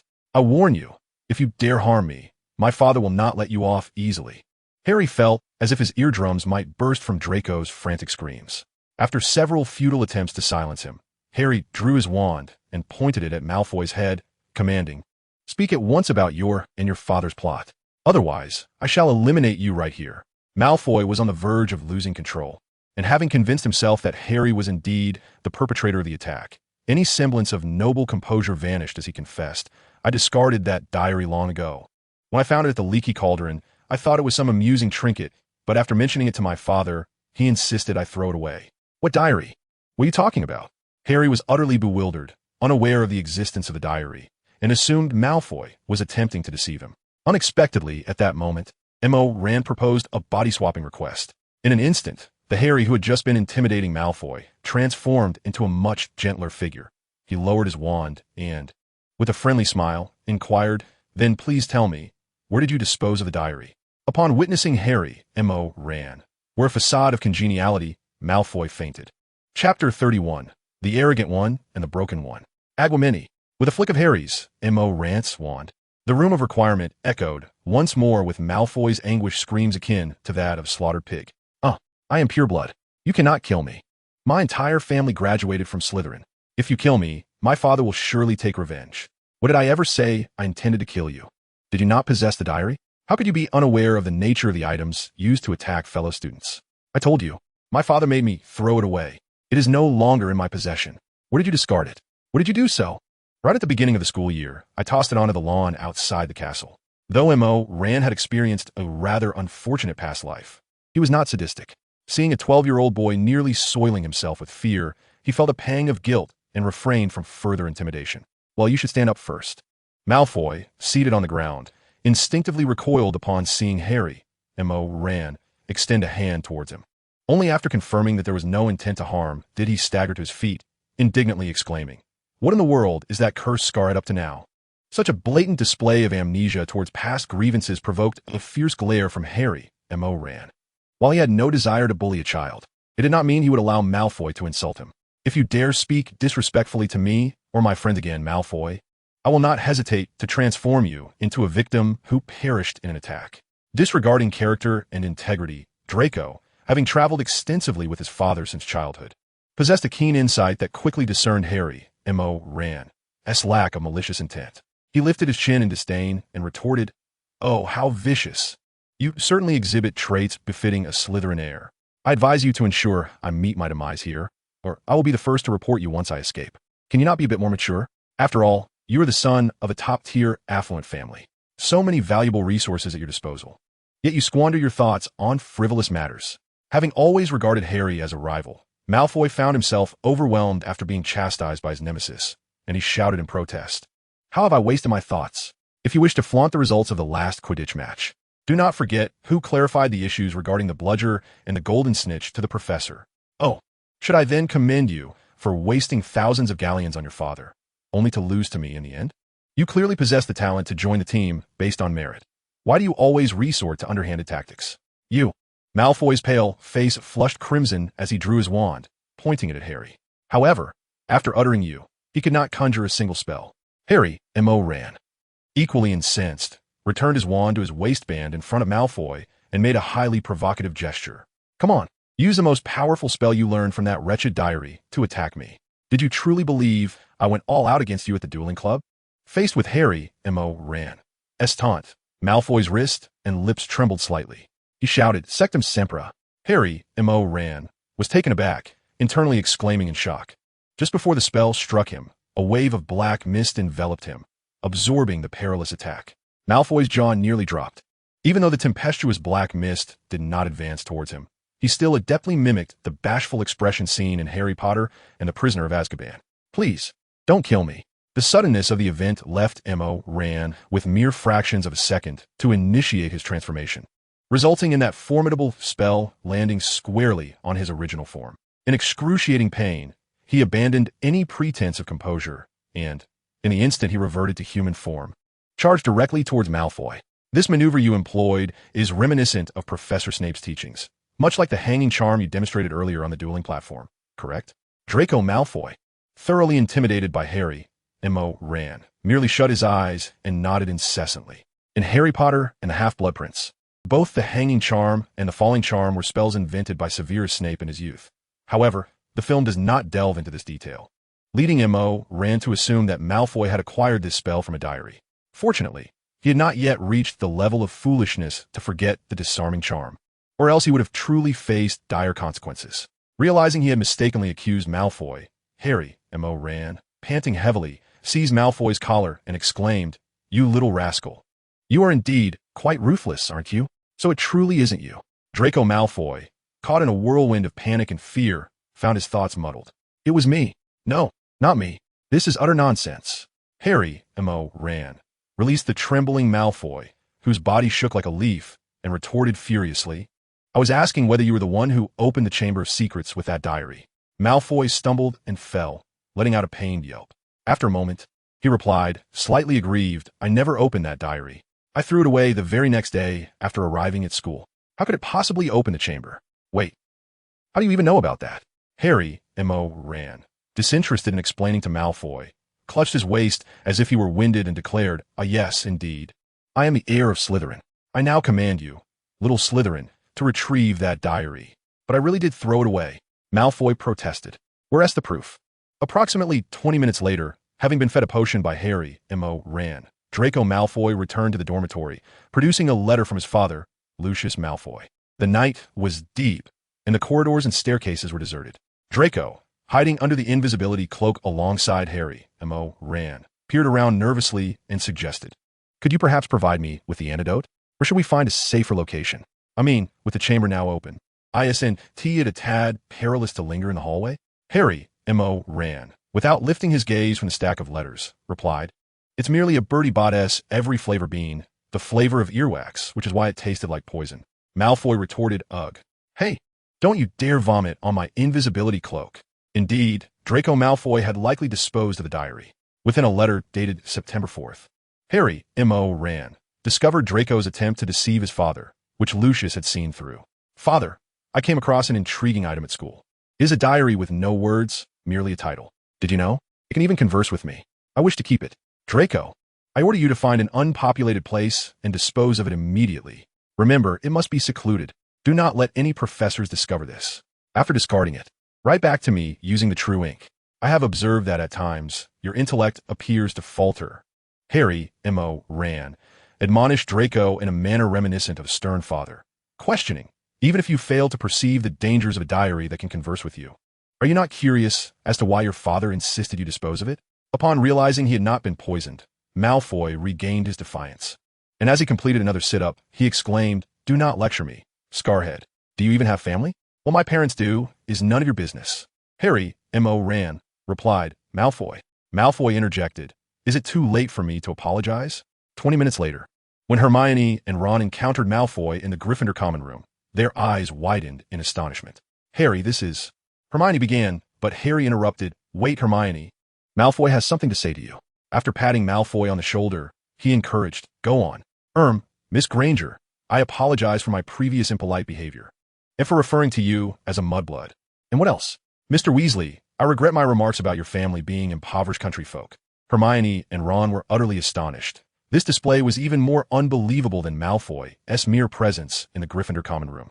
Before anyone could inquire about the situation, Harry, M.O. ran, chuckling and pleased, patted Malfoy's shoulder again, saying, see, that wasn't so difficult, was it?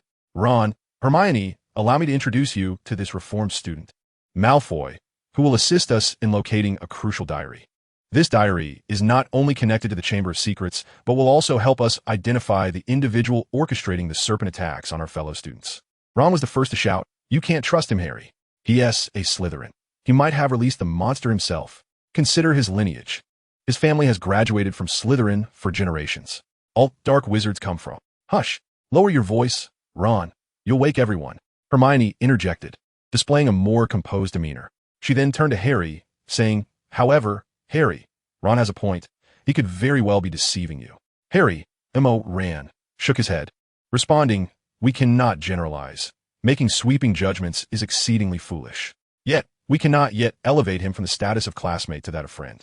Draco Malfoy cast a sidelong glance at Harry, M.O. ran, expressing his discontent. I shall never befriend you, Potter. Suit yourself. Let us not forget who approached me to shake hands on the very first day of school over a year ago. Now, let us return to the matter at hand. The item we seek is a black diary, signed by Tom Marvolo Riddle. I had brought it to school and subsequently misplaced it on the lawn outside the castle. After a series of contemplative discussions, Harry, M.O. ran, and the others helped Malfoy recall the approximate time and place he lost the diary, shortly after the school year commenced, on the way to the greenhouses for herbology class. Due to the fact that only the first and second year students had herbology class that morning, the pool of potential individuals who could have taken a diary was significantly reduced. Malfoy had noted on his way back to the Slytherin common room that the diary had indeed been taken. When excluding the classmates present on the night Lady Loris was attacked, the list of suspects dwindled even further. Thus, the individuals who might possess the diary included Lavender Brown, Hannah Abbott, Vincent Crabbe, and, well, Ginny Weasley. Upon concluding this private list, Hermione observed varying degrees of discontent from both Ron and Draco. Hermione, Ginny is my sister. Do you truly believe that her demure appearance suggests she is capable of harboring secrets? I would advise you to eliminate Crabbe from your considerations. Just think about his intellect.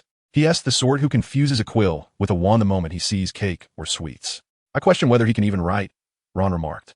Hermione glanced at Harry, noticing his reluctance to speak, and stated directly, according to Harry's earlier assertion, that diary may have controlled the students' actions.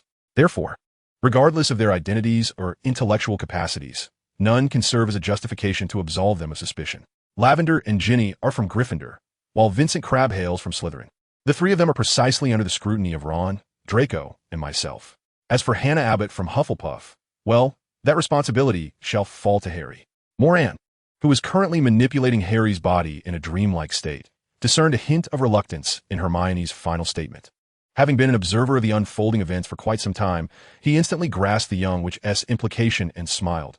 Rest assured, Hermione, I, Harry Potter, the boy who lived, pledged to uncover the truth promptly and shall not linger excessively in her vicinity. Ron and Draco responded in unison.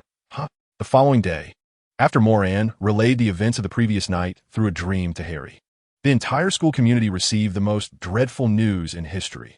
Dumbledore had temporarily stepped down from his position as headmaster.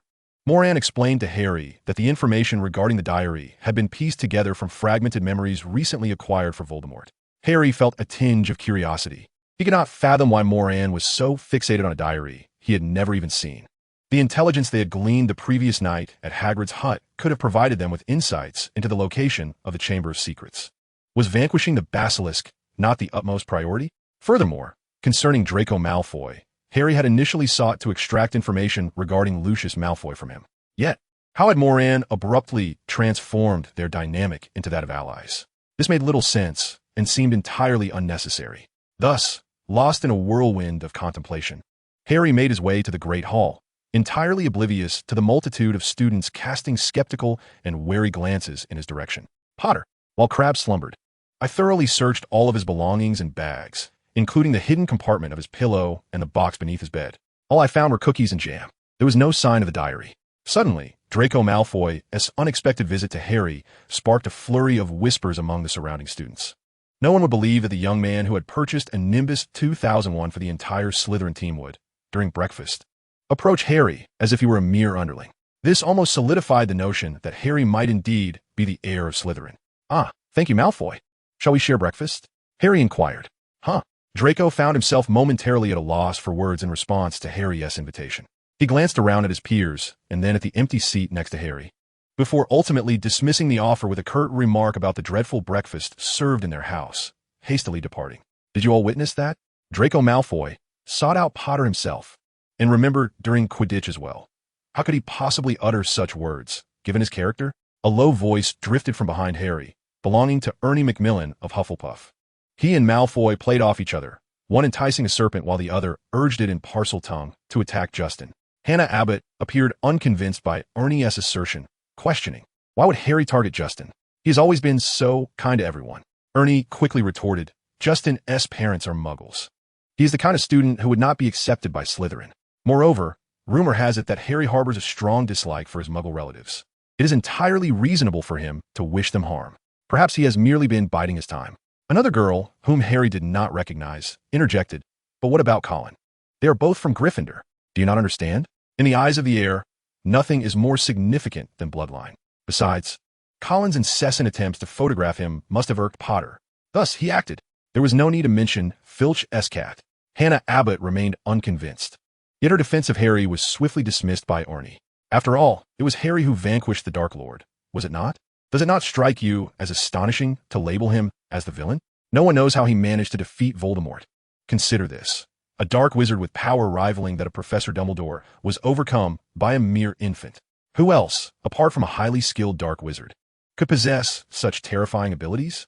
I dare say Voldemort sought to kill him precisely to prevent the emergence of a more formidable Dark Lord. I have instructed Justin to hide in the dormitory. We shall bring him food later. Upon hearing this, Harry felt no inclination to further doubt Hannah Abbott. However, just as he reached for some bacon, a waft of perfume invaded his senses. Hey, Harry, may I discuss something with you? Chapter 32. The temporary headmaster Gilderoy Lockhart was adorned in his favorite lilac robes today, before Harry could turn to acknowledge him. The man proclaimed loudly amidst the long table of the hall. The incident at the dueling platform yesterday was an unfortunate accident.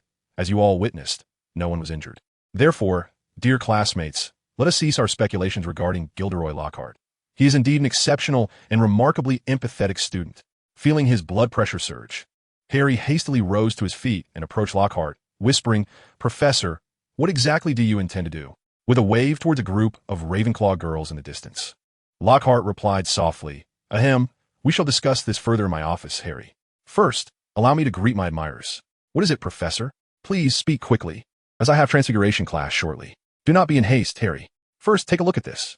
In his office, adorned with portraits and photographs of Gilderoy Lockhart, he retrieved a letter from his drawer and handed it to Harry. The words Hogwarts Temporary Headmaster Nomination list boldly inscribed upon it. If this nomination process were to be determined by student votes, I would undoubtedly cast my vote for Professor McGonagall. Upon hearing Harry's response, Lockhart neither appeared angry nor embarrassed. He chuckled heartily a couple of times, and then selected a book from a stack on his desk, entitled Me, the Wizard. "Harry, you are an astute individual, exceedingly clever. So much so that I feel compelled to speak candidly. Indeed, I possess no genuine talent. All those best-selling novels, autobiographies, and professional guides across various fields were not penned by me. My sole proficiency lies in the obliviate charm, which I have employed to incessantly appropriate the talents and ideas of others, thereby attaining my current status."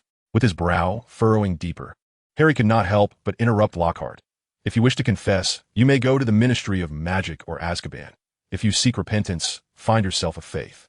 I am indifferent to your trivial matters. There exist far more pressing issues within Hogwarts than your concerns. As long as you do not disturb me, I shall pretend I have not heard your words."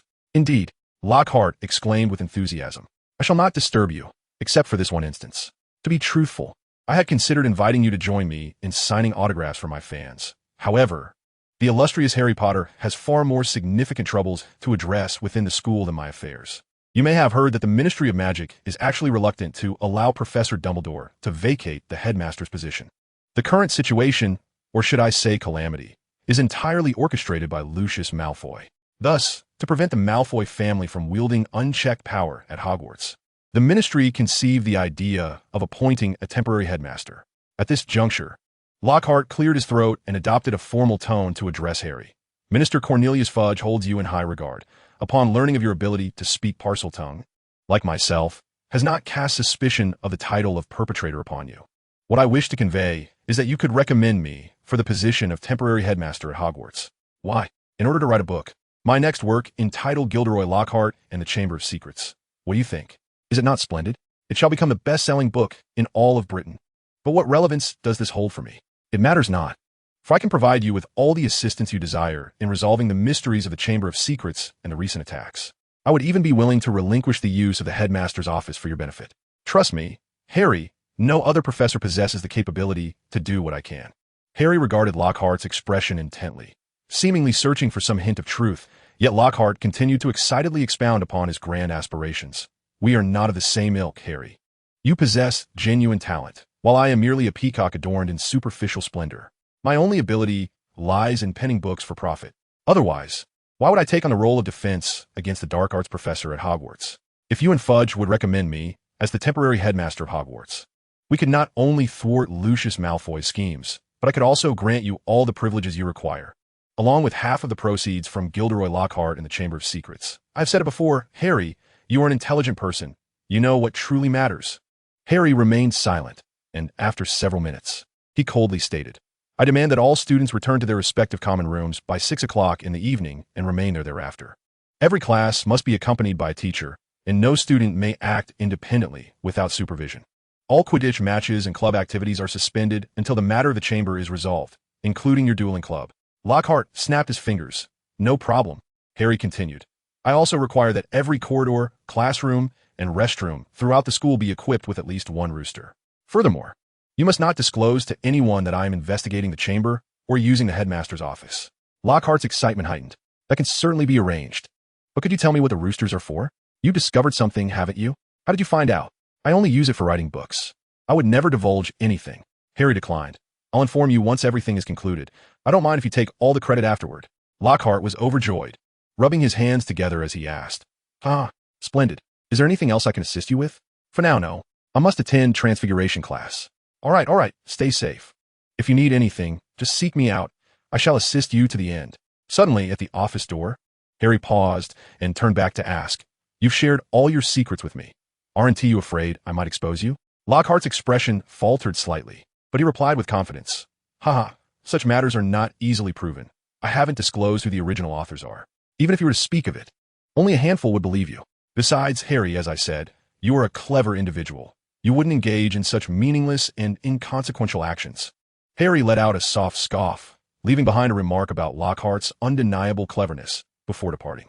As Harry uttered the password, the staircase slowly transported him to the door of the headmaster's office. Upon witnessing the individual who opened the door, it was not Albus Dumbledore, and the portraits of past headmasters adorning the stone walls of the chamber erupted into a cacophony of complaints. "Where is Dumbledore? How is it you, this little imp? Did he not declare a temporary cessation of your tutoring? You must fetch Dumbledore back. How can students be left to navigate peril in their studies and lives?" One of them exclaimed, "Indeed, I recently recalled a location I failed to investigate during my tenure as headmaster. I must promptly inform Dumbledore." Harry raised a hand to capture the attention of the illustrious headmasters and proclaimed, "Ladies and gentlemen, I bear grim tidings. Headmaster Dumbledore has been temporarily suspended by Lucius Malfoy in collusion with other stakeholders." What?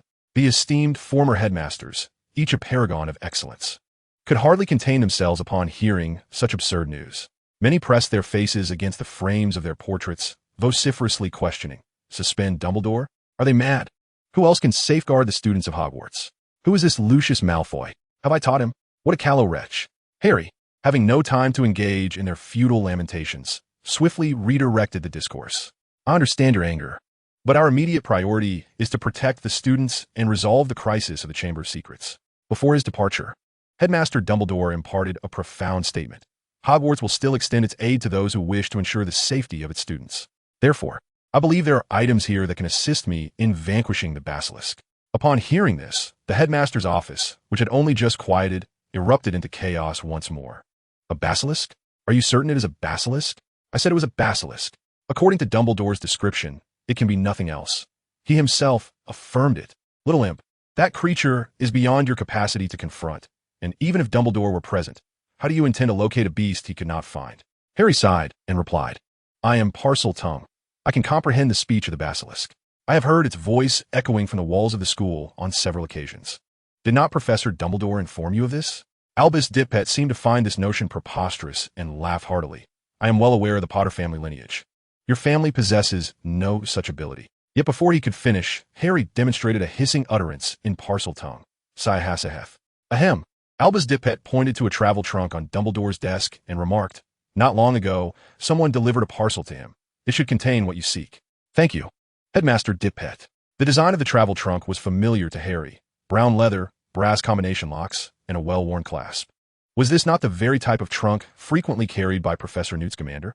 Harry had assumed Dumbledore would prepare for him potions to counteract the basilisk's gaze or protective eyewear for the perilous encounter ahead. Yet, since this was sent by Newt Scamander, it undoubtedly contained some extraordinary creature powerful enough to confront a basilisk. Click, click, following the two crisp sounds, as Harry observed two orbs of black mist enveloped in translucent bubbles ascend into the air, he realized with a quiet chuckle that, from a certain perspective, his previous speculation was not entirely unfounded.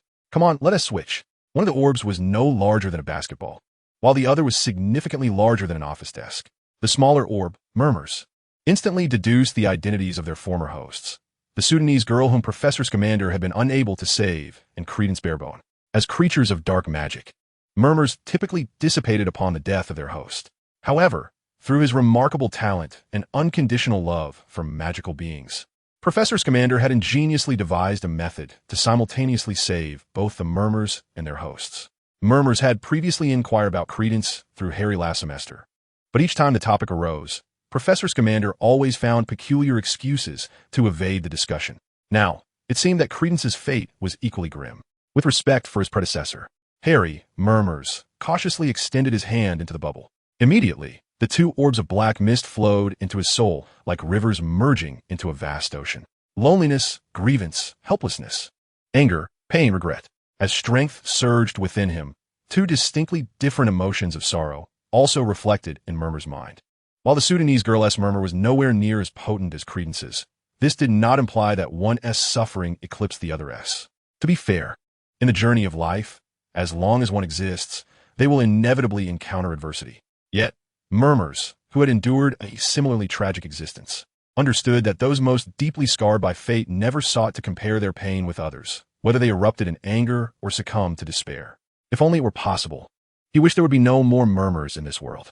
Suddenly, an ethereal, mysterious, and almost dreamlike melody began to echo faintly. Just a moment ago, murmurs had been enveloped in sorrow, yet inexplicably, a sense of exhilaration surged within him.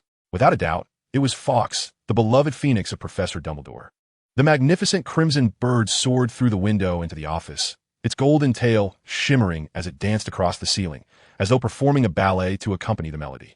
Moments later, Fawkes swooped down toward the sorting hat on the bookshelf, deftly tossing it into Harry, Murmur's embrace before returning to its perch to preen its feathers. Both Harry and Murmurs had rarely seen Fawkes during their first year when attending remedial classes in Dumbledore's office. Occasionally, they might have been fortunate enough to glimpse the phoenix soaring out the window, but this was their first opportunity to observe the phoenix up close. "Hello, Fawkes." With a heart unburdened from gloom, Harry Moran cheerfully greeted the presence before him. However, just as he intended to approach for a closer inspection, Fawkes unfurled his magnificent wings once more. "What on earth?" Harry Moran exclaimed, startled by the phoenix's sudden display, instinctively retreating a couple of steps. Almost immediately, he heard the voices of several Hogwarts headmasters behind him. "You exude a potent aura of dark magic. It is no wonder Fawkes is disinclined towards you. Do not harbor any misguided thoughts. This phoenix responds solely to Dumbledore's summons."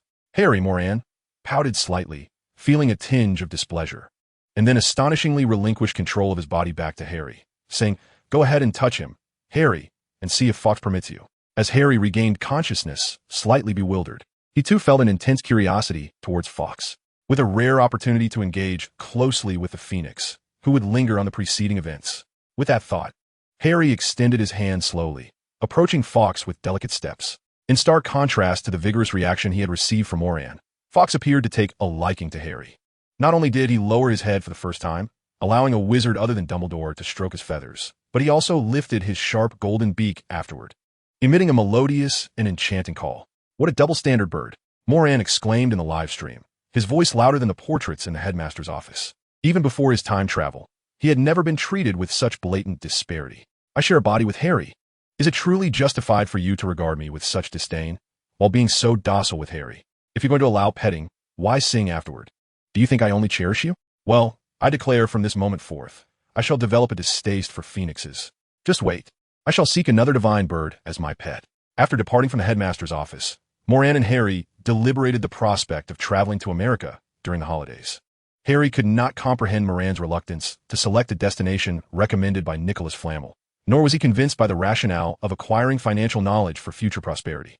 Upon returning to the common room after Transfiguration class with Ron and Hermione, Lavender Brown's suspicions had been alleviated. Although no one could verify her whereabouts during the initial attack on Mrs. Norris, on the night Colin was petrified by the basilisk, Lavender had been found sharing a bed with her roommate Parvati Patil, which led Hermione to consider her a suspect due to their shared dormitory. "So now you suspect Ginny?" Ron said with some discontent. "She's only 11. Just think of her height. How could she possibly write such a long message on the wall?" "Ron, I too doubted it could be Ginny, but do you know how she reacted when I spoke to her this morning in the Great Hall?" Hermione's words suddenly captured Harry's attention, and he now recognized that Moran's earlier insistence on keeping an eye on Ginny was far from unfounded. "What were you discussing?" Harry inquired. "I inquired of her, 'Ginny, is there something troubling you that you wish to share?'" She hesitated, as if on the verge of revealing something significant. Unfortunately, at that moment, Percy happened to stroll by, and upon seeing her brother, Ginny swiftly fled. After listening to Hermione's account, regardless of Ron's reaction, Harry rose abruptly from his seat and asked, "What classes are the first-year Gryffindors attending now?" Chapter 33, Myrtle. Just as Ginny exited the history of magic classroom, she was inexplicably drawn into the corridor by Harry and the others. Imagine an 11-year-old girl cornered against the wall by 3 older classmates, all towering over her and interrogating her with questions. Even if these 3 were her most admired upperclassmen and her own brother, she would still tremble with fear. "What do you want?" Ginny asked weakly, causing Harry and Ron to feel awkward and hesitant. After exchanging glances, they both took a step back, leaving the role of the intimidating sibling to Hermione. With a fierce glare cast at Harry, Hermione turned to Ginny, attempting to soften her tone. "Ginny, do you recall telling me that there was something important you hadn't shared?" Feeling cornered, Ginny replied, "But I really can't say, and it's not intentional. Please don't ask me anymore. No one will blame you." "Ginny," Hermione continued to encourage her. "This is a situation that could overwhelm anyone, even older students." Ginny glanced at Harry and Ron, contemplating her future academic endeavors and her family, then summoned her courage. "All right, but you mustn't tell anyone else. And don't mention that I was the one who said it." Taking a deep breath, Ginny confessed, "Last weekend, I stumbled upon Percy and his girlfriend, Penelope Clearwater from Ravenclaw, kissing in an empty classroom. Their robes were on the floor, and I even saw Percy's hand go, oh. You all understand now, don't you? Please don't make me say more." Dumbfounded, Harry, Ron, and Hermione allowed the blushing Ginny to escape. In some respects, the gravity of her revelation was even more shocking than when I unleashed the basilisk through Tom Riddle's diary to attack fellow students. Even a usually composed M.O. Ran in the live stream couldn't help but comment, "Is Percy really that bold?" On their way back to the common room, the once mischievous trio of Gryffindor was unusually silent. Harry repeatedly polished his glasses. Ron absent-mindedly rubbed his old wand, while the reddest-faced Hermione clutched her robe tightly, as if it might slip away at any moment.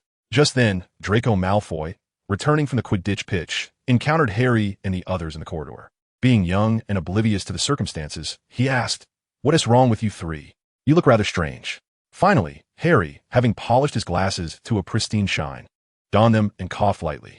"Cough, cough. Are you still contemplating Quidditch training?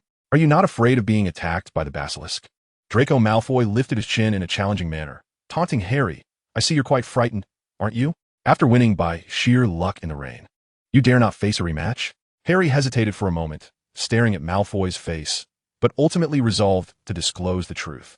"The Ministry is likely to appoint a temporary headmaster for the school soon, and if all goes as expected, Hogwarts will suspend all matches and club activities.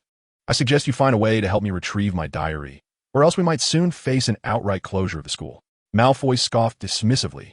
"It doesn't matter to me. I was planning to attend Durmstrang anyway. I can always switch schools." His nonchalant demeanor might deceive others, but it certainly did not fool Harry. "Very well," Harry retorted. "I hope your teammates in Slytherin can accompany you to that Durmstrang. Otherwise, your family's investment in 6 Nimbus 2001 brooms will be wasted." Draco's face flushed with anger, yet having learned from previous encounters, he understood that clashing with Harry was unwise. All right, he conceded, forcing a smile. "Last night, my father wrote back to me and shared some information regarding an event from 50 years ago." Upon hearing this, Harry seemed to connect the dots, yet he refrained from interrupting Malfoy, eager for more valuable information. "Although I wasn't born when the chamber was last opened, he made it clear that 50 years ago, a Muggle-born girl perished." So, Malfoy intended to build suspense, hoping Harry would plead for more details. However, Hermione, upon hearing this, quickly deduced the answer. "I know," she exclaimed. "There is only one ghost from 50 years ago who was a student at Hogwarts and died. Moaning Myrtle from the second-floor girls' bathroom." Draco's frustration was palpable as his gray eyes fixated on Hermione, who was tugging at Harry's sleeve and chattering away. "You are truly remarkable," he praised begrudgingly. Harry had initially intended to confirm whether Dobby was Malfoy's house elf, but with such a crucial clue at hand, that concern faded. "Can you lead us to her, Hermione?" Upon hearing Harry's inquiry, Hermione nodded, and soon the trio, along with Malfoy, surged through the corridor like a whirlwind. Despite being inexplicably swept along, Draco felt a thrill of excitement. Yet, to maintain his facade, he chastised Harry and the others. "Do you Gryffindors lack common sense? You intend to invade the girls' bathroom in broad daylight?" "No one will be here, I assure you," Hermione replied.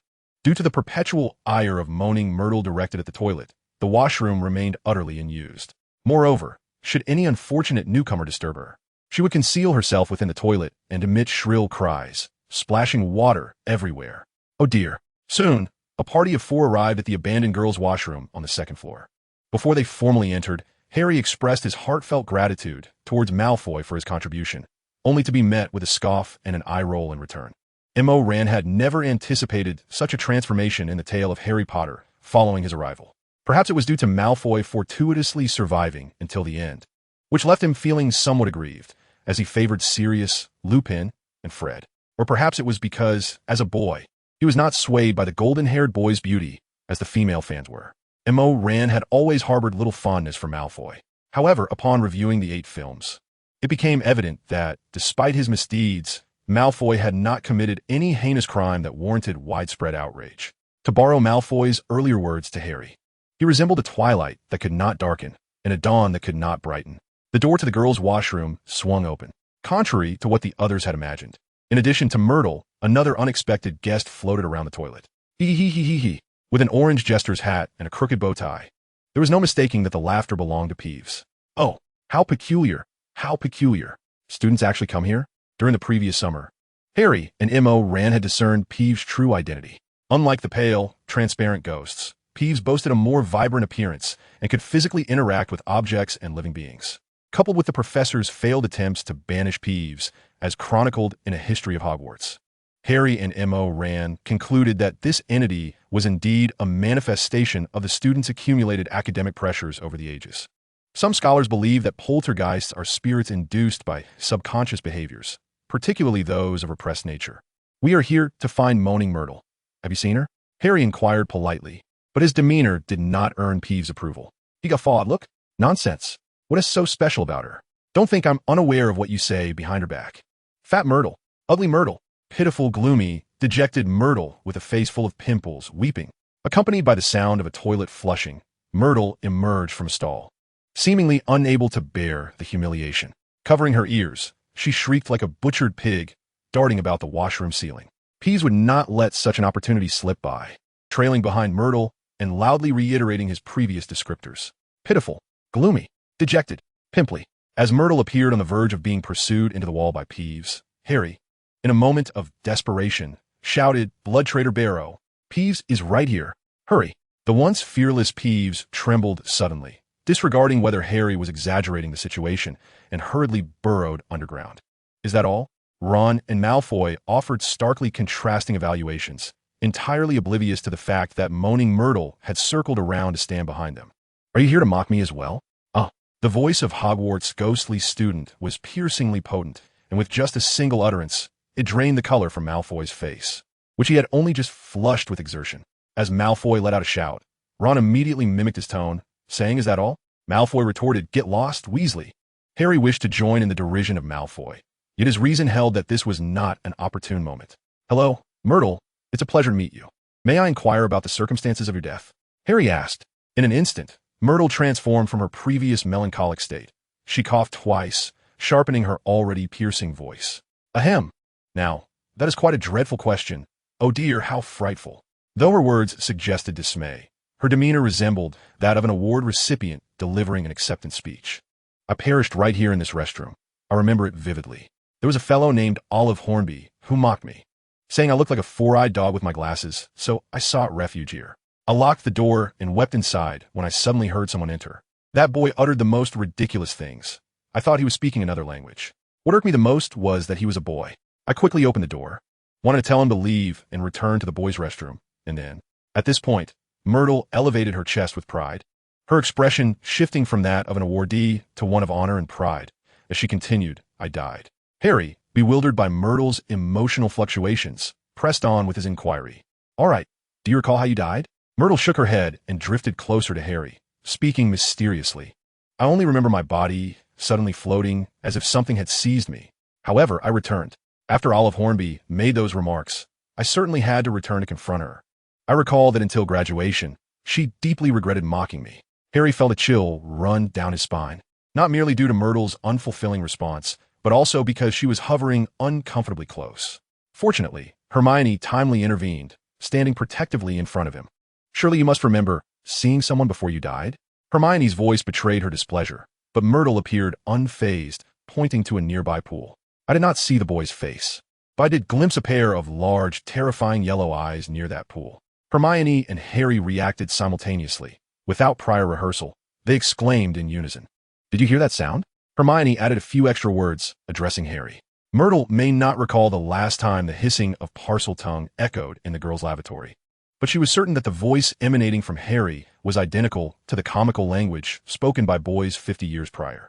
The ghost's peculiar reaction momentarily dissolved the animosity between Ron and Malfoy, and before Harry and Hermione could react, The two rushed to the sink, inspecting it thoroughly.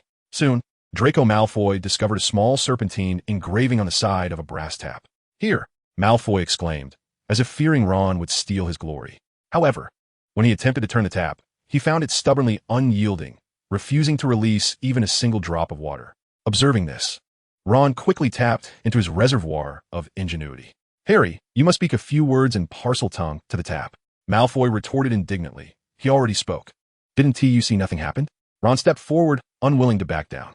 Perhaps Harry didn't say the right words. Maybe this mechanism requires a specific command to activate. "You don't understand parcel tongue. How can you know what he said?" Malfoy countered. "And how would we know what the command is? Just because I don't understand it. Does that mean you do?" "Enough."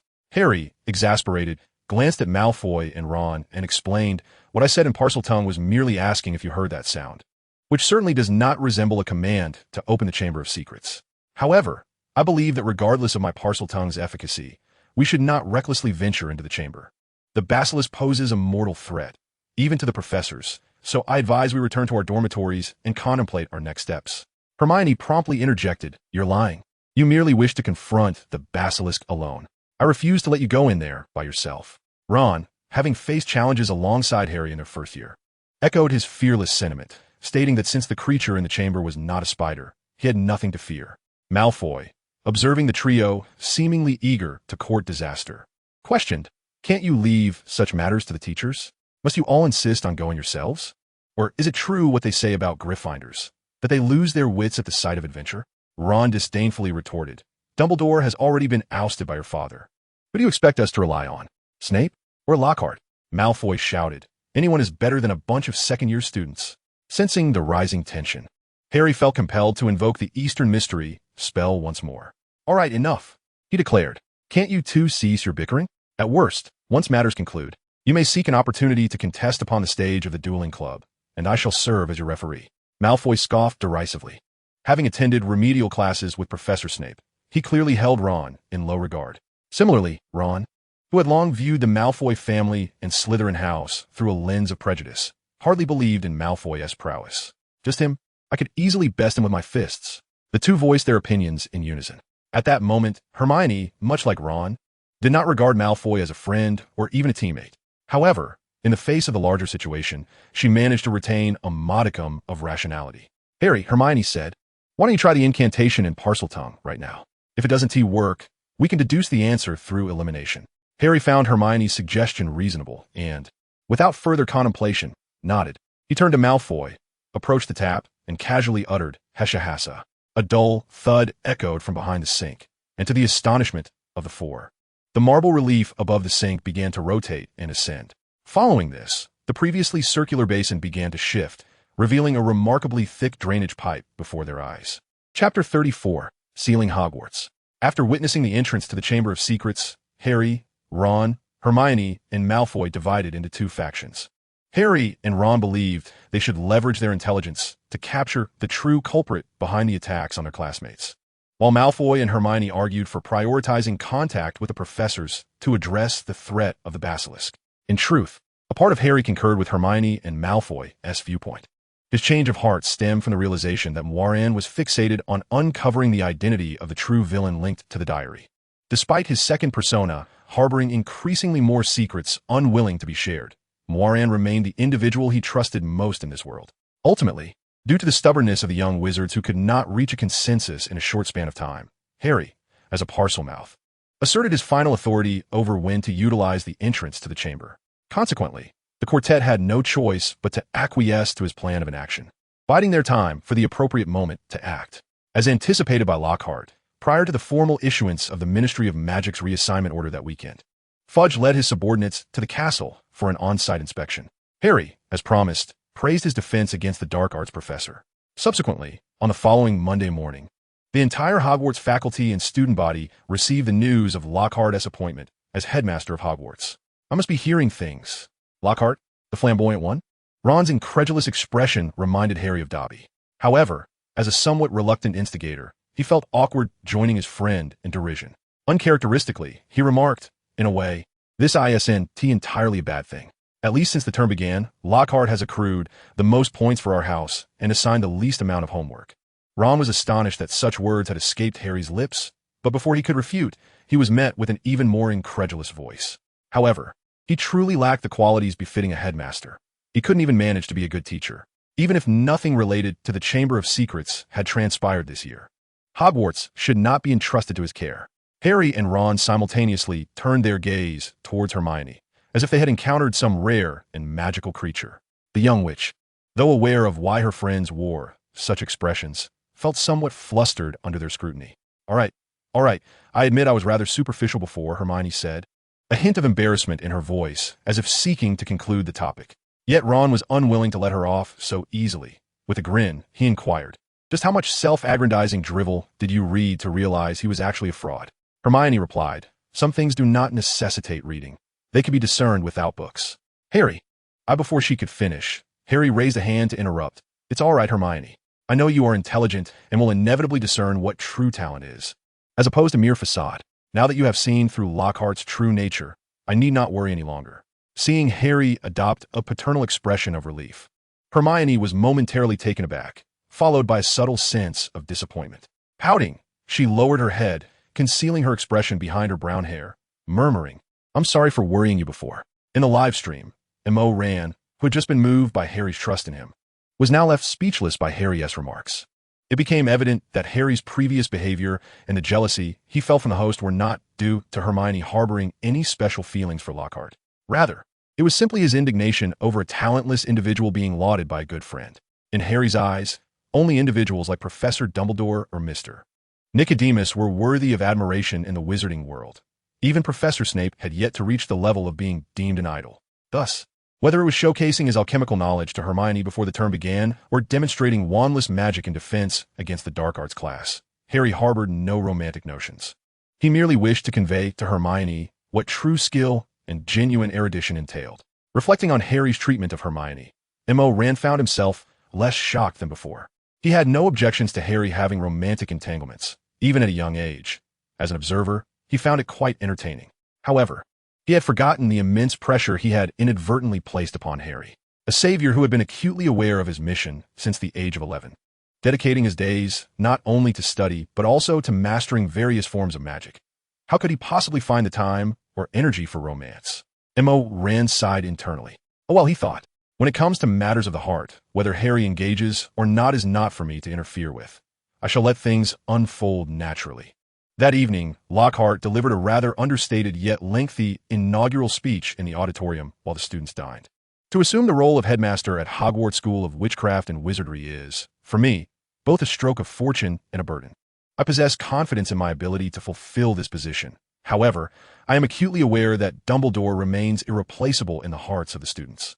Thus, during this period of Dumbledore's absence, I shall endeavor to uphold the vital task of safeguarding the school as best as I can. First and foremost, allow me to elucidate the nature of the creature that has been assaulting Mrs. Norris and the first-year Gryffindors. All students, save for Harry, Ron, Hermione, and Malfoy, shifted from their previous impatience to focus intently on the podium at the center of the teacher's table. It is a basilisk, Lockhart declared with seriousness. You may be unfamiliar with this creature, but I am quite well acquainted with it. The first recorded basilisk was bred by the nefarious Greek dark wizard Herpo the Foul. After numerous experiments, he successfully hatched a rooster's egg beneath a toad, thereby creating a perilous serpent endowed with extraordinary abilities. This serpent is cloaked in green scales, capable of reaching lengths exceeding 50 feet, with impenetrable scales, formidable strength, and lethal venom. However, in comparison to its most dangerous weapon, the basilisk's gaze, those attributes are trivial. Any individual whose eyes meet that of the basilisk will perish instantly, and no magic can reverse the horrifying effects of this curse. Fortunately, in the 2 incidents that occurred at our school, the victims did not make direct eye contact with the basilisk. They were merely petrified. Once Professor Sprout's mandrakes reach maturity, they will be able to revive them. At this juncture, Lockhart spread his hands, gesturing towards Professor Sprout's location. This act prompted a wave of applause from numerous female students, as if his previous comical misadventures in class and the dueling club had never transpired. Reveling in the renewed adoration of his fans, Lockhart's eyes squinted in delight as he continued, "Do not fret, for I have another piece of good news to share. Despite the basilisk's formidable strength and ferocity, it is not without its nemesis. The crowing of a rooster is absolutely fatal to a basilisk. Therefore, whether it be a living, ordinary rooster or one conjured through transfiguration, I shall collaborate with the faculty to ensure that every classroom, dormitory, staircase, and corridor is equipped with at least one rooster to safeguard everyone until the basilisk is vanquished. The applause reverberated throughout the Hogwarts auditorium like thunder, with even some teachers joining in the ovation for Lockhart.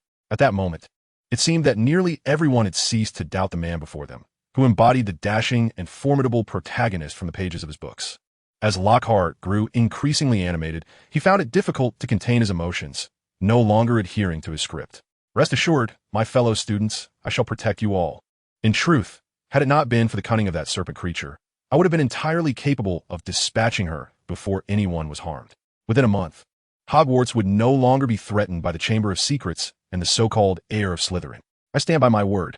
Harry, seated at the Gryffindor table, was nearly rolling his eyes to the heavens, although he had sensed that Gilderoy Lockhart's words were becoming increasingly absurd. The sudden imposition of this task upon him left him quite irked. It seemed that Lockhart, noticing the expression on Harry's face amidst the crowd, regained some clarity. He chuckled lightly, clearing his throat, and proclaimed, "Ahem, lastly, I must extend my gratitude to a fellow student, the illustrious Harry Potter of Gryffindor House. Since the attacks began, he has provided me with numerous clues and has promised to assist me in the future, utilizing his unique talents to help locate the entrance to the chamber. So everyone, please give him a round of applause." Upon this announcement, the atmosphere in the Great Hall grew notably cooler, and after a considerable pause, scattered applause emerged from various corners. The expressions of the four house heads varied widely. Professor Flitwick and Professor Sprout gazed at Lockhart with disdain and astonishment, respectively, while Professors McGonagall and Snape regarded Harry with a complex mix of concern, anger, and disappointment. Now, with the impromptu performance concluded, Lockhart resumed. "I must return to the matter at hand. Although my forthcoming requirements may seem rather stringent, as the headmaster, I possess the authority to enforce them. I require all students to return to their common rooms by 6 o'clock in the evening and not to leave until the next day as classes commence. Students must be escorted by a teacher to each class, and no student is permitted to act independently without a teacher's presence. All Quidditch matches and club activities are hereby suspended until I resolve the issues surrounding the Chamber of Secrets. Oh, and aside from Harry, he will also assist me in locating the chamber and vanquishing the serpent creature. Well, that concludes my announcements. I ask that all students remain seated for the time being, as the teachers will escort you back to your common rooms and dormitory shortly. On the way back to the Gryffindor common room, Ron, having noted the expressions of the heads of houses, inexplicably cast the blame once more upon Snape. Did you see Snape's expression, Harry? He must have applied for the headmaster's position and lost it to someone like Lockhart, which is why he looked so furious upon hearing that Lockhart received your assistance. Were this the original narrative, both Harry and Hermione would undoubtedly concur with such a sentiment. Fortunately, influenced by M.O. Rand, they had each experienced varying degrees of enhancement in wisdom and logical reasoning. Otherwise, they might have found themselves repeating the follies of their original selves. Thus, Hogwarts School of Witchcraft and Wizardry entered an era of the most stringent lockdown management in its history. The names of Harry and Lockhart became the most fervently discussed topics among students, aside from the serpent creature and the chamber itself. Some have posited that the formidable partnership between these two individuals could indeed resolve the ongoing crisis, while others suggest that their collaboration is nothing more than a theatrical display, possibly veiled by sordid financial dealings. As the days pass, the whereabouts of the diary remain elusive. Fortunately, under the protective measures of Hogwarts and the vigilance of the roosters, the students have not faced any further assaults from the basilisk. In response to this situation, the younger students and their older counterparts exhibit starkly contrasting attitudes. The younger wizards, particularly the Weasley twins, have transformed their initial fears into excitement. Initially, they engaged in animated exchanges of protective charms and talismans to safeguard themselves. However, this behavior swiftly evolved into a whimsical and fashionable pastime. Encouraged by Fred and George, Neville adorned himself with a foul-smelling green onion head, a slender amethyst, and a decayed newt tail. While these items may not effectively repel the basilisk, they certainly succeed in deterring classmates. As for the soon-to-graduate upperclassmen, they have speculated further about the sordid dealings behind Harry and Lockhart. Some have even suggested a romantic connection between the two, wondering why Harry frequents the headmaster's office daily. Harry remains indifferent to the opinions of others. What troubles him more is Lockhart's public declaration that, within a month, Hogwarts would no longer be threatened by the Chamber of Secrets or the so-called heir of Slytherin. In truth, Both Harry and M.O. Ran have nearly exhausted their patience. What sustains them is M.O. Rand's overarching perspective and Harry's unwavering trust. With Christmas break just a week away, and in accordance with Lockhart's assurances, students are to return after the holiday to resume their studies. Seizing the opportunity while most students are away, M.O. Ran and Harry began preparations to confront the basilisk. I've longed to rid us of that serpent, for it has kept me from playing Quidditch for far too long, Harry exclaimed with enthusiasm. After a brief silence, M.O. Ran revealed the secret from that fateful night in September. Harry, you must listen. There are many things I have not shared with you this semester, but that's all right. I trust you. Harry interjected. No, you must hear me out first. M.O. Ran, suppressing the tears of emotion that threatened to spill, conjured memories of his battle with the basilisk in Harry's mind and continued. I have known the location of the chamber and the nature of the creature within for some time, yet there is a more critical matter at hand. Do you remember the items we retrieved from the room of requirement last year? The diadem and the diary are essentially one and the same. They are Horcruxes belonging to Voldemort. In simple terms, unless all Horcruxes are destroyed, Voldemort will never be wholly vanquished. I was initially concerned that our actions might scare off the diary's possessor, but I have since come to understand that Voldemort's diary is present in the castle as a means to drive Dumbledore away, resurrect himself, and subsequently conquer the stronghold of Hogwarts. Harry quickly aligned his thoughts with M.O. Rance, inquiring, what prompted you to agree to my proposal of confronting the basilisk this Christmas? Was it the confidence gained from receiving the gift from Professor Scamander? M.O. Ran replied gravely, that is but a minor aspect. Primarily, I sense a pair of deeply concealed puppet masters. They will only reveal their flaws once we take action. I share this with you in the hope that you might notice details I have overlooked. Having envisioned the general flow of the battle against the basilisk in his mind, Harry pondered for a moment before expressing his slight regret. It seems I haven't identified any suspicious elements. Perhaps you are indeed correct.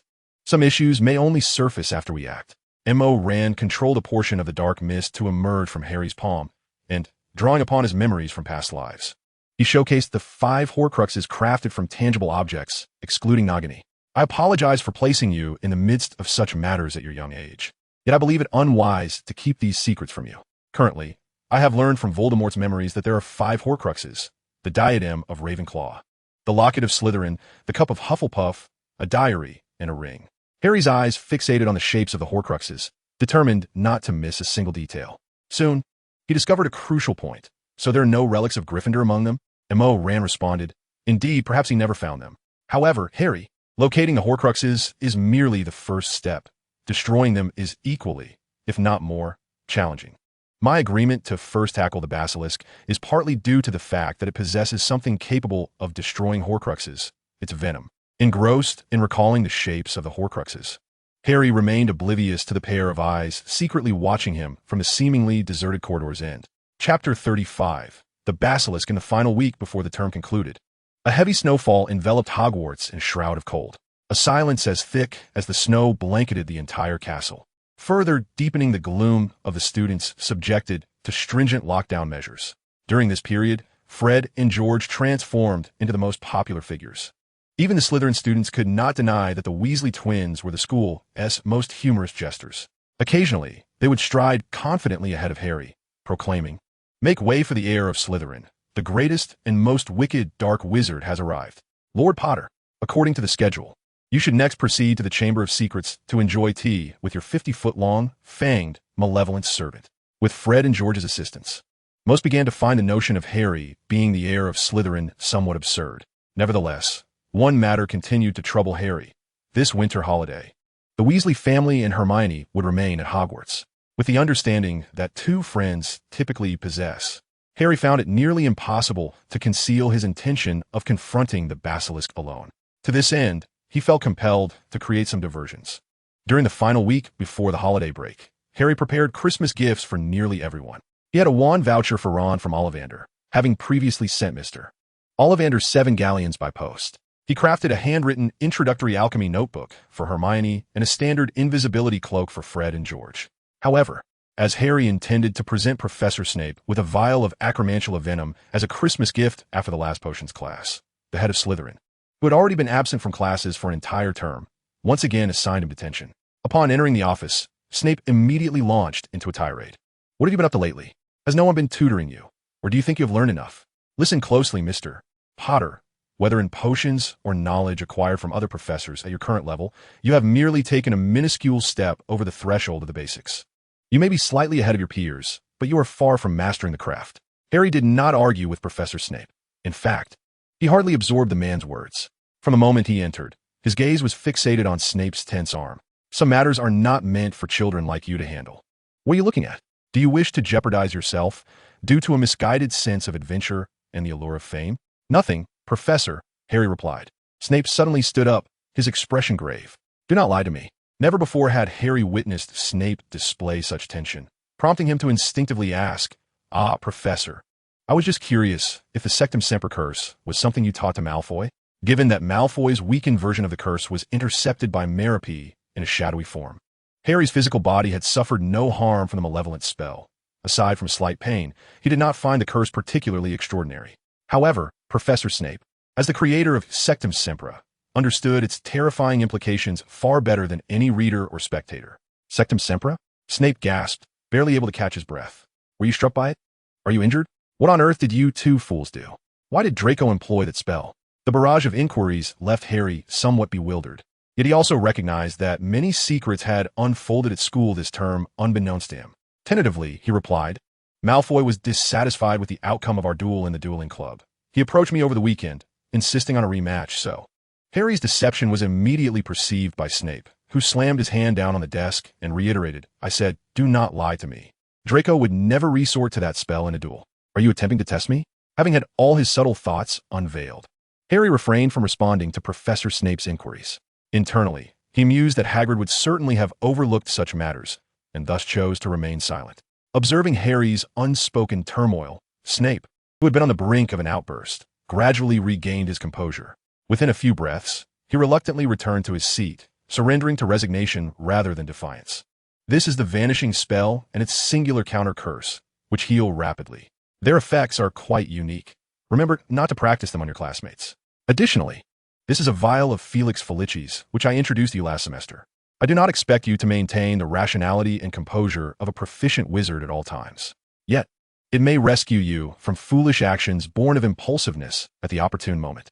As Harry beheld the 2 lines of incantations hastily inscribed by Professor Snape on parchment and the golden vial he retrieved from his drawer, a look of astonishment crossed his face. Compared to the arduous process of brewing Felix Felicis, gathering its rare ingredients was relatively straightforward. Besides the venom of an acromantula, it required the eggshell of a fireseed snake, newt eggs, mustard flower petals, alongside unicorn blood and horn.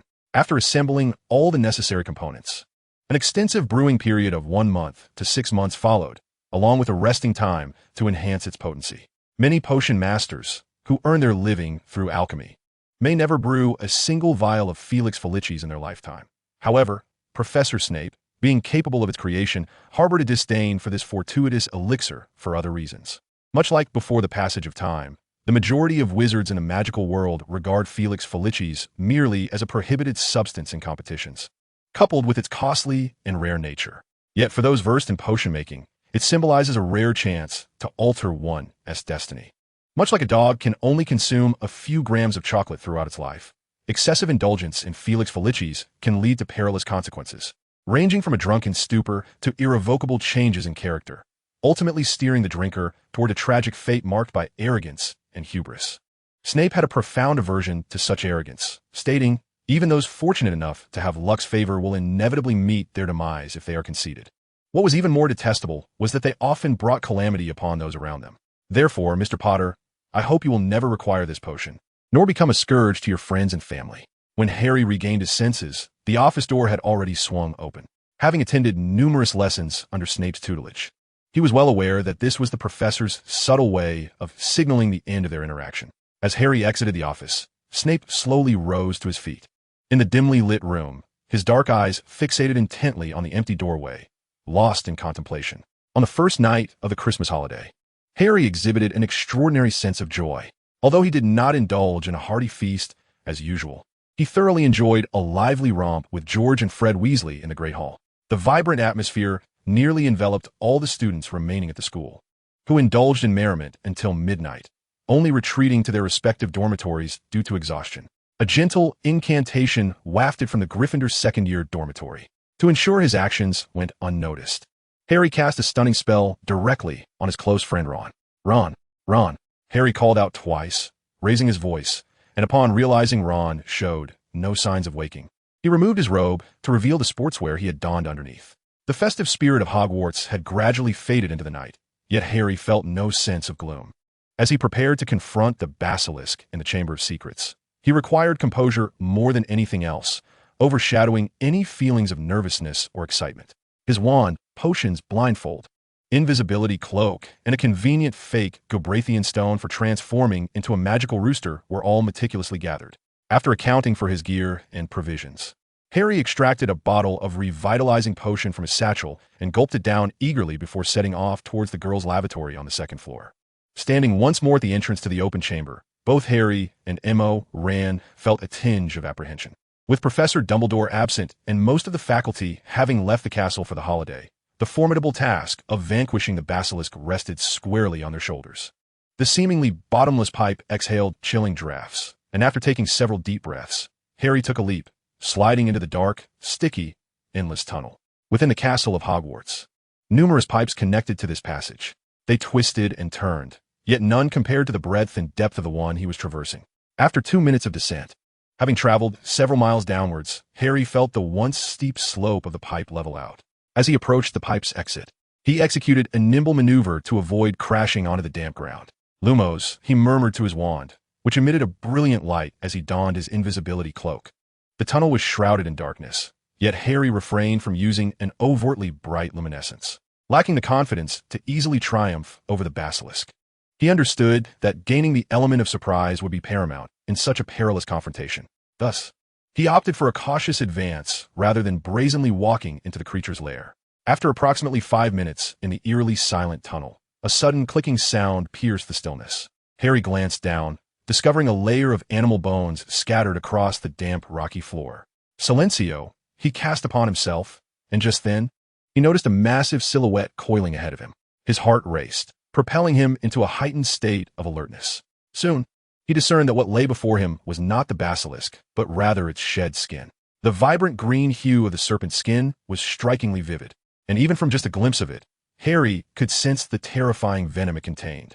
Yet, for reasons unknown, as he gazed upon the serpentine skin, an inexplicable sense of forgetting enveloped him. Soon, Harry arrived at the tunnel's end, and after cautiously navigating a series of bends, he beheld a wall adorned with 2 entwined serpents. Hesha, Harry hissed in Parseltongue. The emeralds in the serpentine eyes flickered momentarily, and the stone wall began to part slowly. A fissure emerged from beneath the serpents' bodies, widening until it completely slid apart, revealing a long, dimly lit stone chamber before Harry. Without requiring any reminder from Warren, he donned a prepared blindfold. He removed the invisibility cloak from over his head and secured it around his waist, as a thick plume of black mist emanated from his skin, enveloping him. With Morin's assistance, Harry, blinded by the darkness, gradually sensed the serpentine stone pillars coiling around him and the colossal statue at the chamber's end. "Be careful, Harry," Moon suddenly shouted. Having read Harry Potter and the Chamber of Secrets, he was aware of the basilisk's dwelling. Thus, upon noticing the ancient, bearded statue with its mouth agape, he immediately recognized the impending danger. With a thunderous splash, a massive creature erupted from the water just after Morin's warning. Harry reacted swiftly. Before the waves churned by the basilisk could settle, he hurled all the gubstones he possessed. Transformed by magic, the stones morphed into magical roosters upon hitting the ground. Facing an adversary many times their size, these magical beings exhibited no fear or inclination to flee. Instead, they bravely clucked with defiance. The chamber resonated with their cries. But contrary to Professor Scamander's descriptions, the basilisk did not succumb. Instead, it crashed its enormous tail through the cluster of sightless magical roosters. The serpent's tail, cutting through the air with immense force, appeared to possess extraordinary power. To ensure Harry's safety, Morin, without pausing to ponder why the basilisk was unperturbed by the rooster's crowing, maneuvered the black mist to transport Harry to a safer distance from the basilisk. "What is happening? The roosters are ineffective?" Harry inquired, extending his wand, eager to replicate Dumbledore's spell to animate the stone serpents to fight for him. "No, Moon excellent. The objects here are enchanted. Your transformation spell will not work. However, I believe I understand why the basilisk is unafraid of the roosters." As he spoke, An image of the basilisk's head began to coalesce in Harry's mind. Do you see? Morin magnified the area beneath the basilisk's jaw, revealing two freshly burned red scars. Someone has preemptively removed the basilisk's weakness, despite his vision and mobility being impaired. Harry remained vigilant. While observing the basilisk's ear wounds, he wielded his wand and incanted towards the stone walls on either side. Confringo.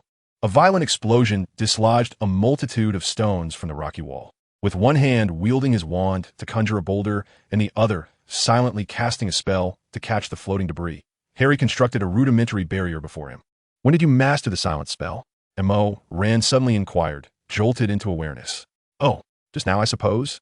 Harry responded, equally taken aback. But before he could utter another word, the enraged basilisk charged toward the stone barrier. The solid scales of the serpent collided with the stones, producing a series of muffled thuds, and the hastily erected wall crumbled with a thunderous crash. Yet, this was precisely what Harry and M.O. Rand had anticipated.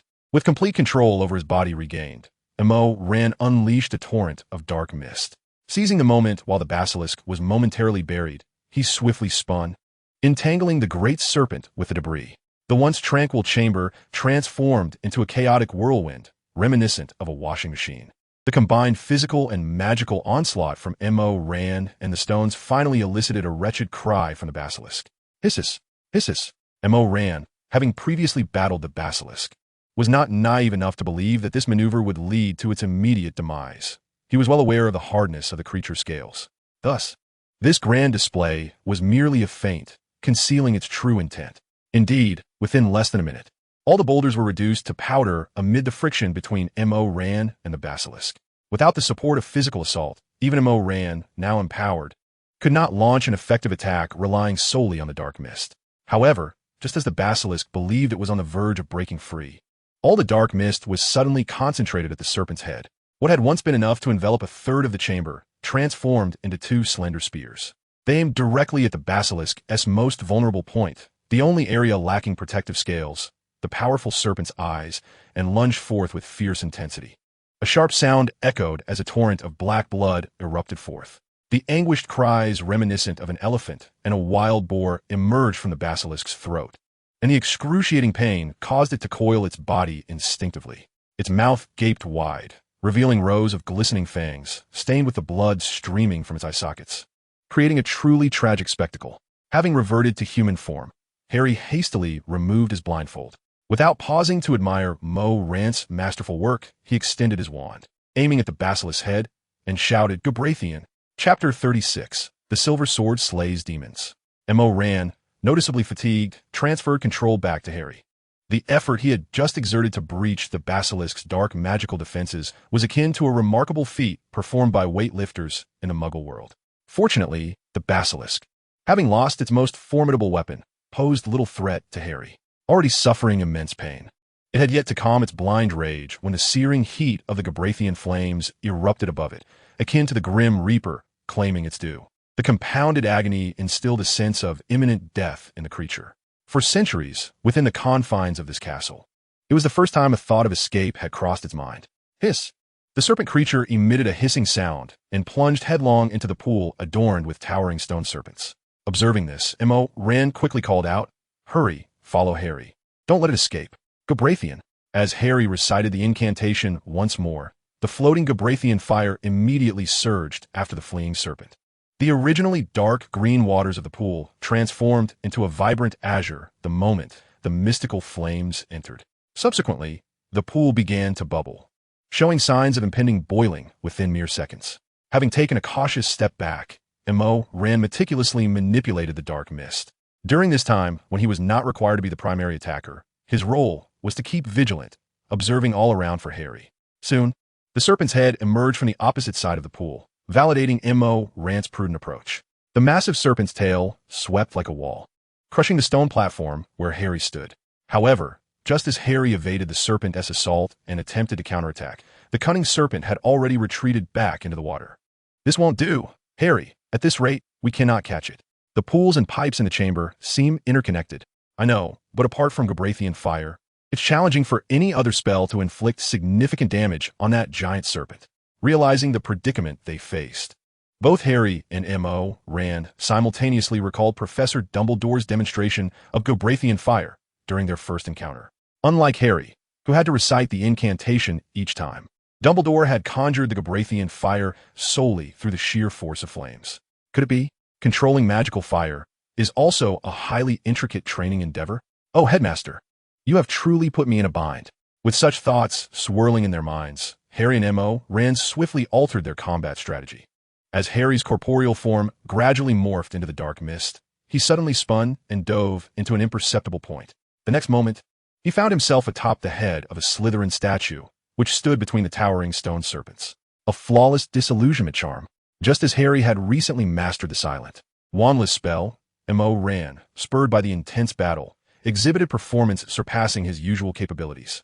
Their intent was clear, to transport themselves to the innermost depths of the chamber. Thus, even without a retreat behind them, they would no longer need to expend effort fending off the serpent's unpredictable ambushes. With pure determination, Harry and M.O. Rand discarded all distractions, seamlessly mastering the exquisite and flawless version of the disillusionment charm, Lumos Maxima. Standing atop the Slytherin statue, Harry directed a beam of light into the nearest pool. He did not expect the glow to illuminate the entire dark, emerald depths with clarity, but as long as it allowed him to perceive the fleeting shadows before the serpent's attack, it would suffice. The attack speed of the basilisk is woefully sluggish. When the serpent approaches, I shall endeavor to ensnare it with the binding curse. At that moment, you must aim for the creature's already injured eye to deliver a fatal blow. As Harry intently observed the situation within the pool, he spoke to M.O. Rand. Understood, M.O. Rand replied. However, that serpent is cunning and can sense my dark magic. If my strike fails, you must be exceedingly cautious to evade its counterattack. After I concentrate my power, I will be unable to assist you in performing the apparition. As they conversed, the basilisk, previously lurking in the pools flanking the chamber, stealthily emerged. It slithered back toward the massive statue of Slytherin, and before Harry could utter a word, the colossal serpent's head lunged upwards, nearly a dozen feet high. Its gaping maw aimed directly at the intruders. Incarcerus! Harry shouted. 2 magical ropes as thick as bowls soared toward the basilisk's head, binding it securely. Doodle. Harry's second incantation was not aimed at the serpent, but rather at the ropes he had conjured. This ingenious spell caught the basilisk off guard. What would have been easily torn apart became, with the enhancement of the spell, a set of iron-like shackles. Now, as Harry called out, M.O. Rand, a tempest of dark mist surged from behind him. In the blink of an eye, M.O. Rand spun and condensed, transforming once more into a slender spear. With a piercing sound, M.O. Rand struck true, albeit slightly askew. Had this been his first time wielding such a lethal maneuver? Or had the stone pillars and statues in the chamber not been subjected to the reverse transfiguration, allowing Harry to better control the basilisk? The creature might not have sensed imminent peril and would not have so swiftly broken free from its bonds. But alas, if only things were different. Damn it, how infuriating. Witnessing the basilisk retreat into the depths of the pool, both Harry and M.O. Rand cursed in unison. Yet before they could ascertain the serpent's whereabouts, Harry's keen eyesight detected a figure clad in Hogwarts black robes at the far entrance of the chamber. Finally, I have found you, Harry exclaimed. With M.O. Rand's assistance, he transformed into a wisp of shadow, swiftly traversing the chamber's length, an expanse of a quarter mile, to reach the source of the turmoil. Hermione? Harry exclaimed in surprise, as even M.O. Rand, watching from the live stream, was taken aback by this unexpected scene. You're the heir of Slytherin, aren't you? What are you doing here? Don't you realize how dangerous it is? And how did you even get in? At that moment, Hermione, equipped with a makeshift periscope, held aloft her glowing wand in one hand while clutching the sorting hat, which Harry had left in the dormitory, in the other. Previously, in the ladies' restroom, while testing the password, I noted the pronunciation of Parseltongue. I thought to myself, you seem to have forgotten this. You once told us it was a gift from Dumbledore's bird. I noticed you hadn't brought it with you, so I took the liberty of bringing it along. At that moment, Harry felt a mix of amusement and exasperation.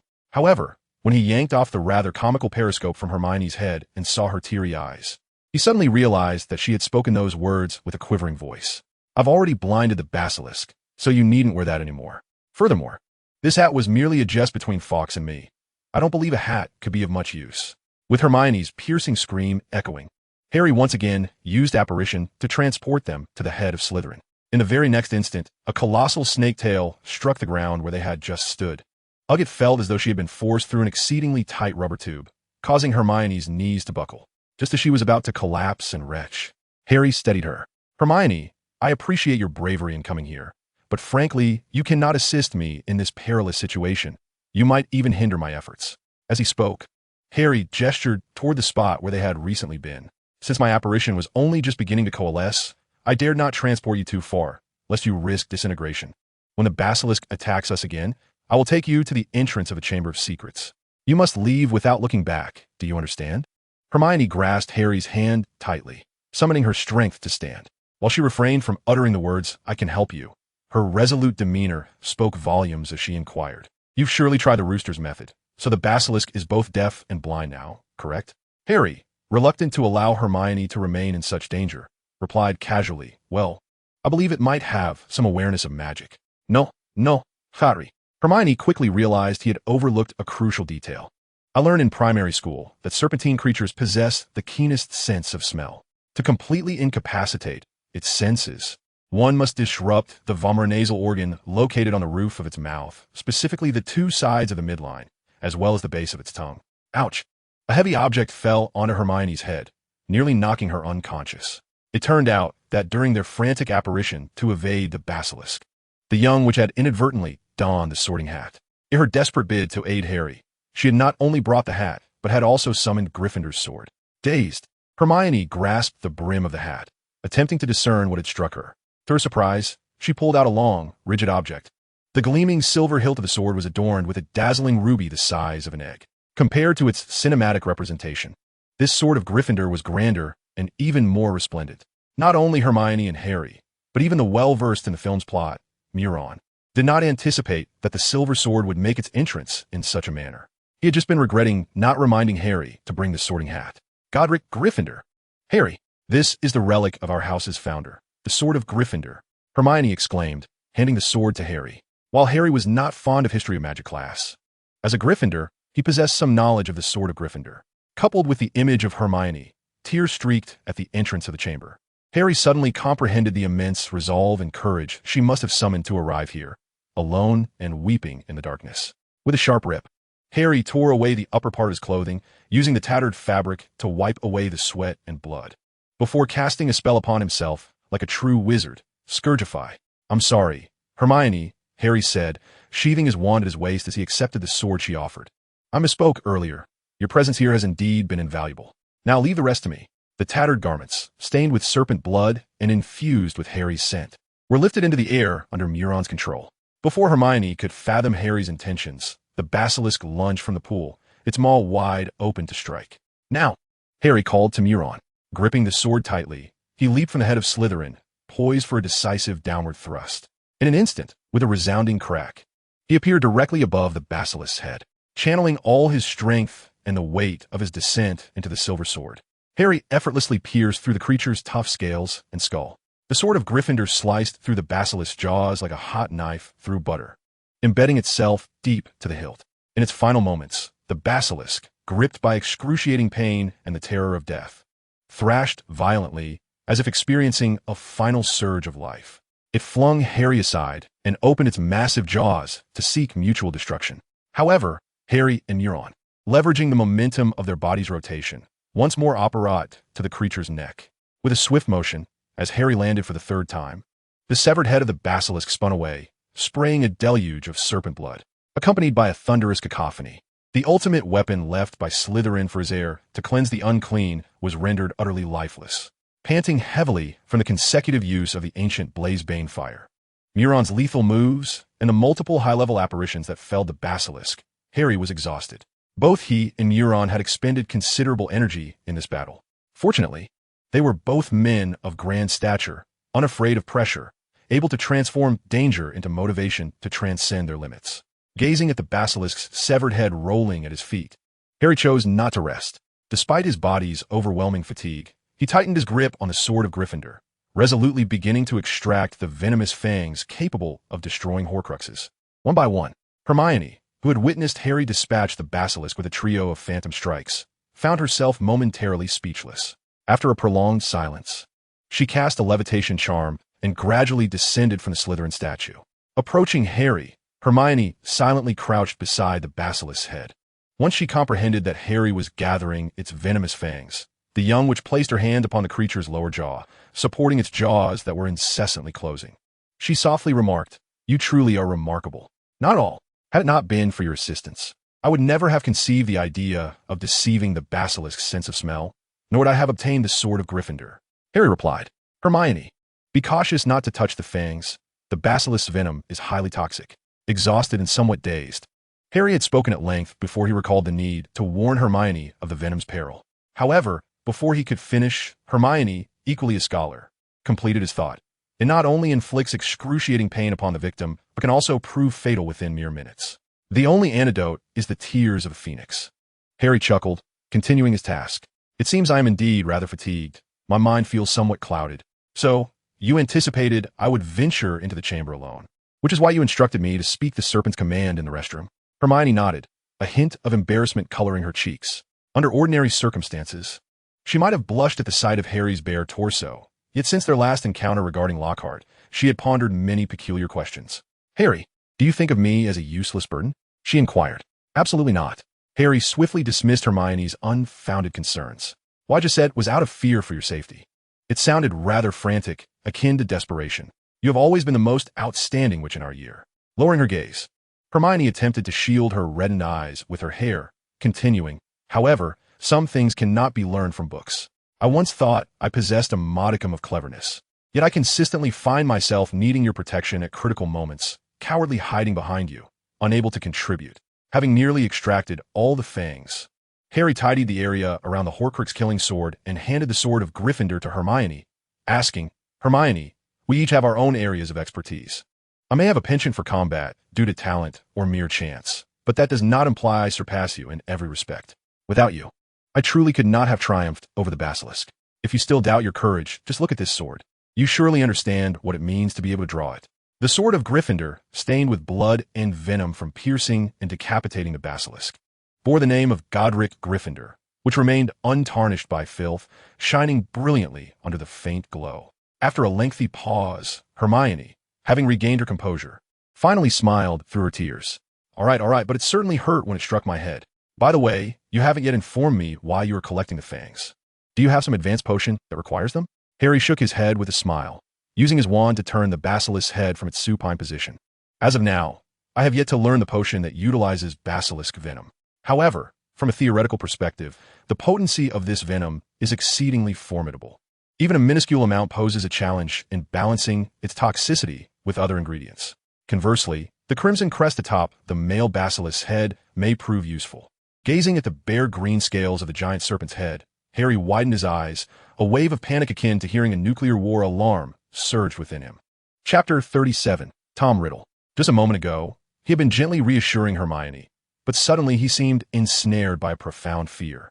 Without the luxury of time to articulate his thoughts, he hastily consumed all the potions he had prepared. Vitality elixirs, blood replenishing potions, invigorating tonics flowed down his throat as if they were free. Even Professor Snape's Felix Felicis was not spared. Before Hermione could utter a single word, Harry transported her and the myriad of venomous fangs back to the Gryffindor dormitory. Having imbibed the Felix Felicis, he felt emboldened.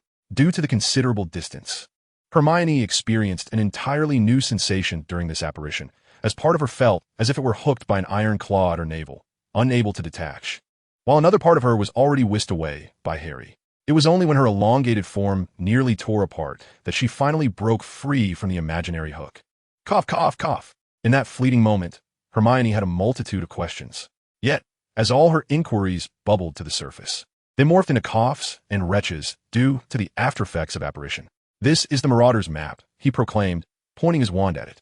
"I solemnly swear I am up to no good. Help me locate Lockhart." Harry's movements were swift, akin to pressing an acceleration button, and before Hermione could fully recover from the apparition side effects, he had thrust the parchment map into her arms. "Put on the invisibility cloak," he urged, hurriedly draping the glimmering silver garment over her head. "While I search for Lockhart, rouse as many students as you can. They must contact the faculty or their parents by any means necessary. And remember, under no circumstances should you remove the invisibility cloak." Upon hearing this, Hermione, still catching her breath, immediately steeled herself, nodding while coughing as she drew forth her wand, declaring, "I solemnly swear I am up to no good." The ink lines unfurling like a spider's web did not strike Hermione as remarkable.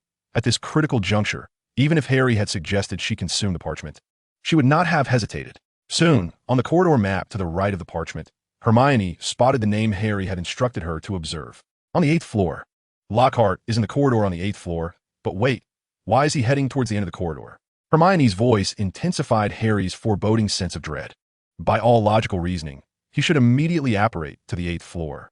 However, after consuming the potion, Harry inexplicably felt an urgent need to fly outside the castle, specifically to the 8th floor. Quickly, united in thought with M.O. ran. They soared forth with a thunderous crack and the howling of a fierce wind, enveloping Hogwarts Castle in a darkness deeper than night itself. Just as the ominous mist loomed over the higher reaches of Hogwarts, a sudden sound of shattering glass echoed from a window on the 8th floor. Crack! The shards of glass sparkled like stars in the air as a lithe figure seemed intent on leaping out of the window recklessly. Yet, before he could make his escape, M.O. ran surged ahead. With terrifying power surpassing any extreme weather on Earth, the swift-moving M.O. ran sent the would-be jumper hurtling back several meters. Oculus Reparo. Colloportus. In midair, Harry loudly cast 2 spells. Propelled by inertia, he managed to execute an incredibly difficult maneuver in the air, and by the time his feet touched the ground, the shattered window had been repaired and reinforced. You seem rather unsurprised to see me. Care to share how you made that deduction? At this point, Lockhart had abandoned all pretense. During your speech before taking office, you referred to the basilisk as she. I never instructed you on how to discern the gender of a basilisk. Did you guess correctly? What are the odds of such a coincidence? Lockhart's expression momentarily faltered, then he began to applaud Harry. Brilliant. I never expected you to catch such a detail. If you hadn't pointed out, I wouldn't have realized there was anything amiss in what that creature said. Both Harry and M.O. Rand felt a tightening in their chests. Clearly, the worst-case scenario had unfolded. Lockhart was not simply being manipulated or enchanted. It was highly likely that the person before them was no longer Lockhart at all. Is Lockhart still alive? Harry whispered, gripping his wand tightly. The individual is inconsequential. What matters is that you have seen through my disguise, the false Lockhart replied, his attention quickly drawn to the glimmering object on Harry's back. Huh?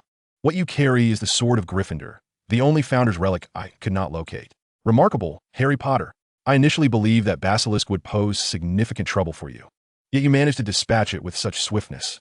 You are Voldemort. Tom Riddle is you. You overlooked A and an A. Without those letters, I cannot spell I am Voldemort.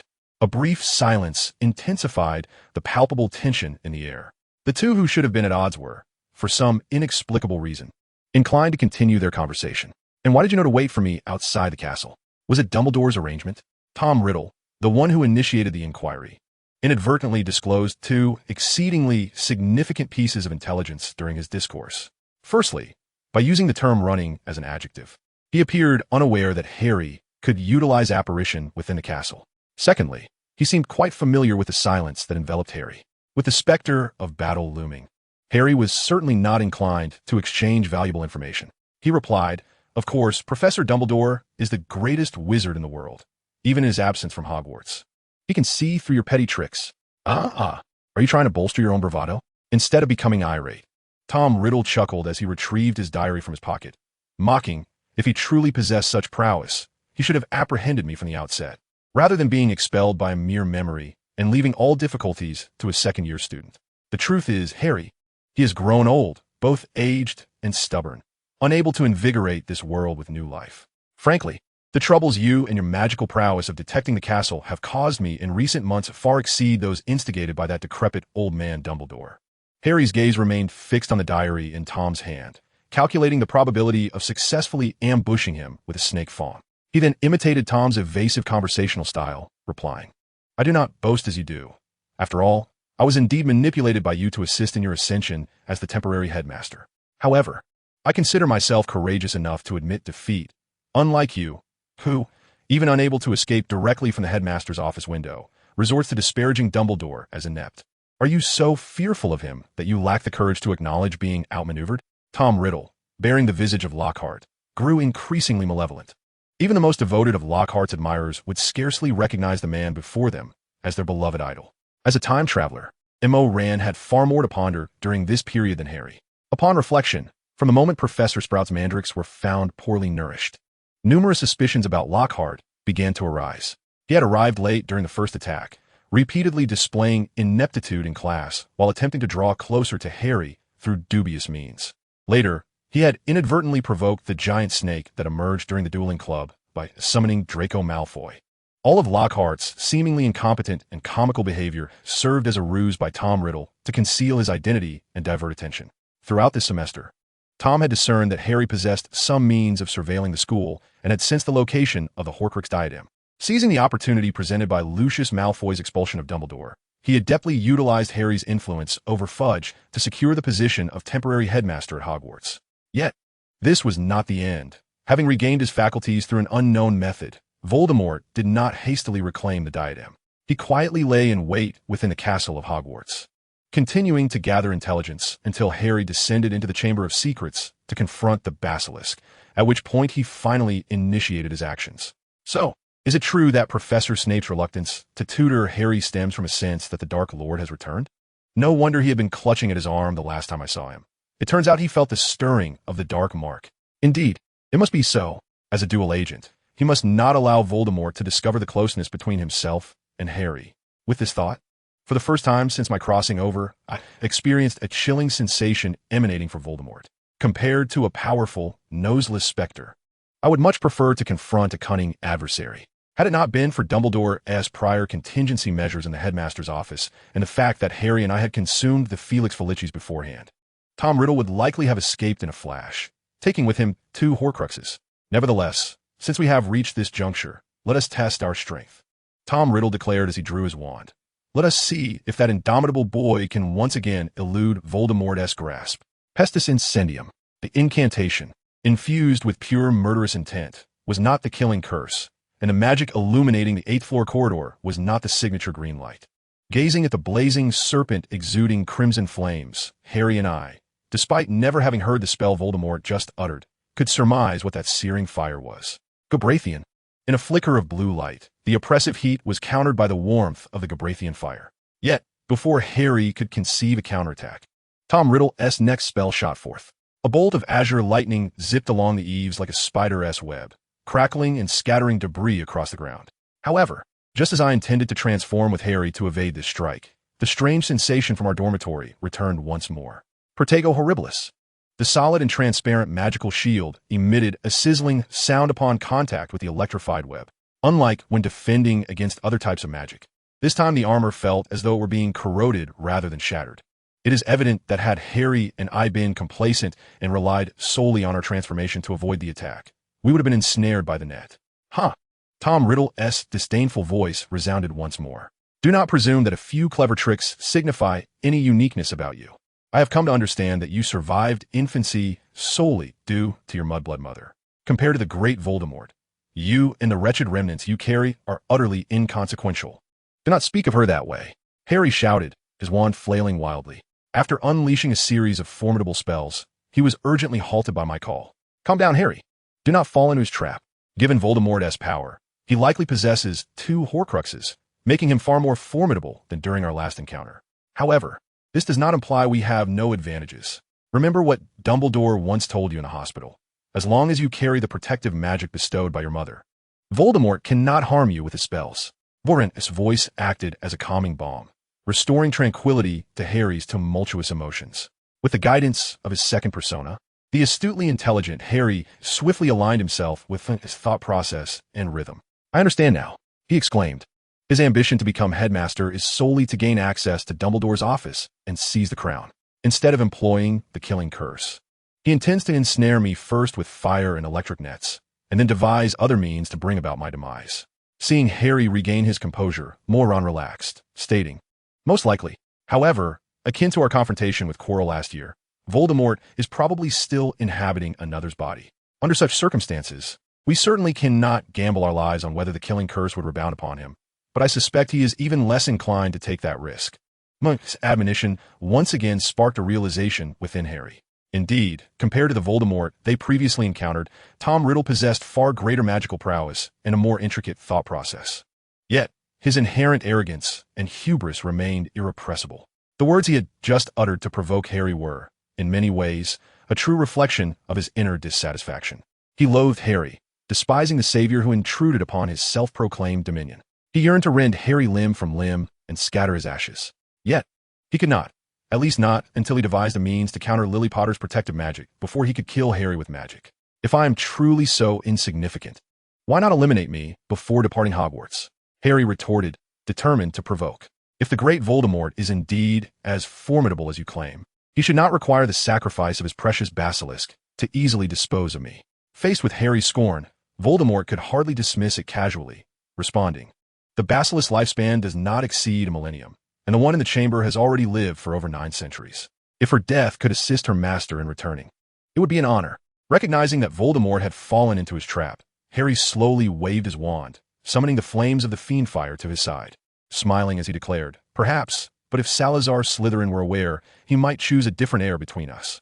After all, I do not boast, nor do I lack integrity or harbor arrogance." The fiend-fire and the magical flames surged forth simultaneously.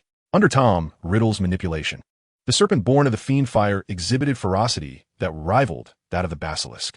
It opened its maw wide and lunged at the faint blue orb before it with tremendous force. The clash of magical flames began to show signs of melting the corridor of the 8th floor of Hogwarts, judging by the hues of fire reflecting on the walls. Harry appeared to be at a disadvantage after enduring a fierce battle. In comparison to the aggressiveness of the fiend fire, the magical flames had many vulnerabilities. Lacking the ability to augment their power through fuel, they depended on Harry's magical energy to burn more intensely. Therefore, unless the enemy possesses an excessively large physique or recklessly charges forward, the Goblet of Fire is far more suited for defensive and functional magical flames. In contrast, the Fiend Fire is a different story. Even if it begins as a mere flicker, it will swiftly consume all combustible materials in its vicinity, including the conjurer themselves, growing increasingly formidable. This explains why Tom Riddle appears to have the upper hand against Harry. However, is this truly the case? No, it is not.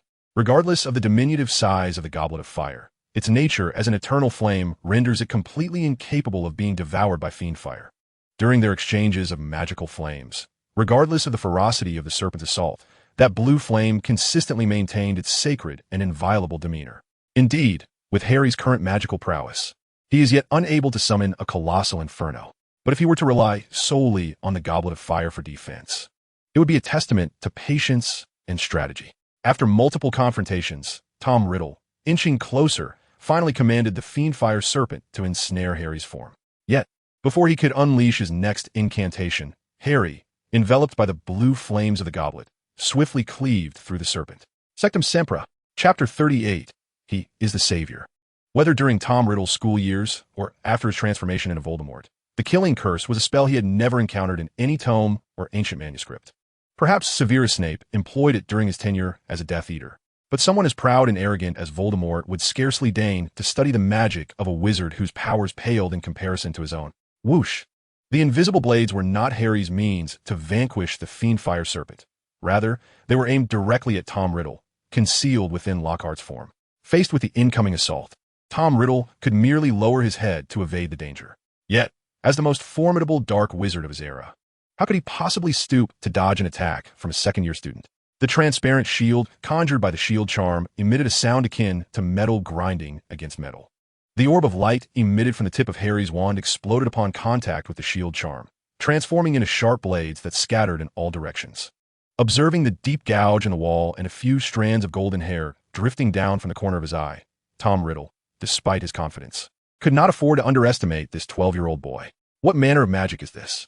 Did I possess such prowess at 12? The magical flames he wields can so effortlessly withstand fiend fire. Could it be the Goblet of Fire? Is that not a feat achievable only by those of exceedingly rare bloodlines? This surpassing level of magical ability, coupled with his inspiration from magical combinations and control over the rhythm of battle, if allowed to continue evolving. With this thought, Tom Riddle, already a firm believer in the intricacies of fate, seemed to recall the prophecy Severus had revealed to him. A boy born at the end of July would emerge as the savior capable of vanquishing Voldemort. A torrent of magical energy coursed through Lockhart's body, channeling into his wand. Perhaps due to a mismatch of souls, or perhaps because Voldemort was simply too formidable, Lockhart's wand began to emit the sound of splintering wood. Geminio, the simple duplication spell, under Tom Riddle's meticulous manipulation, achieved a miraculous effect. As the massive serpent's neck exploded forth with torrents of crimson flames, 9 colossal heads simultaneously roared into view. From its classically terrifying appearance, it was evident that this creature was indeed the Hydra, which regrows 2 heads for each one severed. The sudden escalation in combat difficulty compelled Harry to draw the sword of Gryffindor once more. At this moment, he remained unaware that had it not been for the aid of the Felix Felicis potion, which inadvertently confined the battle to the 8th floor, Tom Riddle's ferocious flames would have grown to an unfathomable magnitude, aided by the myriad decorations within Hogwarts. With a swift motion, the blade sliced through the air, and the falling serpent's head disintegrated upon impact. It was a scene unforeseen by both combatants. The wound on the Hydra, struck by the silver sword, not only failed to regenerate a new head, but also emanated thick clouds of black smoke. Both Tom Riddle and Harry simultaneously glanced at the sword of Gryffindor, and with their current levels of magical prowess, they instinctively dismissed the possibility of any fault within the spell itself. The sword, possessing self-cleaning properties and the ability to absorb and enhance its own material capabilities, had completely digested the basilisk's venom. Aside from a scant residue of blood, it bore almost no trace of its lethal encounter. "How did you acquire it?" Tom Riddle inquired, commanding the flames to retreat a distance. "Me?" Harry weighed the silver sword in his hand, as if he had heard an amusing jest. "This sword was summoned by a witch of Muggle descent whom you disdain. Through courage and conviction. Quite ironic, ISNT it. The very people and things you hold in contempt consistently thwart you time and again. Over a decade ago, you were defeated by my mother, and today, you shall not prevail again." With that, Mo ran intuitively grasped Harry's intent without needing further words. The moment the host made a motion to strike, the lurking black mist simultaneously activated its teleportation. It is generally deemed impossible to apparate within Hogwarts Castle. Yet to ensure a decisive blow, Harry concealed this trump card for the moment when Voldemort was most emotionally volatile. The blade swept toward Tom Riddle's arm, where his wand was held, aiming directly for the location of the diary concealed within his robes. Just as the moment reached its climax, a gleaming silver shield, akin to the material of the sword of Gryffindor, rose to defend his chest. Buzz! No one could discern how Tom Riddle cast his spell, yet the reality was evident. The sword of Gryffindor, which had proven invincible against the basilisk and the flames, inflicted no damage upon the silver shield. Following a deep, ominous rumble, the blade in his hand could advance no further. "You know you cannot kill me. Yet it seems you care not for the sacrifice of your teacher?" Having withdrawn a considerable distance under the protection of the silver shield, Tom Riddle remarked, casting a glance at Lockhart, whose wound had been reduced to a mere remnant of flesh. With a casual wave of his hand, he summoned a pool of liquid metal that shimmered like molten moonlight, replacing the arm that filled him with distaste due to its heavy fragrance. "Ha! As if you let him off the hook," he scoffed. "But to be honest, I sometimes question your judgment. Do you not think Lockhart is even more of a fool than Quirrell? With such a body, do you truly believe you stand a chance?" Harry endeavored to keep his words sharp, yet to his astonishment, Tom Riddle erupted into a hearty laugh. "Ha ha ha! You think I wish to resurrect them using their bodies? If that were the case, both Quirrell and Lockhart would have long since perished. I spare their lives merely to acquire what I desire through their hands." As he spoke, Tom Riddle's expression shifted once more. Realizing he had been deceived into divulging information, his laughter gradually faded, replaced by a solemn tone. "I once told you that there exists no absolute good or evil in this world. The distinction lies solely between the strong and the weak, who cannot discern reality. You and that entity within you will ultimately become stumbling blocks on each other's paths. So, allow me to demonstrate how to wield another's body and soul." Suddenly, Lockhart's eyes rolled back, and dark smoke began to rise from his body, coalescing above him into a pair of hands that seemed to manipulate a puppet. Before Harry and Mo Rand could comprehend the nature of this magic, the killing curse blazed forth, its green light roaring towards them. Avada Kedavra! The unexpected assault momentarily stunned both Harry and Mo Rand, leaving them uncertain of whether to evade or confront the spell. With a resounding thud, the effects of the Felix Felicis potion surged back, urging Harry to swing the sword of Gryffindor just as the green light was about to touch him. The tremendous force sent him hurtling backward, pain and numbness coursing through his hand, wrist, and forearm. "Everyone has their utility at the right moment," came the emotionless voice from Lockhart. At that moment, the phoenix hung its head, devoid of any spirit, if not for the black hands controlling it. It would have been unable to stand with its twisted and contorted form. "What have you done?" Harry inquired, scrutinizing the creature before him, which was neither Lockhart nor Tom Riddle. "I told you, this is a proper demonstration and I believe, to some extent, you have grasped the essence of this magic. Otherwise, you would not have raised your sword to deflect the killing curse at such a critical moment. Harry cast a sidelong glance at the dissipating, shrinking basilisk, replying, however, everything in existence has its gains and losses. If you attempt to manipulate Lockhart using this method, you will be unable to control the form of the fierce flames. The puppet body, ensnared by dark hands, is incapable of expressing any emotion, yet Harry can discern the fury in its mechanical voice. Indeed, he is a failure, but sufficiently capable of aiding Lord Voldemort in eliminating you. Avada Kedavra! The green light surged once more, and Harry hastily dodged. As the killing curse grazed the tips of his hair, both he and Morin simultaneously recalled Dumbledore's transfiguration during his duel with Quirrell. Yet, as he reached for his wand to cast a spell, he inexplicably noticed the wall, previously scorched nearly to melting, visibly mending itself at an astonishing rate. Hogwarts would still extend its aid to those who sought to protect the safety of its students. Did the words left behind by the headmaster in Hagrid's hut possess a deeper significance? Higher totem locomotor. Harry had no knowledge of whether this was an effective incantation, but upon seeing the words contorted into a pattern on the repairing wall, he recited it without hesitation, following Hogwarts guidance. In the blink of an eye, the stone wall near the ceiling of the corridor seemed to trigger some specific mechanism. As numerous hidden stone doors swung open, 12 gigantic suits of armor awakened from their slumber. The resounding crash echoed throughout the 8th floor corridor. Lockhart, under Tom Riddle's control, clearly faltered. It seemed to take him several seconds to comprehend that the stone statues charging toward him amid the sounds of crashing and shouting were the magical defenses of Hogwarts. Awakened in response to Harry's incantation, these animated statues stood over 2 meters tall, and besides their clanking armor, they wielded swords and flails. In terms of sheer presence, they surpassed Professor McGonagall's giant chess set by several degrees. Thunderous explosions shattered the air, leaving devastation in their wake. Lockhart's wand incessantly unleashed various spells. Yet even with Voldemort's power, he could inflict only minimal damage upon the stone statues. It was not until the green light flashed again that he regained a semblance of the Dark Lord's dignity. Confringo, Defendo, Reducto. The spells that proved ineffective against the stone statues did not imply they would be powerless against Tom Riddle. And when Voldemort found himself unable to counter Harry, it certainly did not mean Harry would let this opportunity to strike back slip away. Through the gaps between the stone statues, Harry retaliated with the very spells Tom Riddle had just employed, one after another, with lethal precision. Boom, boom, boom. Having been forced into a stalemate multiple times by Harry's advantage, Tom Riddle's rationality began to wane. The persona, originally governed by memories of his 16-year-old self, instinctively began to evolve into the deranged Voldemort. Perhaps he should have engaged Harry using Lockhart's puppet body from the outset. But the pride of being the Dark Lord led him to entertain the notion of capturing Harry through sheer brute strength. However, what is the current state of the battle? Not only was he compelled to unleash his second form after a failed display of bravado, but he was also subjected to a barrage of scornful words and curses from his 12-year-old nemesis.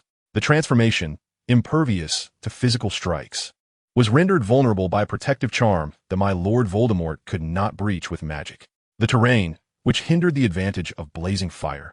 The sudden emergence of the Stone Army and the Sword of Gryffindor, an heirloom capable of withstanding the killing curse, posed formidable challenges. Could it be that this boy is indeed my destined adversary? Is he the savior? Contemplating this, the once dreaded Dark Lord found himself contemplating a retreat, clutching his Horcrux, and devising a long-term strategy. Crucio. The unexpected Cruciatus curse momentarily stunned Tom Riddle, before he could process how Harry managed to cast an unforgivable curse. The soul of Lockhart, which seemed to be fading into oblivion, broke free from its confines and regained control of part of its physical form. Moments earlier, as Muron gazed through Harry's eyes and witnessed Tom Riddle wielding dark magic to manipulate Lockhart's body, a bold hypothesis took shape. The notion that Harry housed a dormant entity within him was known only to the two involved, along with Professor Dumbledore, Professor Scamander, and Mr. Nicolamay. Others, even those acquainted with the dark mist, lacked the knowledge to discern its true essence. The sole exception might be Voldemort, who had once possessed Quirrell during their first year. From the outset, his calmness when Muron was blown back into the castle by the wind, his failure to launch physical attacks against Muron, and his earlier statement about demonstrating how to utilize another's body and soul hinted at something significant.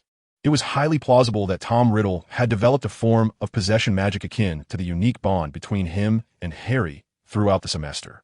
If Voldemort indeed studied the essence within Harry and refined the art of possession, I might find a way to expel him from Lockhart's body.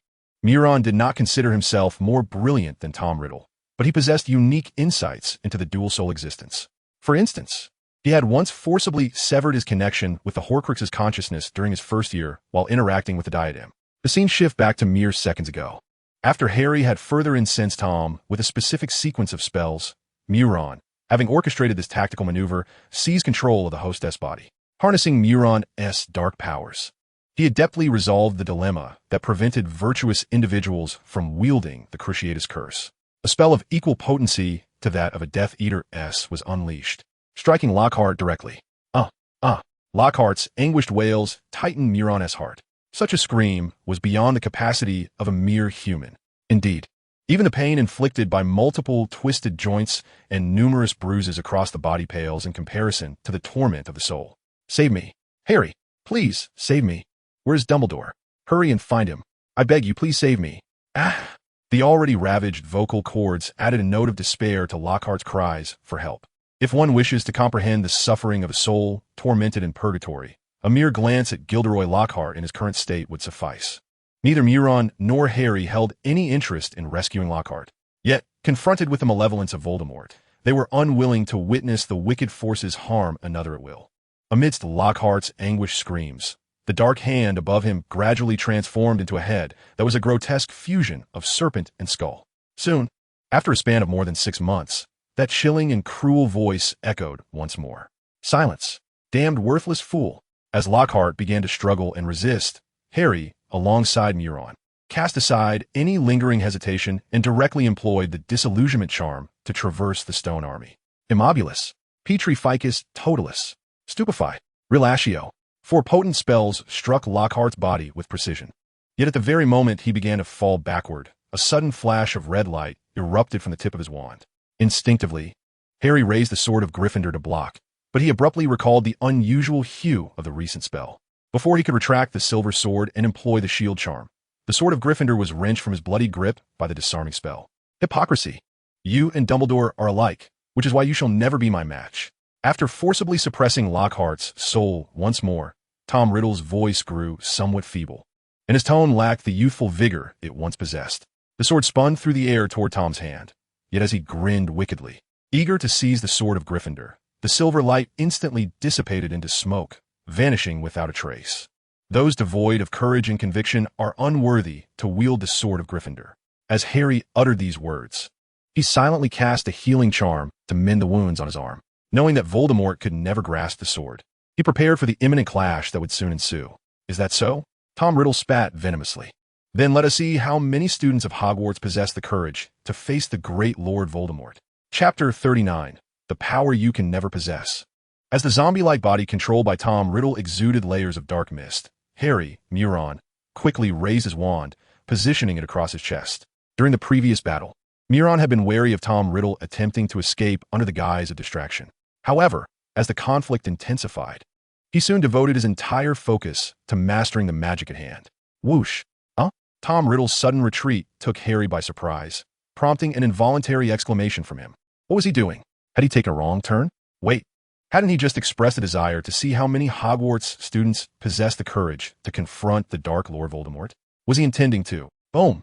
The staircase connecting to the 8th floor corridor was twisted to fragments by 2 immense forces.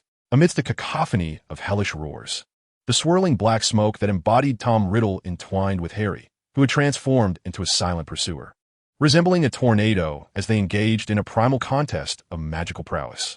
The upper-year students of Ravenclaw were the first to witness this spectacle.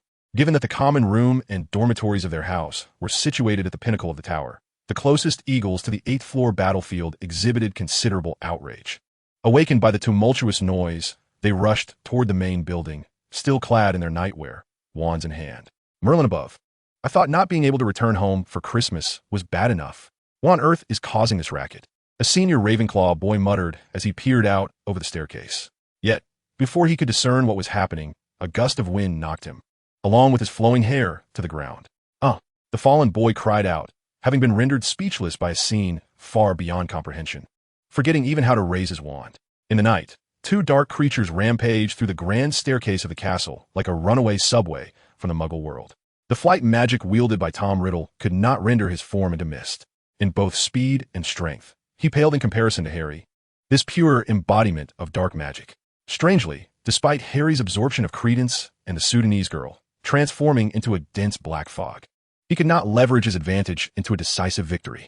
Increasingly frantic screams echoed from the portraits and sculptures. At this rate, all Hogwarts students remaining at school for Christmas would soon become aware of the battle unfolding within the castle. I hope Hermione has followed Harry's instructions, Harry thought, feeling the pressure mounting. To him, Voldemort was an enemy, not a worthy adversary. He might not require the assistance of aurors or professors to defeat Tom Riddle. Yet in such circumstances, only a fool would prioritize the process of proving his strength over the outcome of vanquishing his opponent. What noise is that? Beware, there are monsters in the hallway. As more students were roused by the clamor, Harry finally grasped the insidious scheme brewing in the young Dark Lord's mind. Tom Riddle, unable to shake off Harry with speed, had no intention of fleeing. As he had previously stated, his goal in shifting the battlefield was to draw other Hogwarts students into the fray. Confringo, Gilderoy Lockhart, utterly tormented, suddenly muttered a spell through his bloodied throat. Immediately, a violent explosion erupted at the surface of the black mist. Boom! Even in his misty form, Harry felt an indescribable agony as he withstood the force of the blast. Under normal circumstances, at a pace of subtlety, one could effortlessly evade the sluggish attacks of an opponent. However, Tom Riddle's focus was not directed at the dark mist itself, but rather at the Hogwarts students who were lurking at the staircase, peering out. The dynamics of offense and defense had shifted. Once merely fleeing from the relentless pursuit, Tom Riddle now aimed his malice repeatedly at the younger students, several decades his junior.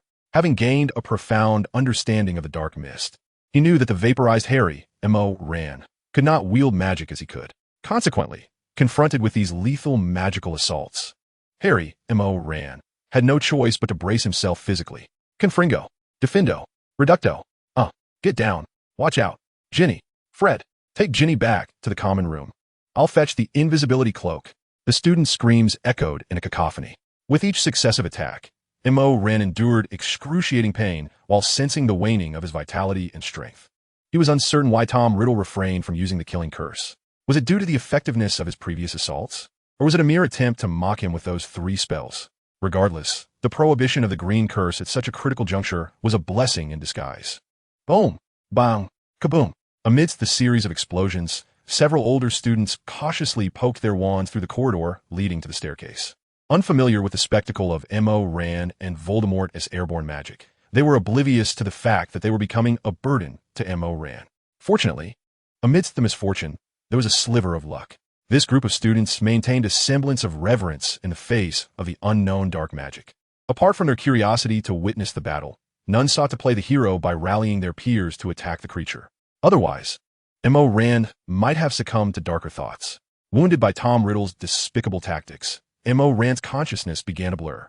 Yet undeterred, he resolutely shielded his fellow Hogwarts students from all malevolent curses. Memories of those who had wronged him in his previous life began to flash before his eyes like a revolving lantern. Even in this new existence, the concept of karmic retribution, which had eluded him in life, seemed to mock him. Was sacrifice truly unavoidable? Shouldn't he protect these innocent souls? Why was it that evil always acted with impunity? Was he truly so naive and hypocritical? In 1S's life, there are always pivotal moments that define 1S's existence. In his past life, when faced with such a moment, M.O. Ran had chosen to end it all. Challenges, hardships, and suffering. Everything that had inflicted the deepest wounds on him transformed into a gentler visage at that moment, presenting him with a path of compromise. In a daze, M.O. Ran once more beheld himself on October 31st, 2023, lying within his rented room. Since he had already summoned the courage for self-destruction, why not muster the bravery to live a little longer? Since you have chosen the path you believe to be right, why do you still harbor doubts and hesitate to proceed with determination? You already possess the answer. It is a longing for the future shaped by the past, a farewell to bygone days in the present, a belief that transcends time and space, shatters confusion and uncertainty. The once lethargic momentum of the silent now spins vigorously again. Before Tom Riddle could react, the dark mist shattered Lockhart's wand, forcefully dragging the two suspended in midair back to the entrance of the first-floor hall. It is entrusted to you. In the final moments of explosive energy, M.O. Ran left Harry with these words before surrendering to a deep slumber.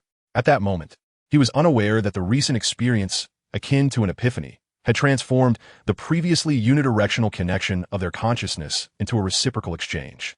Harry not only witnessed M.O. Rand sacrificing himself to shield his classmates from Tom Riddle's curse, but he also glimpsed fragments of the memories from his past life, including the moment of his own demise. Ah, now you comprehend, do you not? The strong are destined to be solitary, due to their strength. All the ordinary, mundane wizards and muggles can only be regarded as tools to be exploited. Otherwise, they will become your burden. What does it matter if you expend immense magical energy and endure countless injuries to save them? In battles of this magnitude, they cannot assist you in the slightest. At this moment, Tom Riddle could no longer maintain the dark magic controlling Lockhart. Yet even in his broken, grotesquely twisted form, he could not refrain from taunting Harry. It is truly tragic that you think this way. Harry's tone was resolute. Those who regard everyone around them merely as instruments will never receive wholehearted assistance. Even if you amass great power, you lack the qualification to avoid betrayal and will inevitably perish in solitude. Ha ha ha ha. Tom Riddle's derisive laughter, emanating through Lockhart's torn vocal cords, produced a sound as grating as a broken axle spinning. Death? No one in this world understands how to evade death better than I do. Not even that old fool Dumbledore. I am immortal. I have conquered death. Faced with Tom's maniacal soliloquy, Harry refrained from rebuttal. Aside from their differing paths, he also heard the rustling footsteps approaching from the stairway. Do not come any closer. It is dangerous here. The staircase leading to the entrance of the hall lacked a door, and in order to prevent his classmates from facing peril, Harry had to shout a warning. At this, Tom Riddle's amusement deepened. You have said so much, yet in the end, where are those so-called friends, comrades, and classmates? They are still unable to assist you.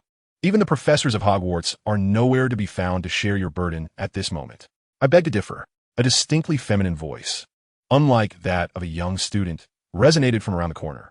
Upon seeing the figure adorned with a patch-laden, thick hat covered in dirt, with flowing gray hair and a diminutive stature, Harry exclaimed, Professor Sprout, as the esteemed Professor Pomona Sprout of Herbology and head of Hufflepuff House.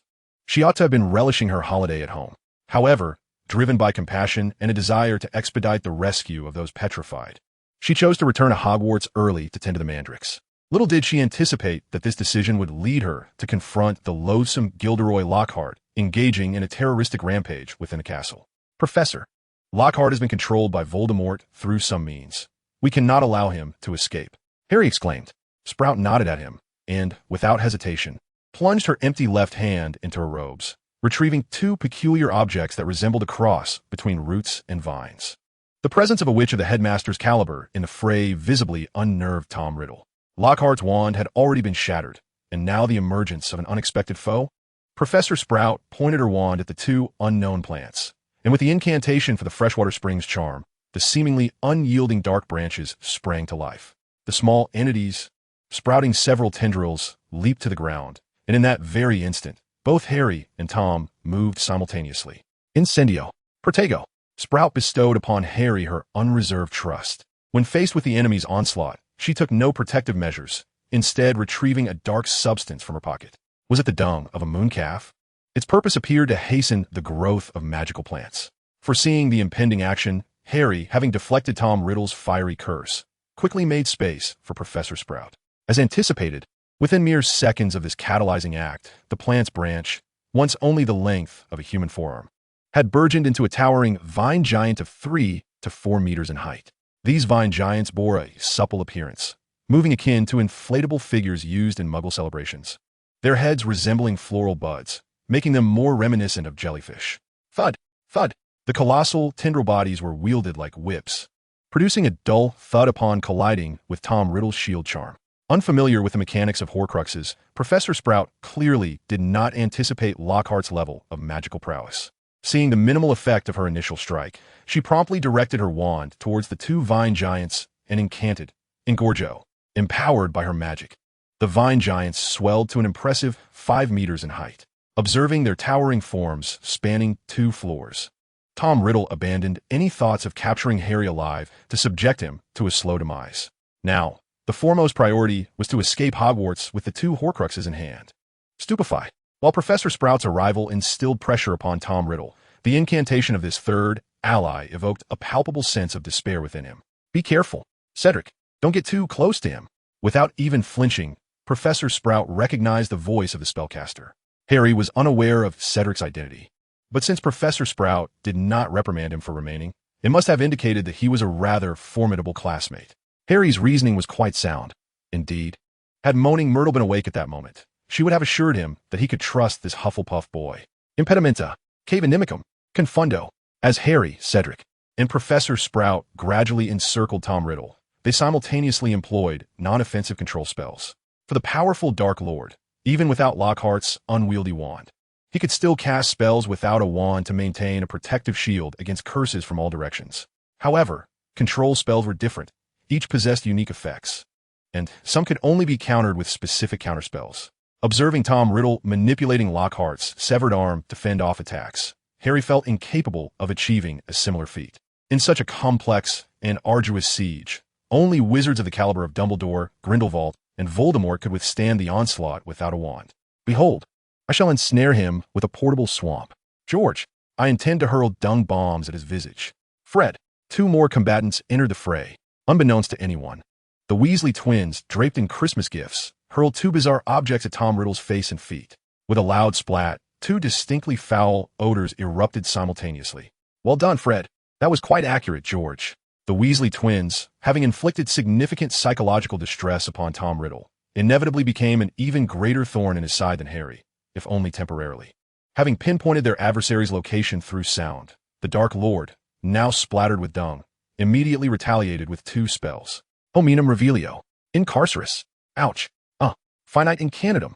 Hermione's voice rang out ahead of Harry, swiftly covering the Weasley twins with the invisibility cloak and rescuing them before anyone else could comprehend the situation. The twins were quite tall, and once encased within Harry's cloak, their ankles protruded conspicuously from its edges.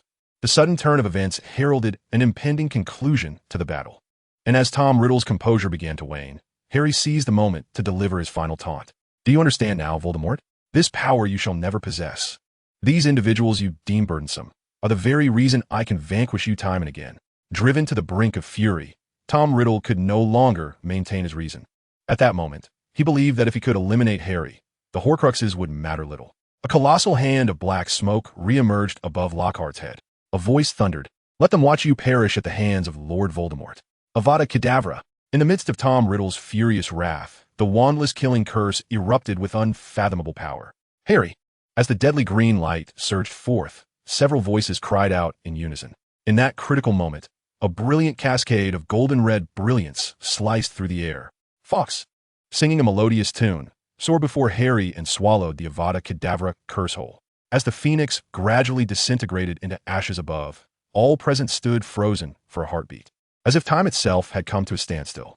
With his right hand clutching the wand, Harry slowly raised it amidst the scattered embers of the phoenix, transforming all his hopes into the simplest, least lethal incantation.